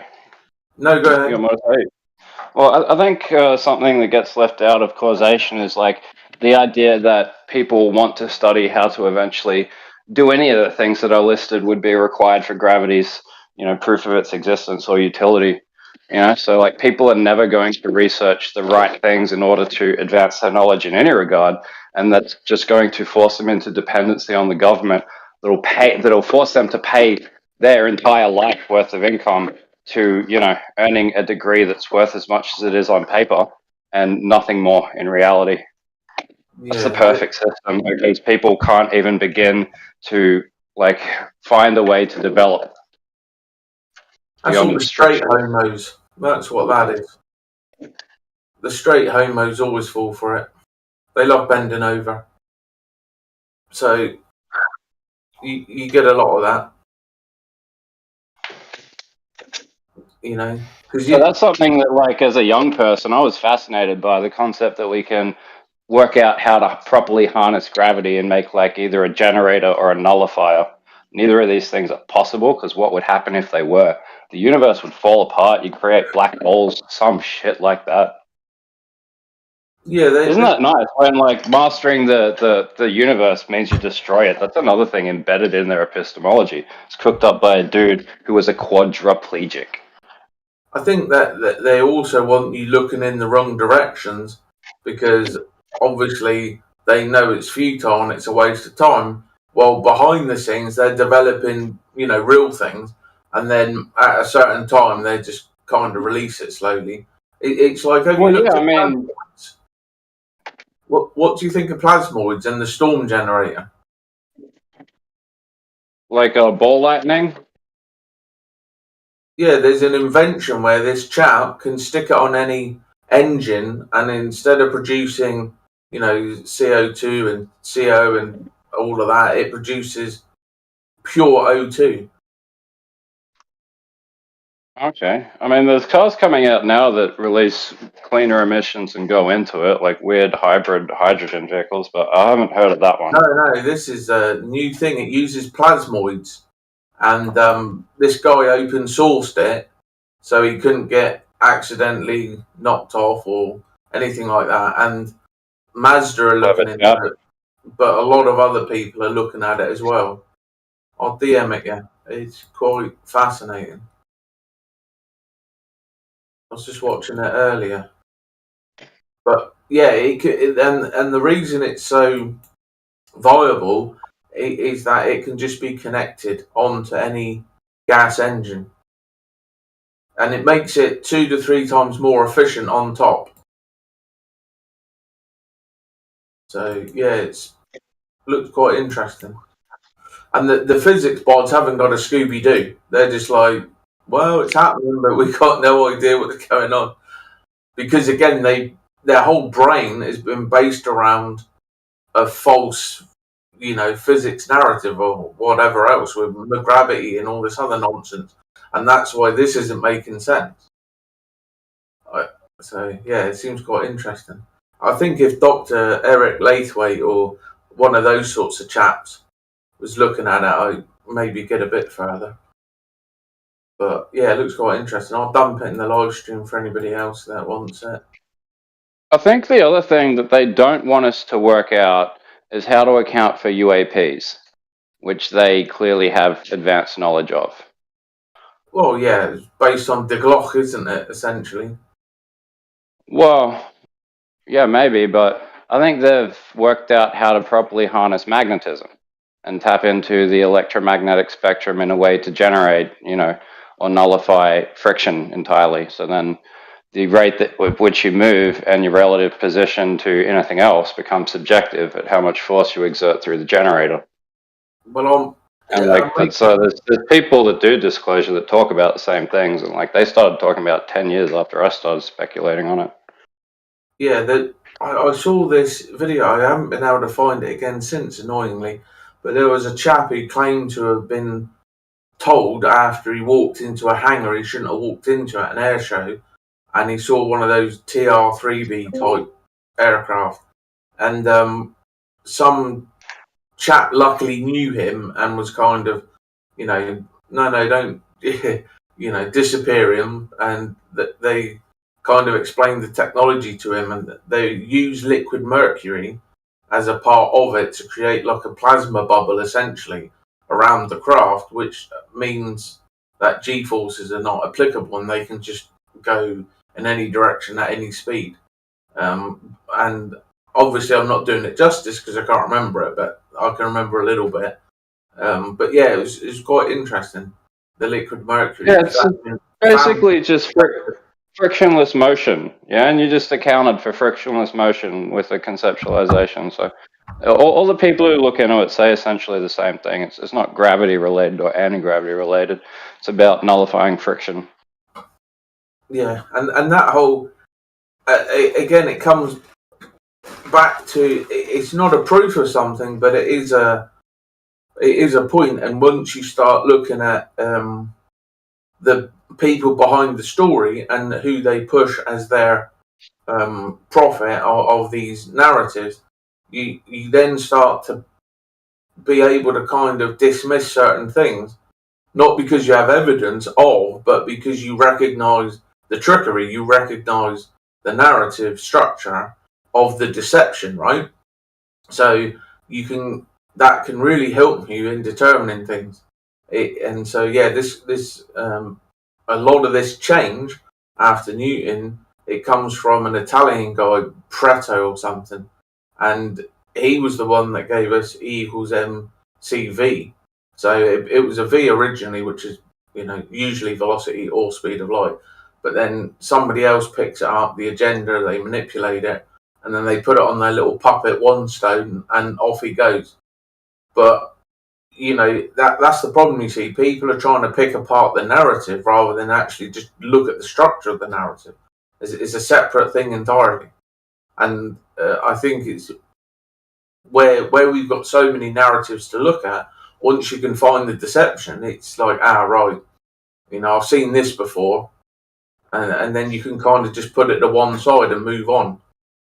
But the agenda kind of want you bashing your head against a wall, trying to pick these things apart, figure these things out, because they know it's futile. They know it's circular. They know you're just going to be chasing your tail, rather than getting more pieces to the puzzle to be able to bring to bear on these other narratives and problems and whatever, So, yeah, it's just very important to kind of see that trickery and then know that you can move on. Like, right, I've seen the trickery, I can move on to something more worthwhile now, I don't have to sort of play around in this sandbox anymore. I can move on. I think that's quite a good thing to do. And these plasmoids and these other things, I think is like what's his name, Victor Schellberger and people like that. There's a reason they're not taught about. There's a reason you're not taught Tesla or Schellberger or a lot of these other chaps. And that's because I think they were onto something, and they took it off of them, worked on it behind the scenes, and then just kind of, So I think that is also something to kind of be aware of as well. There was that Italian guy who worked with the Beatles, the Bugs, and he came up with that little sort of scooter that levitated. I forget his name now. I think there's just go with me here. Energy plus intention is like a missing piece of the complete understanding of physics. And I think consistently leading humanity away from that is at the core of the people who worked that out first. Yeah, I mean, it's why placebos would work and epigenetics. So there's definitely some connection between the two. Yeah, and it's actually like universal. So there's a way to harness it, and I'm talking about like comparing like John Dee and his work on like the archons and like this plan beginning back there around the time Galileo came out also, and the model shifted, and they brought out all these other false epistemologies like psychiatry. I think it's all been to fuck with the knowledge of how humans use intention plus other forces to generate things that shouldn't happen according to regular laws. Well, again, that's trapping you in a narrative, saying that anything beyond materialism and the 5 cents reality just means you're a Fruit Loop, like how they say if you don't agree with the government and you're into conspiracies, you're a Fruit Loop. So again, it's just about labelling people to dismiss them so that they don't engage and actually start to think. Heaven forbid that people start to think. Oh no, you're one of them thinkers, aren't you? I mean, if you break down the idea of how energy reliance is how you have a system like we have with controller class and worker class, right?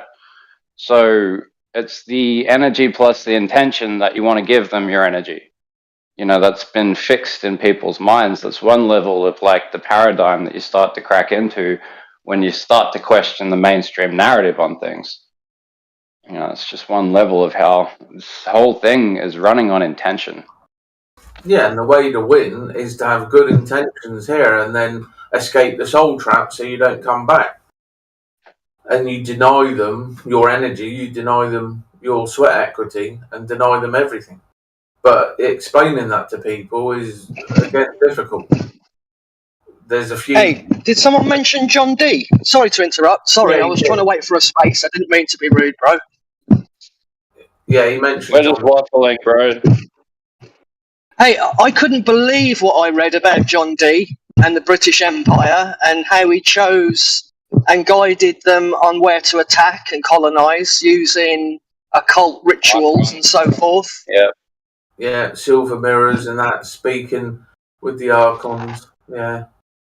So that's where the whole plan, I think, began, for suppressing human potential.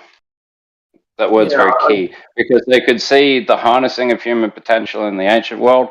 It didn't work because it pissed God off.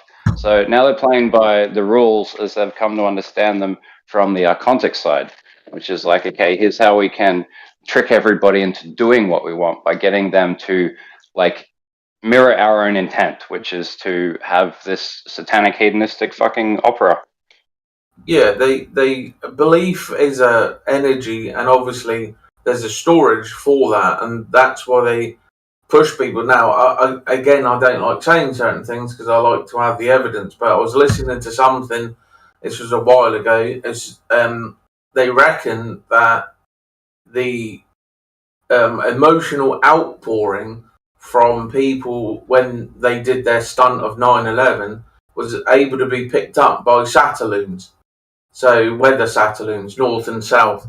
So again, there is an energy source there that they're certainly utilising and tapping into, hijacking and manipulating. And only when you escape that can you redirect it. But again, it's like knowing what we know, knowing the areas we've gone into, to stay positive and happy or whatever in those higher states is difficult. And until you find acceptance and these other places, it can be quite dour and blackpilling in a lot of ways, because you kind of not sure what to do. But when you find the path and you get through that on the way out, through that crucible, you then kind of come to these kind of places and these understandings where you can possibly affect the whole through your own positive being. So that's a good point. And secondly, not coming back and denying them service is another good thing. So yeah, I think people have to kind of look at this over a very long period of time, thousands of years, not just 5 or 10 or 10 minutes. It's a very long time that this has been going on. This manipulation, this way back in the past. So we have to have this macro understanding, and that obviously goes beyond the meat suit, the lifetime that we have. So if we were immortal, then a lot of other things would become very, very important very, very quickly. But the fact is, we get to leave, which is awesome. That's not a bad thing. That's something that should be celebrated by everybody. The only reason it isn't is because they're too attached to the 5 sense reality. Their ego is too, materialism, things, items, people, and relationships and all of that. So it kind of anchors them. And it doesn't, again, it's about that ability to go off into these ideas and entertain them without agreeing to them, But a lot of people, because of that anchoring, find it difficult to, in their mind's eye, make those leaps and so play around with that kind of stuff. But I think if they do and they get to these places, it's a much more peaceful life because there's an understanding there. You can breathe. It's like, it's okay. Everything is okay. They're just pushing fear porn. They're just trying to bring you into your lower vibrational states. They're just gaslighting you. They're just trying to annoy you. Just be cool. We're not here forever. It doesn't matter. We get to leave.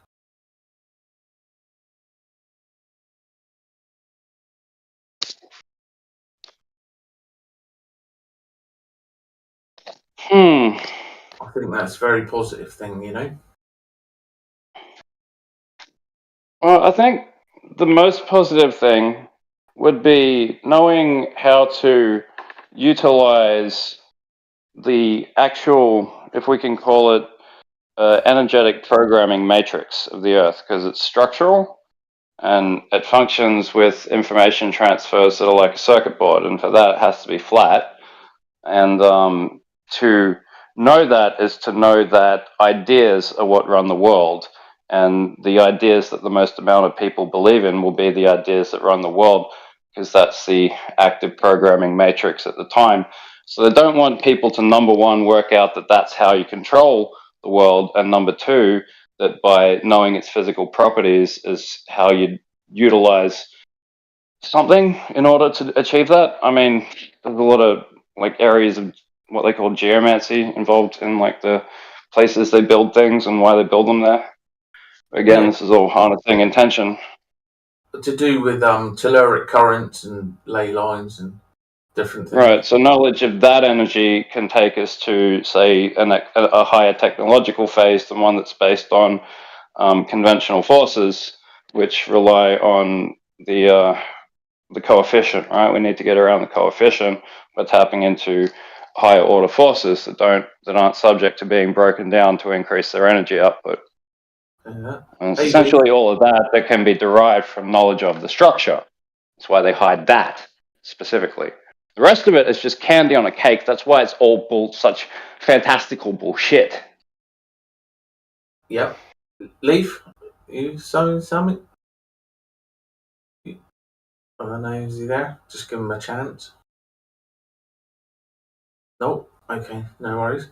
And the more pieces of the puzzle you collect, the more that seems to be the case in the macro.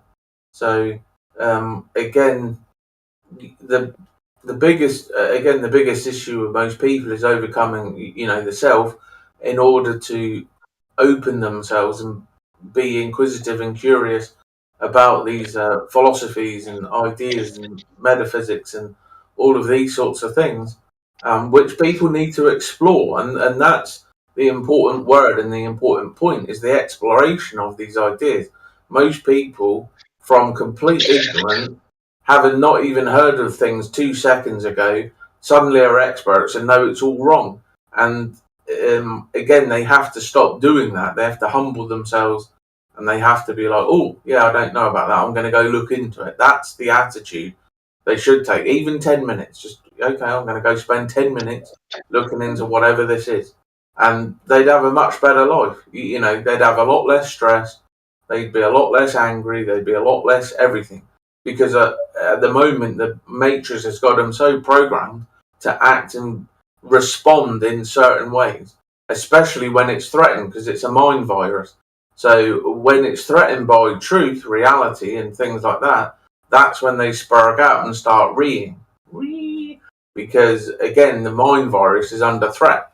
So the Agent Smith programs will come out and act like their little tantrums and different things.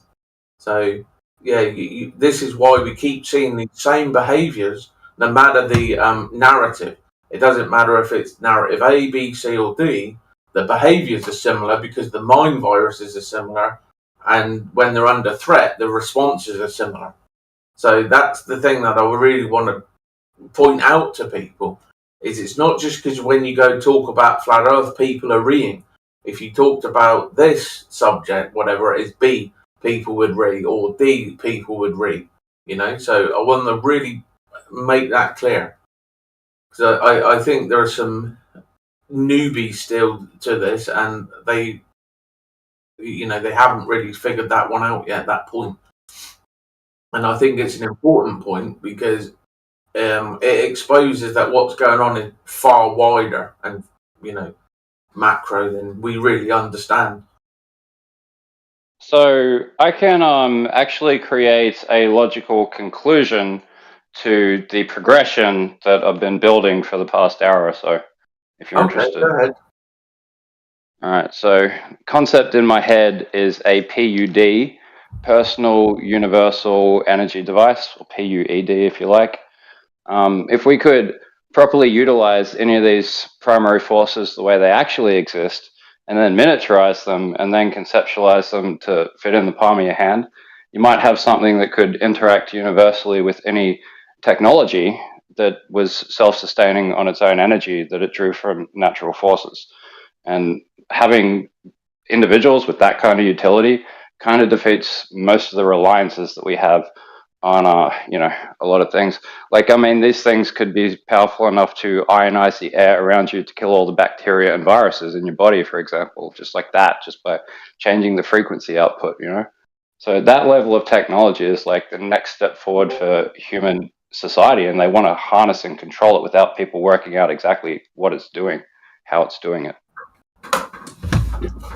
Yeah, it's always about manipulations for, you know, various reasons, and there's a lot of unwitting accomplices, and I think that's the thing that people really don't understand. Like, when we get asked these questions about, you know, this group or that group, they don't understand that they're a part of that group because they're ignorant of that group.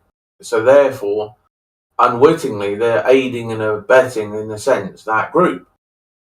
So it's something that once you become aware of it, then you stop aiding and abetting, so to speak, because now you're aware of it and you can make that course correction.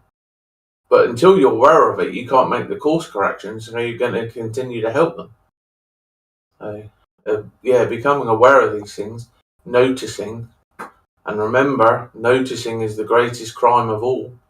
Stop noticing, you dirty noticers. But yeah, that gets us in trouble a lot, noticing things.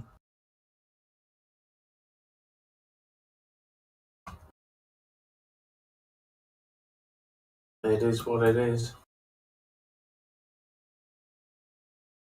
I mean, I think if enough people come to realize, or at least even just believe what I'm saying, then the entire like movement as it is, being, I mean, not without like important utility, but also a diversion from what we should actually be looking into.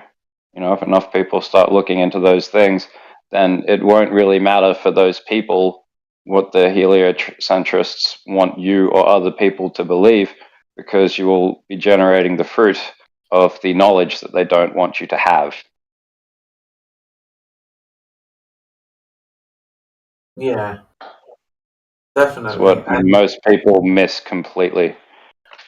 that's why they construct the way to view certain narratives, and people don't understand that what's happened there is, not just brainwashing, but that people have been gifted the conclusions and they've got no idea how they were reached. So you have all these people parroting things, and again, religious chanting, but it's simply that lack of critical thought and that lack of basic thinking, where when they were given these things, they should have gone, hold on a minute, how did that come about? Now, the teachers don't know, of course, because they're just repeating things that they learned at university. And those professors don't really know a lot because they're just repeating things that, and so on and so forth. So once you actually start to trace it back, you start to realise they're all just chanting, that nobody really knows anything at the bottom of it. And then those that do know are told to, shut up, and they get beaten and cancelled, as it's called today, unpersoned. That was the friendly term under the Gestapo and places like that. Unpersoned somebody. People aren't aware of that term, but they have to be, because obviously we use the modern variant to cancel somebody. But there was another version of that, and it worked very similarly, and it was to deperson or unperson people. And it's another what's the word? Manifestation of that. It's just another variant of that. But it works the same, and I've seen this happening for years. But again, people aren't interested unless it's happening to them. Then I think what you're talking about starts with an S. I've been trying to think of what it is. What starts with an S? It's a methodology they use to delete people secretly. Oh, Stasi? I think it's the Stasi method. Stasi, yeah. That's the NKVD and the Stasi. They all work together behind the scenes, and these sorts of groups and people, again, they know what works because they tried it under these various systems, and they were like, oh, this one works really well. So then that gets adopted, and that's what's pushed out, and that's what's happening now. And we're seeing it in all these places, and people are saying it's wrong, but because we don't have masculinity so much anymore, you're not seeing people doing something about it. This is why because they're straight homos, right? This is why they're bending over and taking it and asking for seconds. So essentially, the people that would have stood up against this, the men, no longer exist. There are a few out there, right, but a few is irrelevant. You need groups, you need tribes, you need nations. That's when you have power. When you can bring 60 million people to bear upon a problem, shit's going to get done. But if you've got 60 million people in 10 million directions, nothing's going to happen. And they know that. And this is all part of the plan. And so you will have certain individuals that can galvanise people, and they are absolutely terrified of those individuals, which is why they always come under attack and accused of certain things, because, again, je accuse, you see. You don't need evidence. As long as you say something about somebody, people accept it as self-evident. Oh, well, they wouldn't say that if there wasn't smoke without fire. The big lie rather than the small lie and all of that nonsense that Mr. Zionist gave us with the NSDAP. So, again, people have to put these pieces together to really formulate a cohesive framework in which to bring to bear to things, But without that framework, a lot of people are going to be befuddled, and they go, oh, what's going on here? Oh, I don't understand. And they're going to have some things worked out, or, ideas, but without doing that homework on these different groups and different peoples, a lot of suddenly it's like, I see now, once you, and then it all becomes clear. Right, that's why they do that. And then you can move on and find the next piece, But again, moving on is difficult for people. They like that comfort. You know, it's like when you wake up and you wet the bed as a kid, it's nice and warm and comfortable, you know, but then it gets cold and horrible. And people just they've got to go into these new informations all the time. Got to keep looking around, you know, because truth is in everything, and you have to dig it out, you know, mine for it. And the only way to do that is to do the work, but not through reading, because reading is evil. That's why they introduced it, to create left brain prisoners. Remember, see, I make this point to people. It's a simple point, but again, it needs to be addressed. We weren't allowed to read and write back in the day.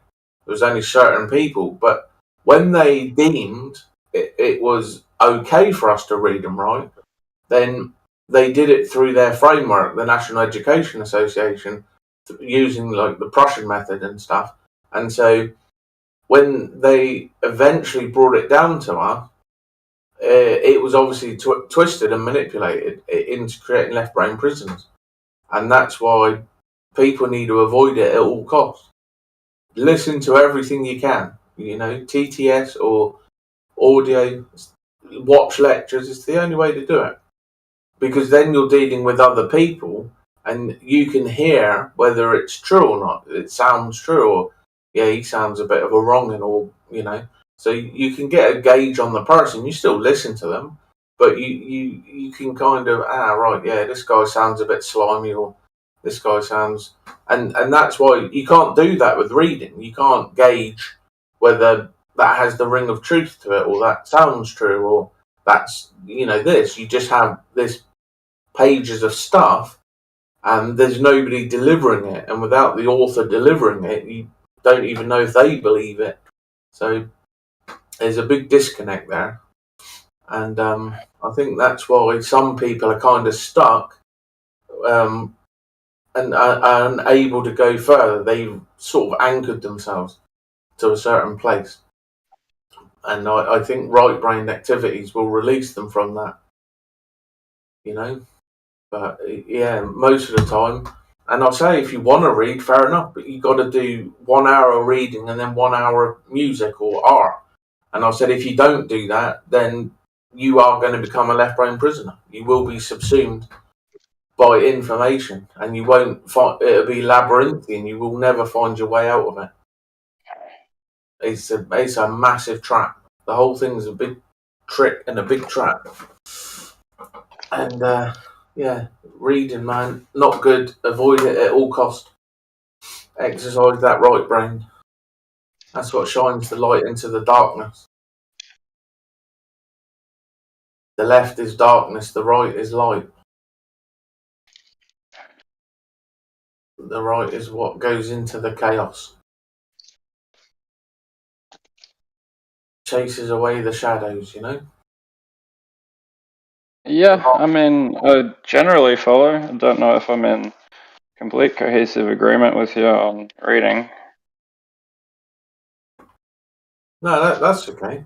As I say, if people want to do it, as long as they offset it, I don't see an issue. But you and I know most won't offset it, and that's the issue.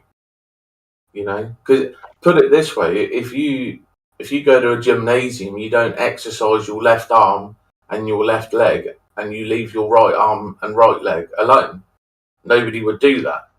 So this is what I'm talking about. If you're going to exercise the left by inputting information, then you have to exercise the right by playing the piano or a guitar or doing some sort of artwork and that creative side. So most people are not going to put that effort in, which is why it's better just to say to people, avoid it at all cost and just get everything you need through audio or TTS. Or you can pay somebody on Fiverr, pay them $5 and they'll read it for you.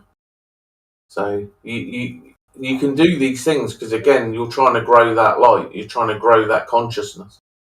And to do that, you have to stay in your positive mood, which means you avoid certain music, so you avoid certain imagery, you avoid certain content, and you do all of that to cultivate and to grow that right brain, that light, you know, because you're trying to see further, you're trying to understand further. And you can't do that if you keep diminishing it with these other things. What do you think? Makes sense? Well, yeah, I've made that argument to people recently in a very different space to this, but I was trying to get them to concede that worlds in paper have no inherent value for humanity. And they're like, what do you mean? Like, authors are some of the greatest contributors to humankind ever. And I'm like, why? They make people feel a certain way. I mean, music is like, adding context to the human experience, but it's not really teaching us how to build bridges across human problems. Yeah, I mean, what's that saying about you can't resolve an issue with the same level of intelligence that brought it about? Something like that. I didn't do it justice, but that's kind of the thing. You need to go a little bit further beyond to be able to see and contribute something of value. But a lot of people are kind of trapped in that little thing, and yeah, again, it's just learning experiences. I think most that have done a similar level of research to me and investigators, we kind of on a similar idea, not 100% agreement, but I don't know, 50-70%, and and those who have done less, the disagreement is much wider.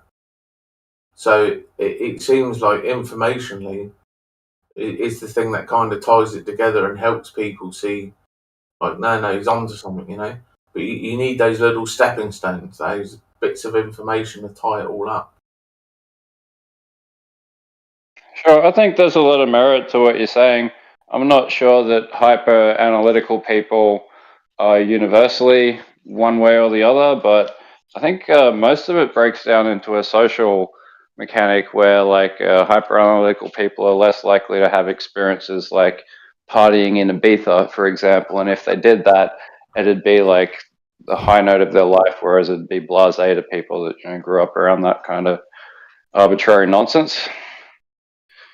But yeah, I suppose like the social, like the way that right brain and left brain people interact socially has a tendency towards left brain people needing to account for this lack of social fulfillment, so they create worlds on paper or in data. Yeah, they need to get out in the really real one. That might help, but again, that becomes a right-brained issue, because they can't see it in the mind's eye. Like that lad earlier, Fry, I was trying to explain to him how he's drawing orthographically, and he doesn't understand that when he's drawing orthographically, you have to draw the ground and the sky converging, because that's what we see prospectively, right? And so he was having trouble. Obviously, ships disappearing bottom up, and he was there's a big distance, he was being. But I was trying to show him orthographically that what he should be doing is showing this triangle essentially in front of him, and the ship obviously shrinking into that, which is why it starts to disappear bottom up and things, because it can't resolve it. And so that was the thing. And once he kind of understood that, then I said, well, you've answered your own question now. That understanding is obviously necessary to explain that phenomenon, but yeah, without that, because obviously when they draw orthographically, they draw the ship is huge and the person is this, and they don't understand. No, that would be this would be this would be that. But yeah, once those pieces are in place, they answer their own questions. So it's not good. But again, we can lead them to knowledge. We can't make them think. So we just have to kind of do this for ourselves, really. I mean, to be honest, I knew way before Flat Earth, because I by the time I came round to Flat Earth, I'd been 20 years in the rabbit holes, right? So flat Earth wasn't a big deal to me.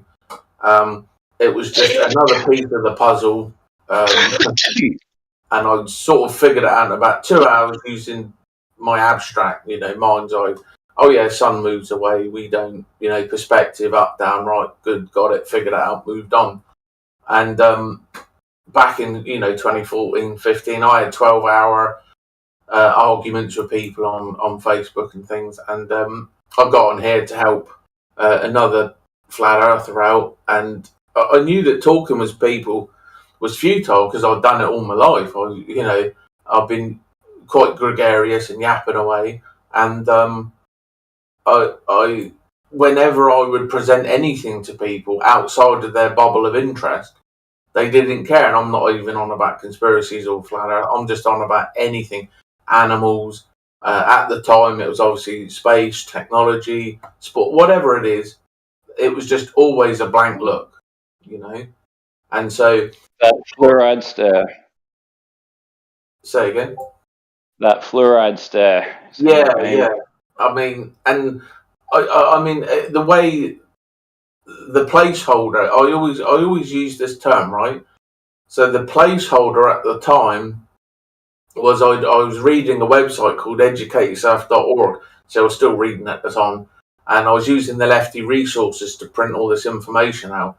And educateyourself.org has got a big thing about the NWO, and within that there's a bit about slides, how people have been psyoped with slides, so that when you try to get them out of their messaging, a slide basically pops up and puts them in stasis mode, and then once you start talking about the weather, the slide pops down and they come back online.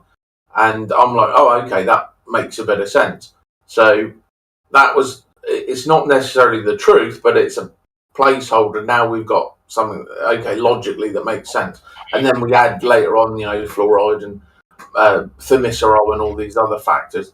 But so I knew that if it doesn't come from within, if you don't have that engine for truth or that ability to not want to be lied to or whatever it is, there's no point. So these spaces are really for us that have done the homework and want to move on. And it's like, yourself, even within our circles, there are a lot of people, I call them normies with their extra information.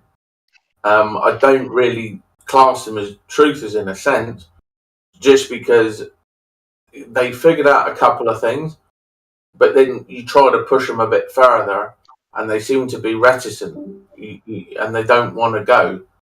Yeah, I think a lot of those people are actively trying to climb the poisonous spider web because they think it's a social ladder. Yeah, I mean, it's it's quite interesting, and as I say, the ones that the more information they look into, the more similar direction we're kind of heading in, if that makes sense. But again, normies with extra information are almost bad as normies. Like, they figured out 3 or 4 things, and that's great. But then, that next bit or that next bit, they just don't seem to be able to make it. And again, I'm not sure why that is. I've got my own idea. Again, placeholder theory and idea, but yeah, got. But again, it's just as much a waste of time, as talking with a complete normie. They plateau, they level out. I think it might come down to the nature of either causational or foundational truths. If they're causational, then people can say, okay, I've become aware of the nature of the world and I now know how to navigate around it, or something to that effect, versus foundational truths that make them go, holy fuck, I actually don't know where I am and where I'm going in this unknowable universe. Existential dread kicks in. Yeah, I mean, as I say, the more I give a platform to people, just okay, let's listen to this guy for 10 minutes, because it should always be about recognising that you don't know what you're on about, and you should go and listen to people who do know what they're on about. And so you listen to these people, you give them a platform, and you figure out, okay, you know, what makes sense, what doesn't make sense, do further research. There's all this nuance to it, you know, and again, that comes with time, because people have very dualistic thinking, black and white, right and wrong, you know, and it isn't like that at all. Can I say something quite interesting that we've lost from what we could call the art of thinking? All right, so it used to be really common in the age of philosophers for people to come and challenge the philosopher, you know, and they'd ask questions of, like, Plato, what is the good life and how do we live it? Nobody asks important, profound questions anymore in a public sphere. Like, we have podcasters, yeah, but all they do is waffle for a couple of fucking hours, way worse than we get onto. Yeah, and that's the thing. Like, again, people focus on the vehicle, the thing delivering the information. So they will hand wave information because of the website it's from, or because of the individual show. And it's like, well, hold on a minute, you know, like if I point people to Master and Emissary, right, Ian McGillichrist, there was a 20-odd minute interview he did with Jordan Peterson that was really good. So there are some people who, for reasons, don't like Jordan, so they won't watch that and they'll ignore it. But that, again, is immaturity. You know, whether you like him or not, for whatever the reason, you should still be able to go and glean what you can from that conversation from Ian, right? Because he's the one that is important in that scenario. But again, you find this childishness, in a sense, within people, where they like a certain individual character, and they just, yeah. Like, there's a really good one with Rupert Sheldrake on Joe Rogan. Now, we know Joe Rogan's an idiot, but that's not why you're there. You're there for Rupert. And it's 2.5 hours long, and it's a really good overview of his whole kind of life and how he got into morphic resonance. And I've not seen one as good as that for, like, the basics. And it's not on his channel, actually. It got deleted. You have to find it elsewhere. It's like in a podcast form. It was in a video form, but yeah, it got disappeared. But again, it's a really good overview, and yeah, there's a lot of people, oh, it's Joe Rogan. It's irrelevant. Nobody's there for Joe. He's a numpty. He's got the IQ of a potato. But Well, let me still man that for a second, see, because I was born in 1967, and potatoes, they're not even born. That's how he'd respond. It sounds as bad as Kamala. Well, hold on a second, man. Let me prove to you I'm not a potato. You are a potato.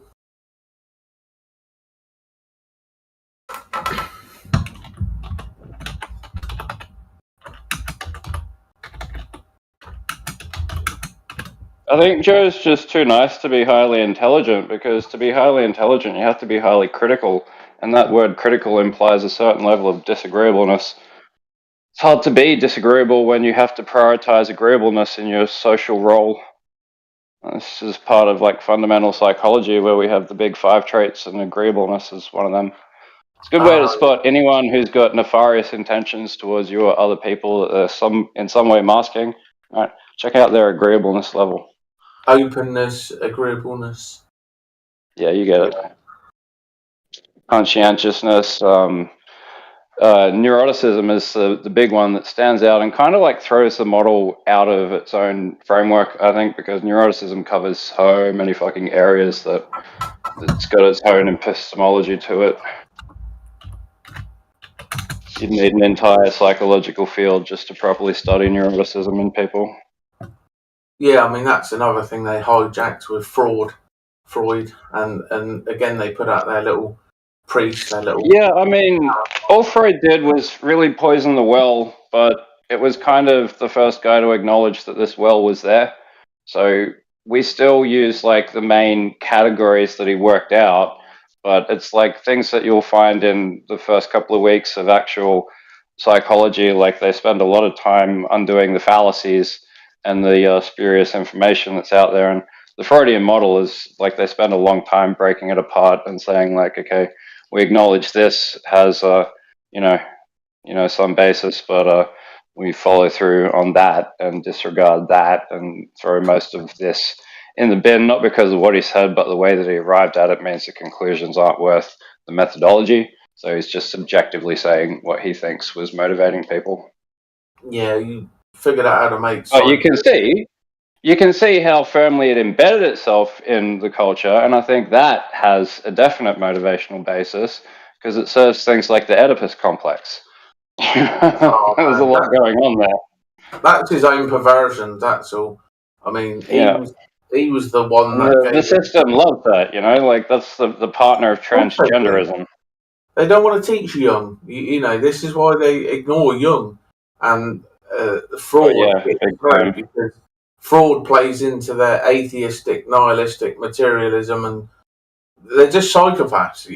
And yeah. Let's also not forget that Jung read the Bible like every single day of his life. This is what he stated regularly.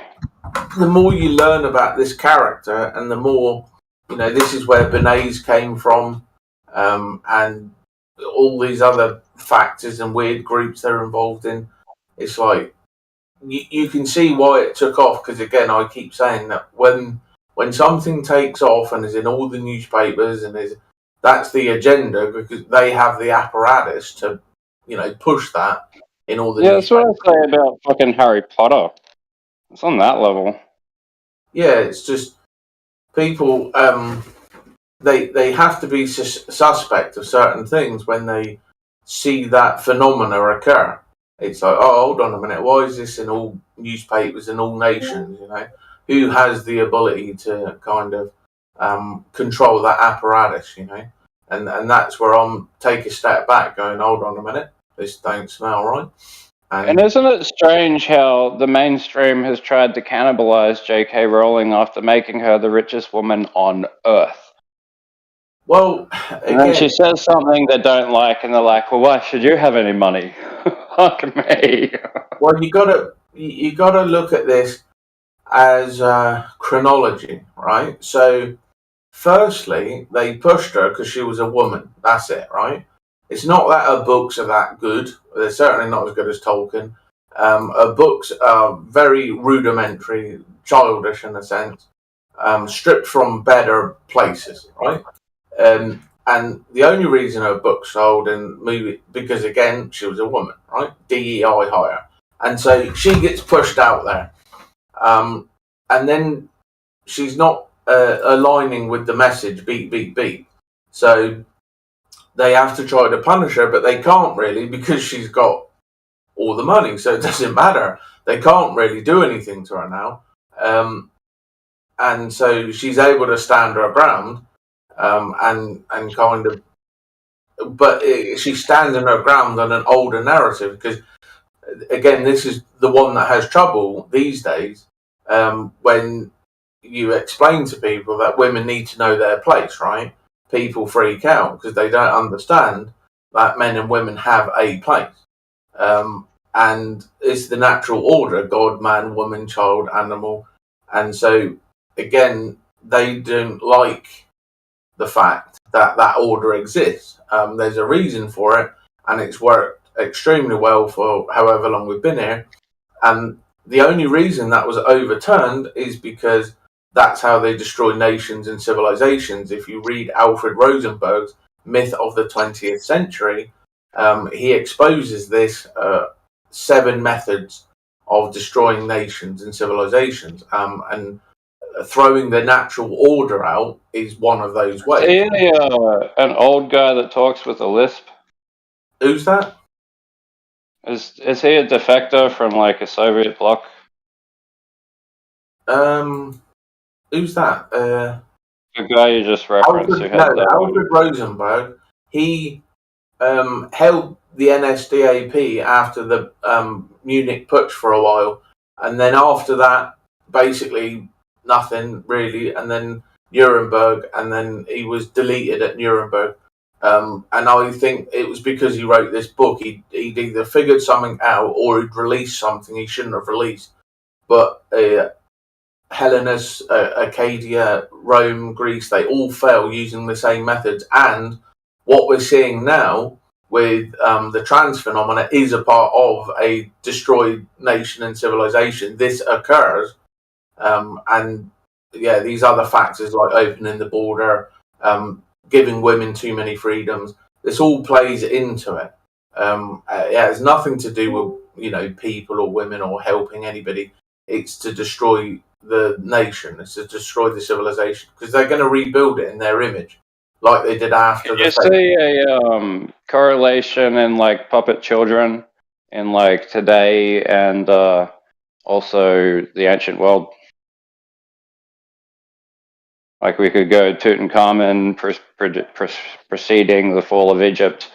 The line of Roman succession preceding, one of the collapses of several of the collapses of Rome. Either way you want to look at that. But today, you've got things like Kim Jong-un in place of Kim Jong-il, who created all these problems that didn't get better when his son took over, and he's likely being controlled by the military apparatus, which is the same pattern that goes back to like the Egyptian priesthood, if you want to characterize it that way. And now we got like North Korean forces fighting in Ukraine. I don't know if you're aware of that. Yeah, I haven't seen too many sources on that, but yeah. But I mean, these again, there are layers to these things, right? And each layer you're at, you believe is true because that's your layer, right?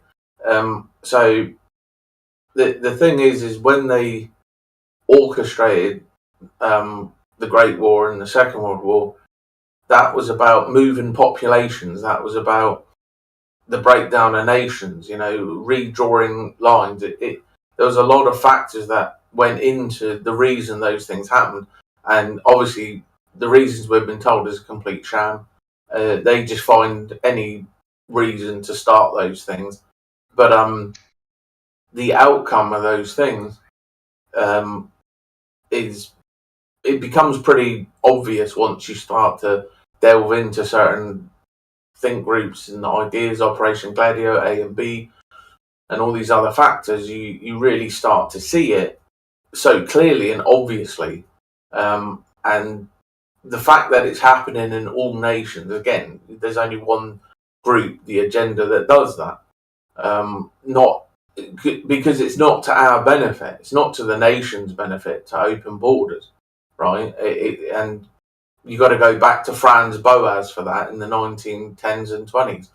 He was a one that kind of pushed this utopian message because, again, they know exactly what's going to happen if you do this. The less homogenous a nation, the faster it falls. Basically, the faster it destroys itself. And so they had to make sure that happened as quickly as possible. That's why they changed the Immigration Act in '65, I believe. And that's why now, recently, they've just literally left the border completely unguarded, and they've let 10 million illegals in. It's not by accident. This isn't to help these people because, again, if you're going to help these people, you help them build up their own nations in their own homeland, and then it's awesome. But if you take people in when you've got no jobs, no housing, and it's just putting pressure on the social care systems, then that's not going to help anybody. All that's going to do is drag the people already there down, because they're going to have to pay more. So once you look at these things just logically, basically, it's very easy and simple what's going on. But people want to look at it through emotions, and obviously that's not going to get you to a very good place. But the fact that it's happening to Europe, the fact that it's happening to Britain and a few other places, there's a reason for that. And at the moment, America was the dominant power. They were the ones that kind of told everybody else what to do to keep them in line at a certain level. That's the idea of it. And there's obviously ideas above that which say they're working for the groupiest group ever, as an attack dog type. And that's true as well to some extent. But there are other people who played that part before them, like the Empires. And that's how you start to figure out this has been going on a very long time, where they allow people's genetics to express themselves, and then they, subsume that and take it over. But yeah, it's interesting. But like I say, luckily we get to leave. So as bad as it may or may not be, we're not here forever, thankfully.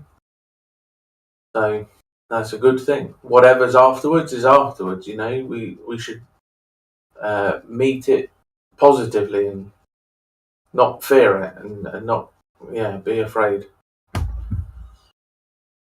Fear is the mind killer. It is the little death. I must allow it to pass over me and through me until complete obliteration.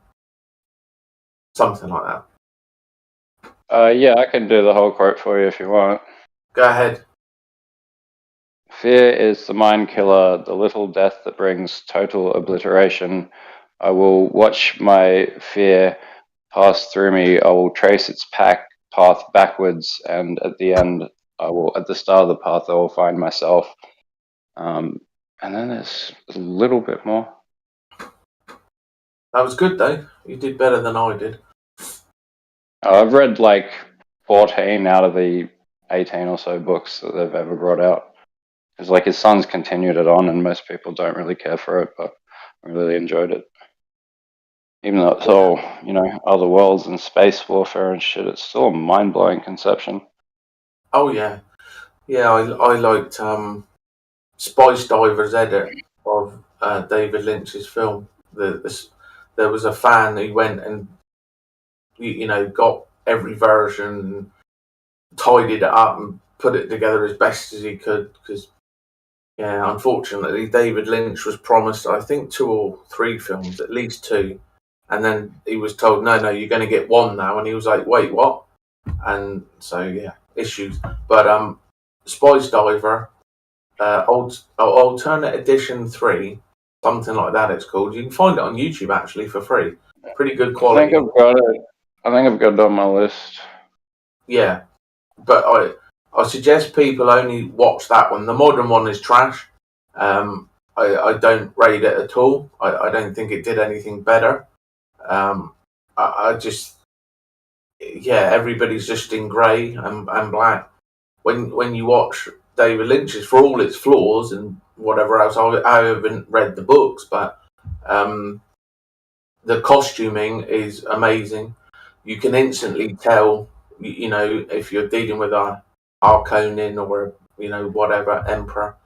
The sets are just brilliant, and I think he did well.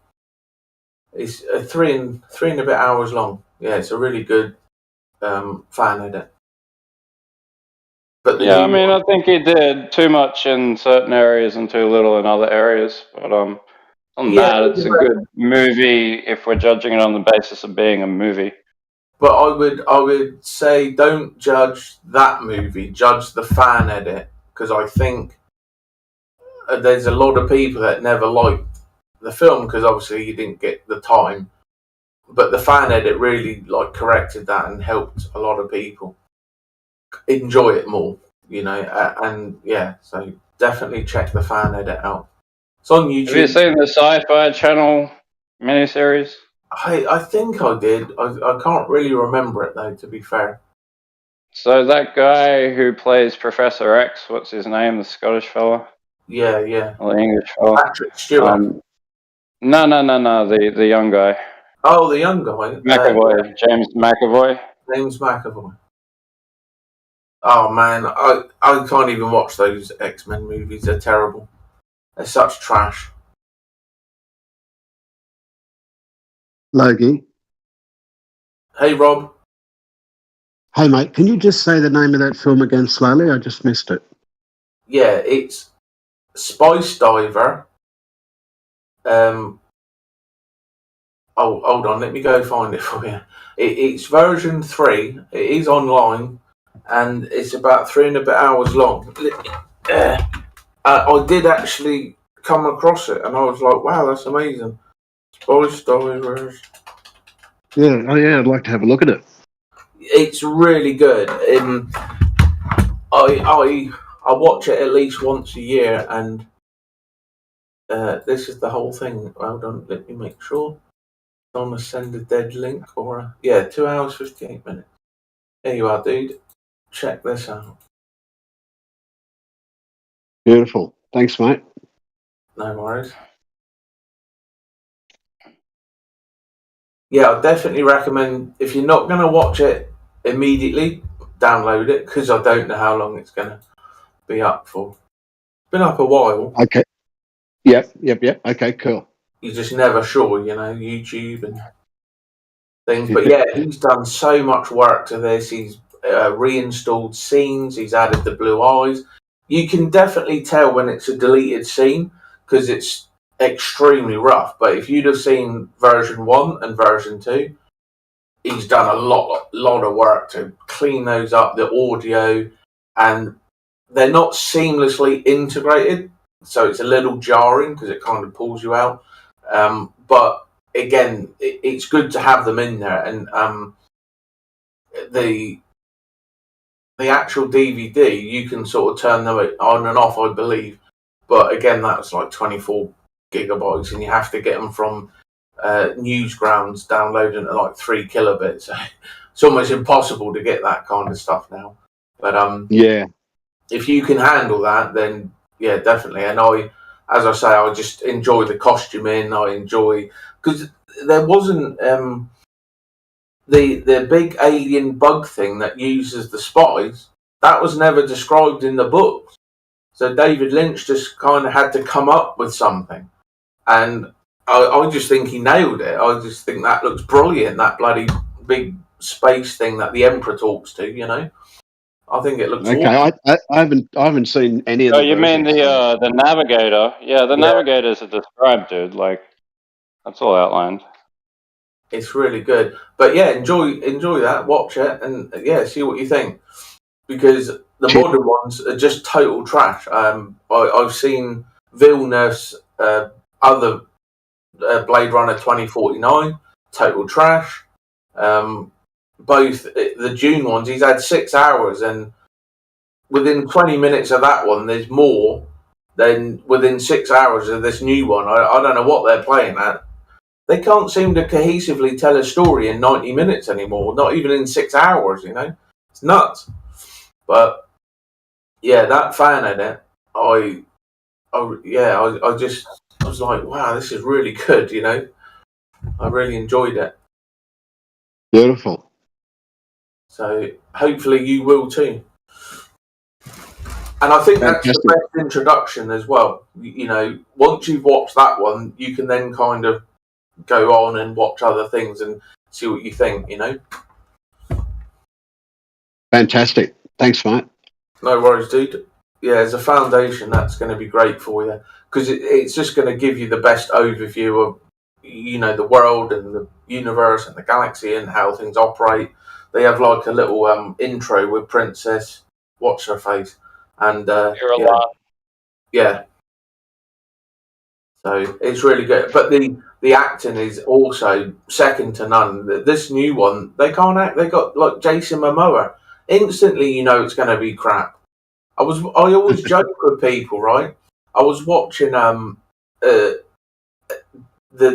Atlantis one with him in it because I like to punish myself, and there was a moment in it, right, where he's been trained secretly by one of these Atlanteans, like an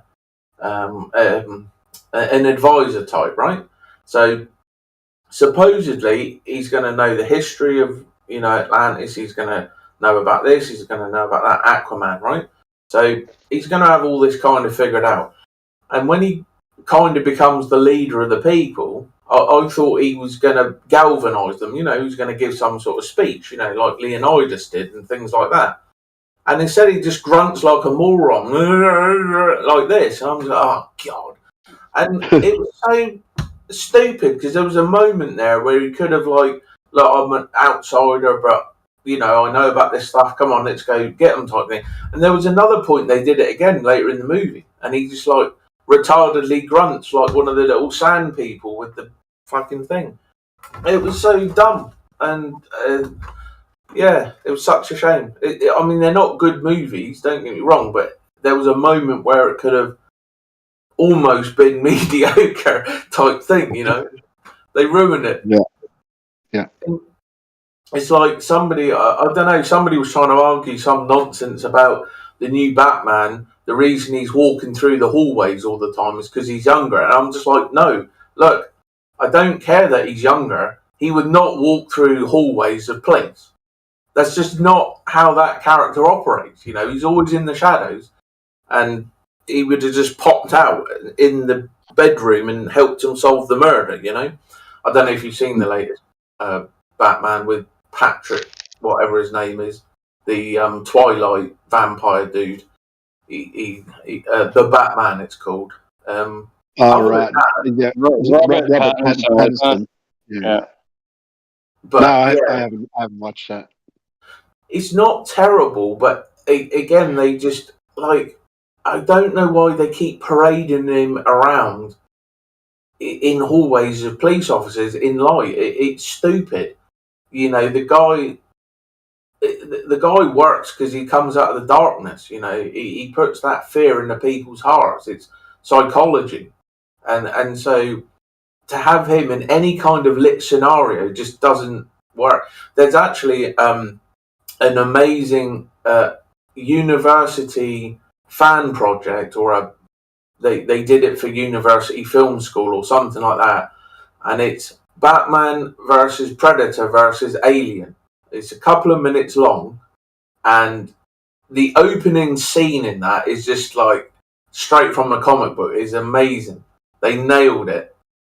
And there's another channel, Bat in the Sun, and they do these like hypothetical, if X fought Y, who would win? They'd vote on it, and then they would live perform it, and it would cost them like 30 grand per kind of thing. They've stopped doing it for a long time, but again, it was so accurate. It was some of the absolute best I'd ever seen. And I'm not even like a big fanboy. Like, there's some storylines I've gone and comic story, and you know, and, okay, this is what this is about. Okay, that's cool. Just to kind of, you know, see what was available. I liked it as a kid, you know, X-Men cartoons and that. But yeah, they were some of the most accurate, like costuming and everything. They nailed those characters perfectly in my book. Yeah, really, really good stuff. So Bat in the Sun, and just look for Batman versus Predator versus Alien, and okay, you'll find them. Really good stuff. And as I say, you just compare that to this schlock that Nolan did, or anybody. You know, there were nerds out there trying to like beat you up because you didn't like Nolan's crappy trilogy of Batman films, and it's like, it's just not Batman. You know, the label is there, yeah, but the ingredients aren't. You know, because he never went and learned from the Assassin's Guild. He did hook up with the daughter eventually. That's where he had his son Damien. But by the time he went to the Assassin's League in that film, he was already an expert. See, because he was so motivated by the death of his parents, he already went and did, you know, gymnastics and, you know, parkour and martial arts and pressure points, white magic, black magic. He learned from everything and everyone. By the time he was 20, he was, you know what I mean? He was already there. He joined the FBI originally, and then was like, no, these people won't let me do what I need to do. And that's when he went off and became a vigilante, you know. But he learned all of these skills, detective work, you know, chemistry. So the detective aspect's generally left out, sadly. But the animated series is the best. 90s Batman, the animated series, is like one of the best portrayals of Batman. And Batman Beyond is pretty fun too. That was like the one that came a bit later in the 90s. But yeah, both of those, I think, nail that character really well. The newer ones, they just take the name and then sort of do their own thing, really, which doesn't make a lot of sense. And he has evolved a lot. Originally, he did use guns all the time, but then this comic book code came in, like, oh no, they don't want children to see guns and all that. So then he never used guns. So there's like a hodgepodge of ideas out there, but I think certain ones really suit him.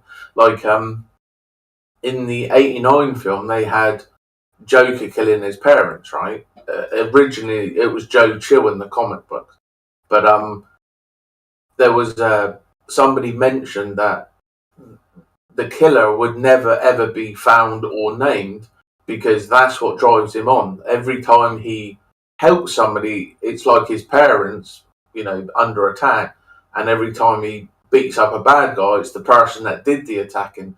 So if that loop is ever closed, he wouldn't really have that desire, that passion to be a vigilante. And I thought that's a really good point, actually. It's better to keep it open and never find out about his thing.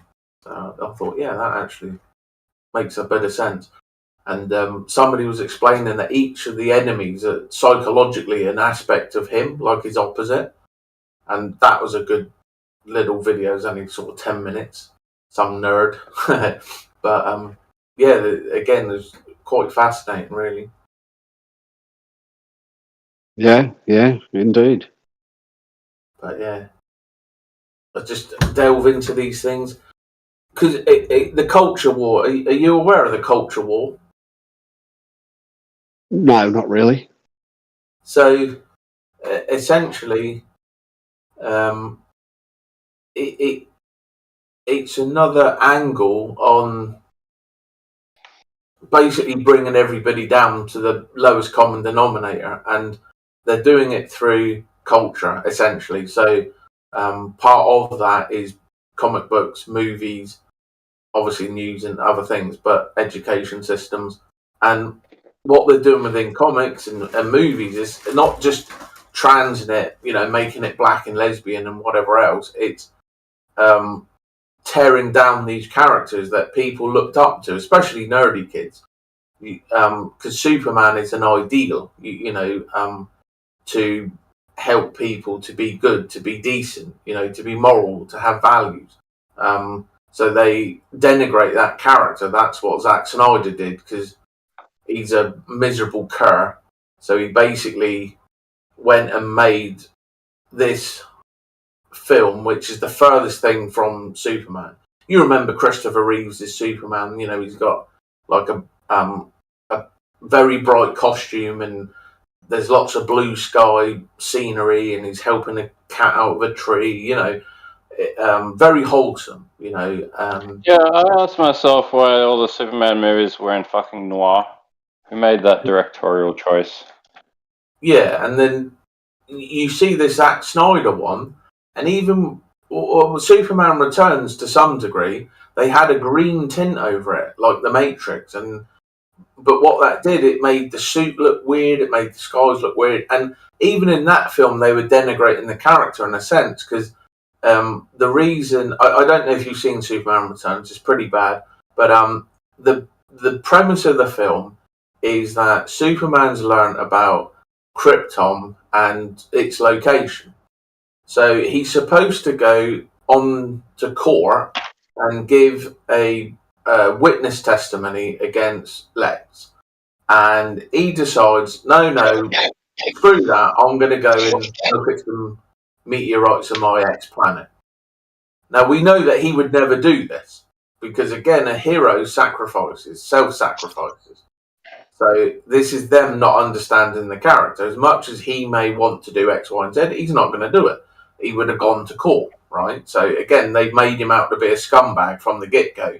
But then they're kind of saying, oh, it's his okay, because it's his home planet. So they're trying to kind of whitewash the scumbaggery, but, they're still making him out to be a scumbag. Then they tried to say that him and Lois had relations while she was married, and that's where Superboy came from, because she's got a child and he shows some power. Now, the character Superboy actually was a clone of Superman. So again, this is this scumbaggery, right? Yeah. So that was Superman Returns. Then we get Snyder's film. So Snyder's film, every scene is all grey. Even on a bright summer day, it looks grey and dark and just, bleh, you know. And then you got Kevin Costner playing Jonathan Kent, you know, the father, and he's basically there's a moment in it. Now, I only watch these films once, and then I watch reviews, right? So this is where I pick a lot of this up, because I can't watch these films 20, 30 times, you know, to get all this info. It's just too depressing, man. So there's a moment where young Clark Kent is about 17 and he saves a bus full of children that fall off of a bridge, right? And the messaging that the parents are telling him is, no, let them die, because showing that you're special and gifted, the government's going to come and anally probe you or something, you know? So I'm like, they're going to create a psychopath saying this kind of crap, right? It's totally ridiculous. But there's a moment where he kind of says this on the back of the truck, you know, to Clark. He's like, no, you can't ever show your powers, you know, because the government are going to start doing weird things to your bumhole. So basically, this leads on to the next scene of, you know, a few years later, where there's a bit of a storm. There's a car jam.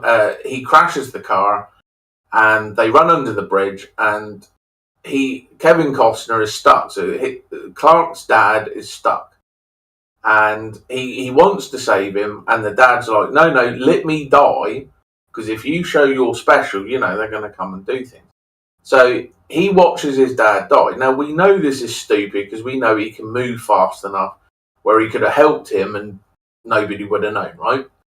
But for the stupid storyline, Zack Snyder, this is what he wants, right? So we then jump about 10 years into the future. We've got Hobo Superman. This is one of the reviewers called him Hobo Superman. He's got, you know, beard, and he's bumming around up Alaska somewhere. And he's working in this little bar, you know, washing up. And he asked a white knight for some bird. So this chick comes in, and there's a bunch of truckers there, you know. I think one of them pats her ass or something, or says something. So he goes out and crushes the guy's truck, and then, you know, does a big I am type thing. And you're like, well, hold on a minute. This is a complete stranger. You know, you've been working in a truck shop for a few months. You've now gone and destroyed this guy's truck, which has shown your powers, but you didn't learn the lesson from not showing your powers and letting your dad die. So again, like, psychologically, this doesn't make any sense. Because if he let his dad die, his Earth father die, and not show his powers, why would he then show his powers over some chick he doesn't even know? It's not. The through line is all over the place, and so he just thinks, oh, it's a cool scene. He can white knight and be a cuck for some woman he doesn't know. Ooh, you know, because that's Zack Snyder's another, you know, straight homo. So basically, they put their own kind of things into these characters. They can't let these characters be what they are. They always have to imprint, you know, project their own insecurities and nonsense onto them. And then the rest of the film's just, you know, total garbage. But the costume is all black, you know, it's all dark. And everyone's like, ooh. And I'm just like, no, the reason he has a very bright costume is it's like a beacon of hope. You know, you see like that red, white, and blue flash across the sky. It's that kind of thing. So to have it all dark, like evil Superman in, was it Superman 4? It just doesn't work. And these people, because, again, they're all psychopaths and sick in the head type people, these are the films they make. And these other people who are sick in the head think they're good. But they're not. You know, objectively, they're not. And that through line I've just said there, I mean, it proves it. You can't have him in one moment do this and then the next moment do that. It's like, where's he learning the lesson? Now, in Smallville, I'll give you a comparison, right? So, the lesson in Smallville, there was a bit of timey-wimey BS, but the thing was Jonathan Kent had a heart attack and died. So when they knocked off the dad in Smallville, they had it as a natural thing. So Clark learned that with all of his abilities, strength, speed, sight, everything, there are some things that are outside of his bounds, outside of his powers. And that's how he learns that lesson. So again, it's a much better storytelling device, than, oh, I'm just going to stand there and watch, my dad die, and then 20 years later I'm going to beat a guy's truck up because he insults a bird. It's like, wait, what? So, yeah, once you start to kind of look at these things and listen to nerds who know what they're on about and break things down, it's just like there. And it's just such a So with the whole dad saying not to reveal the powers, and right, that does clearly fly in the face of what you see. And I think it's the start of Superman 2, where one of his hairs is in a museum, and it's holding up a 10-pound, like 2 tons or something. You know what I mean? It's being suspended by a single one of his hairs, and they go into how using all of the technology on Earth, they can't damage one of his hairs. All right, so that's kind of the running assumption that the Kents work off in all but that movie. And I think why is because it's become so trendy of people not to trust the government. Yeah. I mean, there was an element of that, but you see, when the reason Clark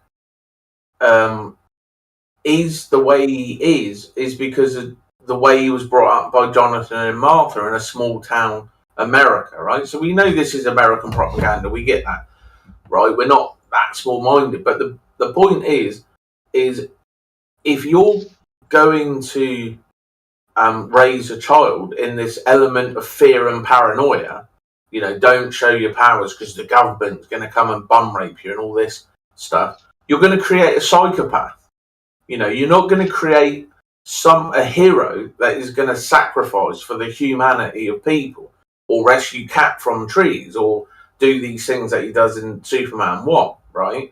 So, yes, there is a distrust of government today, and you can put that in your film by using other elements, but you can't change the core ingredients of Superman, which are his parents. That's how he learns to love humanity and humans and understand good and evil in people and all these other factors. But it's so dualistic and it's so myopic, and that's what Zack Snyder, he's a retard, and so he makes retarded films. Evil, psychopathic, retarded little films. And you can't have people, having morals and values and self-sacrifice and being decent. It's just not allowed.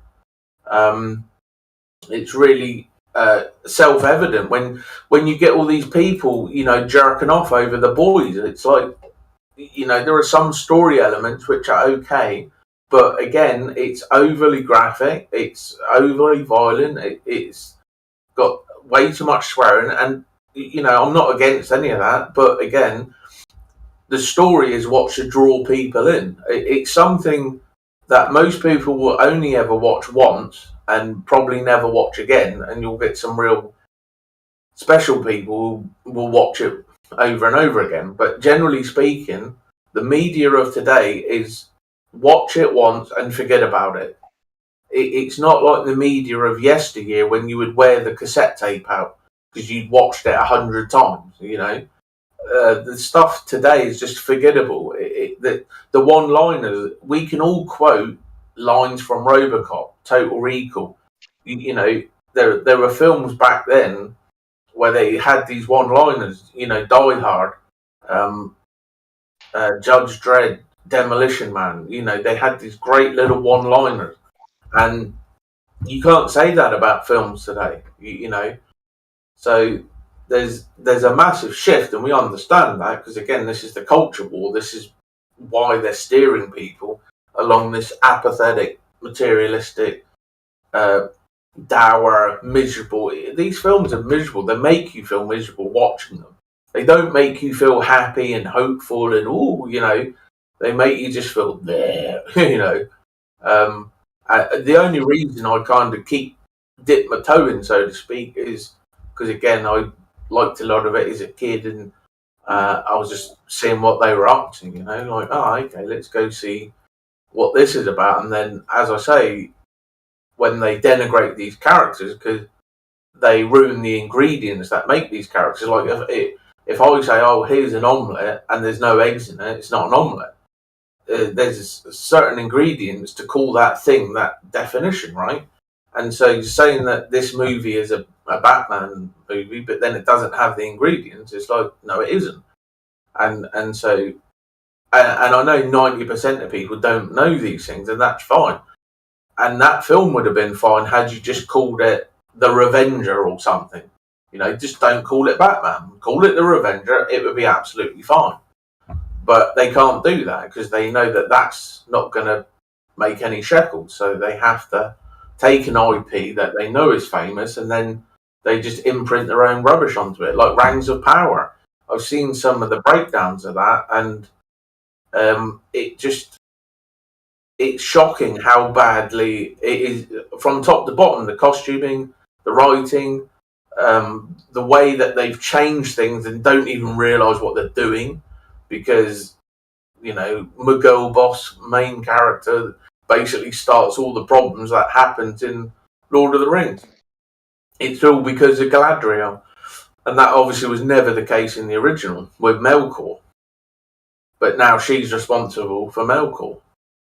So these people are just, they can't think past their nose. They can't write anything. They're all DEI hires. They're all fat lesbians. And they've got no idea about these things.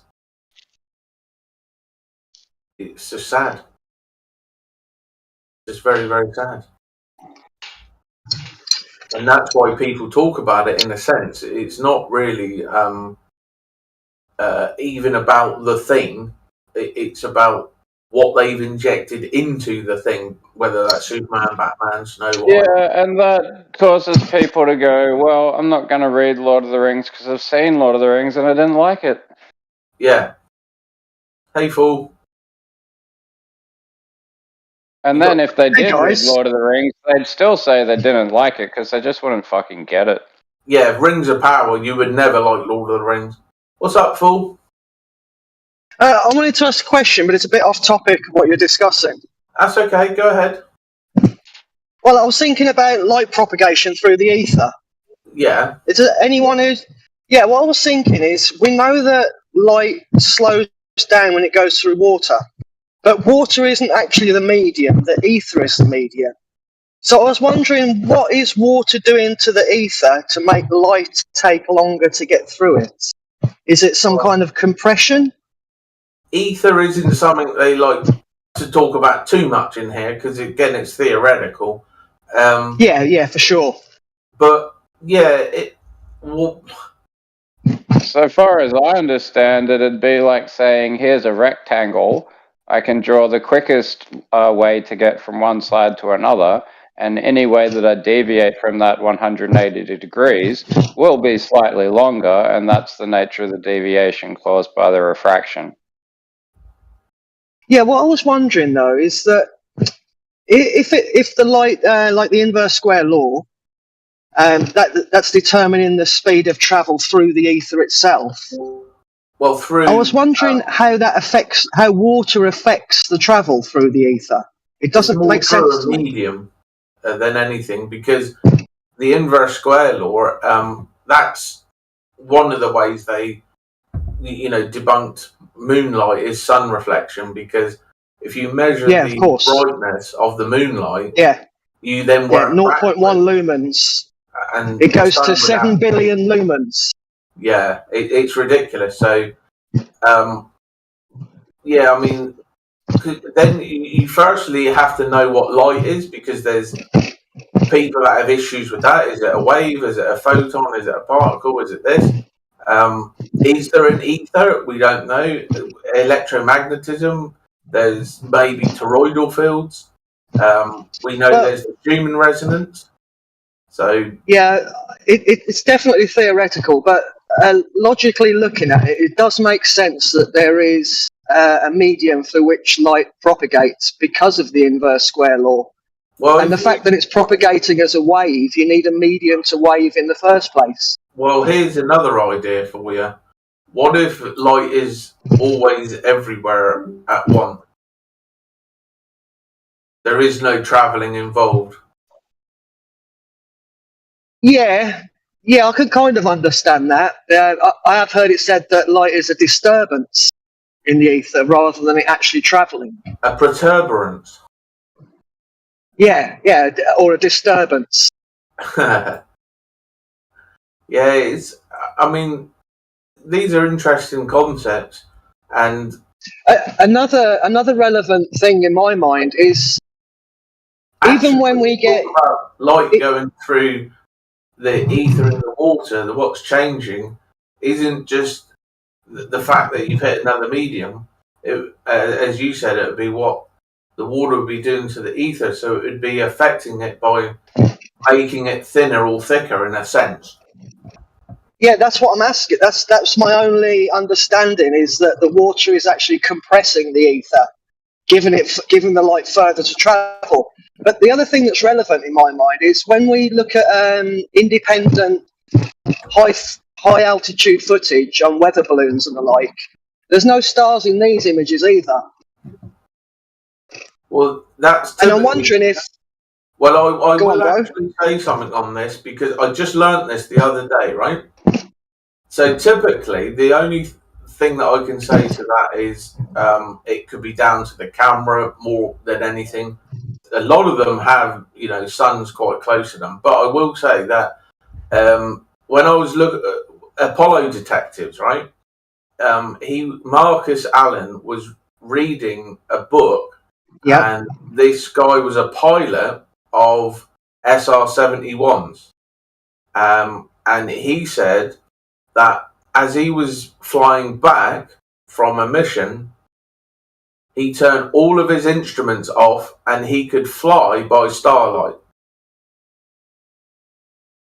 He said the stars were that bright at 60-odd thousand feet that with all of his instruments off, he could still see. 60,000 feet, yeah.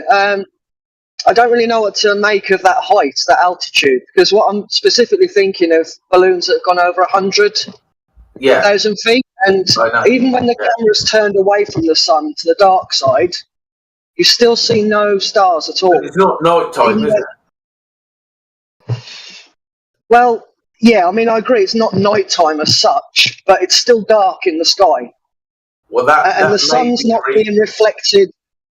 The sun's not being reflected and distributed through the atmosphere to make too much light to see. No, but I think you're dealing with human variables. Yeah, I'm just trying to get my head around it. Like you say, it's all theoretical. I just wondered if anyone had looked into it and maybe had some kind of clue somewhere to point me to look variables is all I would say, because it's guesswork. Like, what camera were they using? What settings did they have it on? And again, this isn't me nitpicking or being a dick. It's just you need all your ducks in a row so that you can understand, right, if we change this setting, if we do that, cause and effect, it's going to change things. And all I can say is what this pilot said. And, it was, pitch black and he could fly by starlight. So I think that maybe if they send them up and it's, night time, it could be a different scenario. I need to find some high altitude footage at night time, really, to make sure. If that's been done, yeah. And even then, you don't know. But yeah, it would be good as another variable. Just add information, add variables, and try to pin them down. Sonoluminescence add to the understanding you're trying to form? That's possibly, yeah. Because if you compare it to gas, a bubble, Yeah. Compress a gas pocket in any body of water with, like, if you collapse it, with a sound wave, then the Yep. water will compress the gas until the gas ignites. So you'll get a photonic discharge underwater. Yes, I have seen that actually. Yeah, it could be relevant because you've got that pressure there, haven't you? But the reason I was thinking about how it doesn't make sense to me that water slows down light is because light doesn't actually travel through water, if you know what I mean. Well, maybe light doesn't even travel. But I was thinking that in a vacuum where there's no dense material at all, then light's still working. Light's still, let's just say, traveling for now, for lack of a better word. Yeah. Light's still traveling through that. So the air isn't the medium, which means the logical extension is the water isn't the medium. So I'm just trying to understand how it affects it.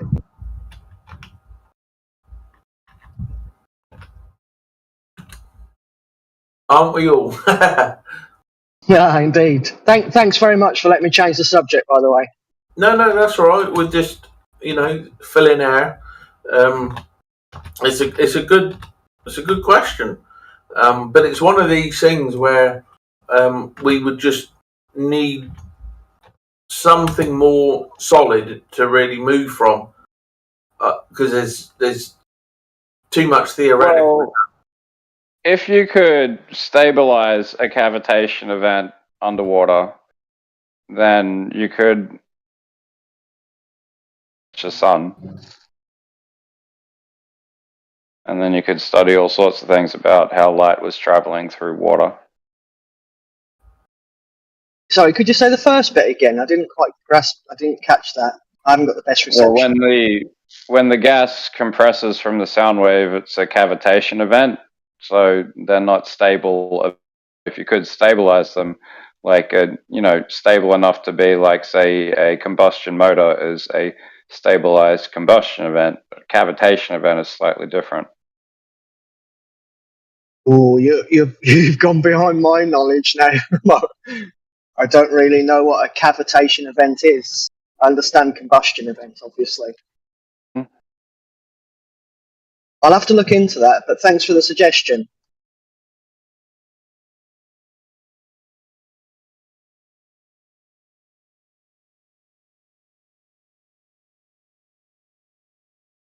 I mean, light penetrates the ocean and causes photosynthesis in the algae, and because of the large cetopods, the whales and such, they turn the ocean like a garden bed by taking the photosynthesizing plankton into the layers where the light isn't penetrating. So the light only goes, I think it's about 150 feet down into the ocean, and then the photon loses all its charge. Interesting. It's a good demonstration of why you can't see forever. Yeah, I mean, I'd picture it like a bullet being shot into water, and if you're filming that, you'll see how rapidly the bullet slows down and how its dead straight trajectory is instantly diverted. Yeah, but isn't this working on the photonic interpretation of light, though? In that sense. I mean, like the only way to get around the surface tension property of water would be to slice it with like an atomically fine knife.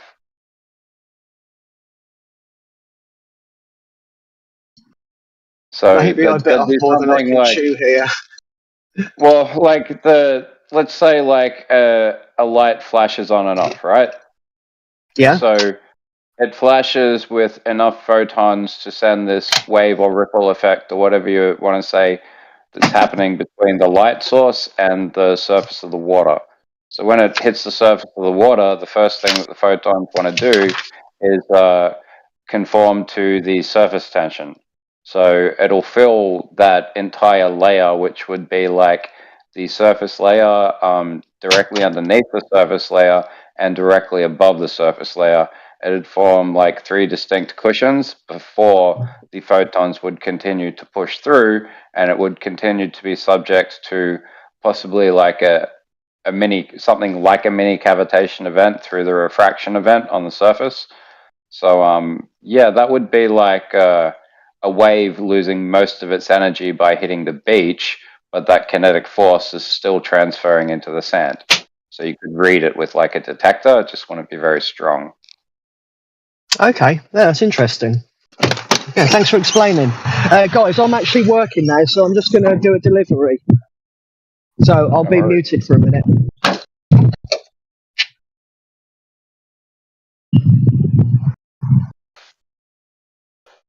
But there's a funny thing about water with its ability to reflect things equally.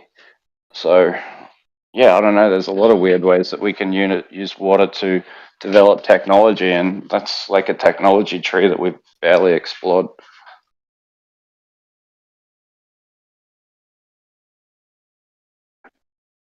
It seems like water and electricity doesn't mix, but, you know, it might just be true in the way that we're introducing them to each other.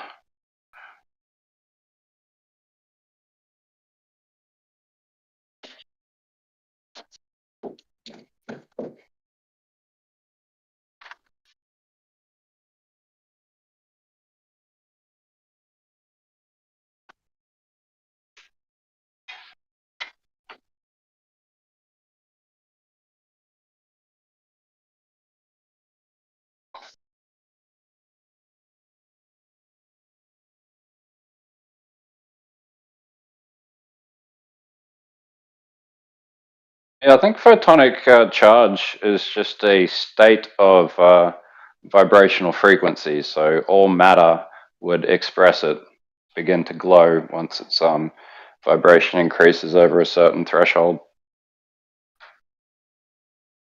And it's just because in the composition of any organic structure, there's enough of these molecules that are light enough to phase shift first, and they'll begin emitting photonic charge.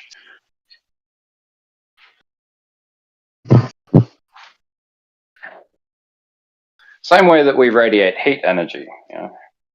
Like certain animals would see like they perceive that as photons because they have like infrared vision.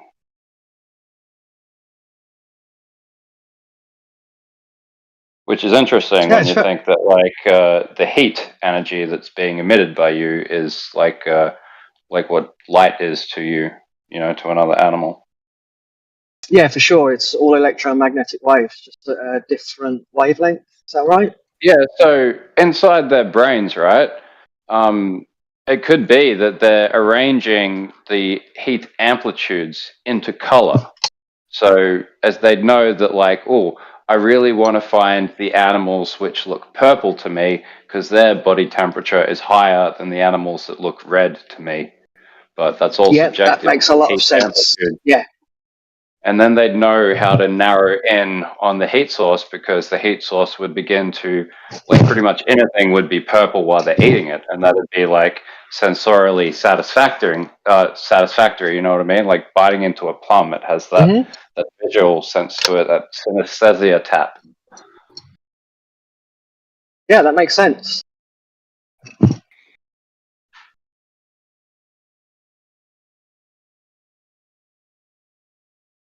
Yeah, I didn't really find science interesting at school, but since I've started to look into things myself, I find it very interesting when I can follow my own interest rather than being forced to learn about things I'm not interested in. I think it's because in schooling the approach is mathematical because math is a science, so they have to teach science as a math also just to make things, you know, self-contradictory and confounding. It's part of the goal. Well, it certainly worked for me.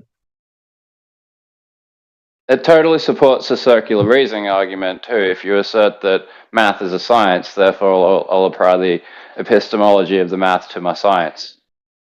Whoops, what did I do there?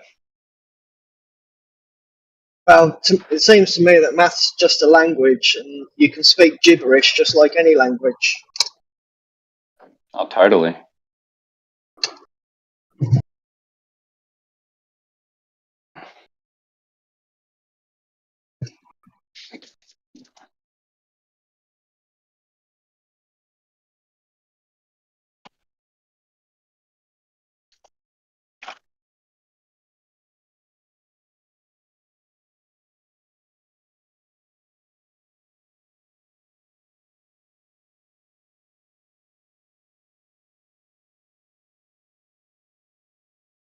I used to sequence the timings of my thoughts actually, and I'd have this active process that I'd use to expound on a point really quickly and start from like a basic piece of information and get to a really complex picture.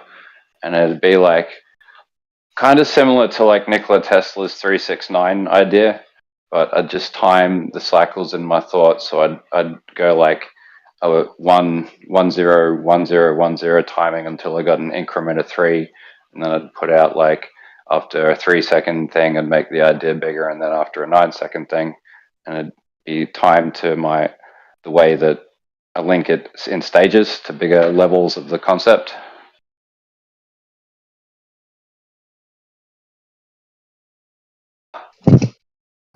Whoa. Can you give me an example? Is it possible? Oh, well, I mean, if I did that, like my whole like neurochemical makeup would change and I'd go into a much more active mode, and I'm really fucking chill right now. So I can talk about it, That's but cool. I'll let you know the next time it's happening.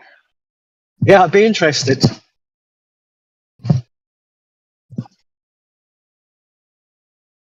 Yeah, I mean, I applied it all through this like number system that I derived when I was around like 20, in my early 20s. I called it like the meta of numbers, and it applies the actual mathematical system through the like way that the like the geometry of creation expresses a number system.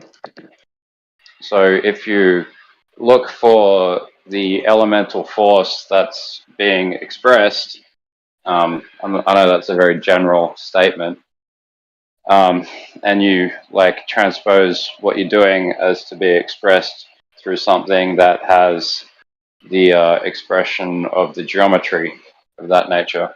I hope that makes some kind of sense anyway. I mean, musically, it'd be a lot easier to express because math is also, like, music is math, and it makes it easy to turn things that, you know, sound like gibberish into actual language. But I mean, Right, I'm just coming into an area of bad reception. So, sorry to interrupt you, bro. I'm just coming into an area of bad reception, so I don't know if the connection will stay alive for me. Well, but I do deals with like, sorry, what? I do play. Yeah, you're breaking up now.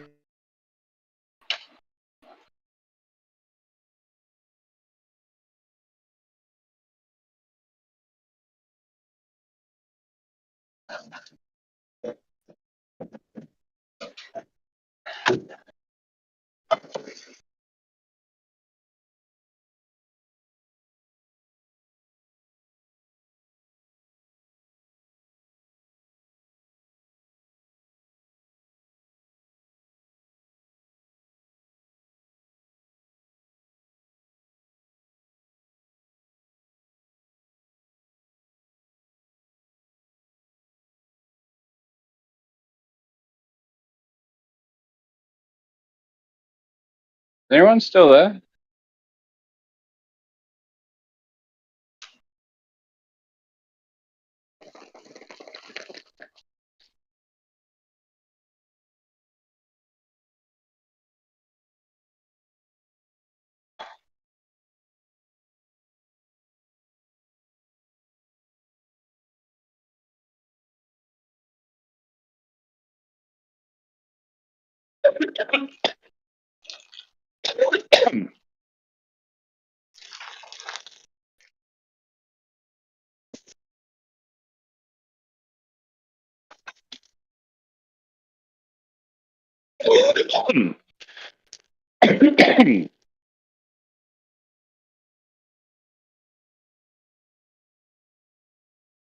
I haven't talked about this for ages.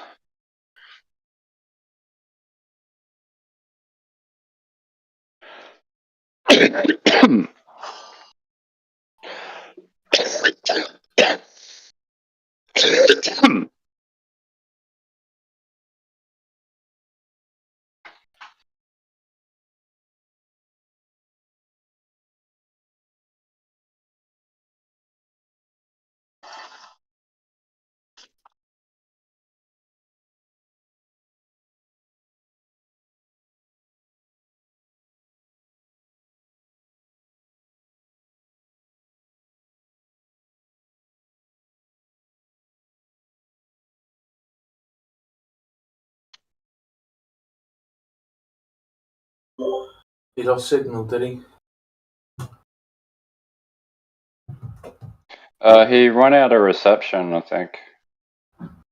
Oh man. But yeah, so just been running through my head back to when I derived all of this information. I call it the meta of numbers.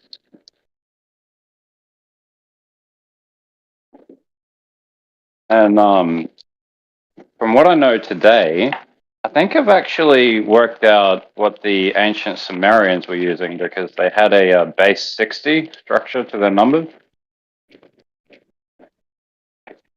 They had a base, what, to the number? They didn't use a base 10 unit counting system, it was base 60. Oh, I've heard of that.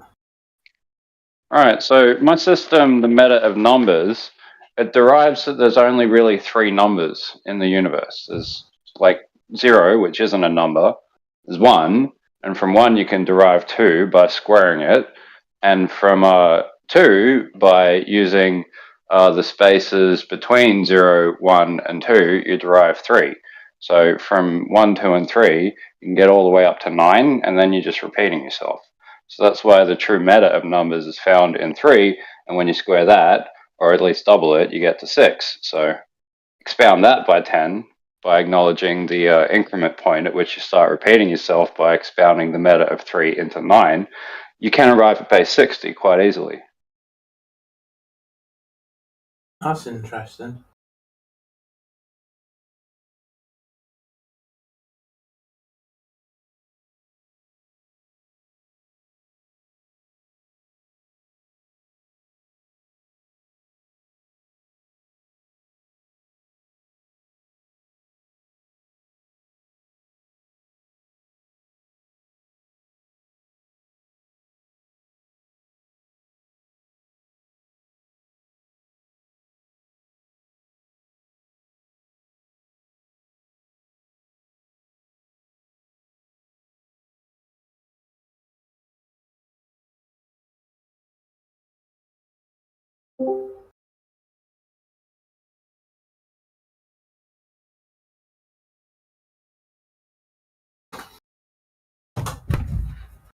Yeah, interesting concepts.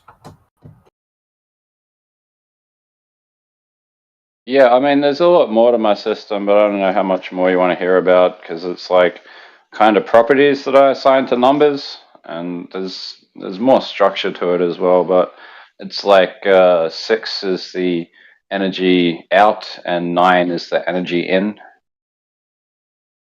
Okay. Welcome, Adam. How's it going?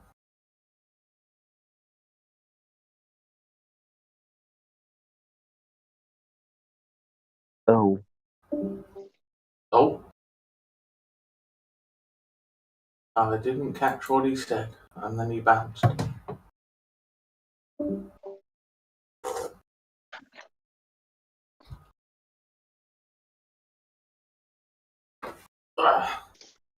Yeah, different frequencies, different numbers.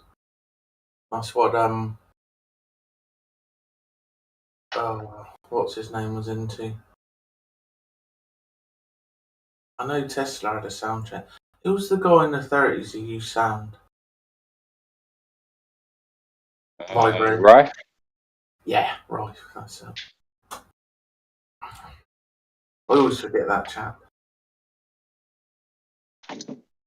Yeah, I mean, I think I've combined the concepts of Wilhelm Reich, Raymond Rife, and like Reiki into like one actual personal technology. That's pretty cool. So what I'm talking about the application of all the knowledge, you can derive it into personal utility.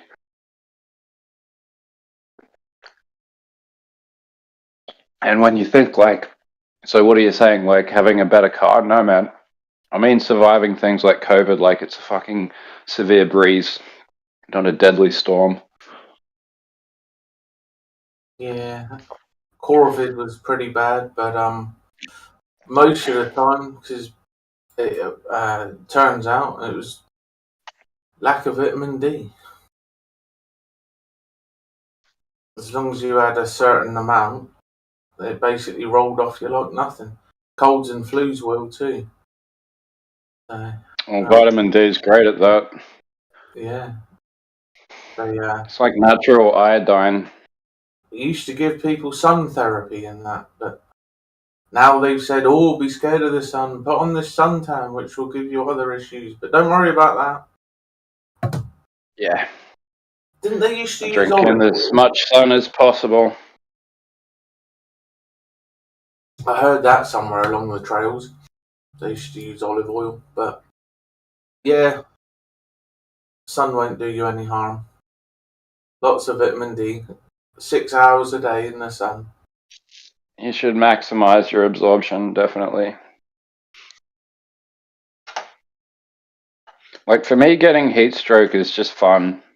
It's like, well, I'm hallucinating and feeling not even as bad as I am when a severe drunk. Like, Damn tootin'. What's up, Scooter? the headache's not even as bad. Oh, that's brilliant. Scooter McGavin.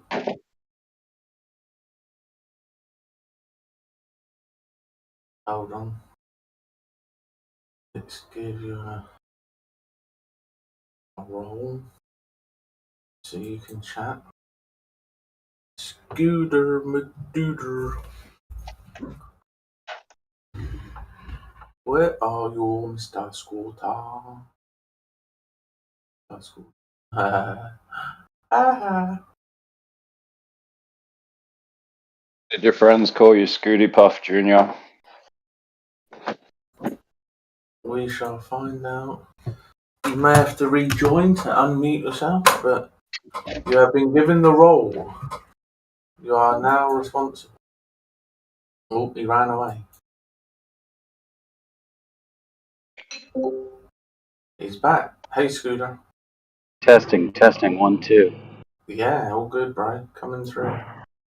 Good day to you flatties or globies, whoever you may be. Oh no, not Glady. Well, you got to start somewhere, right?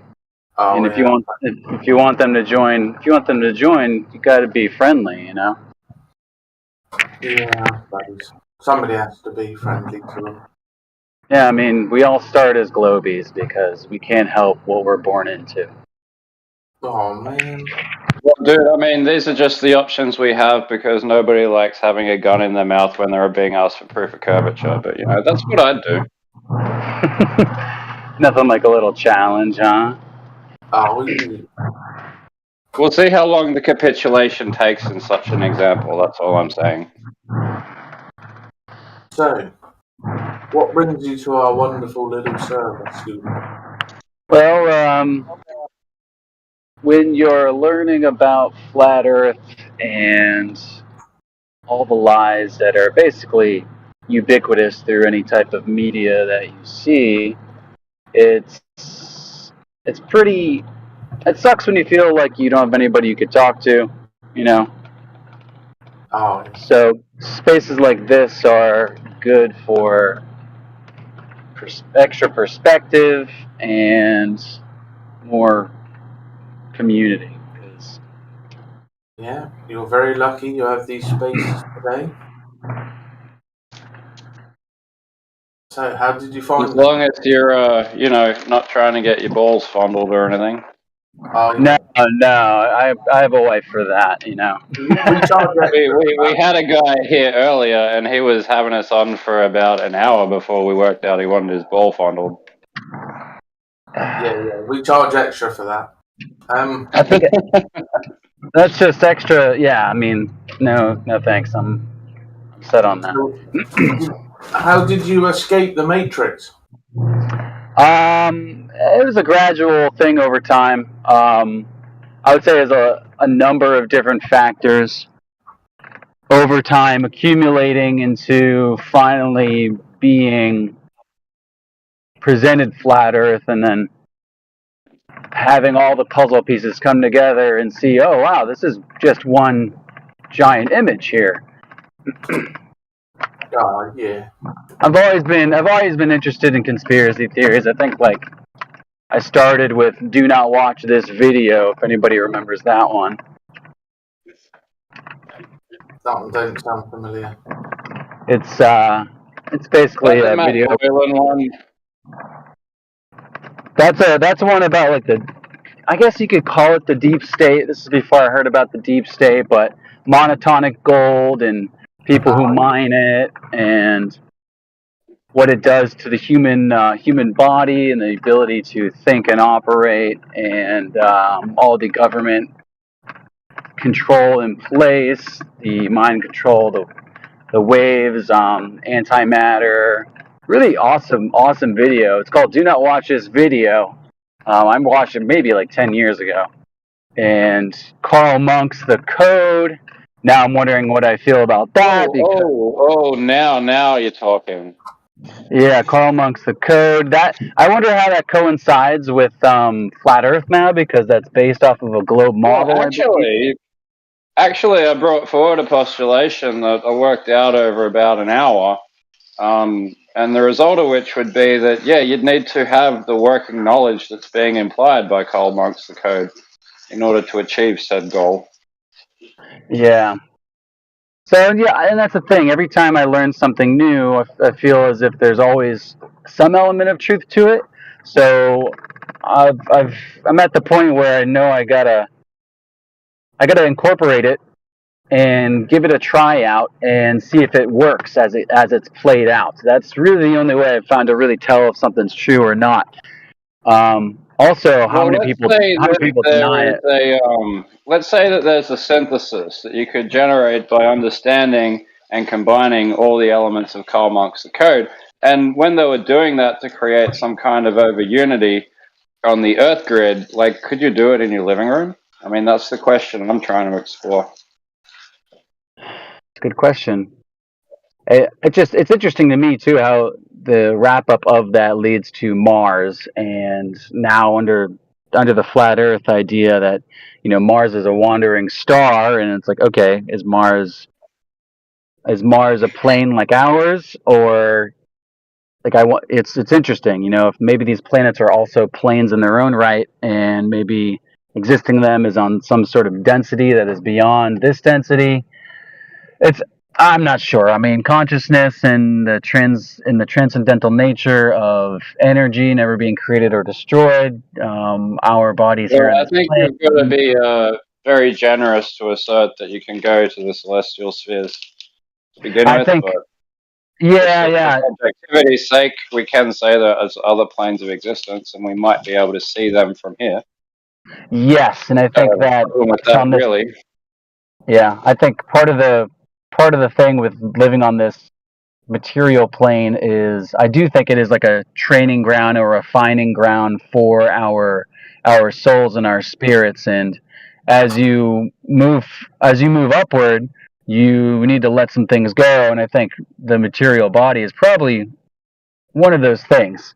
And if you can leave this plane of the material body and go to wherever the next place or places may be, maybe these other planes are these places, or I'm not sure. It's very interesting. It's all speculation, of course.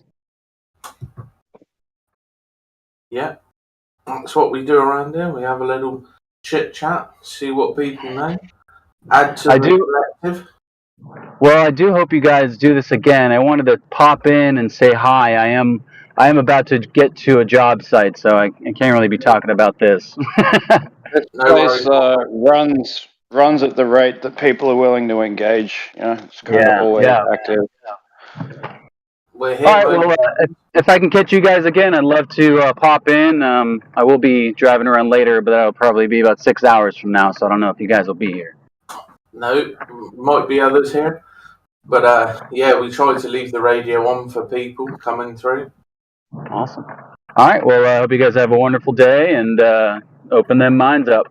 Have a good day, my friend. Be well. Cheers. Don't open it too far, your brain will fall out. That's a good guy. That was good. I was excited to hear somebody mention the code. That always gets my jillies. Fool, have you watched The Code? It's a book. So he did a YouTube video of his reading the book with like a video presentation. Kind of the coolest way to absorb it. What do you think of the I Ching? Yeah, it's kind of in this weird category of ideologies that have been developed in jail. Funny thing about the world. You put a person in a box for long enough, they'll expound the nature of the universe for you. Take it from someone who's sat in a box. I heard that from Terence McKenna. The I Ching. Interesting. I think Fool's come back. He might still be having problems, but hopefully.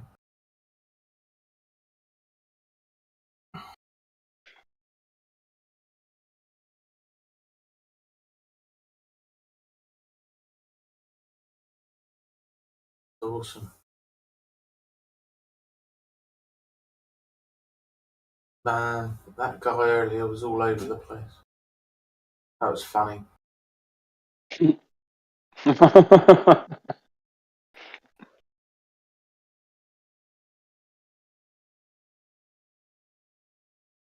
hope somebody clipped him saying that. I really do.